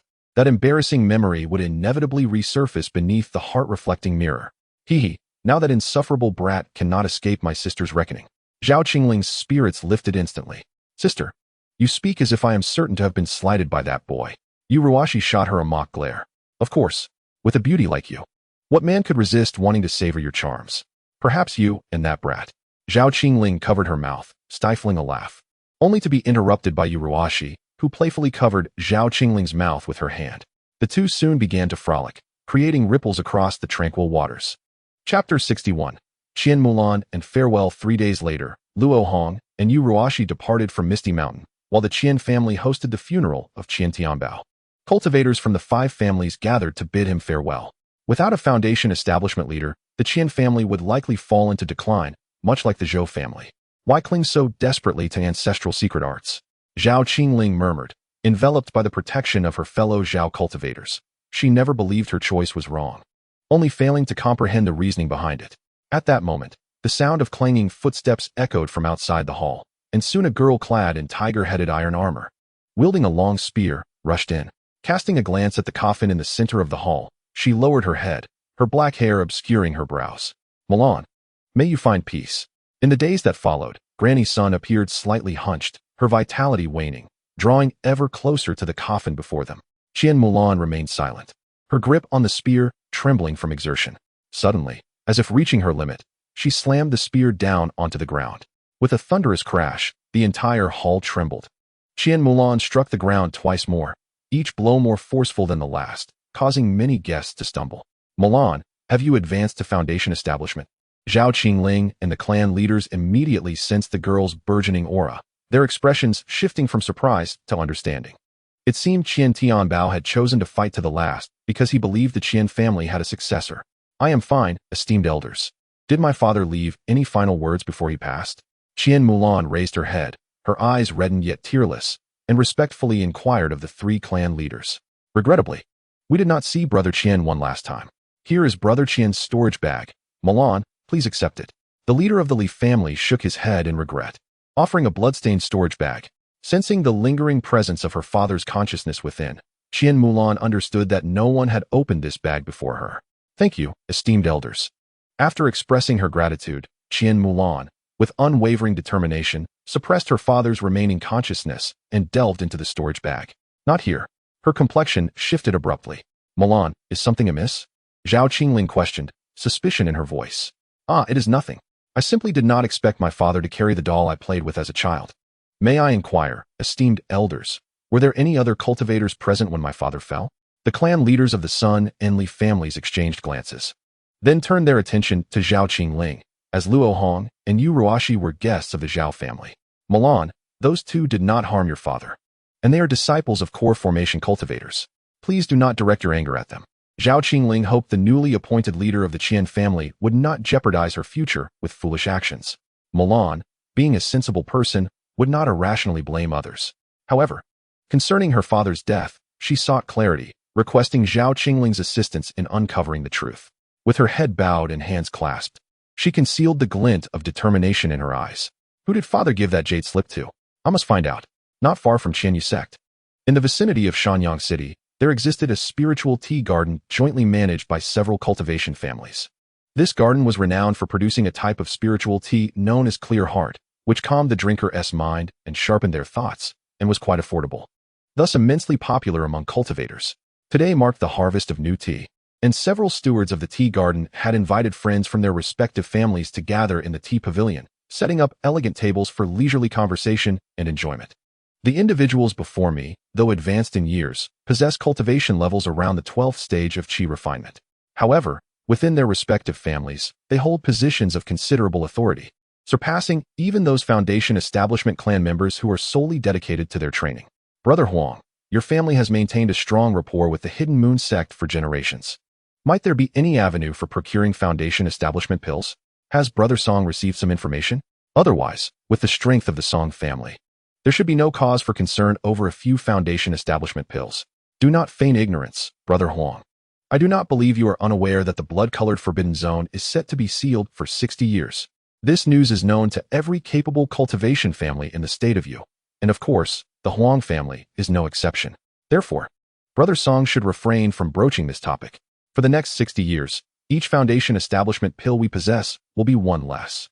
Which cultivation family, aware of this news, does not wish to stockpile a few for themselves? Even if I had connections, they would be reserved for my own family. Although our friendship is strong, this matter is truly beyond my means. I apologize, but I cannot assist with the foundation establishment pills. I should not press you, Brother Huang, regarding the foundation establishment pills, but I do have another matter where I seek your assistance. My younger son has reached the age of cultivation. I would be grateful if you could facilitate an introduction, enabling him to have the fortune of joining the Hidden Moon sect. Brother, you have a good plan. If a male disciple can join the Hidden Moon sect, a partner with both beauty and talent in dual cultivation is surely to follow. I too harbored such thoughts in my youth, yet alas, I could not fulfill them. Today, I shall borrow your nephew to realize my long-held wish. Thank you, Brother Huang.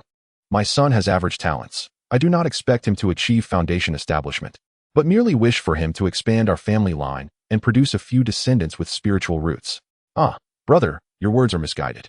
Once he joins the Hidden Moon sect and masters the techniques of dual cultivation, there is no reason your nephew cannot have the opportunity to achieve foundation establishment.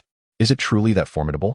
I have also attempted dual cultivation, albeit not using the secret methods of the Hidden Moon sect. The results seemed only marginally faster than regular cultivation. Haha, that was dual cultivation with a female cultivator of equal cultivation level. If the partner were a senior in foundation establishment, the outcome would be vastly different. Brother Huang, you jest. Such a coveted opportunity is one we can only dream of. Haha, I merely suggest there is a chance. My nephew is remarkably handsome. Who knows what fortunate encounters may arise? The two scholars, dressed as cultivators, were animatedly discussing the newly released Hidden Moon and Blushing Flowers ranking after taking a sip of spirit tea. Suddenly, a formidable aura descended upon them, followed by an exceedingly gentle voice. Might you two vacate this space for a moment? Ah, it is a senior from the Hidden Moon sect. Brother Song and I shall take our leave immediately. By the way, would the senior care for some top-quality clear heart tea? Upon recognizing the intricate patterns on the visitor's robe, the Huang scholar immediately stood in respect, eager to ingratiate himself. No need, we shall depart shortly. The woman in white dismissed the bowing Huang and Song with a wave, turning to address the figure behind her with a hint of exasperation. You. Why are you still up there? Are you that afraid of me? A young man in yellow hesitated before stepping into the pavilion.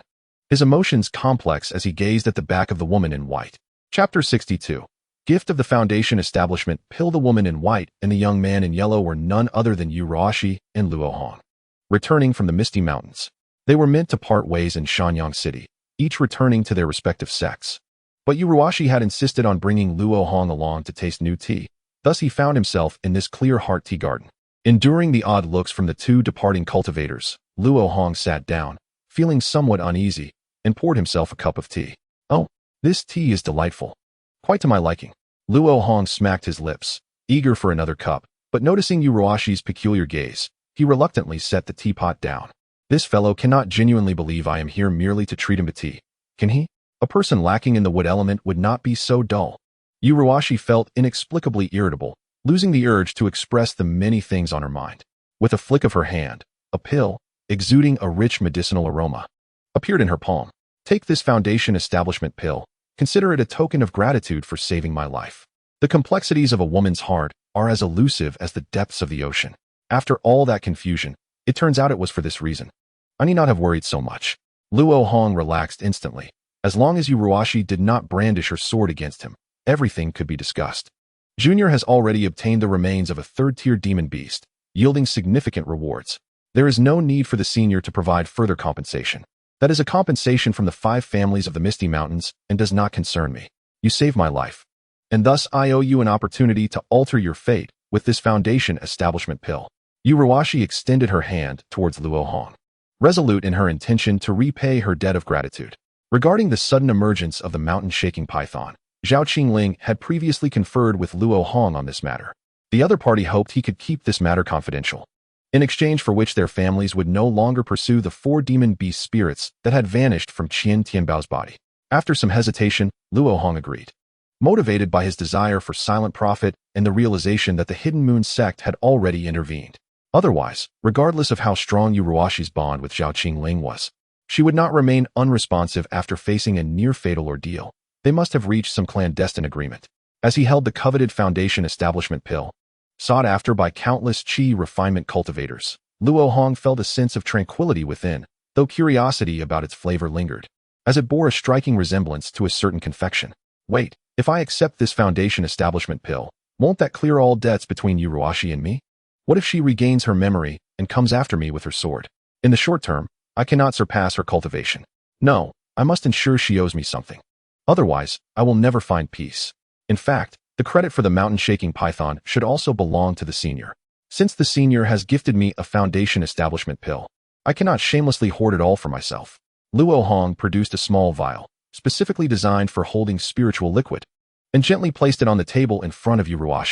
I have mentioned the Foundation Establishment pill, but this is a rare substance known as primordial heavy water. The words of refusal that had been on the verge of Yu lips were immediately swallowed back. Primordial heavy water is a rare material essential for crafting magical artifacts, precisely what she desperately needed at this moment. This spiritual liquid, I have no use for. Consider it a gift to the senior. Luo Hong thought to himself that as long as he possessed silver talismans, it would suffice. Once he returned to dissect the mountain-shaking python's remains and unravel the secrets to refining primordial heavy water, he could acquire as much of this spiritual substance as he desired. You are rather suspicious. Uruashi scrutinized Luo Hong for a moment before perhaps realizing she was being overly sensitive. She chuckled lightly and averted her gaze, placing the small vial into her storage pouch. This item is of great use to me. Since you are willing to part with it, I shall graciously accept. Standing up, Uruashi summoned her magical artifact to ascend into the air, leaving behind a message. I shall enter seclusion to refine my core upon my return. And I hope that by the time I emerge, you will have become a foundation establishment cultivator. As Luo Hong watched the enchanting figure swiftly depart, a twinge of loss surged within him. In 2 lifetimes, he had never felt such a sentiment towards any woman before. It is time to return. Shortly after Luo Hong departed on his flying artifact, Huang and Song returned to the tea pavilion. Gazing at the disturbed tea, said in silence for a long while, "Brother Huang, if I am not mistaken, that young man is merely a chi refinement disciple from Huangfeng Valley. How did he earn the favor of that esteemed senior?" The scholar of the Song's surname had long surpassed the age of youthful vigor, and at this juncture, his heart was consumed by envy and jealousy, nearly driving him to madness. "Brother Huang?" Receiving no response, the Song scholar gently patted his old friend's shoulder. "Apologies, dear Song. I was lost in thought just now." His elder replied, "Regarding the matter you entrusted to me, could we consider a different candidate? I believe that your esteemed nephew may be more suitable." "Why is that?" the scholar questioned. "My eldest son possesses an unremarkable appearance. If he were to join the Moonveil sect, dominated by handsome and beautiful individuals, how could he possibly stand out? What do you think of the appearance of that disciple from Huangfeng Valley we just saw? Aside from a fair complexion, he had little to commend him. I suspect that the female cultivators of the Moonveil sect, accustomed to strikingly handsome men, might pay more attention to those of ordinary looks. You might as well give it a try." Although the Song scholar found his elder's words rather implausible, the recent success stories he had witnessed stirred a sense of hesitation within him. Unbeknownst to Luo Hong, her brief sojourn would unwittingly alter the paths of 2 cultivators for a lifetime. After flying for over 10 days, he returned to the fragrant garden. "Young master, was your journey smooth?" Elder Zhua inquired with genuine concern. "There were gains and losses. Were things peaceful in the garden during my absence?" Converting the loss of the blue orbs into Yulong wine, Luo Hong estimated a loss of about 150 pounds of Yulong wine, a considerable setback. However, the mastery of the ice muscle technique and the unexpectedly refined bone technique laid a solid foundation for his path, propelling his physical cultivation to new heights. The thought of the jade slip containing the Great 5 Elements Sutra eased the sting of his losses. Not to mention, an entire corpse of a 3rd-tier demon beast awaited his examination, a prospect that filled him with joy. Thus, he found it hard to determine whether he had truly lost or gained from this venture. "Ever since you became Elder Li's registered disciple, I have not sensed any covert gazes upon me. It seems the nefarious ones have been sufficiently intimidated into retreat," Elder Zhua remarked with a bow. "Indeed, my efforts were not in vain. By the way, Elder Zhua, might your martial prowess be recognized in the realm?" The sensation of being utterly powerless against a demonized cultivator wielding martial skills was painfully disconcerting for Luo Hong. He yearned to rectify this deficiency swiftly. "What prompts this inquiry?" "Young master, I consider myself among the foremost in the Jianghu of Yu country, having once earned the title of a remarkable boxing sage in my youth. However, compared to a cultivator of your caliber, all my martial achievements seem trivial." The martial prowess he had painstakingly honed over decades could not even breach the protective barriers of an early-stage cultivator. Prior to meeting Luo Hong, Elder Zhua had set aside his Jianghu disputes, retreating to the mundane as a brewer. Yet, discussing the stark contrast between secular warriors and cultivators now brought a bitter smile to his lips. Chapter 63. Shortcomings. Though Elder Zhua was perplexed by his young master's sudden interest in martial arts, he wisely refrained from probing further and generously imparted his knowledge. Luo Hong, a true cultivator, demonstrated not only exceptional intelligence, but also an extraordinary control over his physical form. Utilizing his spiritual sense for introspection, he could precisely command every muscle and sinew of his body. Requiring no internal cultivation, he focused solely on mastering various martial techniques, and thus, within just a month, Elder Zhua found he had nothing left to teach. When he could effortlessly unleash a force from a distance, Luo Hong realized he had reached the pinnacle of his secular martial training. Although technique was paramount, it was not the essence. As a cultivator, one should not excessively pursue it. However, following his martial training, Luo Hong had yet to commence the foundational cultivation of his core techniques. Even though he was now on the verge of breaking through to the 13th layer of chi refinement. The reason for this unexpected delay lay in the unforeseen side effects of activating the spiritual dragon vein. The purity of the spiritual energy released by the blue orbs had refined his mana within a short span. leading to a 2- or 3-fold increase in the purity of the mana he had painstakingly controlled. While consuming 5 elements fruit could mitigate this, it would take roughly 6 months, a period he did not intend to squander. The human body comprises the 3 treasures of essence, qi, and spirit. Currently, cultivators primarily focus on qi cultivation, absorbing the spiritual energy of the cosmos to refine their mana and elevate their life essence in pursuit of immortality. Luo Hong now understood that the elevation of a cultivator's life essence was closely related to certain characteristics and rules of spiritual energy. The path of qi cultivation was most intertwined with spiritual energy, making it the most accessible route for enhancing a cultivator's life essence, thus explaining its prevalence. However, the enhancement of life's essence is a holistic improvement. Focusing solely on qi cultivation becomes increasingly evident in the later stages as deficiencies in essence and spirit manifest, ultimately leading to significant bottlenecks. Most cultivators are aware of this reality but fail to make adjustments, not out of reluctance to cultivate essence and spirit, but because the demands of qi cultivation consume their entire life's energy, leaving them no capacity to attend to other matters. Luo Hong's original cultivation plan was to concentrate on qi refinement in the early stages to extend his lifespan before addressing issues of essence and spirit. Yet, plans often fall prey to unforeseen changes. First, a lack of soul strength limited his use of silver runes, followed by fortuitous encounters that dramatically increased his vitality. With a 6-month period of idleness ahead, Luo Hong contemplated refining both essence and spirit.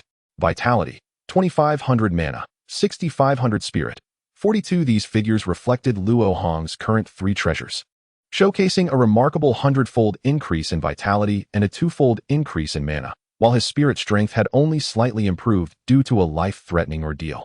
An increase in vitality does not equate to a proportional increase in strength. It encompasses aspects such as life force, endurance, self-healing abilities, and resistance to abnormal states. Presently, relying solely on his physical form, he wielded a tremendous strength of 5,000 pounds, approximately 20 times that of a cultivator of the same tier. When augmented by mana, his strength could easily reach 10,000 pounds, as a larger physical foundation enhances the effects of mana augmentation. The technique that could only amplify 1,000 pounds of strength had become rather redundant for him. As Luo Hong gazed at the ironwood he had effortlessly crushed, he recalled his battle with the demonized cultivator. The final, earth-shattering punch he unleashed was not solely due to the overload of the spiritual dragon vein, which momentarily amplified his mana several-fold, but also because of the synergistic effects of the spiritual dragon transformation and the dragon blood. Though it was but a single punch, it embodied all the fruits of his cultivation thus far. At this juncture, to make strides in the path of qi, Luo Hong envisioned 3 potential avenues. First, he could dedicate several hours each day to activate the dragon bone silver runes on his spine, thereby completing the blood transformation process. It was anticipated that he would achieve a physical strength of 10,000 pounds solely through his body by then. Second, he could cultivate the Great 5 Elements Sutra.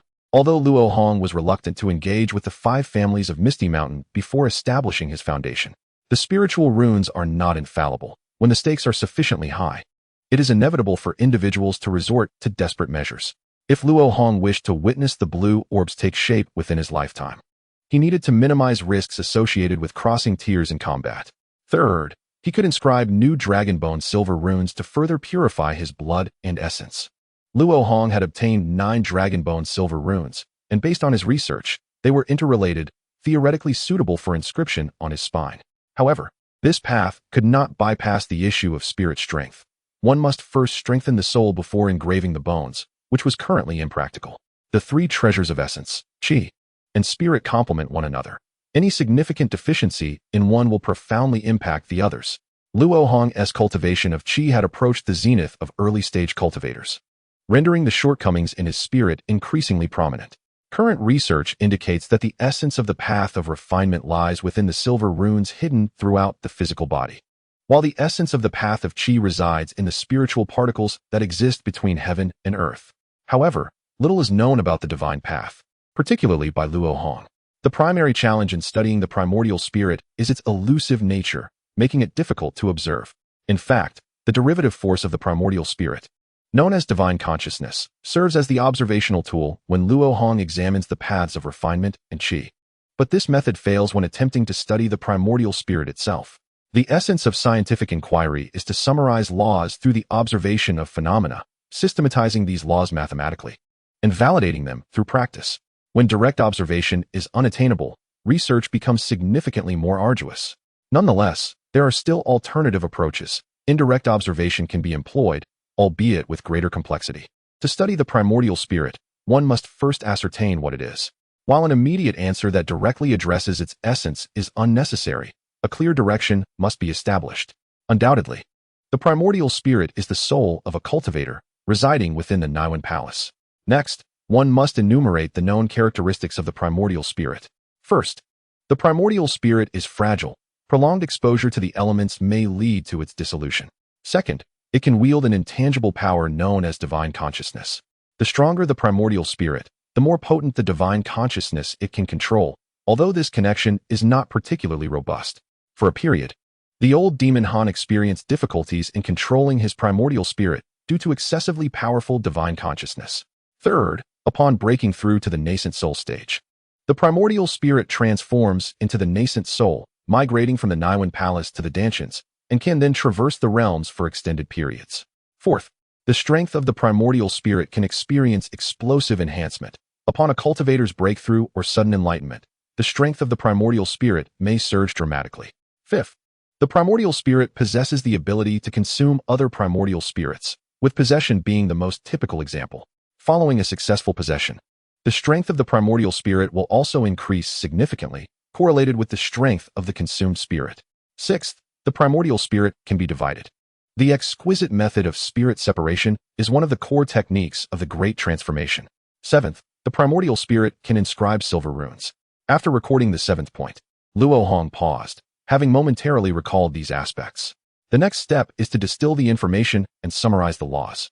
The primordial spirit emerges from the first trace of magical power generated within the cultivator's dantian, transforming from the soul of a mortal. Divine consciousness also manifests at this moment, subsequently growing alongside the cultivator's elevation in realm. As the primordial spirit can serve as a vessel for silver runes, divine consciousness can manipulate the spells formed from condensed spiritual energy, thus fostering the interaction between the divine, essence, and qi. However, fundamentally, the primordial spirit is neither composed of silver runes nor spiritual particles. What, then, is its true nature? Upon reaching this point, Luo Hong realized he lacked a crucial element, the force that propels the growth of the primordial spirit and its source. The increase in magical power derives from the cultivator's daily absorption and refinement of spiritual energy, while the enhancement of essence comes from the positive transformation of the silver runes on the cultivator's physical body. But what force facilitates the growth of the primordial spirit? Spiritual energy can be dismissed, as Luo Hong has experienced numerous elevations of the primordial spirit following breakthroughs without encountering a scenario where spiritual energy flowed into the Huayuan palace to nourish it. Thus, it is evident that the primordial spirit's growth does not rely on spiritual energy. Similarly, although the primordial spirit can bear silver runes, there exists a limit to this capacity. Clearly, silver runes are a burden rather than a source of power for the primordial spirit. Having reached an impasse in his research, Luo Hong remained undeterred. As encountering difficulties was to be expected, he retrieved a jade vial and poured out a rosy pill, calming himself before swallowing it. This pill, known as the soul-nourishing pill, is a lesser-known low-tier elixir, not only due to the scarcity of its materials, but also because cultivators do not seek it. Although the soul-nourishing pill is said to enhance the primordial spirit, its efficacy is questionable. Even consuming 10 of them in succession would not yield a notable increase in strength. Nonetheless, Luo Hong aimed to investigate the power absorbed during the strengthening of the primordial spirit, so this pill could still serve a purpose. Focusing his mind, Luo Hong sensed the changes in the primordial spirit under the influence of the soul-nourishing pill. Once the pill entered his abdomen, it transformed into a cool energy that surged toward the Huayuan palace, enveloping the spherical primordial spirit. At that moment, the primordial spirit appeared stimulated, exhibiting slight fluctuations on its surface, but soon returned to its original tranquility as the cool energy dissipated. Was that all? Had it concluded? Luo Hong couldn't help but smile wryly. The effects were pitifully weak, and the readings on the examination chart for the primordial spirit had not budged, indicating that his set units were not significant. Despite the underwhelming performance of the soul-nourishing pill, Luo Hong did gain some insights. It at least confirmed that the primordial spirit could absorb an unknown power during its fluctuations. This aligns with the phenomenon observed when cultivators experience profound joy or sorrow. or significant shifts in their mental state, leading to an increase in the strength of their primordial spirit. Yet, the most pressing question remained unresolved. After pondering for a moment longer, Luo Hong abruptly stood up and departed from the Fenghua garden. Half an hour later, Luo Hong arrived above a lush mountaintop, landing in a vacant cluster of flat houses. After navigating through the maze-like pathways, he stood before a slightly larger stone house. The door of the stone house was wide open, and Luo Hong immediately noticed an elderly man in gray, engrossed in carving a piece of yellow pear wood. "What brings you here, disciple?" the gray-clad elder inquired without raising his head, his hands continuing their work. Luo Hong performed a respectful gesture, internally reviewing this person's background. This location served as temporary housing for newly admitted disciples. It appeared rather desolate, since the previous batch had all moved on.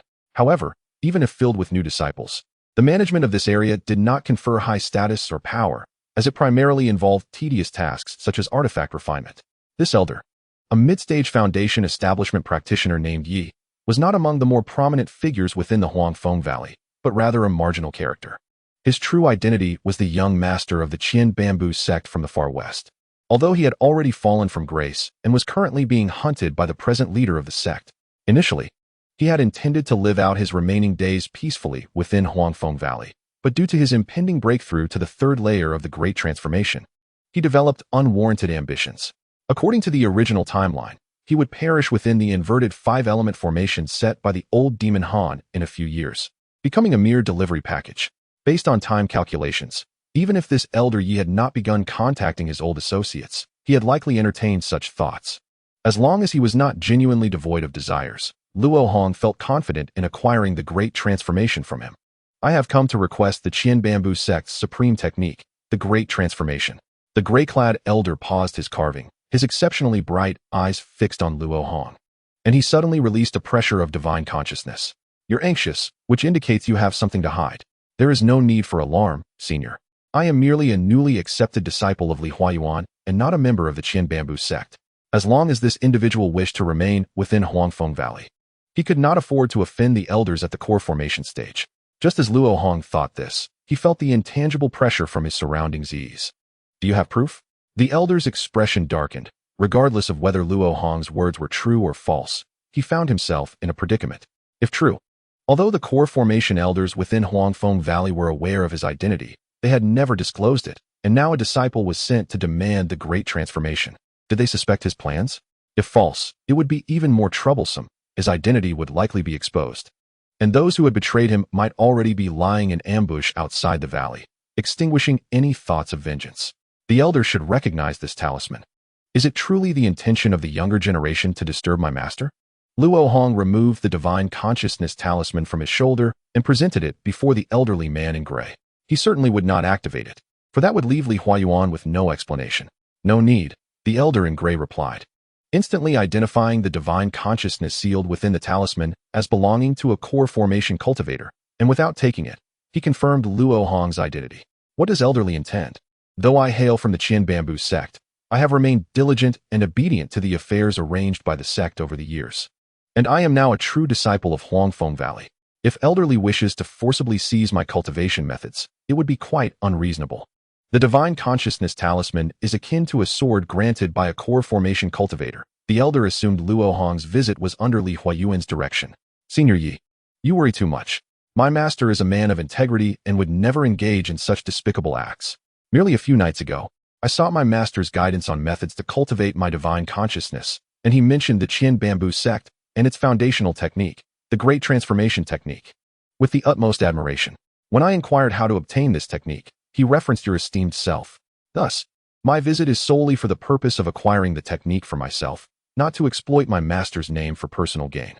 Senior Yi, despite my status as a Qi refining disciple, I possess some resources. If it is merely a handful of spirit stones, please feel free to name your price." Since this individual aimed to recruit former associates, spirit stones were indispensable. Luo Hong produced the items he urgently required, sealing half the deal before negotiations even began. Chapter 65. The Great Transformation Technique. The elder in gray did not respond immediately, instead scrutinizing Luo Hong for a moment before saying with keen interest, "Young friend, you are indeed a rare talent with a naturally powerful divine consciousness. With your aptitude, joining the Qian bamboo sect would pose no issue. which explains your desire to cultivate your divine consciousness. Does this mean you agree? Luo Hong's expression brightened. No, I refuse. The elder in gray resumed carving with his tool, wood shavings flying as a demonic dragon swiftly took shape. Though I am no longer a member of the Qian Bamboo sect, I cannot privately impart the sect's ultimate techniques. This is not a matter that can be resolved with spirit stones. Is he putting on an act? If Luo Hong were not aware that this man would unhesitatingly present the great transformation technique as a bargaining chip in the face of life and death, he might have thought him a virtuous individual clinging to old traditions. It is indeed a matter that cannot be resolved with spirit stones, but that does not include you. Senior Yi. Luo Hong wasted no time. With a swift motion, he summoned 500 low-grade spirit stones to the table, covering many completed wooden carvings. Senior Yi. I am willing to exchange 500 spirit stones for the first 2 layers of the Great Transformation Technique. Luo Hong had cleverly navigated the nuances. The first 4 layers of the Great Transformation Technique are fundamentally based on the division of divine consciousness, and acquiring the first 2 layers would yield nearly the same benefit as obtaining all 4. Furthermore, the price of cultivation methods is always highest for the complete text, with later layers being significantly more expensive. Thus, 500 spirit stones sufficed for the first 2 layers. The elder in gray stored his carving tool and grasped a rolling spirit stone from the table, maintaining a semblance of calm. For he had once been the young master of the Qian Bamboo sect and had encountered substantial spirit stones before. Luo Hong's move was not enough to embarrass him, yet it was sufficient to spark his interest. Young friend, you are willing to offer such a sum for the first 2 layers of the Great Transformation Technique. Surely, your motivations extend beyond merely cultivating your divine consciousness. The old fox is indeed inquisitive. To be candid, I have resolved to participate in the blood-forbidden trial in 2 years. If I can enhance my divine consciousness beforehand, it will significantly improve my chances of survival. Additionally, my master has advised me that cultivating the Great Transformation Technique is arduous. Should I pursue this path obsessively, it may hinder my proper cultivation. Hence, I only wish to dabble, and the first 2 layers will suffice. Luo Hong's intentions were clear. He was compelled by the pressure of the blood-forbidden trial to offer a high price, yet he intended not to be taken advantage of. Well aware of the challenges inherent in cultivating the Great Transformation Technique, you intend to venture into the blood-forbidden grounds. The elder in gray reevaluated Luo Hong, discarding the initial impression of a pampered scion from a cultivation family. Only someone either reckless or possessed of a resolute heart towards the Tao would dare enter that treacherous place to contend for their life. After toying with the spirit stones in his hand, the elder spoke again. I will agree to this transaction, but I will only accept 400 spirit stones. However, you must agree to one condition. Speak freely, senior. Whatever is within my capabilities, I will do my utmost to fulfill. Luo Hong adopted a determined posture.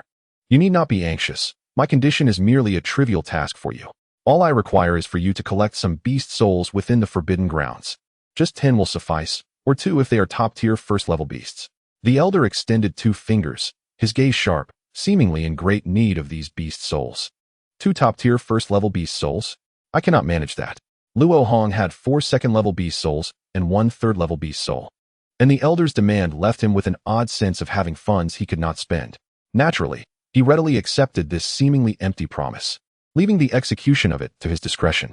In the blood-forbidden grounds, he was set to execute a long-planned scheme, one that pertained to his great path and must not be distracted by any other affairs. Subsequently, the elder in gray replicated part of the content from a jade slip before handing it, along with a soul-collecting bottle, to Luo Hong. With business concluded, Luo Hong returned to his small courtyard, eagerly delving into the renowned Great Transformation Technique. It is worth noting that the infamous Han Laoma relied on this technique to dominate many in the human realm through his divine consciousness, and even in the spiritual realm. He reaped substantial benefits. After closing his eyes for a brief moment, Luo Hong's expression shifted from excitement to indignation. How dare you use a simplified version of the Great Transformation Technique to deceive me? The first layer of the Great Transformation Technique comprises 2 components, one for enhancing the divine consciousness, and the other for the division of divine consciousness. The former posed no issues, as Luo Hong attempted to channel his spiritual power into the specific meridians in his head. His divine consciousness began to ripple, yielding effects far superior to consuming a soul-nourishing pill. However, the division of divine consciousness was decidedly problematic. The ordinary method of dividing divine consciousness merely forcibly splits off a portion from the original, resulting in significant depletion to the divine consciousness itself. Consequently, aside from those naturally endowed with strong divine consciousness, most cultivators struggle to produce many divisions. In contrast, the division technique within the Great Transformation technique is remarkably refined. The divisions are smaller in size and incur minimal strain on the divine consciousness. Even with just the first layer of the Great Transformation technique, an average cultivator could produce over a dozen divisions, and those with a natural affinity for divine consciousness could achieve even more. The division technique within the Great Transformation technique is similar to the method for enhancing divine consciousness, differing only in the degree of stimulation applied. When performing the Great Transformation division technique, the cultivator's divine consciousness, under its unique fluctuation, will produce a diminutive sphere that is minuscule compared to the divine consciousness itself.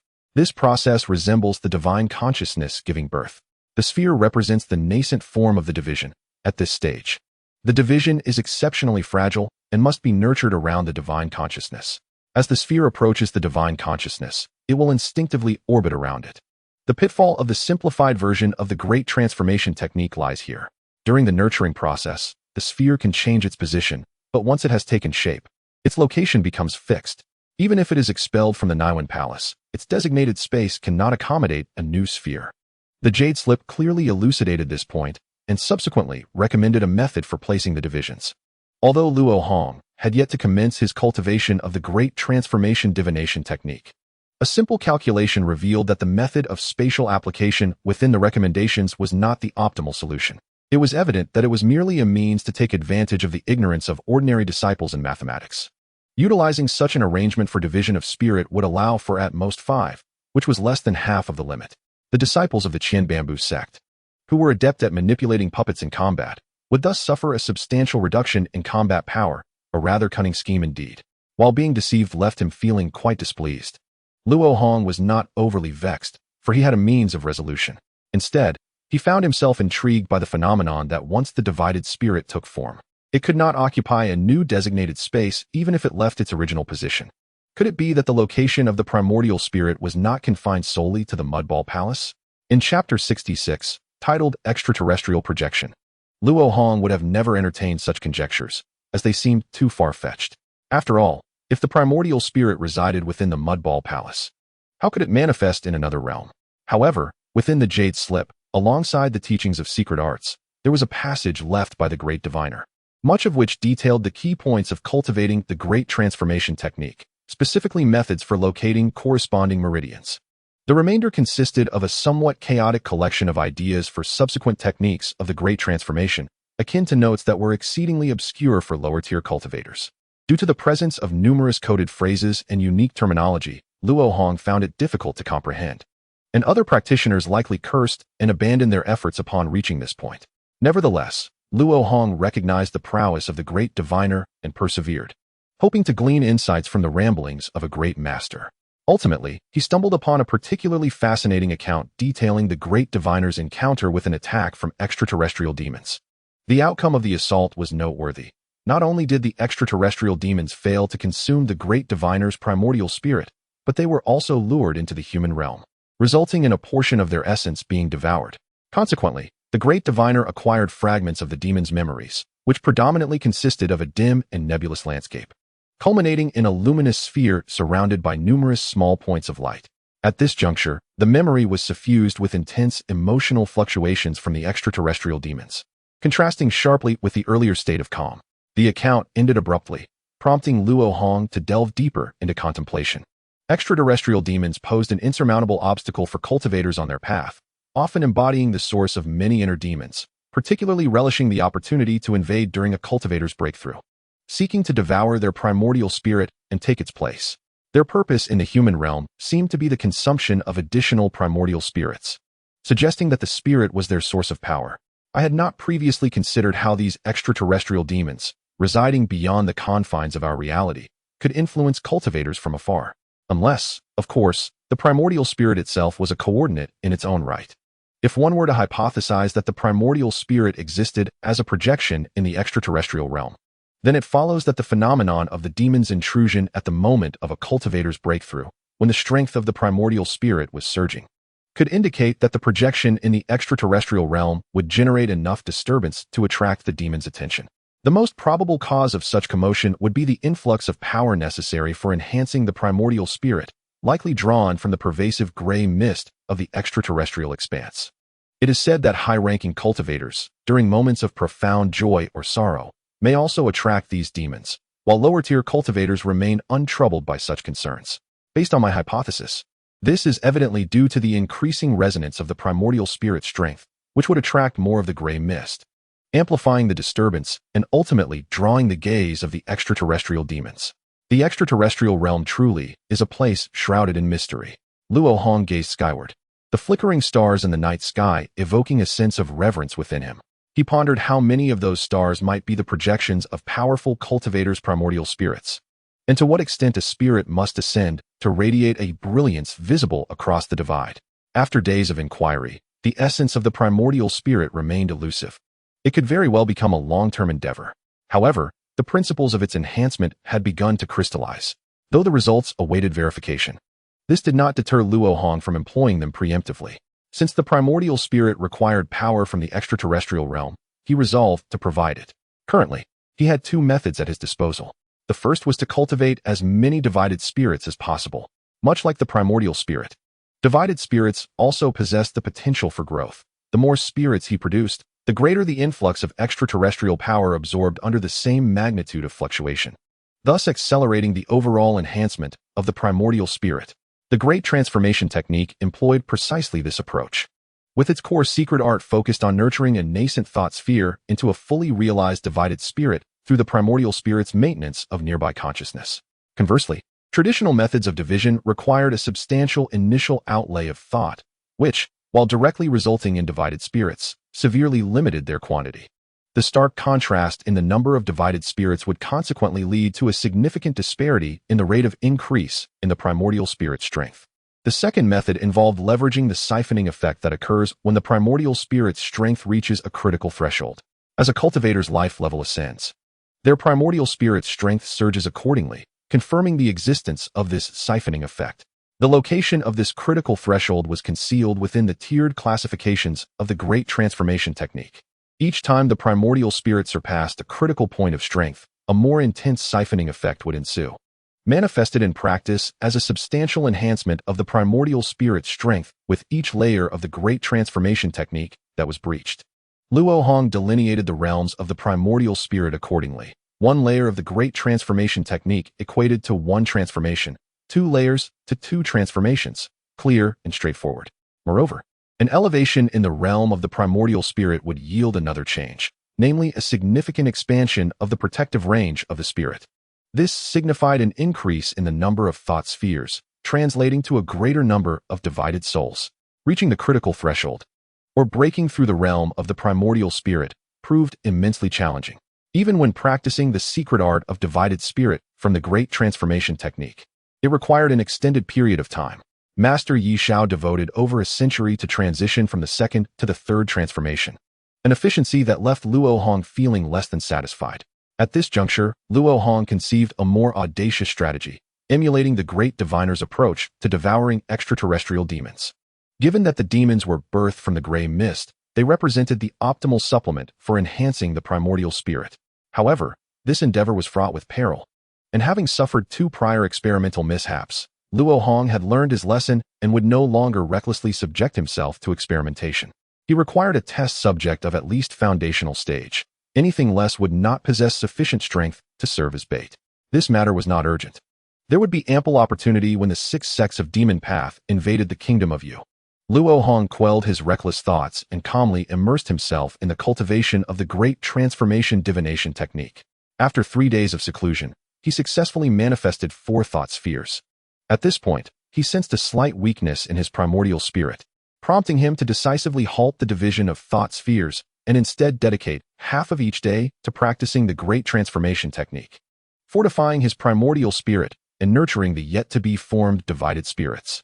The remaining half of his day was devoted to refining his body through mana cleansing and blood refining, thus strengthening his physical form. In this manner, Luo Hong diligently filled his days, and soon half a year had passed.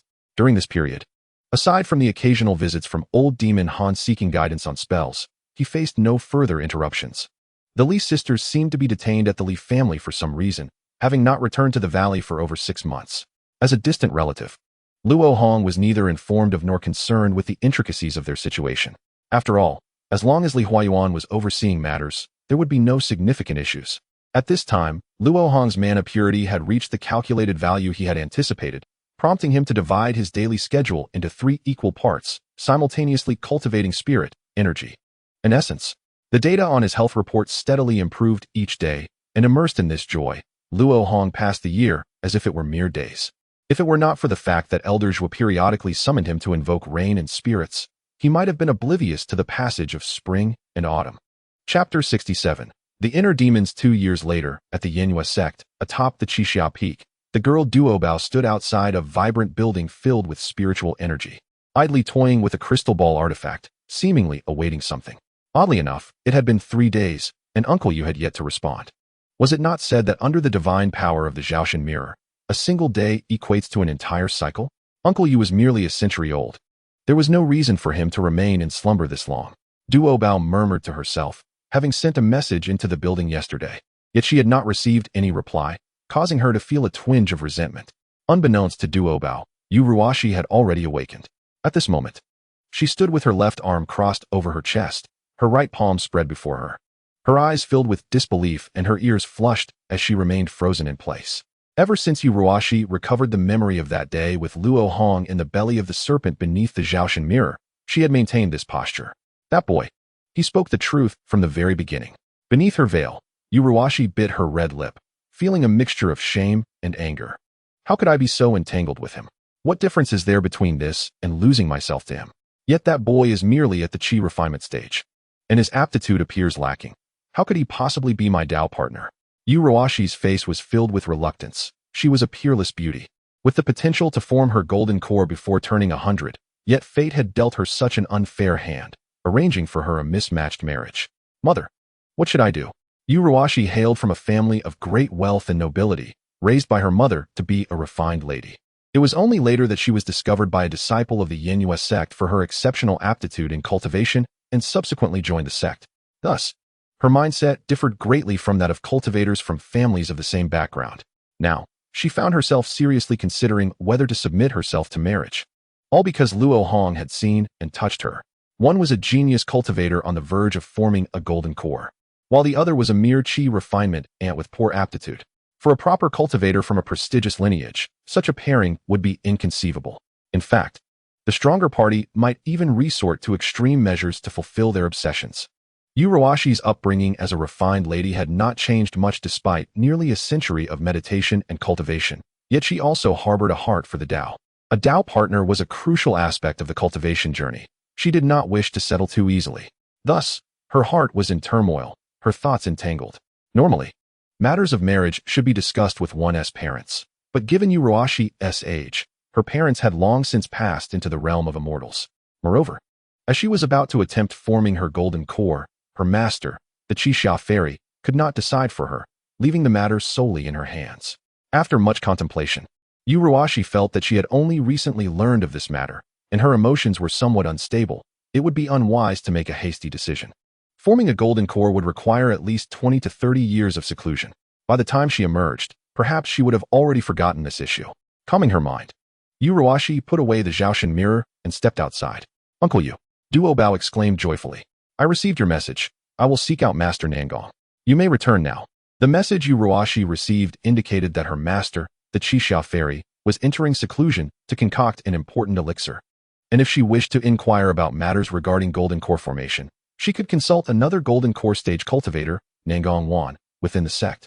After dismissing her messenger, Yu Ruashi took to the skies, flying away from Qixia Peak.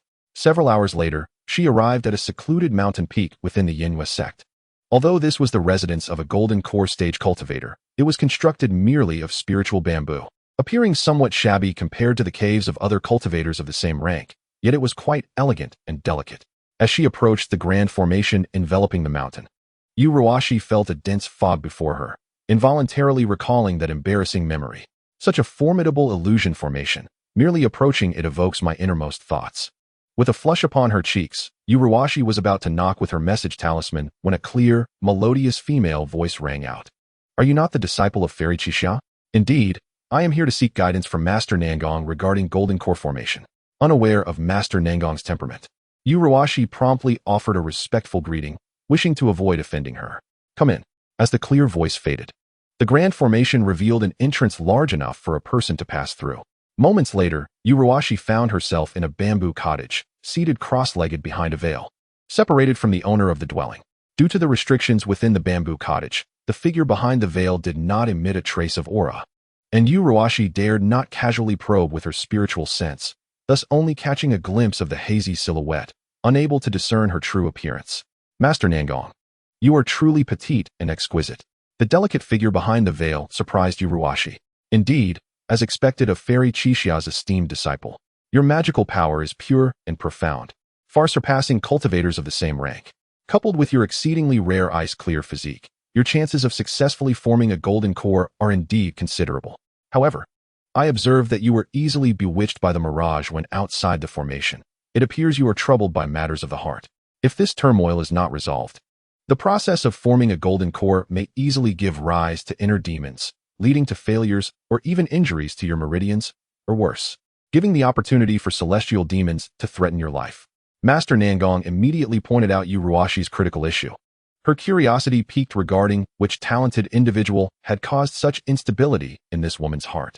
Troubled by matters of the heart, as the saying goes, one cannot see the true face of Mount Lu, for one is within the mountain. Initially, Yuruashi merely felt that her feelings for Luo Hong were difficult to articulate, but thought it was a normal reaction for a young woman. Little did she know, she was already deeply ensnared, her feelings stirred. Fortunately, having cultivated to the false core stage, she was not an ordinary person. Once awakened by Master Nangong's insight, she quickly came to her senses. May I ask, Master, how can this turmoil be resolved? There are two methods. One is for you and your beloved to hold a dual cultivation ceremony. Once you unite in matrimony, this turmoil will be resolved immediately. Speaking of marriage, a hint of teasing crept into Nangong Wan's tone, causing Yuruashi's cheeks to flush. And the second method? Upon hearing Yuruashi's prompt inquiry about the second method without hesitation, Nangong Wan realized that this matter was not as simple as she had initially thought. Who exactly was this beloved of her disciple? Did he even hold any regard for a female cultivator on the verge of forming a golden core from the Yinhua sect? The second method involves a word of killing. Master Nangong's demeanor shifted, her expression growing serious, her tone slightly cold. You are exceptionally intelligent. I trust you do not require further explanation. Hearing these words, Yuruashi's face turned pale, and she fell silent for a long moment. There is no need for you to make an immediate decision. You still have several years to refine your magical power before forming your golden core. Take your time to consider. Master Nangong shook her head, aware that Yuruashi had already made a decision within her heart, yet she could not recognize it. Under the influence of inner demons, such was the state of affairs, it remained to be seen whether she could attain clarity. Even though Master Nangong discerned Yuruashi's thoughts, she refrained from saying more. Ultimately, one's inner demons must be confronted by oneself. Others might only complicate matters further.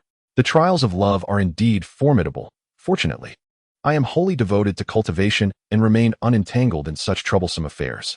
With that thought, Nangong Wan smiled with satisfaction. Chapter 68. The eve of the trial. Junior Brother Han, did you comprehend what I just conveyed? In the Fanghua Garden, the old demon Han had come again, either to mooch wine or seek counsel on spells. Luo Hong raised her cup and drained it in one gulp. It was this year's new wine. Exquisite in both flavor and spiritual essence, a fine choice among low-tier spiritual wines. Elders with skills had truly become increasingly refined. The five-element spell is formed when magical energy circulates through the meridians and instantaneously transforms into spiritual energy upon departing the body, by manipulating its form with one's consciousness. Even low-tier spells can yield remarkable effects. Han Li furrowed his brow, having studied spells under senior brother Luo for 2 years. He could perceive that Luo had taught him without reservation. Yet, he felt he lacked innate talent in spellcasting. While he managed to grasp a few low-level spells, mastering intermediate ones proved exceedingly challenging. Despite his diligent efforts, his casting speed was slow, and the potency of his spells paled in comparison to senior brother Luo's, rendering them ineffective in actual combat. Hence, after today's inquiry, Luo spoke of the technique of controlling spells with one's consciousness. Witnessing an ordinary water bullet morph into the agile form of a flying swallow, soaring gracefully, Han Li felt an intense yearning. If he could master this, his painstakingly practiced 5-fireball barrage would truly come into play. Indeed, Han Di, like me, possesses a spirit that surpasses the average cultivator, making it likely that he could master this small technique without difficulty. Luo Hong's spell teaching was invaluable, and Han Li's ability to learn this much elicited his admiration. Thank you, Senior Brother Luo, for your guidance. Han Li expressed his gratitude. Additionally, I came here to inquire about purchasing a few spirit water talisman. I wonder if you have any in stock? Having listened intently, Han Li had yet to taste the new wine from Fenghua Garden. He first took a sip, his eyes lighting up, then tilted back the cup, revealing a look of longing for more. After filling his glass, Luo Hong placed 5 spirit water talismans on the table. These talismans are not easy to craft, and I must keep some for myself. These are all I can sell.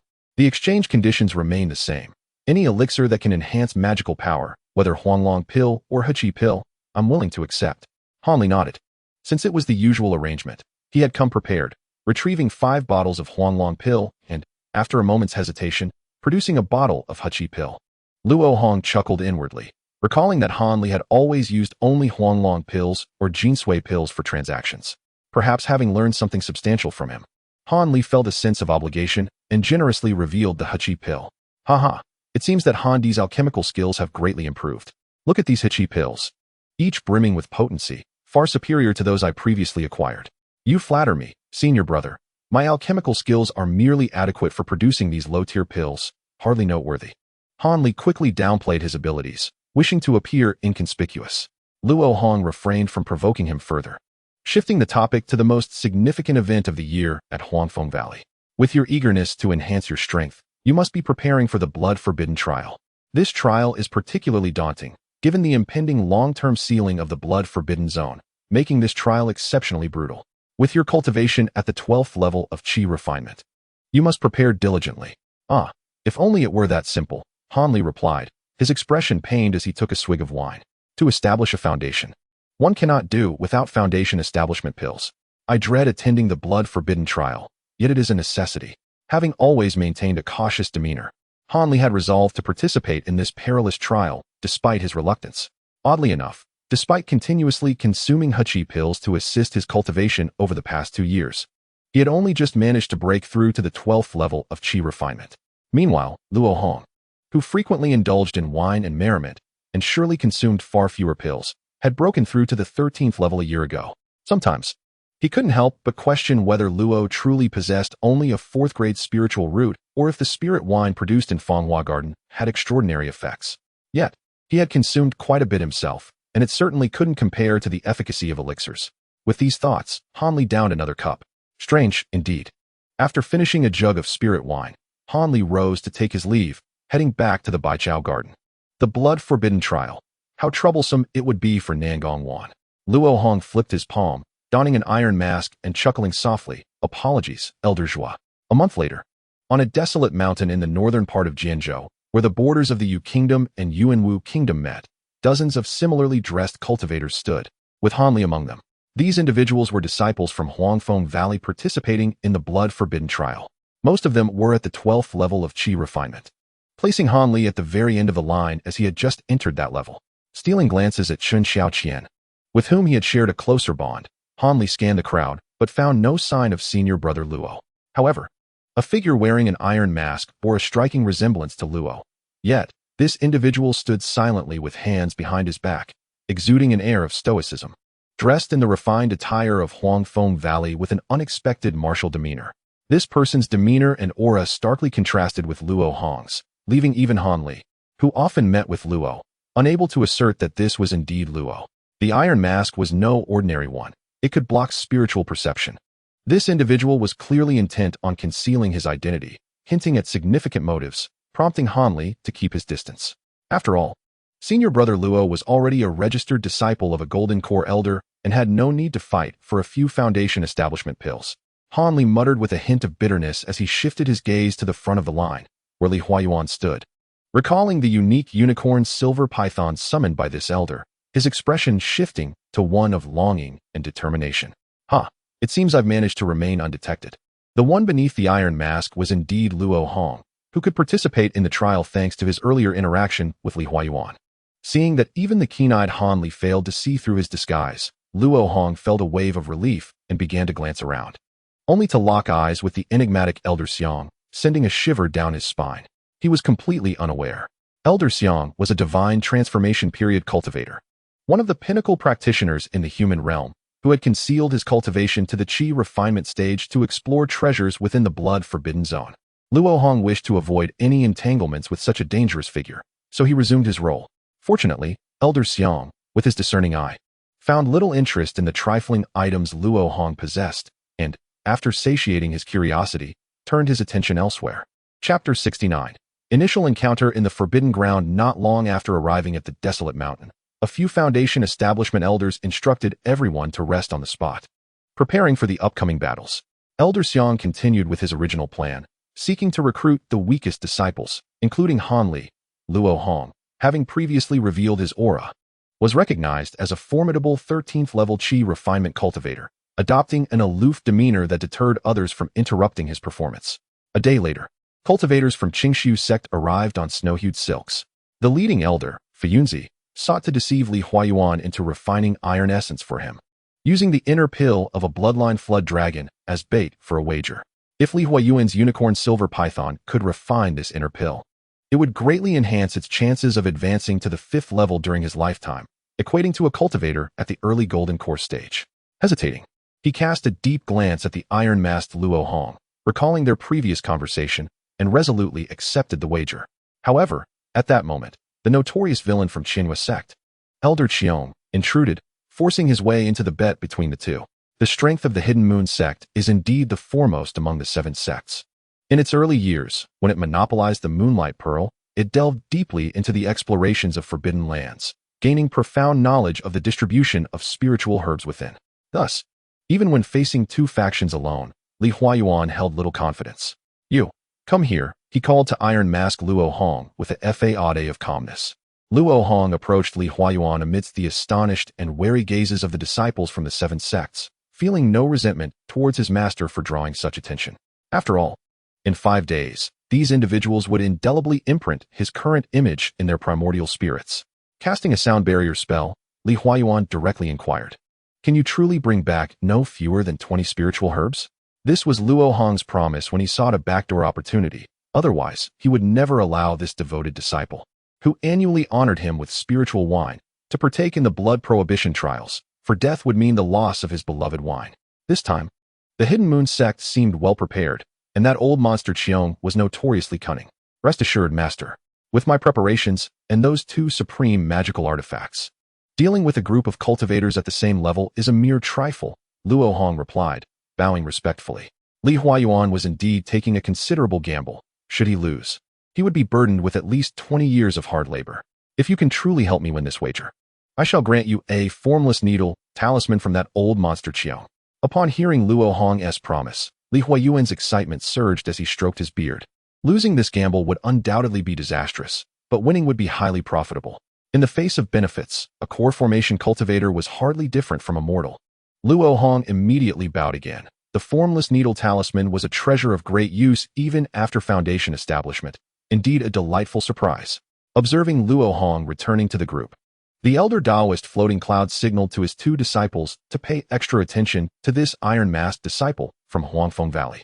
Meanwhile, the old monster Qiong chuckled incessantly, showing no concern for the petty tricks played by the 2 factions. After this brief interlude, the time to open the Forbidden Land finally arrived. The core formation elders leading the 7 sects launched a concerted attack on the weak points of the Forbidden Land's grand formation. The disciples of the 7 sects stood not far behind, ready to enter the Forbidden Land at any moment. Due to the peculiar nature of this trial, each sect had maximized the number of participating disciples to 25, totaling over 170 from all 7 sections, 3 to 4 hours later. Through the collective efforts of the 7 core formation cultivators, a dark passage was breached in the grand formation of the Forbidden Land. Without further instructions, the disciples of the 7 sects rushed into the passage, seemingly believing it would enhance their chances of survival. Luo Hong, however, remained unhurried. It was not mere bragging that the disciples of the 7 sects posed little threat to him. The true danger lay within the Forbidden Land itself. This was not a novice dungeon. Even a transformation stage cultivator like xianxia needed to send 2 expendable scouts to probe the way, only to return in disarray. The peril here rivaled that of the demonic abyss, with the disciples of the seven sects merely raiding the garden of the land's master. Soon, only Luo Hong and Han Li remained at the original spot. Almost simultaneously, both took a deep breath and leapt into the passage. As they were engulfed by the darkness, Luo Hong felt a fleeting blur before finding himself at the foot of a snow-capped peak. The chilling winds here were devoid of life. Even cultivators found it hard to endure. Yet for Luo Hong, the temperature was precisely suitable, perfectly counteracting the heat generated by the spiritual dragon's secret patterns. This was likely the Great Snow Mountain at the extreme north of the Forbidden Land, rumored to harbor ice crystal snow lotuses at its summit. However, due to the harsh environment, few trial disciples dared to approach. It had been ages since anyone successfully gathered an ice crystal snow lotus. Recalling the information from the Forbidden Land map issued by Huangfeng Valley, Luo Hong mused that luck was on his side. If he encountered an exceptionally aged ice crystal snow lotus, he had no intention of surrendering it. Such a lotus was immensely beneficial for cultivators practicing water-based techniques. To prepare for any unexpected gains, Luo Hong had previously requested the crafting of 2 secret boxes made from the same material as his mask, having solicited a substantial amount from Zhao Qingling. As long as he placed the spiritual herbs within the secret boxes, he could evade the detection of spirit-sniffing beasts, allowing him to privately hoard 1 or 2 particularly valuable herbs. Just as Luo Hong intended to ascend the mountain in search of herbs, 2 disciples from the Blade Workshop intruded upon his consciousness, one of whom he recognized. Brother Han, thanks to your cold-repelling umbrella, we wouldn't be able to scale this great snow mountain against its frigid winds with our powers, Xianxia teased, playfully patting the shoulder of the man beside her, resembling a friendly jest between good sisters. The man, adjusting his wind-tousled hair behind his ear with a delicate gesture, flashed a gentle smile. To be so close to Sister Yin brings me great joy. Just stay close, and I shall ensure your safety. Good brother. Just then, Han Tianya's sharp shout interrupted Yin Zhao's flattery. Quickly scanning their surroundings, Yin Zhao soon spotted a disciple from Huangfeng Valley, clad in an iron mask, standing with his hands behind his back not far away. It's him. The two immediately recognized him as the disciple from Huangfeng Valley, highly regarded by the core formation cultivators, and promptly summoned their magical artifacts with vigilance. Yin Zhao drew forth a whip-like artifact composed of white bone joints, which coalesced a chilling aura around her as a protective shield. Han Tianya held aloft the cold-repelling umbrella, which spun incessantly above his head, and summoned 2 eerie red flying knives that circled him slowly. It would be best for you both to retreat voluntarily. I have no desire to kill you, Luo Hong stated, his tone calm despite the gravity of the situation. You conceal your presence, yet I dare not expose my back to you. Han Tianya's heart raced with alarm. This individual's spiritual sense far surpassed his own, and if he were to follow, he would remain oblivious. He could not afford such risks. Brother Han, do not waste words with him. No matter how formidable he is, he cannot withstand our combined might. I will ensnare him, and then you strike with thunder. Yin Zhao's voice abruptly cut off. Before Han Tianya could assess the situation, a resounding crack echoed, followed by the thunderous sound of boulders crumbling behind him. What? Sister Yin, how is that possible? Han Tianya was struck with panic, unable to divert his gaze from the iron mask figure. Casting a glance at Yin Zhao from the corner of his eye, he saw a small round hole the size of a soybean open in her forehead, with red and white substances oozing forth, her body twitching slightly, yet standing, clearly beyond salvation. Dead. Han Tianya's eyes widened in shock, and he swiftly leaped back to distance himself from Luo Hong. Everything transpired too rapidly. He did not even comprehend how Luo Hong had slain Yin Zhao. His limbs went cold. If it weren't for my umbrella, I would have been the one to die. You are wiser than she, which is why you still live. I do not enjoy repeating myself. You would do well to leave swiftly. Luo Hong, with his back to his hands, looked down upon Han Tianya, his tone remaining unfazed post-murder. He continued to offer chances, not out of pity, but because every disciple entering the Forbidden Land understood that the moment they participated in the trial, they became mortal enemies to all other participants. Luo Hong's actions were merely strategic. Han Tianya's survival held more value than his demise. Initially, he had no intention of killing Yin Zhao, though she had offended him. Their strength was no longer on the same level, and seeking vengeance on such a trivial matter was not worth sacrificing a potential tool. Had it not been for her unrestrained tongue and the seemingly impressive artifact in her hand, Luo Hong would have been disinclined to engage. Han Tianya, filled with uncertainty, could hardly believe that the iron-masked man would let him go so easily. Yet, he lacked confidence in surviving under the lethal techniques poised to strike before before he could even retaliate. Thus, after a moment's hesitation, he withdrew, summoning several defensive artifacts and fleeing without a backward glance. As for the vengeance for Yan Zhao's death, Han Tianya felt both fear and dread toward Luo Hong, choosing instead to harbor his resentment towards Yan Zhao, for even contemplating revenge seemed a waste of precious energy. The prominent figure from the Blade Workshop demonstrated considerable skill in assessing the situation. Luo Hong unleashed a fireball, reducing Yan Zhao's corpse to ashes, and with a swift motion, collected the storage pouch and the bone whip artifact before him. It was indeed a top-tier artifact, a rare tool for ensnaring foes. How laborious it must have been for you. With a gentle sweep of his consciousness, Luo Hong obliterated Yan Zhao's lingering essence from the bone whip, leaving his own mark before swiftly mastering its usage. The soul chain could transform into a whip or a lock, possessing remarkable capabilities to attack the spirit. The quality of top-tier artifacts produced by the Yan family fortress was assured. Luo Hong chose not to store it away, but instead wrapped it around his right wrist, resembling a practitioner of the iron wire fist. This brief skirmish not only yielded a premium-grade artifact for Luo Hong, but also served as an excellent test for the power of his newly acquired Dark Azure Child. With the strength of 10,000 pounds combined with the flick of his finger, the Dark Azure Child effortlessly dispatched Qi refinement stage cultivators lacking advanced defensive artifacts, akin to plucking fruit from a tree. Pleased, Luo Hong nodded and began his ascent of the towering snow-capped mountain behind him. Although no disciples had reached the summit in many years, potentially uncovering ancient spiritual herbs, it also meant that the mountain's beasts had gone unchecked, their numbers and strength likely surpassing those of other outer areas. Thus, Luo Hong prudently refrained from flying with his artifact, opting instead to employ his lightness skill. For his physical prowess would not lag far behind the speed of flight. As he traversed the mountainside, the biting wind intensified, prompting him to channel his mana to stimulate the silver runes etched upon his spine, sending a surge of warmth to dispel the chill. Suddenly, two muffled explosions echoed as snow exploded, and two gray-white figures sprang forth from either side, merely 10 paces away. With his consciousness, Luo Hong failed to detect them in advance. The two gray figures soared into the air, each expelling an ice spear with the intent to chill the uninvited guest to the bone. With a swift flick of his middle fingers, Luo Hong sent forth two Dark Azure children that not only shattered the ice spears mid-flight, but also pierced the skulls of the unsuspecting attackers. With two dull thuds, the lifeless beasts crashed into the snow, their blue blood seeping forth. Upon inspection, Luo Hong discovered that the attackers were creatures resembling toads. After a brief consultation of his memory's bestiary, he identified them as snow rock toads, low-grade creatures adept at feigning death beneath the snow, launching surprise attacks when prey drew near. While they could only cast an ice spear technique, they were still considered troublesome among low-tier beasts, as even late-stage Qi refinement cultivators often failed to discern their feigned death. However, after 2 years of cultivating the Great Transformation technique, Luo Hong's spirit had reached an advanced stage, allowing him to sense the faint breath of the feigning snow rock toads, mistaking their subtle presence for mere insects beneath the snow. As snow rock toads were social creatures, many more were likely nearby. Luo Hong expanded his consciousness to explore, indeed detecting 3 more weak presences akin to insects. Not wishing to waste time on the inconsequential snow rock toads, he deftly circumvented their feigned death zones and soon passed through their territory unscathed.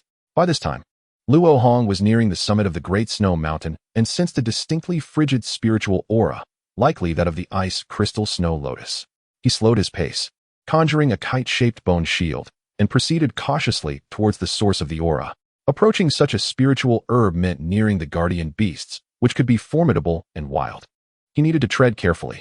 Before long, Luo Hong felt tremors beneath his feet as large clumps of snow cascaded down the mountainside. His consciousness penetrated the rocks, revealing a colossal worm, approximately 7 to 8 zhang long, burrowing through the earth and advancing aggressively towards him. The harsh winds at the mountain's peak made aerial maneuvers precarious. Thus Luo Hong chose to confront the creature on solid ground. As anticipated, the colossal worm, initially intending to ambush from below, surfaced after pursuing for a while, shifting its pursuit to the surface. A massive giant head bug, it was likely a top-tier beast, proving somewhat challenging to deal with. True to its name, the giant head bug possessed a disproportionately large head, its body encased in a shell, equipped with numerous limbs that moved with alarming speed, resembling a high-speed armored train. Let us test the resilience of its shell. With a twist of his waist, Luo Hong sent forth 2 Dark Azure children, striking the left side of the giant head bug's massive head. The impact of the two pea-sized projectiles sent its head reeling, cracking its shell. Clearly, it did not inflict a fatal injury. Rather, it incited the giant head bug's fury, causing it to open its head into 4 sections and unleash a blue energy sphere. Luo Hong nimbly sidestepped, and the energy sphere detonated upon hitting the ground, releasing a multitude of sharp wind blades that tore everything in the vicinity to shreds. This storm ball technique was extraordinarily powerful, yet its speed was lacking. The giant head bug subsequently unleashed 2 more, but neither came close to Luo Hong, wasting its demonic energy in vain. Even the not-so-intelligent giant head bug recognized the futility of its innate technique against the invader and charged at Luo Hong, intent on crushing the diminutive figure in close combat. Luo Hong had no desire to engage it head-on. He continued firing dark azure children, rapidly fracturing the giant head bug's shell and exposing its pink flesh while hindering its pursuit. It was nearly time. Although the dark azure children could be unleashed instantaneously and possessed formidable penetrating power, their lethality seemed insufficient against a creature as large as the giant head bug, which lacked critical vital points. However, Luo Hong had anticipated this, and with a snap of his storage pouch, he summoned another top-tier artifact. The mountain-shaking spear, like the soul shield protecting Luo Hong, was crafted from the bones of the mountain-shaking python, utilizing its hardest tail bone and skull. Luo Hong had also infused a small amount of the rare Huayuan heavy water, nearly causing the seasoned craftsman in the valley to fail in the forging process, but ultimately greatly enhancing the artifact's power, resulting in one of the premier artifacts among top-tier items. Li Huayuan recognized Luo Hong's possession of these 2 trump cards and thus acknowledged his capability to navigate the trials with ease. Grasping the spear, as thick as an arm, Luo Hong channeled his mana into it, causing a white shaft to emanate with a black spiritual glow. As a beast, the giant head bug possessed an acute sense of danger, and upon sensing the imminent threat, it disregarded the precious spiritual herbs it had guarded for centuries, burrowing back into the ground to evade the impending peril. However, it was already too late. Luo Hong leapt high into the air, his consciousness locking onto the colossal goo that was burrowing deep underground. With a twist of his waist and a surge of power, his arm muscles swelled dramatically, and with a swift motion, he struck with such speed that it was indistinguishable to the naked eye. The mountain-shaking spear surged forth like a streak of black and white lightning, penetrating layers of earth and stone instantaneously, striking the giant goo's already damaged massive head. The tremendous kinetic energy carried by the spear erupted in an instant, causing the goo's hardened shell to ripple as if it were water, and with a thunderous explosion, its head shattered into countless fragments. This strike, which consumed over 1,000 units of my mana, has finally brought you down, you wretched creature. Your life was not in vain. Retrieving the spear embedded in the rock, Luo Hong felt a sense of pride. When the synergy of spirit, energy, and mind was unleashed, the resultant combat prowess was astonishing. One blow had slain a Tier 1 Apex goo, a feat few would believe if told. Taking out the soul-collecting bottle, Luo Hong intended to capture the goo's essence, only to realize with a start that his earlier excessive force had caused the goo's essence to shatter along with its exploded head. A bit embarrassed, he severed the most potent parts of the goo's body and hurried towards the spiritual herb, though it felt somewhat wasteful. Time in the Forbidden Zone was far more precious. Before long, Luo Hong discovered a spiritual herb rooted in the ice and snow, blooming resplendently. The fragrance was nearly imperceptible, yet the herb's crystalline body emanated an oppressive chill within a 10-foot radius. Indeed, it was the ice crystal snow lotus. With 10 petals, it was a millennium-old spiritual herb. The ice crystal snow lotus grew 1 petal every century, and this specimen before Luo Hong possessed 1,000 years of medicinal power, an exceedingly rare treasure. Having harvested the lotus and secured it in a secret box, Luo Hong enacted several potent seals before retracing his steps down the mountain. Regardless of whether it was the Great Snow Mountain or the Wulong Pond, both were merely the outermost fringes of the Forbidden Zone. To access the central area, one must navigate a towering circular stone wall, and to gather sufficient spiritual herbs, one must enter the inner circular mountain range. Thus, disciples from the 7 sects aspiring to the Foundation Establishment Pill would hasten to the circular mountain range as soon as they entered the Forbidden Zone. Due to some time wasted on the Great Snow Mountain, Luo Hong found himself lagging behind other trial participants. Along the way, aside from the occasional encounter with corpses, he faced no obstructions. He had anticipated a smooth arrival at his destination, but halfway there, a swarm of strange bees suddenly infiltrated his consciousness. Bee-type demon beasts were among the more common insect demon beasts, but this swarm formed a circle, remaining stationary for an extended period, indicating they were likely tamed spiritual beasts belonging to some sect. Were they perhaps disciples of a Beastmaster mountain seeking refuge until the trial concluded? This was a common practice among self-aware cannon fodder disciples, and Luo Hong saw no issue with it. After all, those who recklessly charged forward despite knowing their limitations were often not quite right in the head. However, the sheer number and strength of this swarm suggested that even Luo Hong would need to exert considerable effort to deal with them.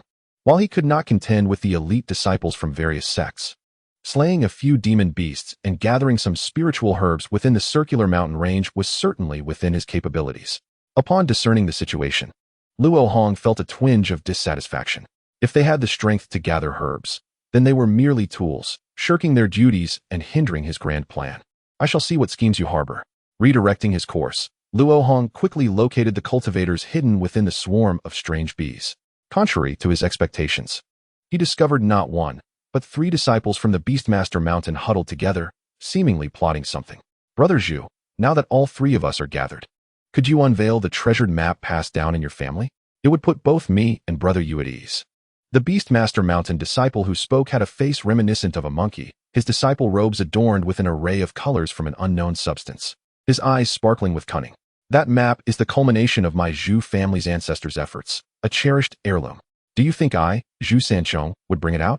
The corpulent disciple from the Beastmaster mountain sneered, exuding an air of arrogance. The Golden Light Eagle? How intriguing.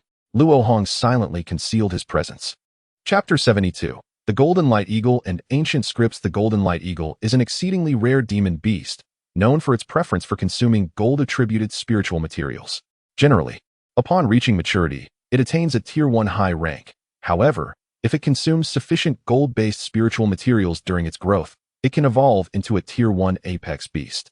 The technique known as Golden Light Escape is its most renowned ability, allowing it to move as if made of gold light, covering vast distances in mere moments, leaving even Foundation establishment cultivators in awe.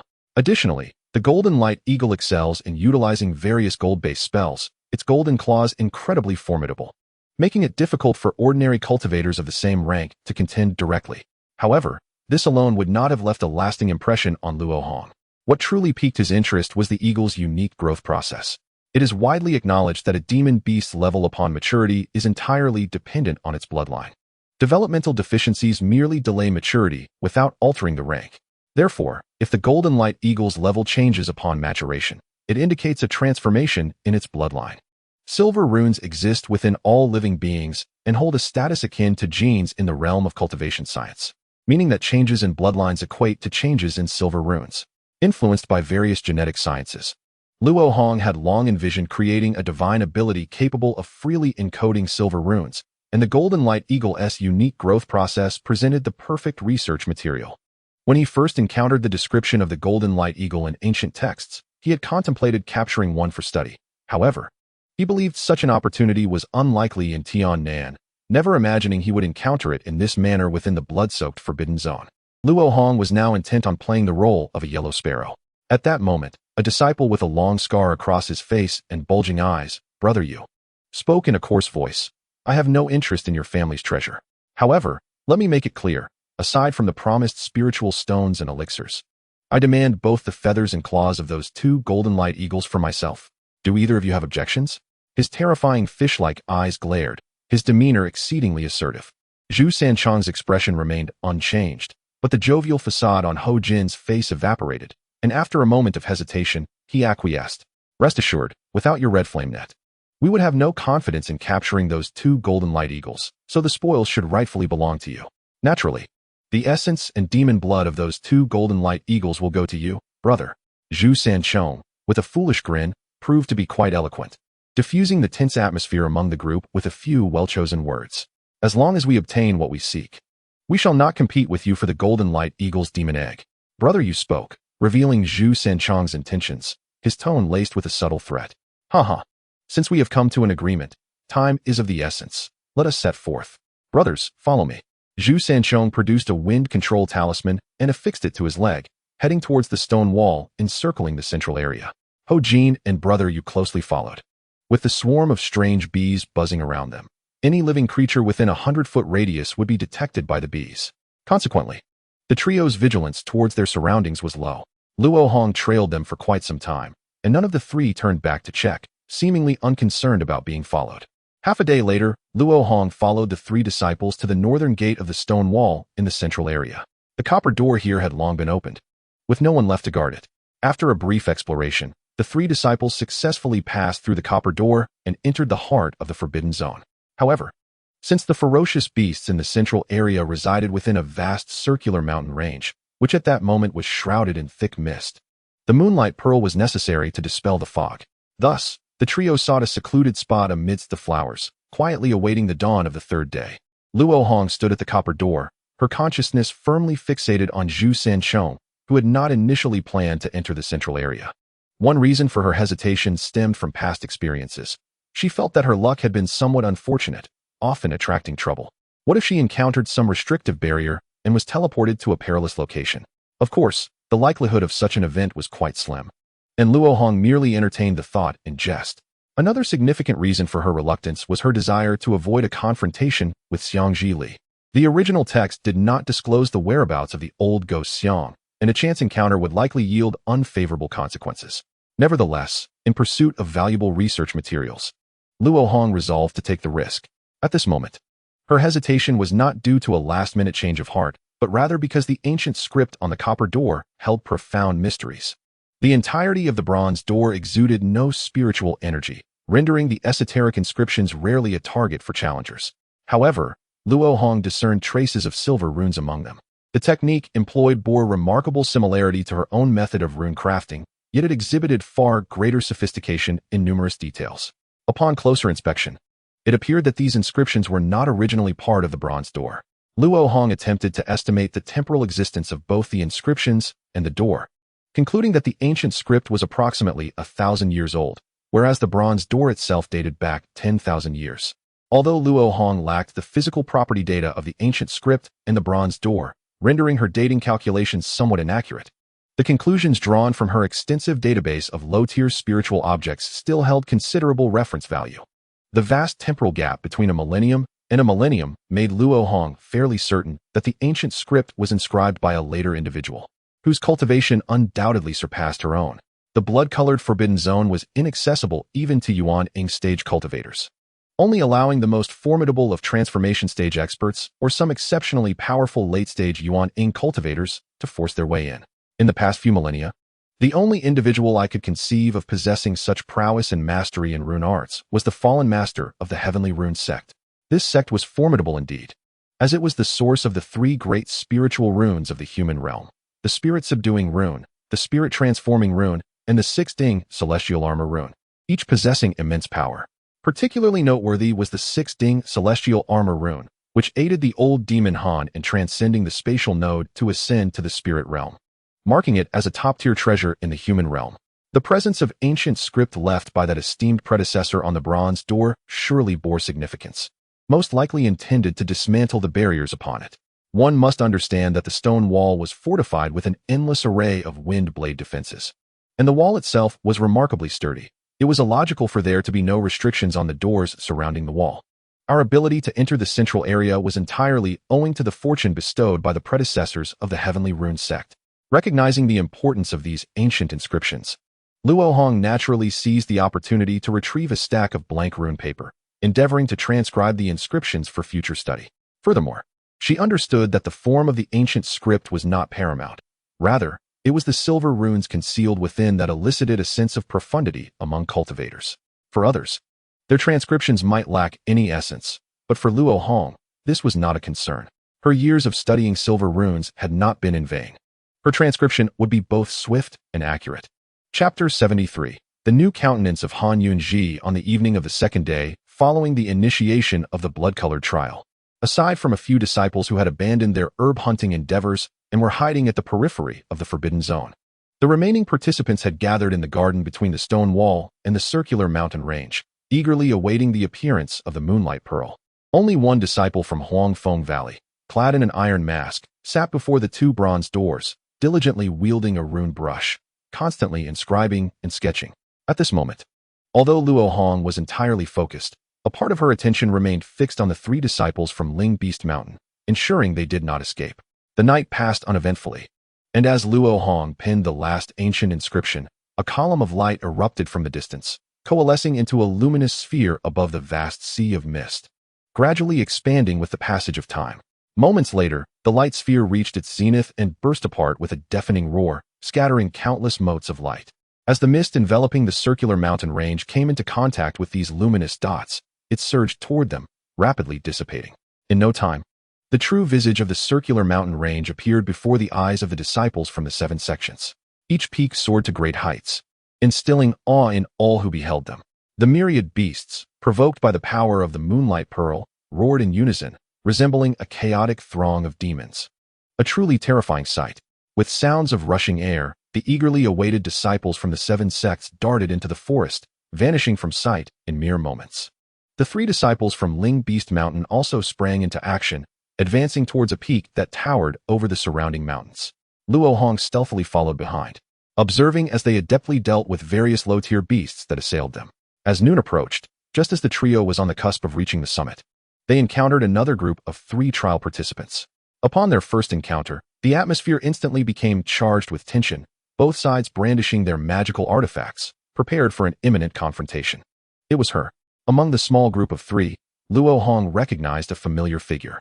Clad in a green dress, Huayuan stood confidently with a small black guardian, which had grown significantly larger, at her side, while a white juvenile eagle circled above her head, exuding an air of authority. Her 2 companions were not disciples of Ling Beast Mountain. One was a young Taoist from Qingsu sect, and the other was Luo Hong's junior sister. The cultivation levels of both companions were relatively low, seemingly having just broken through to the 12th layer of qi refining, placing them at the very bottom of the trial disciples. Their faces reflected trepidation as they frequently glanced at Huayuan, who was at the 11th layer of qi refining, seemingly taking her as their leader. In contrast, Zhu Huayu and his companions, although not yet at the 13th layer of qi refining, were nearing the pinnacle of the 12th layer and had coordinated their efforts before entering the Forbidden Zone, making their teamwork far superior to that of Huayuan's hastily assembled group. Should a conflict arise, they would undoubtedly hold the upper hand. Luo Hong contemplated whether she should stealthily intervene to assist, but Zhu Sanchang's response surprised her. Junior Sister Han, do not be anxious. Your senior brother is well aware of the prowess of your spiritual beasts. Since we share the same sect, we should prioritize harmony within this blood-colored Forbidden Zone. The circular mountain range is abundant in spiritual herbs. There's truly no need for us to engage in a life-and-death struggle. Zhu Sanchang's words were tantamount to a voluntary concession, yet even Yushidi, the most hot-tempered among the trio, displayed no dissatisfaction, evidently agreeing with Zhu Sanchang's approach. In the shadows, Luo Hong felt a profound sense of change that she had brought to the mortal realm. Originally, Huayuan was a pitiful figure bullied by others in Ling Beast Mountain, yet she had now transformed into a somewhat renowned and formidable character, which was indeed intriguing. However, given her choice of companions, it seemed her nature had not changed much. She remained as kind-hearted as ever. Senior brother, are you also heading to the summit? The situation at Ling Beast Mountain is quite similar to that at Huangfeng Valley, where there are over 10,000 disciples in the qi refining stage. Huayuan does not know Zhu Sanchang and is unaware of his capabilities, yet she shows no inclination to concede, as her brother is in dire need of spiritual herbs for his salvation. Zhu Sanchang furrows his brow. The nest of the Golden Light Eagle lies atop this peak. Could these 3 individuals be after the Golden Light Eagle as well? According to the ancient texts passed down through his ancestry, the spiritual herb guarded by the Golden Light Eagle is merely the copper juice fruit, which has been around for just over 200 years. For cultivators, it is not particularly valuable, making it a poor trade-off to confront 2 high-level demonic beasts. Luo Hong also feels perplexed. Huayuan is not typically one to compete fiercely, yet she now presents an unyielding demeanor, suggesting that she believes the solar flower resides at the peak. Huayuan urgently requires the solar flower to save her brother's life, which explains her unusual behavior. However, the solar flower is a fiercely dominant fire-type spiritual herb, while the Golden Light Eagle is a metal-type beast. The 2 are antagonistic and would not coexist in the same vicinity. Clearly, the issue lies with the individual who informed Huayuan about the solar flower's presence here. Luo Hong's gaze shifts to the male and female figures positioned half a step behind Huayuan, her expression gradually turning stern. The spoils available at the peak have already been divided among the 3, and they would certainly not wish to allow Huayuan and her companions a share. Zhu Sanchang discreetly gestures with his left hand, signaling Huayuan and the others to prepare for action after 3 breaths. Junior sister Huayuan, since your senior brothers arrived first, perhaps we should take our leave. The circular mountain range is vast, and there are other opportunities beyond this one, suggested the Taoist from Qingshu's sect, his gaze evasive. As if lacking confidence in surviving a chaotic battle and thus exhibiting no combat spirit. Indeed, junior sister Huayuan, your youthful prowess is still developing. Should a conflict arise with these 3 senior brothers, it may lead to dire consequences, added the girl in yellow from Huangfeng Valley, adopting an expression that seemed to prioritize Huayuan's welfare. You both speak wisely. Among fellow disciples, one must respect the order of arrival. It is through harmony that we can ensure the spirit beasts reach their maturity, Xianxia replied with a grin, his concealed left hand signaling Huayuan and the others to hold their action. Huayuan hesitated for a moment. She would fight to the death for her brother, but the 2 beside her had no reason to engage in a life-or-death struggle. If they fought, they would undoubtedly hold back, preparing to flee. And she alone could not contend against the 3. It seemed persuasion had taken effect. Reason ultimately prevailed for Huayuan, who sighed and said, "Let us concede to the 3 senior brothers. We shall depart." With that, Huayuan and her companions maintained their vigilance as they slowly retreated, and upon creating some distance, they soared away. Junior brother Xianxia squinted as he watched Huayuan and her companions leave, softly calling to Huayuan. Understood. Huayuan promptly released the poisonous fire bees he had concealed among the flowers, encircling the peak with a warning line. Junior brothers, when we engage with the golden light eagle, be sure to hold nothing back. We must resolve this swiftly to prevent junior sister Huayuan from returning. After completing his arrangements, Xianxia quickly made his way to the peak, while Huayuan paused upon reaching the mid-mountain area. Blocking their path was the Taoist from Qingshu's sect. Little Taoist, if we turn back now, it will truly lead to a deadly confrontation with my 3 senior brothers. Are you prepared for that? Huayuan understood that the Taoist was not oblivious to this truth. If he truly wished to turn back, he would undoubtedly have the means to do so. And thus she looked at him with anticipation. The Taoist smiled shyly, and, reaching into his sleeve, produced a sparrow-sized yellow-feathered bird, pointing at it as he said, "Though my yellow-winged bird is weak and cannot be used in battle, it is highly intelligent, able to understand many commands without the need for spiritual consciousness. And its aura is so faint it is akin to that of an insect, making it extremely difficult to detect." Moreover, the Taoist continued, pulling out a wooden token inscribed with runes. Using the secret technique of Qingshu's sect, I have infused a fragment of this bird's essence into this spirit token, allowing me to see what the bird sees. Are you suggesting we play the role of the fisherman? The girl in yellow stepped forward with a hint of excitement. Precisely.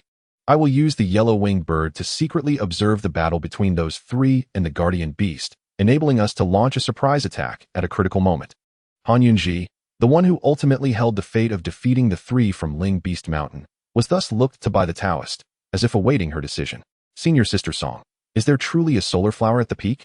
Among the disciples of Ling Beast Mountain, few were devout. And Huayuan had suffered greatly at the hands of her seniors when she first joined, leading her to call upon Little Black to teach them a lesson and finally establish her place within the sect. Thus, she felt no psychological burden regarding the potential attack from her 3 senior brothers. Her concern lay solely in finding the solar flower. The girl in yellow hesitated for a moment, casting a quick glance aside, before resolutely stating, "Of course. My elder brother witnessed the flower during the last blood trial. It is indeed at the peak, without a doubt." Excellent. Then let us proceed with the Taoist's plan and turn back. Huayuan resolved, her youthful face now adorned with determination. With that, the 3 turned once more toward the peak.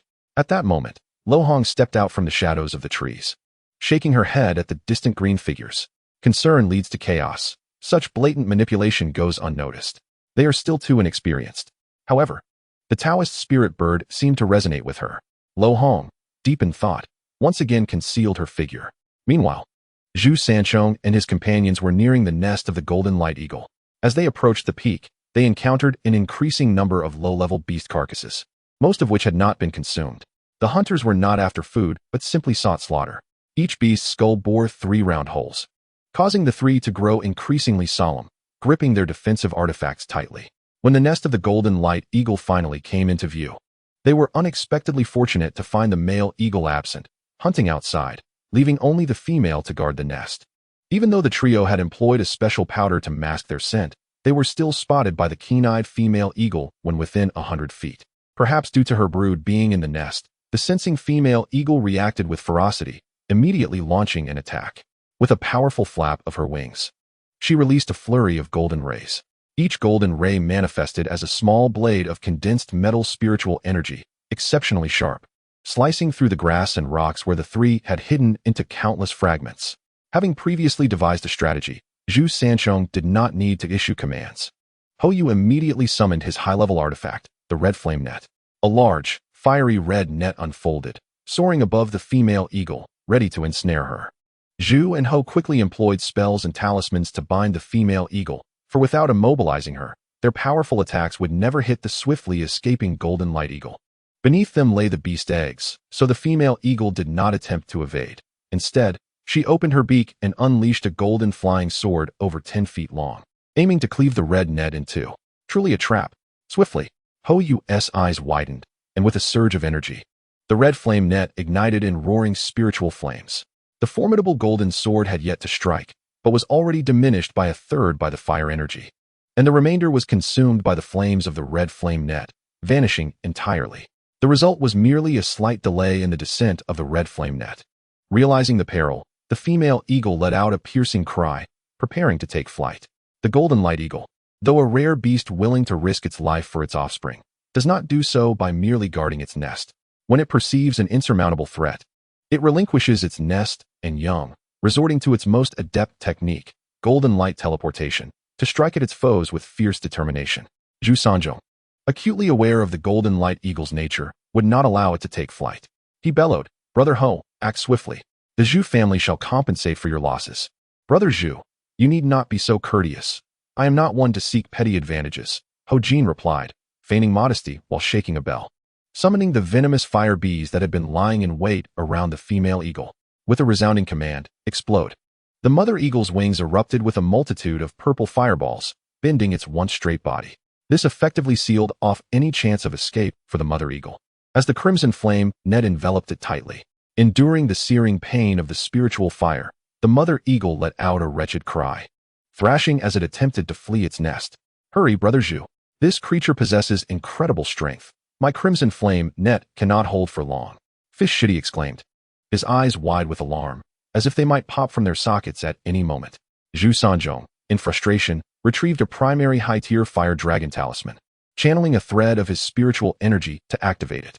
As the talisman glowed, an astonishing aura surged forth, coalescing into a fire dragon several meters long, which promptly opened its maw and swallowed the mother eagle whole before charging towards the male eagle, though it effortlessly evaded the attack.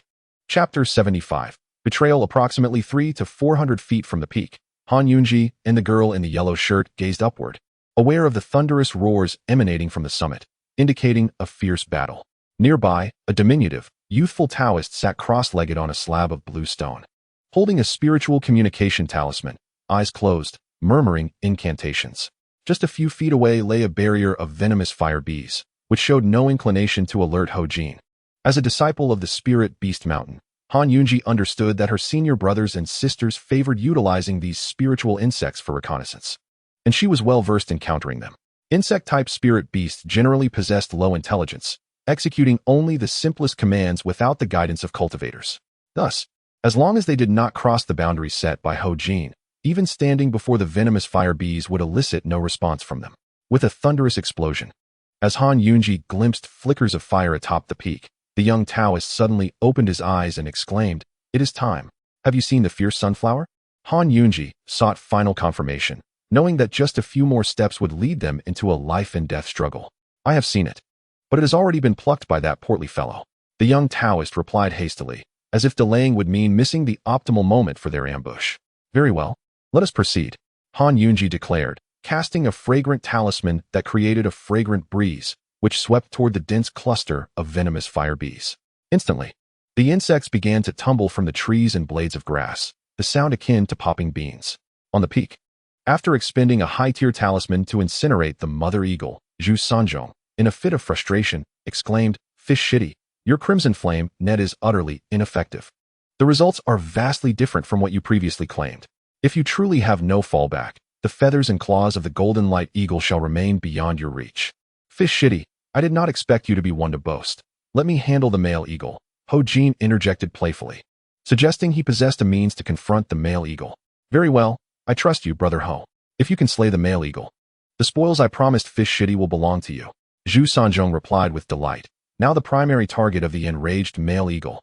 As golden flying daggers rained down upon him, he was compelled to exert all his strength to defend himself, sweat glistening on his plump cheeks, suggesting his magical energy was waning.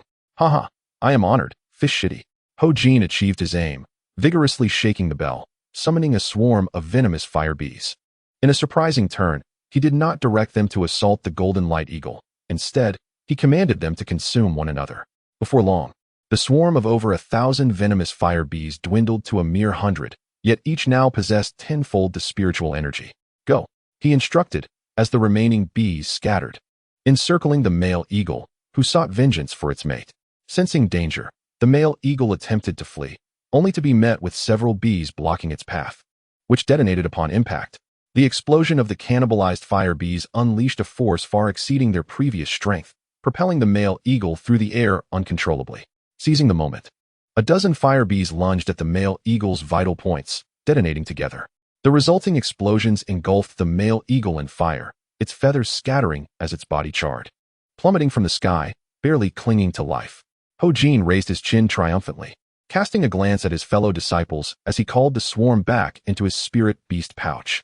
His willingness to sacrifice the venomous fire bees was not for mere display. It was a calculated decision to secure materials from the two golden light eagles. In truth, Ho Jin's swarm of fire bees had reached the stage suitable for advancement and reproduction. The act of consuming one another was merely part of their evolution. The newly cannibalized fire bees, now unstable in their spiritual energy, possessed explosive capabilities akin to low-level mid-tier spells. The subsequent offspring would not be nearly as powerful, at most surpassing their predecessors by a mere 50 or 60%. Moreover, each fire bee could produce over 100 eggs, leading to a hatchling count in the thousands. Unable to sustain or control such a number, and with the lineage of spirit beasts being unsellable, he deemed it more prudent to utilize them for immediate gain rather than risk starvation later. Pleased with his shrewdness, Ho Jin thought to himself, in terms of cleverness, I am undoubtedly the strongest among the three. Indeed, Brother Ho's prowess is astonishing. As promised, the corpses of the two golden light eagles belong to you. Fish Shitty. I trust you have no objections? Zhu Sanzhong applauded, fully siding with Ho Jin, while putting Fish Shitty at a disadvantage. Do as you wish. But the spirit stones and elixirs for my assistance must remain uncompromised. Fish Shitty retorted, crossing his arms with an air of dissatisfaction. Junior brother, you, do not be vexed. Come quickly and assist your senior brother in dealing with the demon corpses.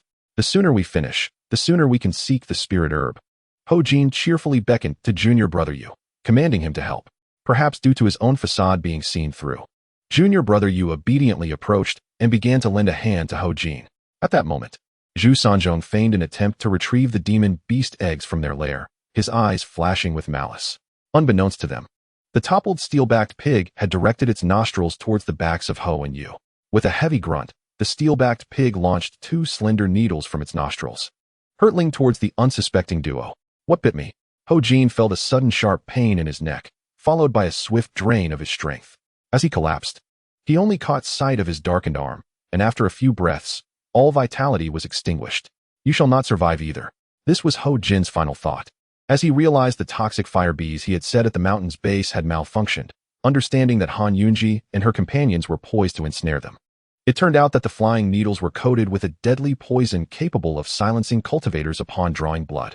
On the other hand, junior brother, you seemed to have anticipated the ambush. Before the poison needles could reach him, he instinctively evaded, thus remaining unscathed, albeit with a grim expression fixed on Zhu Sanzhong. To his surprise, junior brother Yu was far more perceptive than the seemingly cunning individual before him. How did you discern my murderous intent? Zhu Sanzhong, unfazed by his opponent's evasion, inquired leisurely about where he had revealed his intentions. Brother Zhu, the benefits you offer are exceedingly generous, so generous that I dare not accept them. Only Brother Ho, blinded by his own greed, failed to see through your true motives. From the initial discussions regarding compensation, junior brother Yu had tested Zhu Sanzhong several times. He feigned an air of self-importance, repeatedly requesting greater rewards. And Zhu Sanzhong had readily acquiesced each time. Even when Ho Jin demanded additional benefits during their confrontations, Zhu Sanzhong had complied without hesitation, making it seem as if the Zhu family's spirit stones were freely given. How could junior brother Yu not be concerned that Zhu Sanzhong might never intend to fulfill his promises? Chapter 76. A chaotic situation. I see now. I merely aimed to appear as though I cared solely for the demon beast eggs, yet I failed to realize I was being overly forceful. Thank you, junior brother Yu, for enlightening me. As a token of gratitude, I shall spare your primordial spirit, Zhu Sanzhong replied with a cold smile, commanding the steel-backed pig to rise and charge towards junior brother Yu with a thunderous rumble. Quickly, junior brother Yu summoned the crimson flame net once more, positioning it before him. Haha, junior brother Yu, do spare us the embarrassment of wielding that inferior artifact. If you submit gracefully to your demise, you may retain a modicum of dignity. Zhu Sanzhong openly mocked the efficacy of the crimson flame net, noting that it could not even contain the golden light eagle, which was supposed to be its nemesis, and questioned how it could possibly restrain the earth attribute steel-backed pig. However, to Zhu Sanzhong's astonishment, when the steel-backed pig charged into the crimson flame net, it did not burst forth as he had anticipated. Instead, it became ensnared, emitting pained cries. Receiving feedback from his spirit beast, Zhu Sanzhong's previously confident smile faltered, and he warily scrutinized junior brother Yu. You feigned weakness on purpose. How could I compel senior brother to unleash his advanced talisman if I did not appear submissive? How else could I engage him in idle chatter long enough to awaken the slumbering spirit beast? Junior brother Yu's face twisted into a sinister grin as two fire snakes, with red bodies and black spots, slithered from his sleeves. Grasping their heads, he commanded the fire snakes to unleash two pillars of fire, aiming to incinerate the steel-backed pig trapped within the crimson flame net. Though the fire snakes were merely mid-level spirit beasts, combined with the crimson flame net, they possessed the potential to inflict lethal damage upon the steel-backed pig. Zhu Sanzhong could not allow his prized spirit beast to be burned alive and prepared to deploy an artifact to execute a countermeasure. Suddenly, an unfamiliar surge of spiritual energy erupted from the side, followed by a bolt of lightning striking junior brother Yu's protective shield, succeeded by several elemental spells aimed at him. Even with a high-grade protective artifact, junior brother Yu dared not absorb such a multitude of attacks at once, and was compelled to interrupt the fire snake's assault and evade. Who is it? He raged, furious at the interruption just as he was on the brink of achieving victory. Zhu Sanzhong found himself disoriented. He had not been attacked. So upon sensing the unusual spiritual energy, he quickly discerned that the assailants were Han Yunji and her companions. In that moment, he was torn between aiding junior brother Yu and allowing them to eliminate him. While Zhu Sanzhong hesitated, Han Yunji and her companions relentlessly assaulted junior brother Yu. Quick! Rescue the golden light eagle from the net. We could use another ally. The little Taoist's expression was tense as he continuously utilized talismans to cast lightning spells, creating a grand display, though their actual impact was minimal. Aside from causing sparks to dance chaotically on junior brother Yu's crimson-scaled shield, they had no significant effect. Damn it! When did I offend them? Why are they pursuing me so mercilessly? Junior brother Yu lamented inwardly, struggling against the trio's onslaught. He could no longer maintain the energy required for the crimson flame net, and the steel-backed pig was beginning to show signs of breaking free. Brother Zhu, if you continue to stand idly by, you shall be the next to perish. Realizing that the inevitable escape was approaching, he decided it was better to retract the net voluntarily to conserve energy. No need for your admonition. Zhu Sanzhong flicked his thick fingers, sending a pill capable of awakening the spirit beast's potential into the steel-backed pig's mouth, then produced a small black vial, summoning the toxic mist that enveloped him. Why is it not the golden light eagle in the net? Han Yunji and her companions were momentarily stunned, with the little Taoist rendered completely speechless. Uncertain of the situation, the trio ceased their attacks simultaneously, while Zhu and Yu were eager for a moment to replenish their energy. The atmosphere became oddly tense, caught in a bizarre stalemate. What a chaotic scene. In the shadows, Luo Hong was nearly amused by Han Yunji and her companions. Among all present, only he grasped the full context of events. When the little Taoist had witnessed Zhu Sanzhong fiercely strike down the mother eagle with a high-grade talisman, he believed the time had come to ambush the trio under the pretense of the enraged eagle's distraction. However, due to his rudimentary probing technique, which required intense focus and incantation to be effective, he had missed the swift execution of the mother eagle by Ho Jin and the ensuing fallout between Zhu and Yu. Thus, upon their arrival, they mistakenly believed that the crimson flame net ensnared the mother eagle, leading to a series of erroneous conclusions. Despite the element of coincidence, it was inexcusable to overlook the corpses scattered on the ground. Moreover, both the little Taoist and the girl in yellow appeared inexplicably anxious, suggesting they had little practical experience in combat scenarios. To borrow a phrase from Mr. Lu Sun, they were utterly inept. While Han Yunji had her own pressing reasons, Luo Hong was left curious about what motivated the other two to engage in such a perilous trial filled with ruthless individuals. My previous concerns were unfounded. With these two, it seems that even the little black one could handle them effortlessly. After a brief standoff, both parties refrained from idle chatter, and Zhu Yu and his companion once again joined forces, each employing their unique abilities to assault the woman in the yellow dress. The sole reason for their target choice was her apparent vulnerability. The steel-backed pig, invigorated by a potion, charged forth with a fragrant ferocity, becoming increasingly savage after sustaining injuries. Attacks rained down from both the heavens and the earth, causing the woman in yellow to panic, her complexion paling as she took a step back. At that moment, the young Taoist gritted his teeth and positioned himself protectively in front of her, conjuring a high-tier Bagua disc artifact for defense. Meanwhile, the small black creature leaped onto the back of the steel-backed pig, poised to sink its teeth into the creature's nape. The pig immediately activated its innate abilities, enveloping its back in a yellow spiritual light, rendering its defenses formidable even against top-tier beasts. However, there was a reason Han Yunji had garnered a reputation on Spirit Beast Mountain for commanding spirit beasts. She had a secret weapon in the form of the small black creature. With its sharp fangs, it bit into the pig's neck, penetrating deeply, as if the yellow spiritual light were non-existent. Instantly, the creature's eyes turned a fiery red, and the surrounding flesh where it was bitten began to wither rapidly, its vital essence being voraciously consumed. The senior disciples of Spirit Beast Mountain, far more powerful than Han Yunji, had learned to fear the small black creature, as a mere bite could severely deplete any spirit beast's vitality, prompting them to keep their distance. Two resounding explosions erupted, as fire pillars grazed past the small black creature, which unexpectedly came to the aid of the steel-backed pig, a creature it had once nearly incinerated. Such is the fickleness of circumstance and the inscrutability of human intentions. Chapter 77. 1 against 5. Despite the small black creature suppressing the steel-backed beast, the combined efforts of Zhu Sanzhong and the junior disciples still posed a slight challenge for Han Yunji and her companions. However, this was only temporary, as both of them had previously engaged in an exhausting battle against two golden eagles, depleting a significant portion of their magical energy. Continuing to duel would only lead to their demise. They both recognized this and began to contemplate retreat, though they hoped to seize the most valuable treasures in the area before departing. Consequently, their gazes gravitated towards the nest of the golden eagles, a sight that left them aghast. A disciple from Huangfeng Valley, donned in yellow with an iron mask, had appeared in the nest unnoticed, leisurely inspecting a golden egg and completely disregarding the fierce struggle among the 5 combatants. The unusual behavior of Zhu Yu and his companion alerted Han Yunji and her group to the presence of Luo Hong. The emergence of Luo Hong prompted both sides to cease hostilities once again. Upon recognizing the newcomer, the woman in yellow grasped the young Taoist's hand, trembling slightly as she retreated.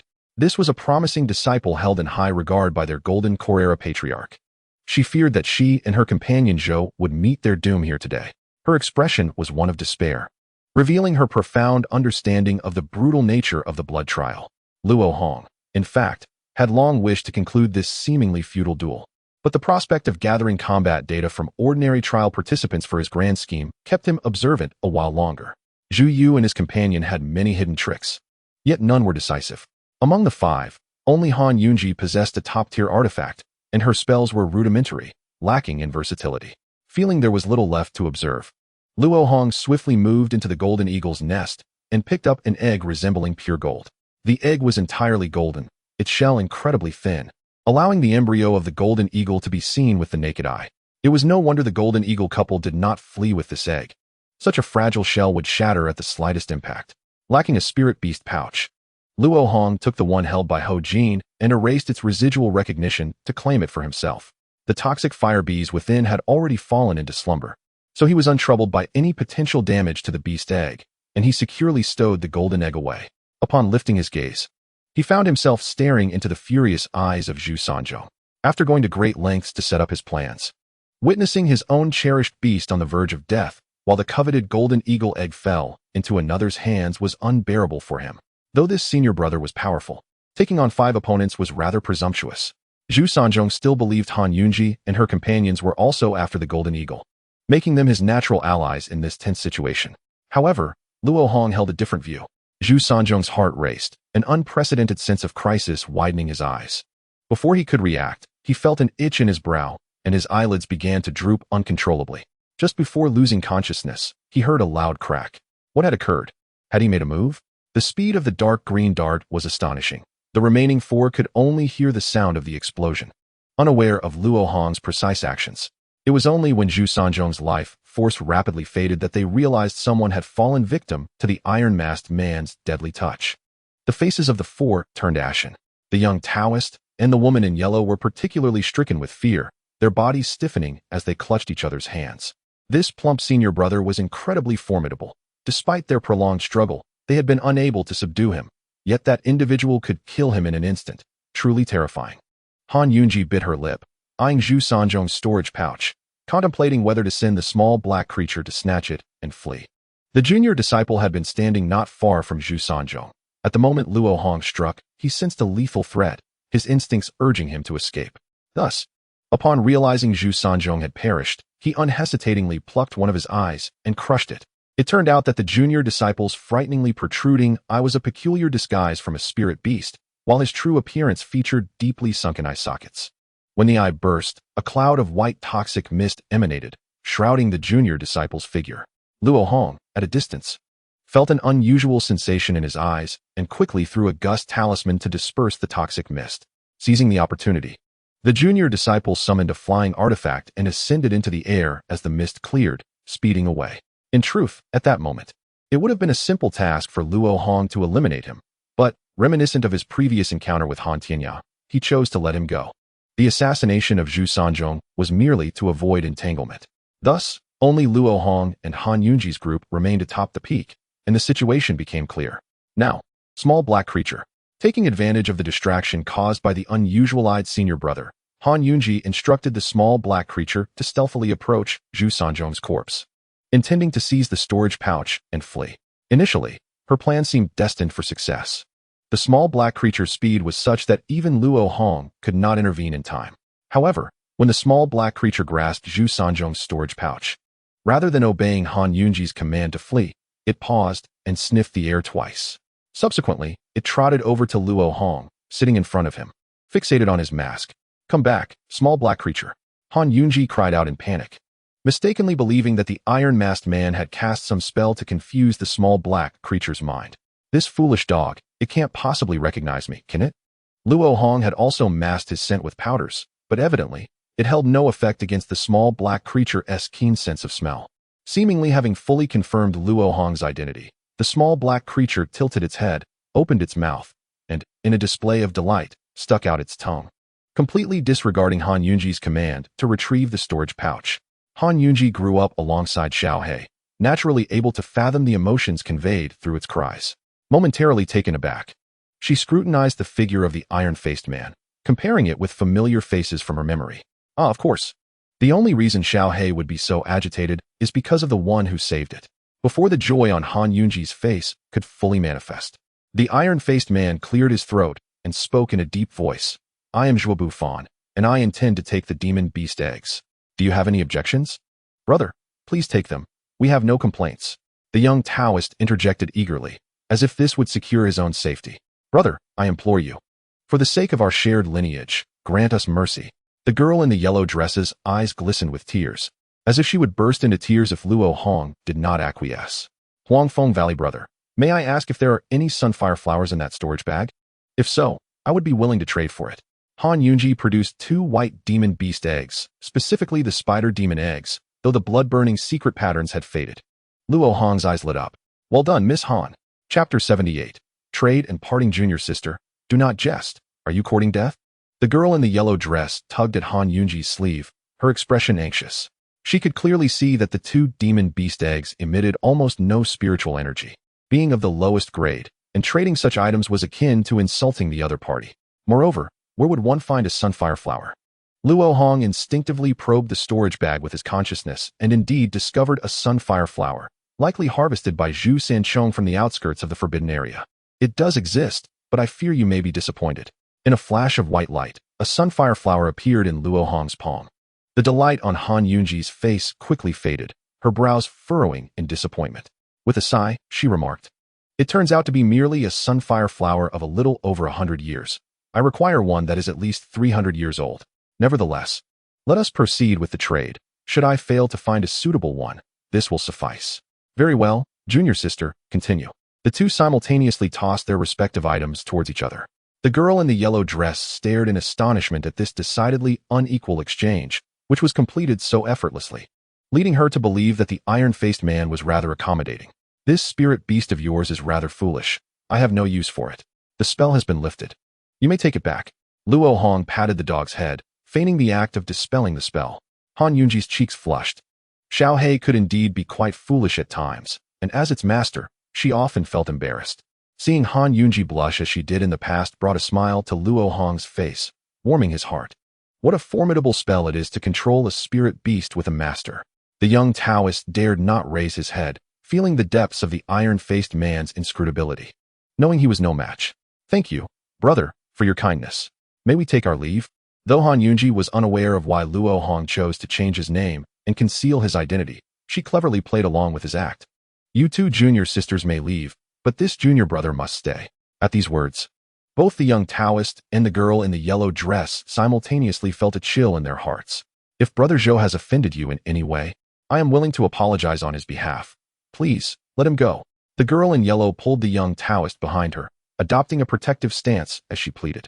Junior sister, do not be like this. I will take responsibility for my own actions. You should leave with Sister Han. The young Taoist, though somewhat timid, displayed a sense of responsibility and began to tug at the unwilling girl. You two are putting on quite the performance. Luo Hong's brow twitched, his irritation evident. Young Taoist, do you desire that spirit herb? Shall we make a trade? The spirit herb atop the peak was the 200 or 300-year-old copper juice fruit, which Luo Hong was referring to. Trade? Excellent. What does brother desire? The young Taoist's face lit up with joy. The copper juice fruit was indeed his goal, one he had almost reluctantly given up on, but now an opportunity for trade had presented itself. Give me that bird. Luo Hong pointed to the yellow-winged bird, preening its feathers atop a tree. Haha, indeed, I could not hide it from brother. A sheen of sweat appeared on the young Taoist's forehead as he realized that the iron-faced man had been observing them all along. Initially, he had felt smug for having played the role of the yellow sparrow, not realizing that a hunter had been lurking below, bow in hand. The world of cultivation outside his family and sect was perilous indeed. He had truly overstepped. The young Taoist retrieved a spirit communication talisman, reciting a few incantations to dissolve his own consciousness imprint before tossing the talisman to Luo Hong. This is the artifact for controlling the yellow-winged bird. Brother need only refine it a little to easily command the bird. The young Taoist was not concerned that the iron-faced man would suddenly turn against him upon receiving the talisman. After all, he could easily threaten their lives to force him into compliance. Yet he had chosen to engage in trade instead, suggesting he was not of a treacherous nature. However, he did not naively believe that the iron-faced man was as benevolent as Sister Han. This man was principled and unwavering, as evidenced by his actions in dealing with the two from the Spirit Beast Mountain. In essence, the way to navigate his temperament was to align with his intentions. He was reasonable and would even generously offer benefits. Conversely, he would not hesitate to demonstrate his decisiveness against those who defied him. Upon receiving the Spirit Communication Talisman, Luo Hong tested it and, as the young Taoist had asserted, effortlessly became the new master of the yellow-winged bird. Truly without guile. Merely testing with the copper juice fruit caused an immediate change in expression, as if I were here solely for it. The copper juice fruit was a rare spirit herb, but Luo Hong recognized it as one of the primary ingredients for crafting the white lotus pill. Coupled with the surname Zhou, Luo Hong quickly deduced the young Taoist's identity. Summoning the yellow-winged bird to his shoulder, Luo Hong prepared to depart, leaving behind a parting remark. Junior sister, your strength is lacking. It would be wise to retreat to the outskirts of the forbidden area. Even if you cannot find spirit herbs, I will explain the situation to elderly. Since you have cultivated your family's secret method, I will lend my support to the descendants of the Zhou family. After Luo Hong had left for some time, the young Taoist approached to gather the copper juice fruit. Upon finishing, he walked over to Han Yunji, bowing respectfully. Sister Han, I owe you greatly. During the duel with Sister Qi, I was scarcely of assistance, so the remains of those 2 golden eagles are entirely yours. This was a token of apology prepared by the young Taoist after Han Yunji discovered the absence of the sunfire flower, so he relinquished it without hesitation. Then I shall graciously accept. Han Yunji cheerfully collected the materials from the golden eagles, subsequently instructing Xiao Hei to devour the essence of their blood, which would be a tremendous boon for it. After a flurry of activity, Han Yunji noticed that the young Taoist and Sister Qi were standing uneasily behind her, repeatedly hesitating to speak. Are you two not planning to gather herbs with me? Han Yunji, being astute, quickly discerned the young Taoist's excessive regard for the copper juice fruit, surmising that it was his primary objective in the forbidden area. To my shame, the blood-colored forbidden area is far more perilous than Sister Qi and I had anticipated. Brother Zhua spoke truly. Given our strength, hiding on the outskirts is the only chance we have to survive. When the young Taoist had first teamed up with Han Yunji, he had been greedy, believing that the three of them could safeguard themselves within the forbidden area. However, after witnessing Zhua Bufan's formidable prowess, he realized that for those truly at the pinnacle of the trials, their numerical advantage as ordinary trial participants was virtually meaningless. The difference between a single instant kill and 3 instant kills was merely the blink of an eye. Sister Han, I deeply apologize. I am now filled with trepidation. Had our luck been slightly worse, we would have perished several times over. Although the woman in the yellow robe is somewhat older than Han Yunji, she appears far more delicate. At this moment, she clutches her heart, her eyes glistening with tears. Her participation in the blood trial was purely impulsive, and the reason for that impulsiveness is all too apparent. Chapter 79. The Drizzle Enlightenment Formation. As I watched the two depart, Han Yunji sighed. She is acutely aware of her own limitations. Despite having the assistance of Xiaohe, she is by no means a match for the elite disciples of the 7 sects. While escaping may not pose a problem, seizing the spiritual herbs from their hands would be an arduous task. She chose to accompany 2 less formidable trial participants, hoping that their numbers would deter the formidable opponents she feared, allowing her to gather the blazing sunflowers. Otherwise, even with her kind heart, she would not have brought along 2 burdens. Xiaohe, Xiaobai, it is just the 3 of us now. We must procure the blazing sunflowers, otherwise, my brother's life is at stake. The retreat of the little Taoist and the woman in yellow caused Han Yunji to waver slightly. Thus, she patted the heads of the eagle and beast, rallying her spirits. Xiaohe let out a call in the opposite direction of Luo Hong's departure, clearly attempting to urge Han Yunji to follow. No, Xiaohe. Brother Luo is concealing his identity for a significant purpose. We owe him too much and cannot add to his burdens at this moment. Given the circumstances, she could only mark the locations of the blazing sunflowers on the map and venture forth into danger. The Forbidden Area map issued at the foot of the Spirit Beast Mountain differs slightly from those of the other 6 major sects. Thus, the locations marked with the presence of spiritual herbs often become focal points for trial disciples vying for them. Gathering herbs in such places would likely lead to encounters with other trial participants, and a fierce battle would be unavoidable. The stone cottage in the mountains is our destination. Xiaohe, Xiaobai, let us proceed. Han Yunji instructed the white young eagle to keep watch in the air while she and Xiaohe swiftly traversed the forest. Amidst the sound of the rushing wind, Luo Hong utilized his lightness skill, propelled by his immense strength, to sprint across the ground. Along the way, he encountered various mid to low-tier demon beasts, yet he did not pause. With his speed, these creatures could hardly keep up. Furthermore, the territorial instincts among demon beasts are strong, and those that managed to keep pace eventually chose to abandon the chase. Despite his haste, Luo Hong was not advancing deeper into the central region, but instead retracing his steps to the stone wall, passing through the bronze gate to return to the outskirts of the forbidden zone. Little one, fly around this wall. When you see such a grand door, rest for an hour, and repeat this 3 times before returning. Do you understand? Luo Hong cradled the yellow-winged bird in his palm, allowing it to see the bronze door. His expression filled with hope. At the 4 cardinal points of the forbidden stone wall, there are bronze doors inscribed with ancient script. If the previous conjecture holds true, these inscriptions were left by a senior of the Tianfu sect to break the seal, and they should form a complete set. Collecting all of them would greatly aid Luo Hong in deciphering the ancient text's mysteries. However, Luo Hong had pressing matters within the forbidden zone, and the stone wall stretched for quite a distance. He could not afford to spend all his time in transit. Thus, upon spotting the little Taoist's yellow-winged bird, he conceived the idea of seizing it. The yellow-winged bird pecked 3 times in Luo Hong's palm, evidently having understood the command. Excellent. I reward you with half a Huanglongdan. Luo Hong raised his hand, releasing the yellow-winged bird, before continuing towards the outskirts of the forbidden zone. Several hours later, Luo Hong arrived at a low grassy area surrounded by forest. This place appeared unremarkable, revealing its true nature at a glance. There were no demon beasts, no spiritual herbs, and no 7 sect disciples lurking. After unfolding the map to confirm his position, Luo Hong produced a pile of small flags from his storage bag, reciting a few incantations. The flags transformed into streaks of light, each flying towards different directions. Once the formation flags were in place, Luo Hong retrieved a disc with 3 grooves and embedded 3 mid-tier water elemental spirit stones into it. After some adjustments to connect it with the formation flags, the formation was finally set. Although each mid-tier spirit stone equaled 100 low-tier spirit stones, requiring 3 to activate this formation, its establishment caused little commotion. Apart from the evident fluctuations of spiritual energy at the disc, the formation flags gradually faded into invisibility, beyond even Luo Hong's advanced spiritual perception to detect. Once the formation was established, a gentle rain began to fall from the sky.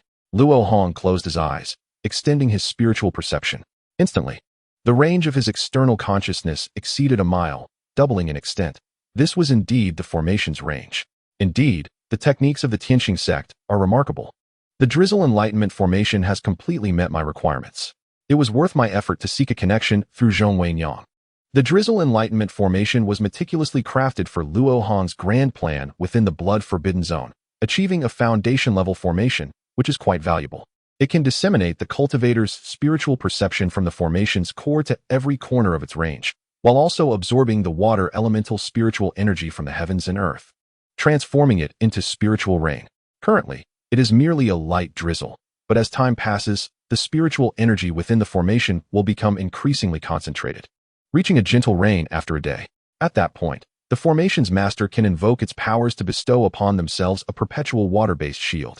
Although its defensive capability only exceeds that of a basic mid-tier water shield by 50%, its enduring nature and lack of mana consumption from Luo Hong make it sufficient to allow him to disregard most attacks during a siege. Next, he need only wait patiently for the passage to open. The arduous task of gathering spiritual herbs pales in comparison to the ease of collecting tolls. Master, in this gamble, victory is surely yours. It turns out that this seemingly mundane forest glade is, in fact, the exit of the blood forbidden zone. Unlike the random teleportation upon entry, the exit passage is fixed in one location. Thus, in previous blood trials, the final phase of exiting the forbidden zone has always been one of the most perilous stages for the trial participants. By setting up the formation here, Luo Hong intends to charge a toll from every trial participant wishing to exit the forbidden zone, naturally requiring payment in the form of the spiritual herbs they gathered within. This was the fundamental reason he previously spared Han Tianya and his junior brother Yu. He cared not for enmity, for in the end, every survivor who approached him would harbor resentment. For him, the more trial participants who returned alive with spiritual herbs, the better. Of course, all of this is orchestrated by Zhuo Bufan, with no connection to Luo Hong's spirit stones. This move may appear reckless, akin to courting death, but in reality, the risks are minimal. After 5 days of fierce battles within the forbidden zone, every surviving trial participant would undoubtedly be somewhat fatigued, and the various means and trump cards prepared before entering the forbidden zone would likely be depleted. Thus, while a siege was probable, Luo Hong remained unperturbed. Moreover, should an unexpected situation arise resulting in his defeat, he could retreat through the return passage, abandoning the formation and escaping into the passage, where Li Huayuan would protect him. Due to the blood trial rules jointly established by the 7 sects, the other 6 sects' core formation elders had no grounds to reprimand him. After a final confirmation of any oversights, Luo Hong was about to sit in meditation when a disturbance from the spirit communication talisman at his waist signaled that the yellow-winged bird had reached the bronze gate on the western side of the stone wall. Chapter 80. Thousands of troops avoid the yellow robe. A smile spread across Luo Hong's face as he quickly recited an incantation to connect with the perspective of the yellow-winged bird, revealing a bronze gate adorned with ancient script before his eyes. After a cursory glance, Luo Hong discerned that on the bronze gate, among the over 100 ancient texts, a staggering 90% were repetitions of those encountered previously, leaving only a handful of distinct inscriptions at the end. This observation largely validated his earlier assertions. With no time to ponder further, Luo Hong swiftly began to transcribe the new ancient texts. As the formation of the Misty Rain Cave gradually took shape, the 4th day of the trial commenced. By this juncture, the ordinary challengers within the central circular mountain range had been nearly exterminated by the elite disciples of various sects, paving the way for a fierce contest among these proficient practitioners. On the ridge of a certain peak within the circular mountains, challengers were divided into 2 factions, wielding their respective magical artifacts as they battled beside a stone dwelling. Among them were a brother and sister duo from Huangfeng Valley, Chen Xiaoqian and Chen Fangsheng. Chen Fangsheng, The elder brother of the Chun family's younger generation was in his 40s, exuding an air of scholarly elegance. He wielded a gleaming silver brush and a resplendent golden tome, which were both top-tier magical instruments. With sweeping motions, he unleashed a deluge of silver symbols and golden light, leaving his adversaries drenched in sweat and pallid with fear. Though Chen Xiaoqian exerted herself to utilize her magical artifact for attack, her prowess paled in comparison to that of her brother and their opponents, rendering her more a liability than an asset, frequently diverting Chen Fangsheng's attention as he sought to rescue her. The adversaries of the Chen siblings included the grotesque man Zhongwu, who had survived an encounter with the notorious Han Laoma, and Han Tianya, who had narrowly escaped death at Luo Hong's hands. In a sense, these two could be considered kindred spirits in their misfortunes. Stop. Let us cease this combat. Zhongwu lamented as he gazed at the dwindling numbers of his swarm. Being the first to yield, it seems Huangfeng Valley shall shine this time.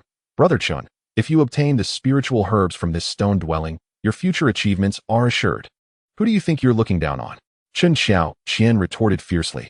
With my brother's silver brush and golden tome, and his peak chi refining cultivation, which disciple sent by the sect could possibly rival him?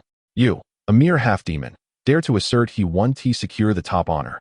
Unwilling to let these two detestable men off the hook, Chen Xiaoqian prepared to launch another assault with her magical artifact. Wait, seventh sister. The person you believe will claim top honors is wearing an iron mask? Chen Fangsheng interjected with a hint of pride, halting her with a glance. Wearing an iron mask? Heh, it seems you know nothing about him. How amusing for fellow disciples, Han Tianya said, feigning ignorance. That man dons a peculiar mask, and even if we recognize him, we cannot discern his identity. What is so laughable about that? Do not belittle my brother's capabilities. He has faced foes far more formidable than you. Chen Xiaoqian shouted defiantly at Han Tianya. Brother Han has indeed crossed swords with that man. If you could share some insights, perhaps I could gift you a spiritual herb from the stone house, Chen Fangsheng proposed, his tone measured, silencing Chen Xiaoqian's protests. Within the Crimson Trial, being a fellow disciple does not guarantee safety. That Iron Mask Jr. is undoubtedly esteemed by elderly, possessing extraordinary abilities. If we remain ignorant of his methods, encountering him may spell disaster, Chen Fangsheng advised. Indeed, as expected of the eldest son of the Chen family. Your foresight is commendable, Han Tianya remarked, his demeanor turning grave. Your silver brush and golden tome are indeed formidable, but I believe I could survive several exchanges. Escaping would not be difficult. However, that man is someone I would not even dare to confront. Poppycock, brother, do not heed his words. He is merely attempting to deceive us for the sake of a spiritual herb. Chen Xiaoqian exclaimed, utterly disbelieving. Chen Fangsheng, while also skeptical of the exaggeration, sensed an underlying truth in Han Tianya's words. After all, he was a prominent figure within the Blade Forge and would not belittle himself for a mere spiritual herb unless genuinely terrified, which was unsettling news. This suggested that even if his claims were embellished, the reality was likely not far from his words. Thank you for your counsel, Brother Han. Chen Fangsheng bowed respectfully, offering a 200-year-old cold tobacco herb in gratitude. As he watched Zhong and Han depart, Chen Xiaoqian shot an accusatory glance at her elder brother, reproaching him. Brother, you are too accommodating. Ha ha, seventh sister. Do you believe that man might be the one who saved you that day? Chen Fangsheng teased, clearly indulgent of her annoyance. At his words, Chen Xiaoqian blushed with embarrassment, turning away to avoid her brother's penetrating gaze, her mind drifting to those fervent hands. Though the man surnamed Lu possesses dubious character, his wind spirit root and azure serpent flag render him a formidable opponent against ordinary chi refining disciples. If he truly is strong, I suspect he is the one. Ha ha, if seventh sister is too shy to inquire, I could assist you in asking. Chen Fangsheng jested, noticing her bashful demeanor. Absolutely not. Chen Xiaoqian exclaimed, fervently against her brother's interference. I will seek him out myself. Very well. You manage this matter. Just ensure you do not miss your chance. However, refrain from doing so within the forbidden grounds to avoid unforeseen circumstances, Chen Fangsheng cautioned, nodding in agreement. Rest assured, brother, we have but one day left before we exit. The forbidden grounds are vast. It will not be easy to encounter him. Brother, I am going to gather herbs in the stone house now. Chen Xiaoqian retrieved several jade boxes and proceeded toward the stone dwelling. Meanwhile, Zhongwu and Han Tianya, having distanced themselves, paused beside a massive boulder to consume pills for restoring their magical power. Brother Han, what you said earlier cannot be true, can it? Zhongwu hesitated before voicing a long-held concern. What? Do you think I would demean myself for a mere spiritual herb? Han Tianya replied, his tone sharp. No, that is not what I meant. I previously encountered a disciple from Huangfeng Valley wearing the ancient cloud-soaring boots. Though plain in appearance, he exuded an air of menace. Zhongwu reminisced about his encounter with Han Li, recalling the caution he had to exercise, as the opponent had given him no opportunity to strike. What is going on with Huangfeng Valley this time? Every disciple seems more formidable than the last. Are we not to survive? Han Tianya pounded the boulder in frustration, his expression darkening. Huangfeng Valley has indeed come well prepared.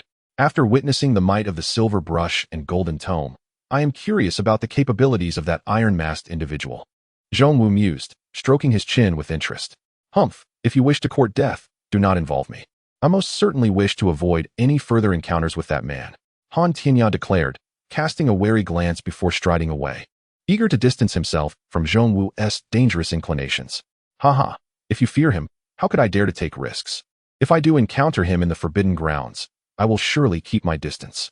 I merely meant to establish a connection after we exit the grounds, Zhongwu insisted, hastily following Han Tianya, eager to team up for the inevitable bloody confrontation at the exit of the forbidden grounds. Chapter 81. The fifth day. On the afternoon of the fifth day since the opening of the forbidden grounds, the elder alchemists from the seven sects once again took action, shattering the barrier of the forbidden grounds.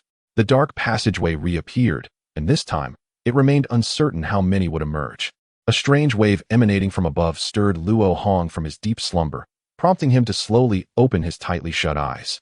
Rising to his feet, he placed his hand behind him, exuding an air of invincibility, fully embodying the persona of Zhuo Bufan, a wandering cultivator from the mundane world. Who would be the first fortunate soul to emerge? At that moment, a middle-aged Taoist from the Xianxia sect, concealed within the woods, furrowed his brow as he gazed at the rain curtain nearly enveloping the entire meadow. The passage had opened, yet the peculiar rain was unprecedented. He had never heard of rain falling in a forbidden area, especially at the exit. It was likely the handiwork of a disciple undergoing trials. The middle-aged Taoist was not the first to arrive in this forest, for he sensed two weak strands of magical energy, presumably the remnants of those who had been lurking at the periphery since the beginning, to evade the formidable practitioners returning from the central area. These individuals often waited half a day at the exit, hoping to be the first to escape once the passage opened. As a practitioner at the 13th level of Qi refinement, he ranked among the elite trial participants of the Xianxia sect. Under normal circumstances, he would not have arrived here so early, but he had been poisoned by the spirit beast of a disciple from Ling Beast Mountain during a scuffle. Although he ultimately vanquished the beast, he could not expel the toxin from his body and was forced to rely on pills to temporarily suppress it, rendering him incapable of prolonged combat. In such a precarious state, foraging for herbs in the central area was exceedingly dangerous. To procure more spiritual herbs, he decided to venture into this circular forest to hunt down the expendable trial participants, knowing that even those who merely explored the outskirts could collect a few herbs. However, the peculiar rain curtain thwarted his plans. Uncertain of the rain's authenticity, he refrained from taking action and chose to conceal himself, hoping to observe any impetuous trial participants who might enter the rain curtain to investigate. Regrettably, after waiting in vain for half a day, no one dared to step into the rain, indicating that the other trial participants shared his cautious sentiment. The appearance of the strange rain curtain had rendered the circular forest, typically rife with conflict, eerily tranquil. Yet, such serenity would not endure. Should the passage close without their escape, the trial participants would mysteriously vanish, likely annihilated by the restrictions imposed within the forbidden area. Thus, this was merely the calm before the impending storm. The efficacy of the pills was waning, and the poison within him threatened to erupt. The passage had just opened, and with half a day remaining until its closure, the middle-aged Taoist could not afford to wait. In no more than half an hour, the toxin would manifest, necessitating an immense expenditure of magical energy to suppress it, thereby diminishing his strength. With a resolute gaze, he stomped on a branch and swiftly charged towards the rain curtain. Better to take a risk now than to be at the mercy of others when his strength waned. Leading the charge, the concealed expendable trial participants followed suit, though they did not share the same dire predicament as the middle-aged Taoist. Nonetheless, they too felt the urgency. Brother Zhou, it seems someone has set up a formation here. Should we really go in? The young woman in the yellow dress trembled slightly, clearly shaken by the perilous expedition into the forbidden area. There is no other path available. Besides, with so many fellow cultivators present, even if danger lurks, it may not befall us. It's better than facing those ruthless powerhouses. Let us proceed. The young Taoist brandished a bagua plate to shield himself and the young woman as they entered the rain curtain. Here they come. A 13th level Qi refinement practitioner leading the way, followed by 8 who have just entered the 12th level, including 2 familiar faces. Luo Hong felt a flicker of excitement. With a gesture, he summoned abundant water spiritual energy from the rain curtain, forming a faint blue shield around him in mere moments. Subsequently, he cast several protective spells and summoned the spirit-devouring shield. This way, even if someone attempted a surprise attack with a powerful talisman, he would be able to withstand it. The distance of 2 miles posed little challenge to a cultivator, and the middle-aged Taoist swiftly approached within 100 feet of the passage entrance, catching a glimpse of Luo Hong's indistinct figure through the rain curtain. It seemed he was the one orchestrating this mischief. The middle-aged Taoist slowed his pace, summoning his magical artifact as he cautiously advanced toward Luo Hong. Upon reaching a distance of 30 feet, he finally discerned the true appearance of the troublemaker, a man in yellow with an iron mask. It was him. The middle-aged Taoist recalled the elder's stern warning to be particularly vigilant against the iron-masked man from Huangfeng Valley, who had instructed him to seize the opportunity to eliminate this individual, thus leaving a lasting impression. Stay back. Do not cross the line. The iron-masked man's icy warning echoed in his ears. A quick glance revealed a line drawn on the ground ahead. So, it was a disciple from Huangfeng Valley who set this formation. What do you intend? The middle-aged Taoist asked, realizing the established rapport between the Xianxia sect and Huangfeng Valley.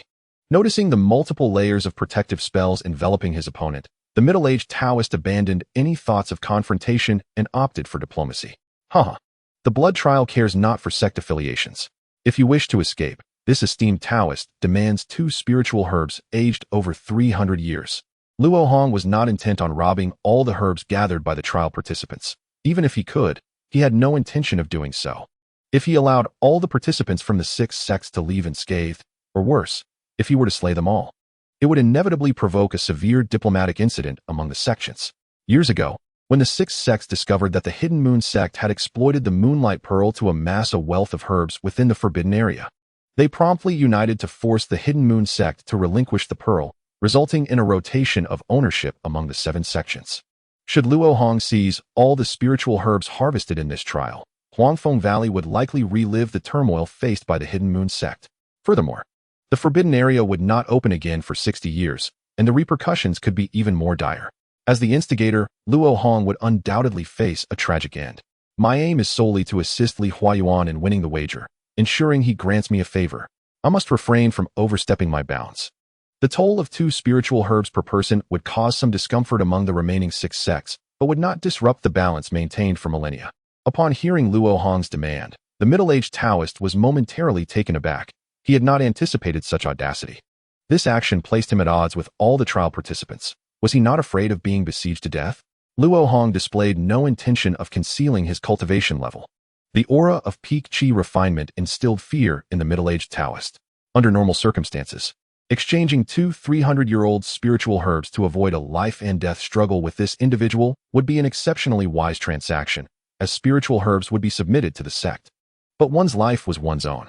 However, the middle-aged Taoist's luck in this trial had been lamentably poor. He had been poisoned, preventing him from gathering ample spiritual herbs in the central area.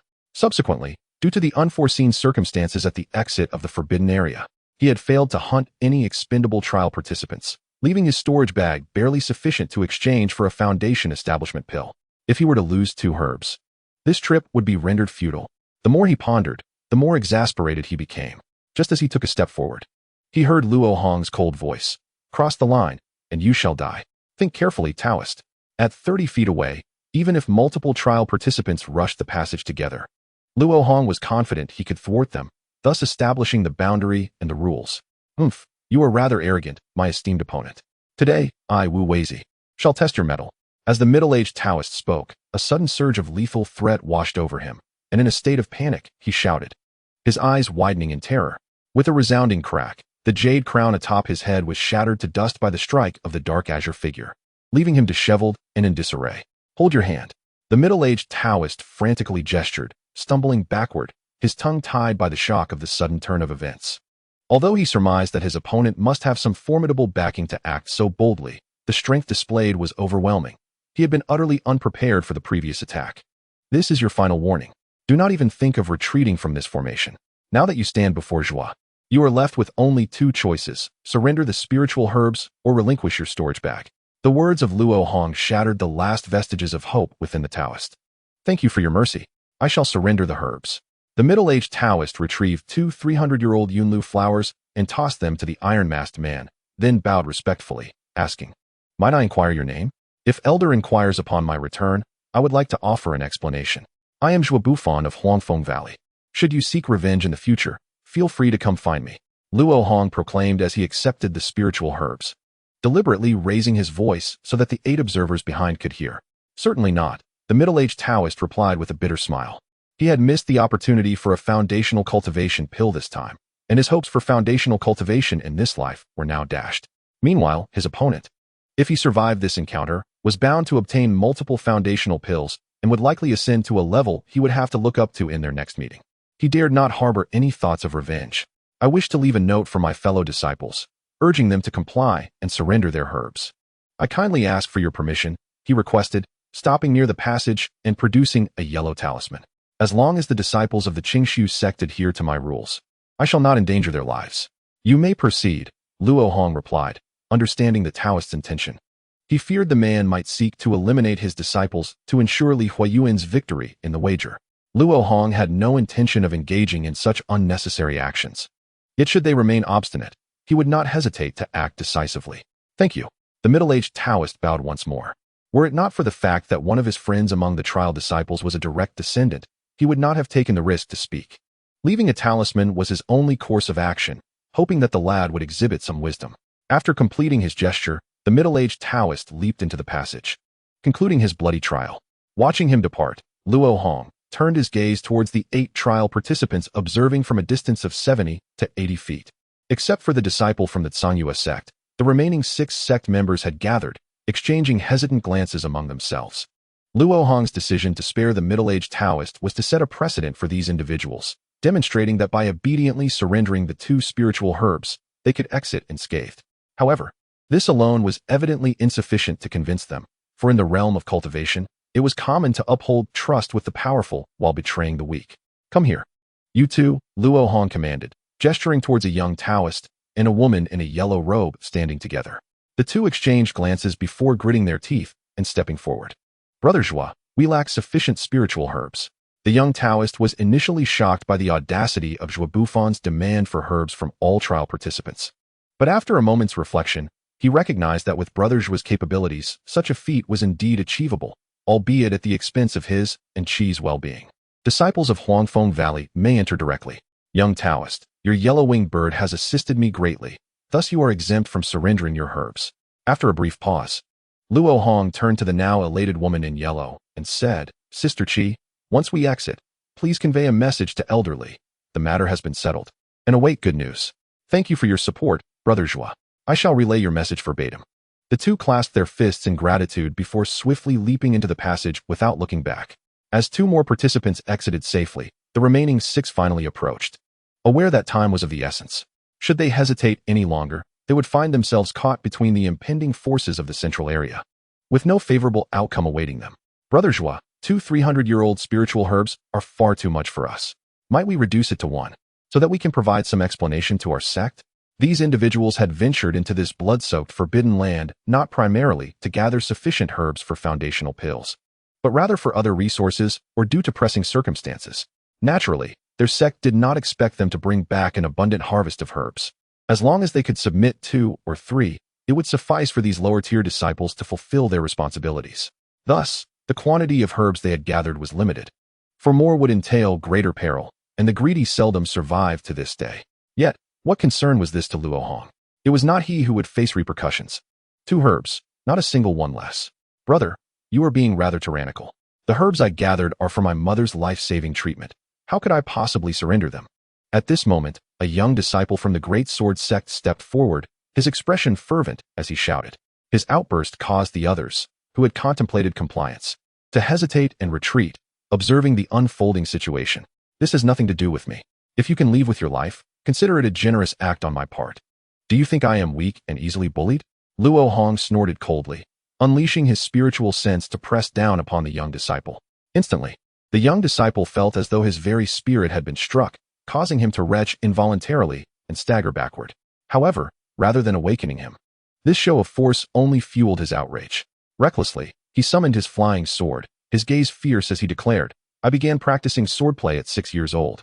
Comprehended sword intent by 10, and achieved the 12th layer of chi refinement before 20.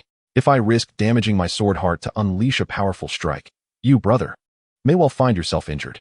Today, I must save my mother. Do not force my hand. I possess a method that can resolve our issues simultaneously." Luo Hong replied with a light chuckle, flicking his finger forward. Bang! The young disciple's body fell lifelessly to the ground, and Luo Hong's icy gaze swept over the remaining 5, ensuring that no fool dared challenge his rules again. Chapter 83. On the edge of a storm outside the Forbidden Zone, the 7 sect members awaited the return of their disciples. The number of spiritual herbs gathered would directly impact the distribution of foundational pills, causing the overseeing cultivators to feel a tinge of anxiety, as the outcome would influence their work for the next 60 years. The passage had been open for the duration of an incense stick. Yet not a single disciple had emerged, a situation unprecedented in previous trials. The faces of the Golden Core elders shifted, with Li Huayuan's expression revealing the most apprehension. Would that young man be able to endure? After a moment's pause, the middle-aged Taoist emerged, disheveled, first casting a glance at the crowd from Huangfeng Valley before making his way towards the Xianxia sect's area. "Welcome back. What was your harvest?"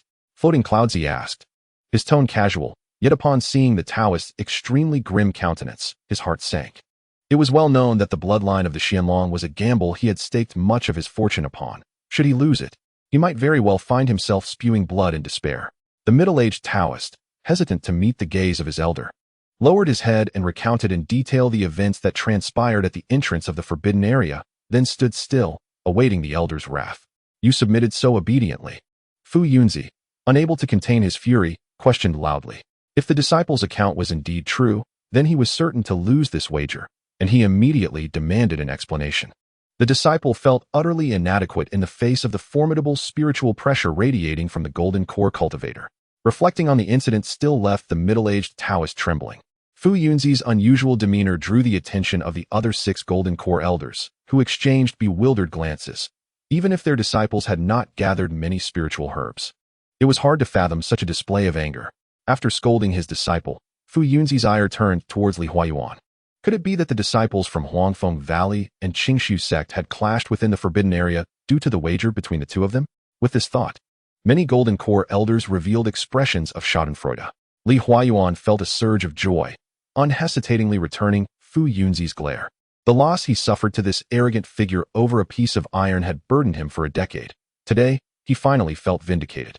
The remaining 5 sect members, curious about the unfolding events, watched as 7 disciples emerged from the passage. Apart from the young Taoist and the girl in a yellow dress, who exchanged reluctant farewells, the others returned to their respective sects with dejected expressions. Witnessing such a scene, even the leader of the Giant Sword sect, whose disciples had not yet appeared, felt a pang of unease. The elders exchanged glances, concerned that something monumental had transpired within the forbidden area, a matter critical to the future of the Su Kingdom's cultivation realm.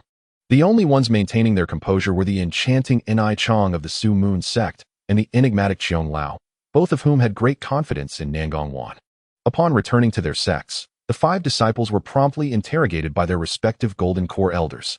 3 of them, trembling, presented a single spiritual herb, while the other 2 could not produce even one. Fortunately, once the details were revealed, the Golden Core elders directed their animosity towards Huangfeng Valley, allowing the disciples to escape this calamity for the time being. Li Huayuan was unperturbed by their spiteful gazes, bound by the trial rules established by the 7 sects. Their hostility amounted to little more than mere glares. Facing the returning girl in the yellow dress, Li Huayuan stroked his white beard, striving to temper his jubilant expression, and inquired gently, "Have you seen your senior brother? Is he well?" The girl, unaccustomed to such treatment from her elders, quickly bowed and replied, "Senior brother is unscathed. He instructed me to convey a message to you." "Well then, relay it verbatim," he commanded. Previously, Luo Hong had agreed with Li Huayuan to have the disciples from Huangfeng Valley report back, so he was not taken aback. "The matter is settled. Please await good news." The girl dutifully responded, "Haha, splendid. Here, take this bottle of elixirs as a reward for your message." Unable to contain his joy, Li Huayuan laughed heartily and tossed a jade vial to the girl. surprised by this unexpected boon. The girl expressed her gratitude profusely before stepping aside to meditate and recover her energy. Meanwhile, the simmering anger of Fu Yunzi and the others, already on edge, erupted upon hearing Li Huayuan's laughter. Li, do you not think the behavior of your Huangfeng Valley disciples is excessive? Fu Yunzi, likely facing dual losses for both his sect's interests and personal stakes, found it unbearable. Excessive? I do not think so. These disciples emerged alive and even brought back some spiritual herbs, albeit too short. Does that not reflect the compassion espoused by your Taoist teachings? Having laughed, Li Huayuan no longer felt the need to feign restraint, countering with logical reasoning. Humph. Li, do you believe you have secured victory? The 5 sons of Qingshu sect are not to be underestimated. It would be wise for your disciples to withdraw proactively, otherwise, their efforts may be in vain. With a sudden flourish of his sleeve, Fu Yunzi expressed his hope. Though anger clouded his judgment, he remained rational, fully aware that the opponent's strategy was in place, making it challenging to eliminate them. His only hope lay in forcing them out quickly to maintain a chance of winning. It would be prudent for you not to rejoice prematurely, for our Tianyue Fortress's madman, Feng Yu, will not allow your disciples to act with impunity. The other Golden Core elders, who had not yet spoken, nodded in agreement, confident in their top trial disciples, even if one were to falter. Together they would not let Huangfeng Valley's scheme succeed. Given this, Li Huayuan refrained from rebuttal. Ultimately, the truth would be revealed in due course, and words were futile. Li, that person blocking the exit is not one of your disciples, is he? I heard that a few years ago. You accepted a registered disciple for the sake of spiritual wine. I was curious about what kind of wine could prompt you to make such an exception for a Qi refinement disciple. I intended to visit for a taste, but unfortunately, I was unable to do so due to other matters. Xiong Lao, having approached Li Huayuan, smiled broadly despite his face being smeared with grease and dirt. Certainly not. My registered disciple is a connoisseur of brewing spiritual wine, but is not adept at combat. Zhuo is the disciple of Elder Zhuo Lianlong from my sect. His vigorous efforts are merely to secure a few foundation-building pills. Our wager was merely coincidental. You do remember, of course, that it was that arrogant figure who instigated this competition? Li Huayuan would never acknowledge Zhuo Bufan as his disciple, otherwise. The Golden Core elders of the various sects present would undoubtedly hold him accountable for the grievances suffered today. As for Zhuo Lianlong, he indeed existed, but he had long since entered seclusion over 20 years ago, hoping to break through to the nascent soul stage. The outside world was unaware of Zhuo Lianlong's current status. But as an elder of Huangfeng Valley, Li Huayuan was well aware that his senior had passed away several years prior. Thus, allowing him to shoulder the blame posed no future risks. So it is the esteemed Elder Zhuo's talented disciple that explains his prowess. However, do be cautious not to become a pawn for others. Ha ha ha. Xiong Lao left behind his peculiar words, laughing heartily as he departed. Li Huayuan's expression turned grave. The leader elder of the Su Moon sect and their trial disciples exuded an air of strangeness, causing him to worry that Luo Hong might encounter unforeseen difficulties. My disciple, how far can you truly go? Chapter 84. The damsel seeks my aid within the forbidden area, having dealt with the first batch of trialists. Luo Hong did not have to wait long before the strong cultivators from various sects emerged from the central zone, marking a critical moment in determining his success. Much like the first batch of trial disciples, when Han Tianya and others discovered the peculiar rain curtain at the exit, they collectively maintained their composure, refraining from the usual skirmishes seen in previous trials. Brother Zhong, what is the situation? Has the nature of this strange rain been discerned? Han Tianya asked, somewhat anxious. He was unwilling to prolong the wait, as the longer they delayed, the greater the chances of encountering the individual surnamed Zhuo. Brother Zhong, with a peculiar expression, called back the spiritual bees he had sent out and remarked, this rain, though rich in spiritual moisture, poses no threat whatsoever. While this was indeed the case, reason told Zhong Wu that someone capable of creating such a spectacle had motives far more complex than merely cleansing them before their exit. Fellow disciples, this place has undoubtedly been ensnared in a formation. If any of you lack the means to break it, there is no sense in lingering here. We might as well attempt to breach the formation together. Chun Fangxing suddenly proposed loudly amidst the uncertainty of the others. The identity of the eldest son of the Chun family possesses a certain charisma, and given the current lack of alternatives, the crowd exchanged glances and silently nodded in agreement to the proposal. Though these powerful individuals were proud, they were not fools. Regardless of who had set the formation, they were prepared, and engaging in solitary combat would likely lead to defeat. Very well, we shall heed the words of young Master Chun. Please, lead the way. said Zhongwu with a cheerful smile, extending his right arm to gesture for Chun Fangsheng to proceed first. Esteemed colleagues, allow Chun to take the lead, Chun Fangsheng declared. Having prepared himself for this role, and he stepped into the curtain of rain alongside Chun Xiaoqian. Zhongwu and Han Tianya remained silent, maintaining a distance of about 10 zhang as they followed closely behind. Behind them were 5 Taoists from the Qingshu sect and a young man in a blue robe from the Tianke fortress, all of whom possessed cultivation levels no lower than the 12th layer of qi refinement, with 3 being top-tier practitioners at the 13th layer. As these individuals entered the rain curtain one by one, Luo Hong began his preparations, not only summoning the mountain-shaking spear, but also retrieving a jade talisman stained with blood, which he hung at his waist for easy access. With 15 individuals arriving, handling them would essentially ensure stability. Faced with such a multitude of elite trial disciples, Luo Hong dared not let his guard down, summoning all his focus. Although Chun Fangsheng spotted Luo Hong's figure from 70 to 80 zhang away, he stopped at a distance of 30 zhang. This distance was precisely the limit of a qi refinement cultivator's divine sense. Taking a step forward would place him within the optimal range for combat, while a step back would allow for a swift escape. Glancing at the corpse of a disciple from the Great Sword sect nearby, Chun Fangsheng was about to speak when he heard Luo Hong's voice. Since both of you are from Huangfeng Valley, Zhou will not make things difficult for you. Simply leave. With Zhua's watchful gaze, how can I, as your senior, feel at ease entering the passage? Chun Fangsheng retorted. May I inquire about Zhua's intentions in setting this formation?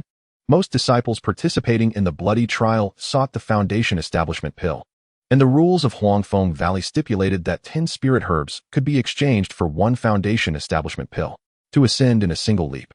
Conflicts among fellow disciples were indeed common. Chun Fangsheng dared not entrust his and his sister's safety to a mere casual remark from the other party. It is only natural for you to doubt Zhua, but should you be caught in the crossfire later, do not blame Zhua for not forewarning you. Luo Hong's gaze lingered for a moment on Chun Xiaoqian before turning to the others behind Chun Fangsheng. Esteemed colleagues, Zhua has set this layout not to seek your lives, but merely to request 2 spirit herbs over 300 years old. Zhua will allow you to pass in return. If you are unable to decide immediately, that is acceptable. I shall grant you time to consider. However, be warned, crossing the line will result in death. What audacity you possess. Do you believe mere intimidation will deter us? The young man in blue from Tianke Fortress, having never endured such oppression, shouted in indignation. Yet, he did not move, his eyes scanning the expressions of the surrounding trial participants, clearly attempting to incite them to test the waters. What you say is indeed correct, but I advise Zhuan not to miscalculate. None among us would willingly surrender the herbs we have painstakingly gathered. Should we unite, even a foundation establishment cultivator would not dare to confront us. A refined Taoist from the Qingshu sect, surrounded by 4 of his disciples, confidently urged Zhua. However, before he could finish his sentence, Han Tianya stepped forward, tossing 2 300-year-old heavenly spirit fruits and leaping into the passage without a backward glance. For Han Tianya, losing 2 heavenly spirit fruits would not affect his ability to exchange for a foundation establishment pill from his sect. The only real loss was a bit of face. If it meant avoiding this calamity, he considered the loss a small price to pay. Han Tianya's actions were so swift that even Zhongwu beside him failed to react, and the others wore expressions of great astonishment, while the refined Taoist felt a burning shame, his face reddening. Luo Hong, having collected the heavenly spirit fruits, felt a newfound respect for Han Tianya. Though he was somewhat eccentric, he was a rational individual, aware of the stakes. Seeing Han Tianya abandon him in haste infuriated Zhongwu, who possessed a similar quantity of spirit herbs but hesitated to relinquish them so easily. He immediately approached 2 nearby disciples from the Spirit Beast Mountain sect. Are you 2 not leaving? Luo Hong wished for Li Huayuan to win the gamble. Whether he or another disciple from Huangfeng Valley carried the herbs made no difference. Leaving the Chun siblings behind would only hinder his plans, especially since Chun Xiaoqian had numerous entanglements with the old devil Han. Should anything go awry, it could indeed bring him considerable trouble. After all, the false identity of Zhuo Bufan was known to more than just him, while it might remain a secret for a few years at the outset. After that it would be difficult to conceal. However, by that time, Luo Hong would have already established his foundation, and the revelations of today would bear little impact on him. Chun Fangsheng nodded slightly, acknowledging that the actions of the other party were indeed excessively bold. Once conflict erupted, even if he refrained from intervening, he would still suffer repercussions as a fellow disciple of Huangfeng Valley. Although he recognized that this move was likely instigated by Elder Li, The Chun family's vast influence would not allow for the alienation of most major cultivation families in Yu Kingdom merely to curry favor with a single elder. Thus, proactively withdrawing was the wisest choice. Yet, before Qin Fangxing could respond, Chen Xiaoqian spoke first. Brother Zhua, you were the one from that day, weren't you? Chen Xiaoqian's cheeks flushed, her eyes sparkling with admiration and shyness, entirely forgetting her brother's previous admonition. That day, Luo Hong was taken aback, realizing that this girl intended to drag him into the fray. Chapter 85. The five sons of Qingshu go to battle. Chen Xiaoqian had long harbored expectations for the iron-faced man. Now, witnessing him engaging in light-hearted banter with her brother amidst a throng of foes, he exuded an extraordinary demeanor, and his cultivation had reached the threshold of half a foundation establishment pill. The heart that had been wounded by senior brother Lu felt as if it were racing like a startled deer. Chen Xiaoqian was indeed a beauty. Yet Luo Hong felt no attraction towards her and had no desire to take the blame for the old devil Han. Thus, he promptly replied, "What are you saying? Junior sister? Zhua has been in seclusion for years, never having encountered you. You must have mistaken him for someone else. Seventh sister, this is not the time for such matters. We must leave at once." Chen Fangxing's expression shifted dramatically as he spoke in an unusually stern tone. "Humph. Young Master Chen plays his part well, intentionally luring us into the formation. It appears you have long harbored ulterior motives. Everyone, do not let them escape." Zhongwu, having previously harbored grievances against the Chen siblings, seized upon their connection with the iron-faced man, ruthlessly pressing the attack. Huangfeng Valley's appetite is quite large. I fear they lack the means to match it. An elder in green robes, leaning on a cane and with a benevolent face now filled with anger, glared at Chen Fangxing. The others also regarded Chen Fangxing with displeasure, as if prepared to summon their magical artifacts at any moment. "Everyone, please do not misunderstand. I have never met this Shui disciple," Chen Fangxing hastily clarified, realizing that if he became the target of everyone's ire, both he and his sister would be in grave danger. Not even silver ink and golden script could save them. Chen Xiaoqian, startled by the sudden turn of events, recognized that her unintentional blunder had caused trouble, her face paling in alarm. The demeanor of the younger sister just now resembled that of someone deeply infatuated. "If I were to misinterpret this, would my years of experience have been in vain?" The elderly man in the blue robe, while intensifying the conflict, sought the presence of a middle-aged Taoist with whom he shared some rapport, resolute in his intention to take action. The situation appeared dire, within Luo Hong's calculations. The chances of the various sex trial participants uniting against him were slim, with the more likely scenario resembling an encirclement akin to that at Bright Summit. However, due to Chen Xiaoqian's misleading remarks and the provocations of others, Luo Hong's solitary scheme was shifting towards a conspiracy among the overall trial participants of Huangfeng Valley. Greater crises foster greater unity. Witnessing the imminent collaboration of these individuals, Luo Hong resolved to thoroughly muddle the waters. "Here are the talismans left by your senior brother. Receive them." With a flick of his hand, Luo Hong tossed the sound talisman from the middle-aged Taoist towards the refined Taoist.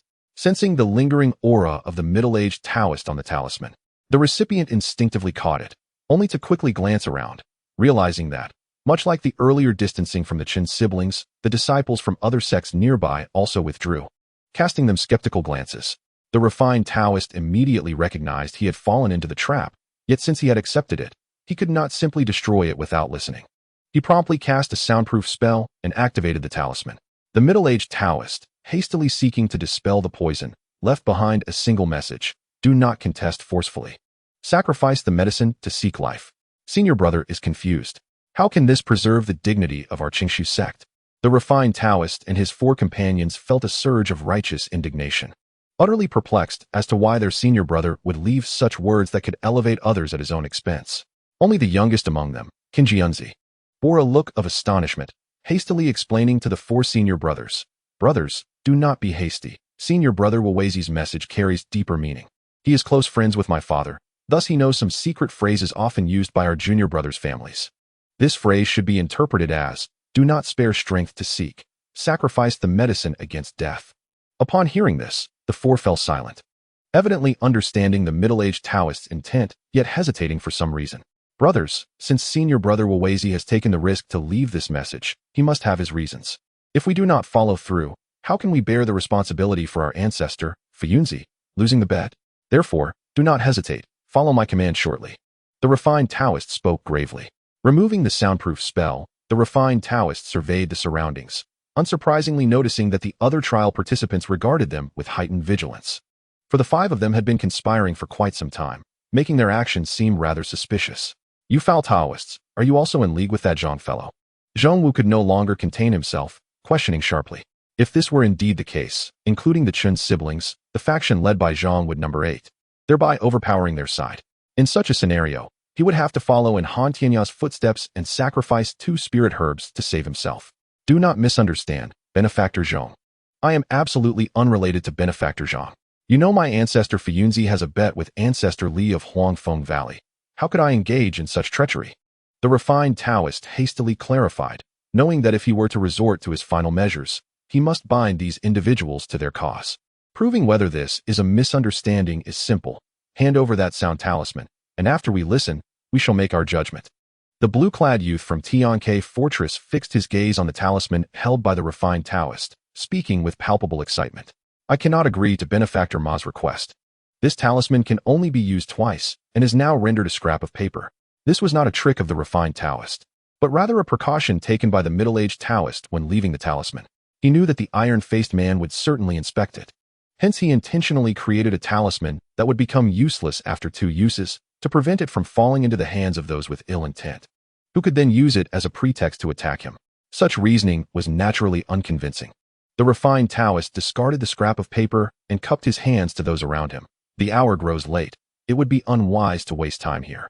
If you suspect my Qingshu sect colludes with Huangfeng Valley, then allow me to seek guidance from Benefactor Zhang first. Without waiting for a response, the refined Taoist led his disciples across the 30 zhang boundary. Luo Hong maintained an indifferent expression, standing imperiously, though his heart was already aflame with murderous intent. The refined Taoist believed that by employing the soundproof spell, their discussion was inaudible to anyone. Little did he know that Luo Hong's spiritual awareness was thrice that of his own, and he had clearly overheard everything they had discussed. One must never underestimate anyone. Unlike his previous encounter with the middle-aged Taoist, Luo Hong did not immediately launch a surprise attack with the Dark Azure Child, for his spiritual awareness revealed that the 5 Taoist powers had already begun to subtly intertwine. Encircled by a robust air shield, their defensive capabilities seemingly formidable. Employing the Dark Azure Child would not guarantee success. Moreover, Luo Hong wished to discern any further strategies the 5 Taoists might possess, deciding instead to wait for the opportune moment. Upon crossing the boundary, the 5 disciples of Qingshu displayed solemn expressions, for they understood that their senior brother Wuweizi had instructed them to utilize that technique to counter a formidable foe. Chapter 86. United Assault. The 5 disciples of Qingshu moved in unison, their steps synchronized with the formation, and when casting spells, their movements were impeccably coordinated, resembling a synchronized exercise routine. However, Luo Hong was devoid of any amusement. He discerned that these 5 Taoists had evidently practiced a shared technique, seamlessly blending their powers through a mysterious formation, forming a slowly circulating air shield. "Draw swords," commanded the refined Taoist, and the 5 simultaneously extended their arms. 5 slender flying swords soaring from their backs, circling above their heads like fish before darting towards Luo Hong. Each of these flying swords was a top-tier magical artifact, and their simultaneous launch created an impressive momentum, aiming directly for Luo Hong's brow.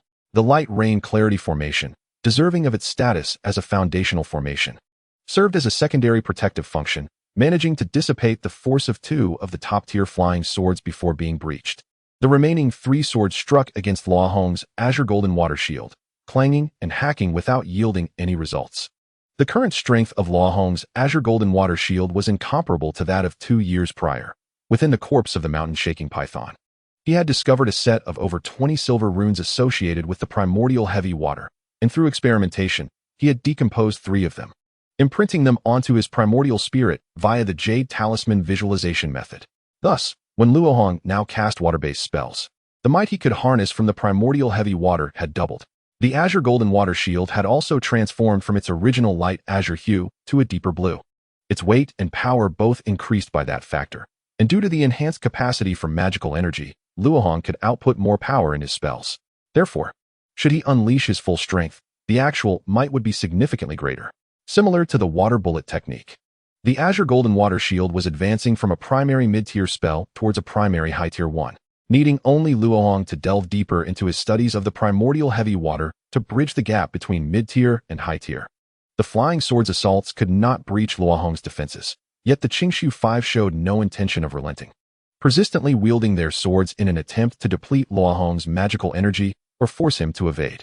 Feeling slightly vexed, Luo Hong flicked his fingers, striking one of the flying swords squarely, causing it to emit a mournful cry as it veered off course, flying several dozen zhang away. Qi sword style.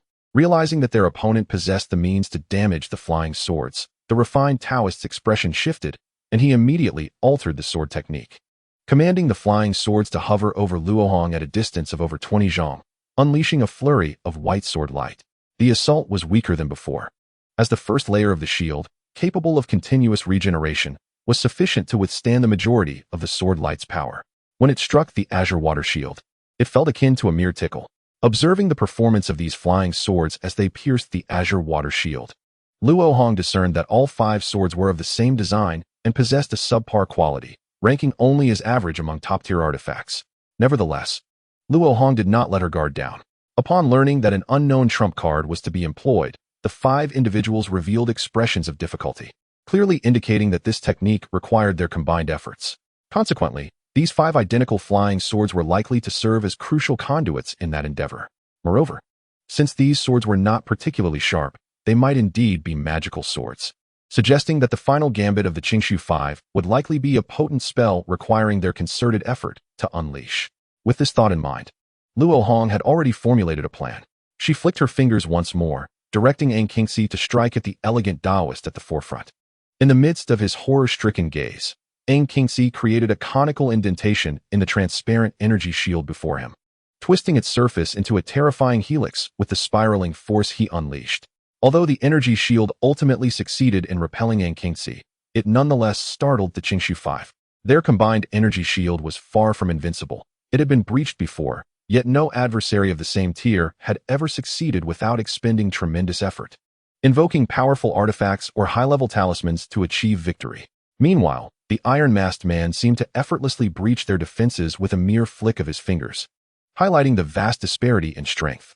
Even more alarming was the concealed aura of the spell he had unleashed, coupled with its astonishing speed. Even if they sensed the invocation, evasion was impossible. In essence, should the energy shield falter, they would become mere prey at the mercy of their opponent. In that moment, the elegant Taoist comprehended the gravity of the situation, shedding any trace of hesitation, and called out to their onlooking companions, esteemed practitioners. Our attacks alone cannot breach this individual's defenses. I implore you all to join forces. The combined assault of the Qingshu Five was immensely powerful, and Zhong Wu and the others recognized that they could not withstand 5 flying swords simultaneously. A glance exchanged among them revealed a shared sense of trepidation towards the iron-masked man, prompting them to join the fray. In an instant, 7 elite practitioners of Qi refinement crossed the 30 zhang threshold, unleashing their magical powers or spells towards Luo Hong. However, upon closer inspection, it became evident that, despite their participation, each was holding back, reserving their strength for defense, as none wished to suffer a blow from xianxia. Brother, what if we do not assist? Elderly may hold us accountable if he finds out. Chun Xiaoqian's face was etched with concern. Had her own abilities not been lacking, she might have already intervened. Chun Fangxing shook his head slightly, acknowledging his 7th sister's qualities, yet lamenting her excessive sentimentality and overtly expressive nature. Do not fret, 7th sister. Brother Zhua has yet to employ his artifacts, indicating he is more than capable. Though he faces many foes, breaching that azure water shield will not be a swift endeavor. Until then, the decision to advance or retreat lies with Brother Zhua. Chun Fangxing marveled at Brother Zhua's prowess, eager to witness the outcome of the battle, but aware that standing with his 7th sister on precarious ground was unwise. He advised, 7th sister, our presence here is futile. We must swiftly relocate to the passage. This time, Chun Xiaoqian did not defy her elder brother. Casting one last glance at Luo Hong, she prepared to follow Chun Fangxing toward the passage. However, someone had other intentions. A formidable wave of spiritual energy surged from behind Chun Xiaoqian and her brother, compelling Chun Fangxing to summon a golden tome for defense. Upon collision, the tome faltered. Alarmed, Chun Fangxing turned to see the assailant was the elder in blue robes with a cane, accompanied by the young man in blue from Tianke Castle, indicating they had joined forces. Ma Jingyuan, our families have been amicable for generations. What is the meaning of this? Chun Fangxing exclaimed, a victim of circumstance. As the young man retorted, you are the one who has wronged us first, and should this escalate to the clan leader, it is I, Ma Jingyuan, who is justified? The young man levitated the falling dust pearl above his hand, with sparkles of spiritual light cascading onto the elder's cane, greatly amplifying its power. It seems that no amount of explanation will suffice today. Bring it on. Chun Fangxing readied his silver pen, prepared for a fierce confrontation. Do not be too hasty. Young Master Chen, there are ways to turn hostility into harmony. Simply lend us your sister for a moment. And I shall. The elder's sinister smile was abruptly cut off by Chun Fangxing's thunderous shout. Not a chance. As the Chun siblings engaged in a fierce clash with the duo in blue, an unexpected turn of events unfolded in the primary battlefield where Luo Hong stood. The Qingshu Five suddenly sheathed their swords, ceasing their attack. What is this? Have the swords been placed against Luo Hong's nose? Are they playing coy? The abrupt withdrawal of the Qingshu Five left Zhong Wu and his companions in a dire predicament, as the absence of their pressure allowed Luo Hong's myriad of water-based spells to rain down upon them, placing them in peril. What is the meaning of this? You despicable Taoist. Zhong Wu seethed with a blend of shock and anger. Esteemed practitioners, I beseech you to delay him for a moment, in just a few breaths. I promise you will not be disappointed. The elegant Taoist spoke earnestly, invoking a spell alongside his four disciples. Beads of sweat soon appeared on his forehead, indicating the strain of the effort. At this point, Zhong Wu and his companions found themselves unable to withdraw. Anyone attempting to flee would have to contend with xianxia and the agitated companions beside them. Realizing they had fallen into the elegant Taoist's trap, Zhong Wu and his companions were compelled to stall for the detestable Taoists. Meanwhile, Luo Hong, unfazed by the multiple adversaries, adeptly controlled her spells with a finesse that allowed her to maneuver more effectively than Zhong Wu and his allies, who had yet to coordinate a single strike. The dispersed attacks posed little threat, as the protective formation easily absorbed most of their potency, and the minor damage dealt by their harassment talismans paled in comparison to the shield's recovery speed. Thus, when the Qingshu Five enacted their peculiar maneuver, Luo Hong immediately took notice. It was evident that these five Taoists were preparing to unleash a powerful spell. Had it not been for the discovery of the Qingshu Five's true intentions, Luo Hong would have already dealt with them decisively. Instead, she smirked inwardly, allowing them to complete their incantation. Seventh sister, quickly move away. Chun Fangxing's urgent call caused Luo Hong to furrow her brow. She had already observed the blue-clad duo attacking the Qin siblings, but had not anticipated Chun Fangxing's swift defeat. The reputation of the falling dust pearl was indeed justified. Chun Xiaoqian, slightly flustered, maneuvered her two flying swords to intercept the cane that had breached the defense of the golden tome. Yet, her abilities were merely average among the challengers, and the disparity in strength compared to the other participants was significant, especially with the enhancement from the falling dust pearl. With a single collision, the elder's iron-headed cane sent her two flying swords tumbling away, continuing onward with relentless momentum towards her knee, evidently intending to incapacitate her before capturing her alive. Realizing she could do nothing to thwart it and that her brother was unable to assist in time, Chun Xiaoqian bit her lip, closing her eyes in fear. However, the anticipated agony did not manifest. Instead, a series of explosive sounds resonated in her ears. With a hint of expectation, Chun Xiaoqian opened her eyes, only to find delight in seeing a small hole opened at the center of the brow of the elder in the blue robe who had attacked her.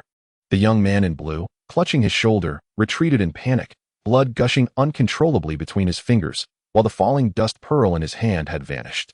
Brother Chun, swiftly take your sister away. I shall hold them off, Luo Hong exclaimed, expending his spiritual energy without hesitation. The duo, inadvertently, had seized upon his singular vulnerability at that moment. Though he bore no particular fondness for Chun Xiaoqian, he was even less inclined to see her perish. Now that Luo Hong had intervened to save her, the Qin siblings could no longer remain in the forbidden area. Otherwise, the relentless assailants, including Zhong Wu, would undoubtedly target Chun Xiaoqian as a point of breach. While Luo Hong possessed ample means to ensure his own safety, he was not adept at rescuing others. His recent display of the ability to unleash dark azure projectiles had already exposed him. Landing another successful strike would not be so simple. Thank you, seventh sister. Let us depart. Chun Fangxing uttered without further ado, grasping Chun Xiaoqian's delicate wrist and dashing toward the passageway. As expected, Zhong Wu and others moved to intercept them, hurling a barrage of various magical artifacts that had previously besieged Luo Hong directly at the Qin siblings. Chun Fangxing, having placed complete trust in his junior disciple, did not look back as he propelled himself and Chun Xiaoqian toward the ominous passageway. Simultaneously, Luo Hong slapped his storage bag, causing over 20 mid-tier water serpent talismans to materialize in his palm, which he then activated in unison. Instantly, a surge of spiritual energy erupted before him, forming over 20 serpentine creatures, each stretching approximately 10 feet long, which scattered in all directions. These ethereal serpents, conjured from pure spiritual energy, lunged toward Zhong Wu and his companions with remarkable agility, forcing them to retract their magical artifacts for self-defense. Seizing this opportune moment, the Chen siblings successfully entered the passageway. Yet, just as Qin Xiaoqian crossed the threshold, she cast a lingering glance back, filled with emotion, which left Luo Hong feeling quite vexed. What a pity! With such a delay caused by the Qin siblings, the spells of the 5 disciples of Qingshu had already taken form. The elegant Taoist and his 4 disciples appeared as pale as paper, on the brink of collapse, yet their faces bore expressions of exhilaration. The azure lightning flickered sporadically from the flying swords at their chests, while a mass of dark clouds gathered high above them. It has succeeded. The elegant Taoist rejoiced in his heart, for with the aid of the 5 thunder-calling swords, he was about to unleash the high-level spell known as Azure Sky Yang Thunder. Although he and his 4 disciples had practiced this technique multiple times, they had never truly executed it, as employing such thunderous force would deplete their yang energy, leading to a reduction in both their cultivation and lifespan. The cost was steep, but it promised to break their enemies in a single blow. As they contemplated this, they simultaneously pointed toward the dark clouds above, causing them to roil and emit a thunderous rumble. The violent surge of spiritual energy caught the attention of Zhong Wu and his companions, who had just extricated themselves from the serpent's entanglement. Noticing the strain on the 5 disciples of Qingshu as they controlled their spell, they instinctively distanced themselves from the iron-faced man to avoid being caught in the impending thunderous onslaught. 5 suns transform, azure sky annihilate. As the 5 disciples of Qingshu executed their final incantation, the dark clouds erupted with a deafening roar, and a bolt of azure lightning, as thick as a man's arm, surged toward Luo Hong. The elegant Taoist's face was illuminated by the azure lightning, as he grinned malevolently at the iron-faced man, seeking to derive satisfaction from the terror reflected in his opponent's expression, soothing his own pain from the loss of lifespan. Yet, the lower half of the iron-faced man's face betrayed only a scornful smile. Facing the oncoming lightning, Luo Hong neither flinched nor evaded, calling out, "Devour spirit." In an instant, the spirit-devouring shield, which had been closely guarding Luo Hong's chest, appeared before the azure water shield, standing resolutely in the path of the impending lightning. Fool! How could a mere top-tier artifact withstand our Yang Thunder? This strike could severely injure a mid-stage Foundation establishment cultivator. For those below this level, only incineration awaits. Such a struggle is utterly futile.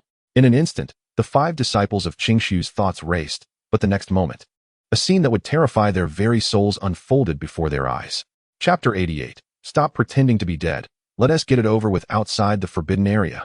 Li Huayuan and the other core formation elders were filled with anxiety.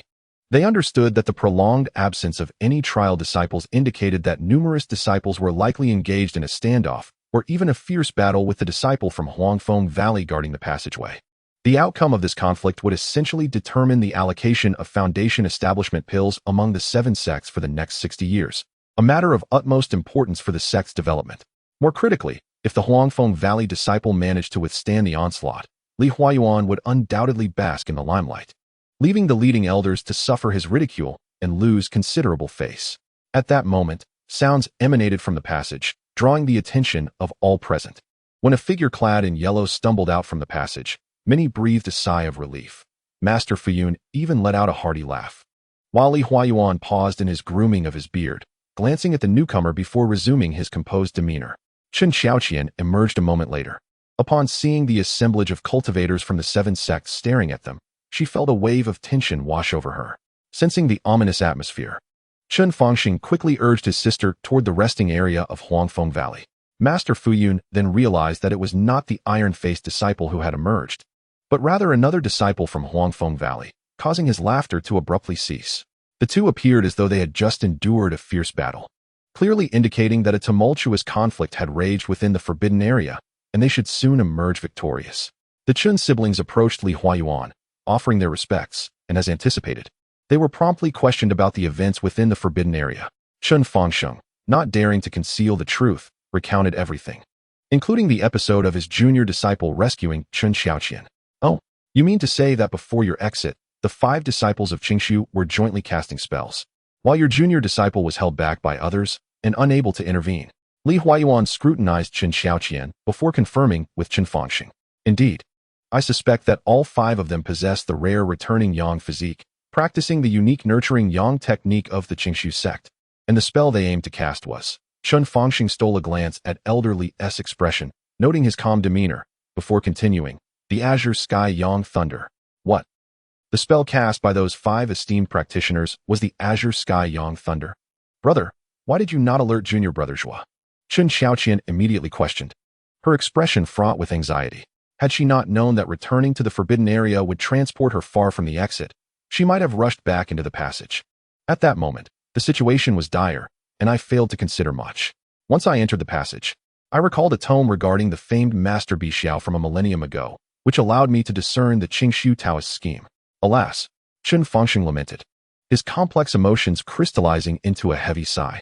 In his view, once the Azure Sky Yang Thunder was unleashed, junior brother Zhuo would be in grave danger. Did you see junior brother Zhuo wielding any artifacts? Li Huayuan, having heard of the Azure Sky Yang Thunder's notorious reputation, remained unfazed. No. Junior brother Zhuo has consistently employed exquisite spells in battle. His water-based techniques are immensely powerful, seemingly possessing a unique physical quality. Qin Fangxing, being the esteemed heir of the Qin family, displayed his vast knowledge, quickly discerning that Luo Hong's techniques were not ordinary spells. Then there is no need for concern. With the cultivation level of those 5 young Taoists, the Azure Sky Yang Thunder they unleashed can at most achieve the power of a full strike from a mid-stage foundation establishment cultivator. Perhaps junior brother Zhua intentionally allowed them to successfully cast their spell. After all, this would conserve considerable energy. Li Huayuan chuckled lightly. His spirits evidently lifted as he resumed stroking his white beard. In the blood-red forbidden area, the Azure Thunder crashed upon the immaculate surface of the spirit-devouring shield. As if a clay bowl had plunged into the sea, absorbed entirely. Ultimately, it coalesced into a sphere of azure lightning at the serpent's mouth etched upon the shield, reminiscent of a dragon spitting out a pearl. The name Spirit-Devouring Shield is not a whimsical creation of Luo Hong. Its greatest power lies in its ability to absorb the spiritual energy from spells. As long as the might does not reach the nascent soul level, it can flawlessly counter any spell and return the attack. This is precisely why Luo Hong allowed the 5 sons of Qingxu to cast their spells. They could not possibly withstand the force of the mountain-shaking spear, no matter how thick their energy shield was. It was over. Luo Hong's expression turned cold as he urged the spirit-devouring shield to release the absorbed spiritual energy. A bolt of azure lightning shot towards the 5 sons of Qingxu, instantly penetrating their protective energy shield and reducing the elegant Taoist and a young Taoist beside him to ashes, while the remaining 3 were flung away by the residual force. It then continued its sweeping assault towards Zhong Wu and his companions, sending them hurtling back 30 zhang beyond the boundary. In that moment, aside from Luo Hong, no one remained standing on the battlefield. Master Zhua, I implore you to show mercy. We 3 are willing to surrender spiritual herbs.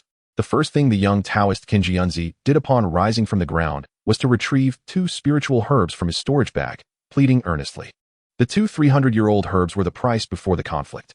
Now, to escape, they would need to surrender 2 herbs over 400 years old. As with those on the ground, Luo Hong did not wish for a massacre. Otherwise, he would not have deliberately knocked everyone beyond the boundary. However, a necessary increase in price was essential, a right of the victor. Qinjianzi did not refute this. After retrieving 2 more spiritual herbs, he assisted his 2 senior brothers, persuading them slightly. The 2 men wore sorrowful expressions, also producing 2 spiritual herbs, and together with Qinjianzi, they made their way towards the passage. At this moment, they feared not Luo Hong's potential betrayal, but rather the aftermath when Zhong Wu and his companions recovered and sought retribution. This time, the 5 sons of Qingxu had thoroughly ensnared Zhong Wu and his group. With the outcome of surrendering spiritual herbs now inevitable, it was likely that some would find their remaining herbs insufficient to exchange for a foundation establishment pill. In such cases, Qinjianzi and his companions would be their targets for recouping losses. Fortunately, the youngest, Qinjianzi, acted swiftly, decisively surrendering the herbs and fleeing to avoid disaster. Not long after the trio departed, Zhong Wu finally managed to suppress his injuries. As he rose, he first glanced at the former position of the 5 sons of Qingxu, cursing their swift escape, and hurriedly summoned the spiritual bees released during the battle. Yet, despite his fervent incantations, only a pitiful few returned, indicating that most had turned to ash. In his profound anguish, Zhongwu turned his gaze towards Luo Hong, who once again stood with his hands behind his back. It seems you still wish to learn from Zhua. Luo Hong curled his fingers, preparing to unleash an attack. Nay, I dare not. Master Zhua has already shown mercy. Should we remain ungrateful, it would only lead to our demise. This is Zhong's portion.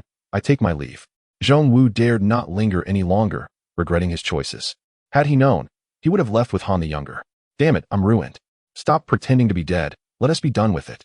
Luo Hong unleashed the majority of the absorbed power of the Azure Celestial Thunder upon the elegant Taoist and his unfortunate junior, distributing the remainder among Zhongwu and his group, sufficient to injure them without rendering them incapacitated. Luo Hong had great confidence in his control. Chapter 89. The entrance of the moon concealing sect. After watching the last individual enter the passage, Luo Hong ignored the several storage bags on the ground and immediately sat cross-legged, swallowing a pill to restore his spiritual power. Although Luo Hong's Dantian was over twice the size of other cultivators, he had yet to refine his power due to the pressing schedule for the blood trial, resulting in a power level only 50% greater than that of a typical cultivator. Without the assistance of the Great Formation, he would undoubtedly be unable to endure. Following this battle, only about 30% of his spiritual power remained, and his consciousness had similarly been significantly drained by the earlier display of his skills. In this diminished state, he naturally sought to recuperate promptly. In truth, Luo Hong had already accomplished enough to secure victory for Li Huayuan in the bet. After all, Han the old demon had also reaped considerable gains. Calculating the time, he should just be finishing his second meeting with Nangong Wan, forcibly carving a path. However, given the smooth progression of events thus far, Luo Hong had a substantial opportunity to seize another chance within the Forbidden Ground. This opportunity lay in Nangong Wan. Her cultivation had regressed to the Qi refinement stage following her breakthrough, meaning her power had likely fallen back to the early stages of foundation establishment. Even so, it was a once-in-a-lifetime opportunity. In one of Luo Hong's studies, he required the cooperation of several nascent soul cultivators, under normal circumstances. This would have been impossible before his own ascension to that stage, yet Nangong Wan's pure maiden rebirth technique afforded him the chance. Half an hour later, within the blood-soaked Forbidden Land, a ghostly figure suddenly appeared behind a disciple of the Spirit Beast Mountain in the circular grove. In a mere flash, it silently severed the disciple's head. Swiftly collecting the storage bag, the figure continued to speed away until emerging from the grove and finally stopping at the treetops. Beholding the rain curtain ahead, this person was Han Li, who had escaped from the stone hall and hastened to this point. What a peculiar rain. It seems escaping this forbidden land is no simple feat. There was but a single exit, and time was running short. Han Li, aware of his lack of alternatives, had no choice but to charge through. Fortunately, under the influence of Nangong Wan's secret technique, his cultivation had reached the 13th layer of Qi refinement, albeit temporarily. Summoning his Xian iron shield, Han Li strode into the rain curtain. After a brief period, he spotted a figure sitting cross-legged. Yellow garb? Is that my fellow disciple? Reciting the incantation for the summoning technique, he indeed sensed a response. The summoning technique was a sensing spell cast by Master Zhong on all disciples of the Yellow Maple Valley before departure, allowing trial disciples to sense each other's positions within a certain range. Thus, the figure ahead could not possibly be a pretender from another sect. Junior brother, do not hesitate. Hasten forth. Han Li, not daring to be careless, pondered for a moment before cautiously approaching. After walking just a few dozen zhang, he noticed the surroundings were rife with traces of battle. There were deep craters from explosions and gashes from razor-sharp blades. The ground appeared as if it had been plowed, making it difficult to imagine how fierce the previous conflict had been. With a sweep of his consciousness, Han Li discovered the corpses of the giant sword disciples and the elderly figure in green, along with 2 storage bags quietly resting amidst the ashes. Seeing this, Han Li inwardly lamented. Both his heavenly thunder and golden brick talismans had been exhausted, and aside from the transparent silk thread stealth attack, he possessed no means to threaten this iron-faced senior before him, which filled him with unease, leaving him to hope that fortune might still favor him. Senior brother, could you enlighten me on what transpired here? Not much. Zhou merely collected spiritual herbs from disciples of other sections. By the way, junior brother, have you seen any members of the Moon Concealing Sect? The passage will close in half an hour. Under normal circumstances, their disciples should have arrived by now. Could they have met with complete disaster within the Forbidden Land? Luo Hong feigned ignorance, wishing to tease the old demon Han while also gauging any significant shifts in the timeline from his expression. Before the arrival of the old demon Han, 8 trial participants had come before Luo Hong, among whom was Han Yunji. Although her strength had significantly improved compared to the original timeline, she still lagged far behind the disciples of the giant sword sect wielding silver blades. However, she still managed to gather the blazing sunflower as per the original timeline, evidently due to the intervention of the old demon Han. Thus, the appearance of Luo Hong likely did not affect the favorable circumstances between Han Li and Nangong Wan. At this moment, the probing was merely to ascertain the truth. Han Li was left speechless for a long time. His initial suspicion that the iron-faced man was his senior brother Luo dissipating entirely.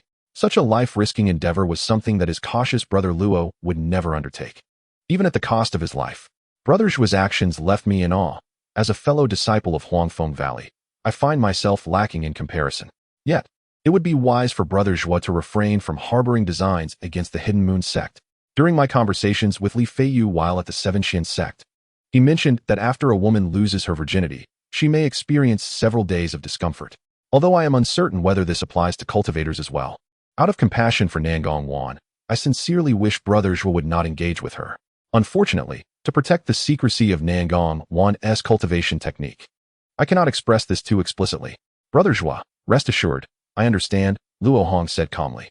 Upon hearing this, Han Li realized that the other party had not taken his words to heart. He refrained from saying more and leaped into the passage. In his view, with her cultivation restored to the initial stage of foundation building and aided by the treasure, the vermilion bird ring, Nangong Wan would certainly give Brother Zhuo a run for his money. After losing her virginity, Nangong Wan's emotions were quite unstable, and Han Li did not wish to linger and provoke her wrath. Before departing, he cast a glance at Luo Hong, a look that silently wished her the best of luck. With the old demon Han present, it was certain that the Hidden Moon sect would not be far behind. Thus, Luo Hong concluded her meditation and stood up, collecting several storage bags from the ground. From a nearby thicket, she retrieved a milky white pearl, the dust-settling pearl belonging to the young man in blue. This was certainly not the missing item of Ma Jingyuan. Cultivators possess heightened senses, making it easy to reclaim their artifacts. However, Luo Hong had watched him with benevolent eyes during his search, leading him to willingly relinquish the pearl. This was the first time since the trial began that Luo Hong had actively seized an artifact from a trial participant. There was no choice. Those crude artifacts that could only be used for blunt force were one thing, but her interest in these uniquely functional treasures was always profound, and she longed to study them upon encountering them. Moreover, the dust-settling pearl, which could enhance artifacts and spells, was intricately linked to a topic she had yet to resolve, making it a missed opportunity she could not afford. Just as the battlefield was cleared, her consciousness sensed a group of disciples from the Hidden Moon sect boldly intruding into the Misty Rain illumination formation. Leading them was an exquisite beauty clad in a white dress, her regal demeanor far surpassing that of the young female disciples behind her. After only a brief moment of sensing, the already cold expression of the stunning beauty turned even frostier, and with a flash in her eyes, she repelled Luo Hong's consciousness. Chapter 90. Overweight water bomb technique. Nangong Wan suddenly released her consciousness, causing the previously relaxed disciples of the Hidden Moon sect to tense up, quickly forming pairs and vigilantly scanning their surroundings, holding their artifacts at the ready. Do not panic. It is merely someone probing with their consciousness. It should be the person who set up this formation, Nangong Wan commanded frostily. The cultivation of our ancestor has returned to the initial stage of foundation building. Who dares to behave so recklessly? The troublemaking twin beauties from the Hidden Moon sect appeared particularly lively, seemingly eager to perform well, hoping to avoid punishment after exiting the forbidden area. This formation was quite profound, far beyond what a chi refining stage disciple could possess. It was likely that the person relied on this formation to confront us. Nangong Wan smirked coldly, her anger boiling. Having a target to vent her frustration upon was a rare opportunity. Without further ado, she led her fellow disciples directly toward the passage. Upon seeing Luo Hong in his yellow attire, Nangong Wan's fury intensified, and she wished to tear him apart. Without a word, she summoned the vermilion bird ring. Wait, senior. I assure you, I mean no harm. Brother Han specifically requested that I do not engage with a woman in white. Luo Hong did not wish to fight Nangong Wan to the death and immediately invoked a name that had deeply resonated within him. What did he say to you? Nangong Wan's expression shifted slightly, causing the vermilion bird ring to whirl above her head, poised for action. Brother Han mentioned that you saved his life and urged me not to harm you. Luo Hong thought to himself, secretly amused. Old Demon Han, I can only assist you up to this point. How absurd. Do I, Nangong Wan, require the protection of a chi refining stage disciple? She exclaimed arrogantly, brandishing her artifact. Contrary to Luo Hong's expectations of her being flustered, she promptly unleashed the vermilion bird ring toward him. With two soft thuds, the protective barrier of the formation and the azure water shield shattered. Fueled by the cultivation of the foundation building stage, the artifact's power was indeed formidable. It broke through Luo Hong's 2 layers of defense and only faltered upon striking the spirit-swallowing shield. Luo Hong cursed the fickleness of women's hearts. She had initiated the fight without warning. Nangongwan's delicate face displayed a hint of surprise. Her strike was one that even an ordinary foundation-building cultivator would find difficult to withstand, yet this Qi refining stage disciple from Huangfeng Valley had managed to endure it, seemingly with considerable strength remaining. Was it due to the formation? Realizing this, Nangongwan immediately urged the vermilion bird ring, igniting it with blazing spiritual flames to swiftly disperse the water's spiritual energy within the formation. She intended to forcefully break the misty rain illumination formation. Luo Hong would not allow her to succeed. He swiftly removed a jade talisman from his waist, wiping off the bloodstains before tossing it into the air. Once activated, the jade talisman began to frantically absorb the surrounding water's spiritual energy, forming a massive vortex in midair. In mere moments, the water's spiritual energy accumulated within the misty rain illumination formation was absorbed by it, reducing the raindrops to a fine mist once more. The talisman, unable to absorb sufficient water's spiritual energy, eventually shattered, leaving behind a blue water sphere about a yard in diameter, exuding astonishing spiritual energy that surpassed even high-level talismans. This was the lethal move Luo Hong had prepared for this trial, utilizing the blood of the elusive spider, secret techniques of spiritual patterns, and the knowledge of the silver runes of Huayuan heavy water. This unique talisman technique, overweight water bomb technique, was born. Originally, this talisman was intended for the batch of trial disciples led by Zhongwu, but unexpectedly, the arrival of the 5 pure sons aided Luo Hong. The power of this talisman technique was more than sufficient to deal with an initial stage foundation building cultivator. But since Nangongwan's true cultivation was at the initial stage of core formation, and she possessed such a formidable weapon, Luo Hong needed to exert additional effort. The enormous blue water sphere rapidly descended, and Luo Hong summoned the mountain-shaking spear, plunging it into the sphere. He then channeled all his consciousness, expending his spiritual power as he simultaneously controlled the blue water sphere and the mountain-shaking spear, transforming them into a massive, high-speed rotating conical drill in an instant. From the moment Luo Hong threw the jade talisman to the formation of the drill, only a few breaths had passed. Nangongwan was still astonished by the transformation of spiritual energy when she suddenly saw an oddly shaped spell rushing towards her with incredible momentum. Ignoring the internal injuries she had sustained, Nangongwan summoned all her strength to command the vermilion bird ring to intercept it. Instantly, a vividly lifelike firebird enveloped the vermilion bird ring and swooped towards the blue drill. With a resounding explosion, the vermilion bird ring withstood the assault for a moment, but ultimately succumbed, and the illusionary firebird was disintegrated into countless sparks. The main body of the ring was sent flying, landing beside Nangongwan. The blue drill controlled by Luo Hong was also significantly diminished, indicating that this encounter was not easily won. Nangongwan, forcing herself to command the artifact, felt her internal injuries flare up, causing her to spit out a mouthful of black blood before collapsing to the ground. Her delicate lips slightly parted as she gasped for breath in agony. Ancestor. The disciples of the moon-concealing sect were left utterly astonished. Their own core formation elder had been defeated by a mere Qi refining disciple from Huangfeng Valley. How could this be possible? Yet, despite their disbelief, the truth was undeniable, and they could only accept it. After a brief moment of shock, the trial disciples rushed forward to protect their elder.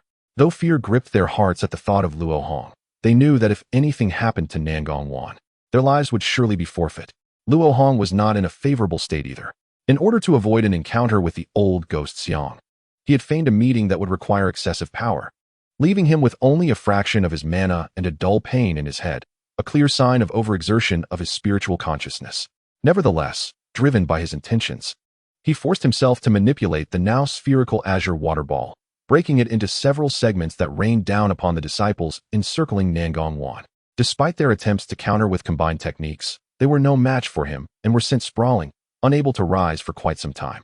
Summoning back the mountain-shaking spear, coiled with a blue serpent, Luo Hong approached Nangongwan step by step. What do you intend to do, young one? Beneath her strong exterior, Nangongwan revealed a hint of vulnerability, while Luo Hong's gaze, filled with avarice, made her feel as if she had fallen into an icy abyss. How could a dignified core formation cultivator be humiliated by two qi refining disciples from Huangfeng Valley in a single day? What remained of her dignity? However, the anticipated horror did not unfold. Luo Hong stopped several paces away from Nangong Wan.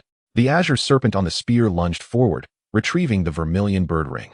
Observing the magical artifact of a core formation cultivator up close was precisely why Luo Hong had engaged in battle with Nangong Wan. He greedily scrutinized every inch of the ring with his eyes, pouring out the remainder of his spiritual consciousness to examine every subtle detail. Nangong Wan, witnessing this spectacle, felt a shiver down her spine. Could this youth possibly have a fetish for objects? The dormant vermilion bird ring appeared to Luo Hong as an ordinary item. Devoid of any spiritual energy, its might diminished in comparison to when it was in Nangong Wan's possession. This obscuring effect was entirely within Luo Hong's expectations. He promptly urged the blue orb within his dantian to emit a radiant glow. As the light illuminated the vermilion bird ring, it revealed an extraordinarily rich fire spirit energy, far surpassing any top-tier magical artifact he had ever encountered. This was the energy level of the artifact, and the data collection was successful. Such close observation allowed him to calculate multiple precise values of the vermilion bird ring, with the energy level being his primary focus. With his goal achieved, Luo Hong tossed the ring back towards Nangong Wan and bowed respectfully. "Senior, I merely wish to borrow your artifact for observation. It was never my intention to cause you harm. I hope you can forgive my transgression." Nangong Wan remained silent, gazing down at the ring, hesitating whether to pick it up. She felt an inexplicable sense that her treasured artifact now bore a certain taint. Noticing her lack of response, Luo Hong refrained from provoking her further and returned to the center of the formation, gently rotating the array plate. Suddenly, the concealed array flags shot up into the sky, returning to Luo Hong like swallows to their nest. Once the formation was dismantled, Luo Hong leaped into the passage, and after a brief moment of darkness followed by light, he found himself back on the desolate mountain from whence he came. Upon emerging, Luo Hong sensed several hostile, fiery gazes directed at him. He did not bother to seek out the source, knowing full well that the remaining 6 sects had all incurred the ire of Zhuobufan. Before he could return to the area of Huangfeng Valley, a greasy old face pressed against his chest, curiously studying his mask. Undoubtedly, this was the old monster from the moon-concealing sect. "Young man, have you seen any of my sect's trial disciples?"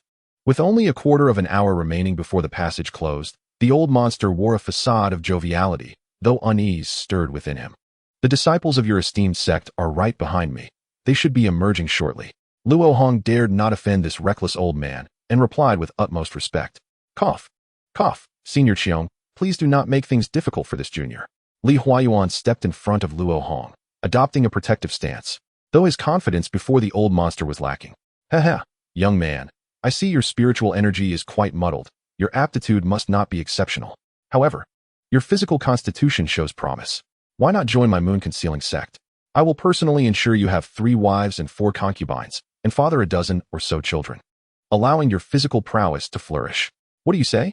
The old monster brazenly attempted to poach Luo Hong in front of Li Huayuan, turning Li's face a mix of red and white, his tone growing cold. "Senior Chiong, please do not jest in such a manner, or I shall have to ask Master Linghu for justice." "How dull. My methods are the most practical. Young man, give it some serious thought." The old monster pouted and turned away, waving his hand dismissively. "Thank you for your timely intervention, Master." Luo Hong sighed in relief and bowed. "You performed admirably this time. Regarding your earlier request, I have acquiesced. Seek me out after your foundation establishment. For now, rest."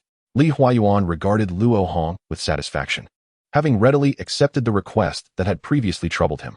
Just as Luo Hong settled into a meditative position, Xian approached him, but was intercepted by her older brother. The two exchanged hushed words, and it was unclear how Chun Fangsheng managed to persuade Xiao, who reluctantly remained seated, though her sparkling eyes occasionally darted towards Luo Hong. Han Li, keenly observant, noticed her subtle gestures and felt a pang of bitterness. Though he had not accepted her affections, he often found himself lost in thought about her during the quiet of night, unwilling to witness her intimacy with another man. Yet, he felt powerless to intervene and simply closed his eyes, focusing on his meditation to find tranquility. Moments later, Nangong Wan emerged from the passage, supported by several disciples of the moon-concealing sect. The elder leading the group, the fairy Nisha, rushed forward with concern, personally administering a healing pill to Nangong Wan. The old monster inquired about the experiences of the other trial disciples within the forbidden area, and upon hearing of Zhuo Bufan's victory over the early-stage foundation establishment Nangongwan, he could not help but display a look of astonishment, his gaze shifting towards the meditating Luo Hong as if to reassess him. Shortly thereafter, Xiang the old ghost, just as in the previous timeline, scrambled out of the passage just before it closed. Thus, the bloodstained trial came to an end. Counting the surviving disciples from each sect, the moon-concealing sect was undoubtedly the foremost, with a total of 11, including Nangongwan, while the other sects averaged only 5 or 6. And the giant sword sect fared the worst with merely 3. Nevertheless, it had been centuries since such a high number of survivors emerged from a single bloodstained trial. Typically, only 20 or so trial disciples returned alive. This time's anomaly was largely due to Luo Hong's blockade, which prevented the brutal conflict among the trial disciples at the passage's exit. Although his methods were harsh, they were far preferable to chaos, as they allowed for survival. It could be said that many trial disciples owed their lives to Luo Hong, yet they remained oblivious to this fact, consumed by thoughts of the spiritual herbs they had lost, harboring only resentment towards Luo Hong, who had assumed the guise of Zhuo Bufan. As the moment to reveal the outcome of the wager approached, the old Taoist, Floating Cloud, had essentially relinquished hope, gloomily instructing his disciples to present the spiritual herbs they had gathered. However, the old monster from the Concealing Moon sect had not yet conceded defeat, for they had sent forth the greatest number of disciples and had not lost any spiritual herbs to others, which retained a glimmer of suspense in the wager. Soon enough, though, this flicker of intrigue was utterly obliterated after Luo Hong and Han Li successively displayed over 40 and 20 spiritual herbs, respectively. With the additional harvest from the Chen siblings and 2 other disciples, Huangfeng Valley had astonishingly collected over 100 spiritual herbs, inciting immense excitement among the Foundation establishment disciples, who could almost envision the flourishing of Huangfeng Valley in the next 60 years. Li Huayuan laughed heartily, snatching the bloodline flood dragon's inner core from Floating Cloud, reveling in the sight of the pained expression on the face of Niu Bizi. The old monster from the Concealing Moon sect fulfilled his promise, presenting 3 talismans of the invisible needles, one of which Li Huayuan immediately bestowed upon Luo Hong, inciting envy among the disciples of various sections. This was indeed a talisman, highly coveted even by Foundation establishment cultivators. Subsequently, everyone boarded Li Huayuan's unicorn silver python, traveling for 2 consecutive days and nights. Notably, during the journey, Li Huayuan formally accepted Han Li as a registered disciple, primarily due to the spiritual herbs Han Li had gathered. After all, while Luo Hong had presented a considerable number of herbs, most were only 300 to 400 years old, of little use to core formation cultivators. In contrast, the herbs Han Li had harvested from the Mo Jiao Stone Hall were of ancient age and unmatched rarity compared to Luo Hong's collection. Upon returning to Huangfeng Valley, in order to evade Chun Xiaoqian's entanglements, Luo Hong pretended to leave early for healing, not waiting for the trial disciples to complete their return process. On the 4th day after returning from the Forbidden Land, Luo Hong, having fully rested, regained his peak condition, and received his reward of 4 Foundation establishment pills from Li Huayuan. The time had come. After delegating some matters to Elder Zhua, Luo Hong sealed the array of his small courtyard and began his secluded cultivation for Foundation establishment.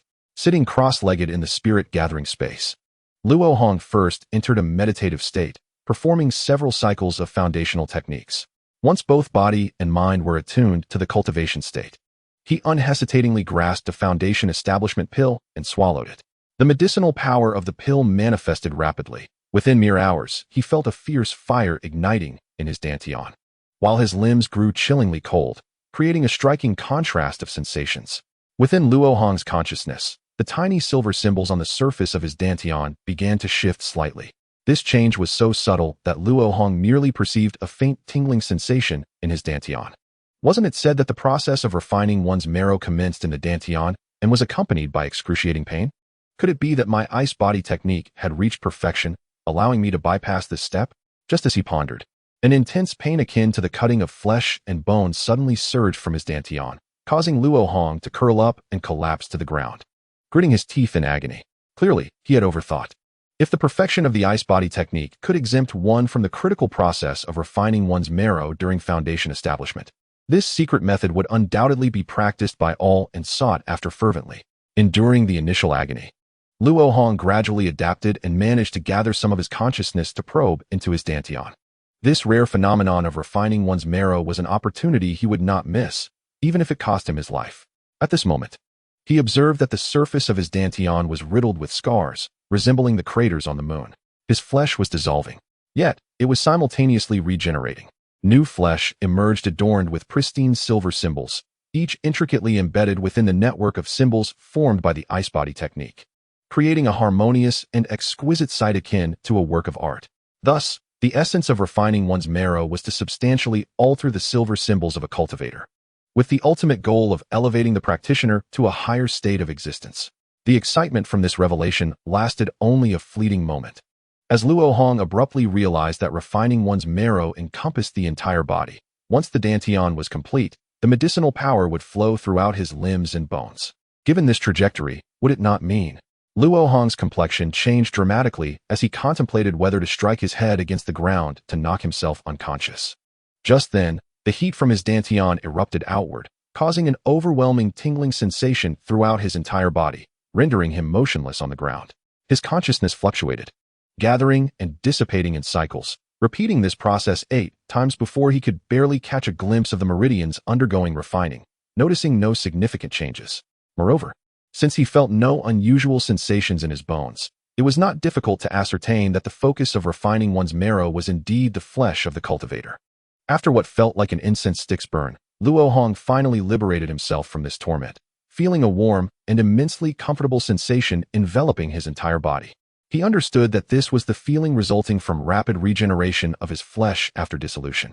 At this moment, a layer of grayish, viscous substance coated his body, emanating a strong and unpleasant odor. Undoubtedly, these were not toxins or foreign substances within his body, but rather the remnants of dead cells, their original positions supplanted by new cells. This also indicated that the silver symbols in his flesh had undergone significant alterations. Using a cleansing talisman to wash away the filth, Luo Hong once again seated himself cross-legged, resuming his cultivation and reflecting on the changes following the refining of his marrow. At this juncture, remnants of the medicinal power from the Foundation establishment pills still lingered within his limbs and bones. While insufficient to continue the refining process, if absorbed through cultivation, they could significantly enhance his magical power limit. Typically, it would take at least 3 months to fully absorb these scattered remnants, even in the spirit gathering space. A month would be required, primarily due to the intricacies involved in extracting the medicinal power from the flesh. With this knowledge, Luo Hong opened his body assessment sheet to examine the changes in various values following the consumption of the Foundation establishment pills. Name: Luo Hong. Realm: Qi Refinement. 13th layer 1599916,383.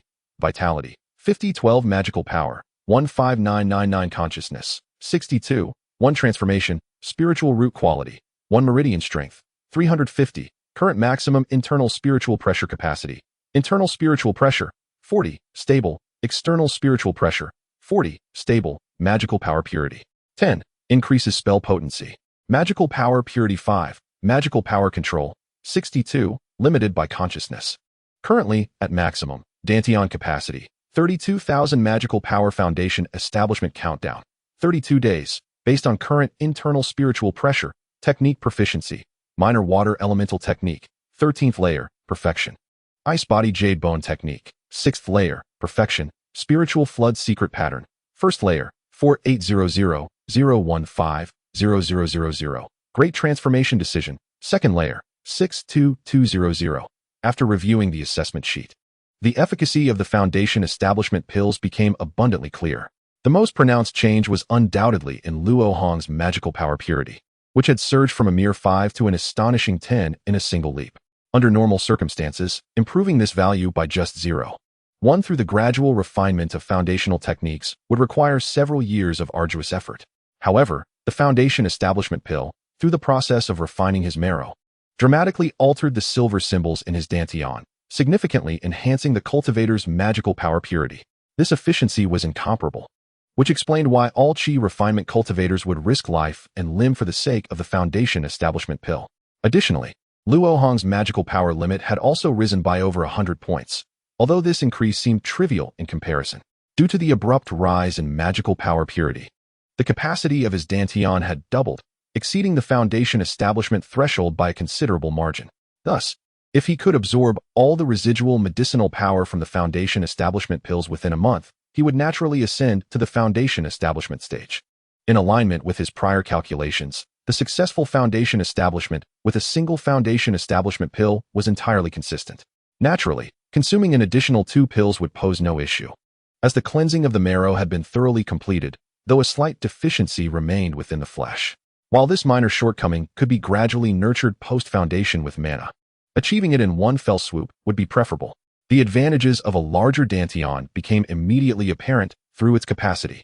Those cultivators with second-grade spiritual roots, lacking in bottleneck management and engaging in blind daily practice, invariably encounter a significant dilemma upon reaching the Foundation stage. This issue stems from their Dantian being too small, resulting in an inability to surpass the Foundation bottleneck even after the marrow cleansing with the Foundation Establishment pill, ultimately leading to failure in Foundation Establishment. Upon reflection, it seems that cultivators of inferior aptitude may actually capitalize more effectively on the medicinal effects of the Foundation Establishment pill. For instance, Luo Hong could leap from a level of 5 to 10, while those with second-grade spiritual roots might only ascend from around 7 to 10, illustrating a stark contrast.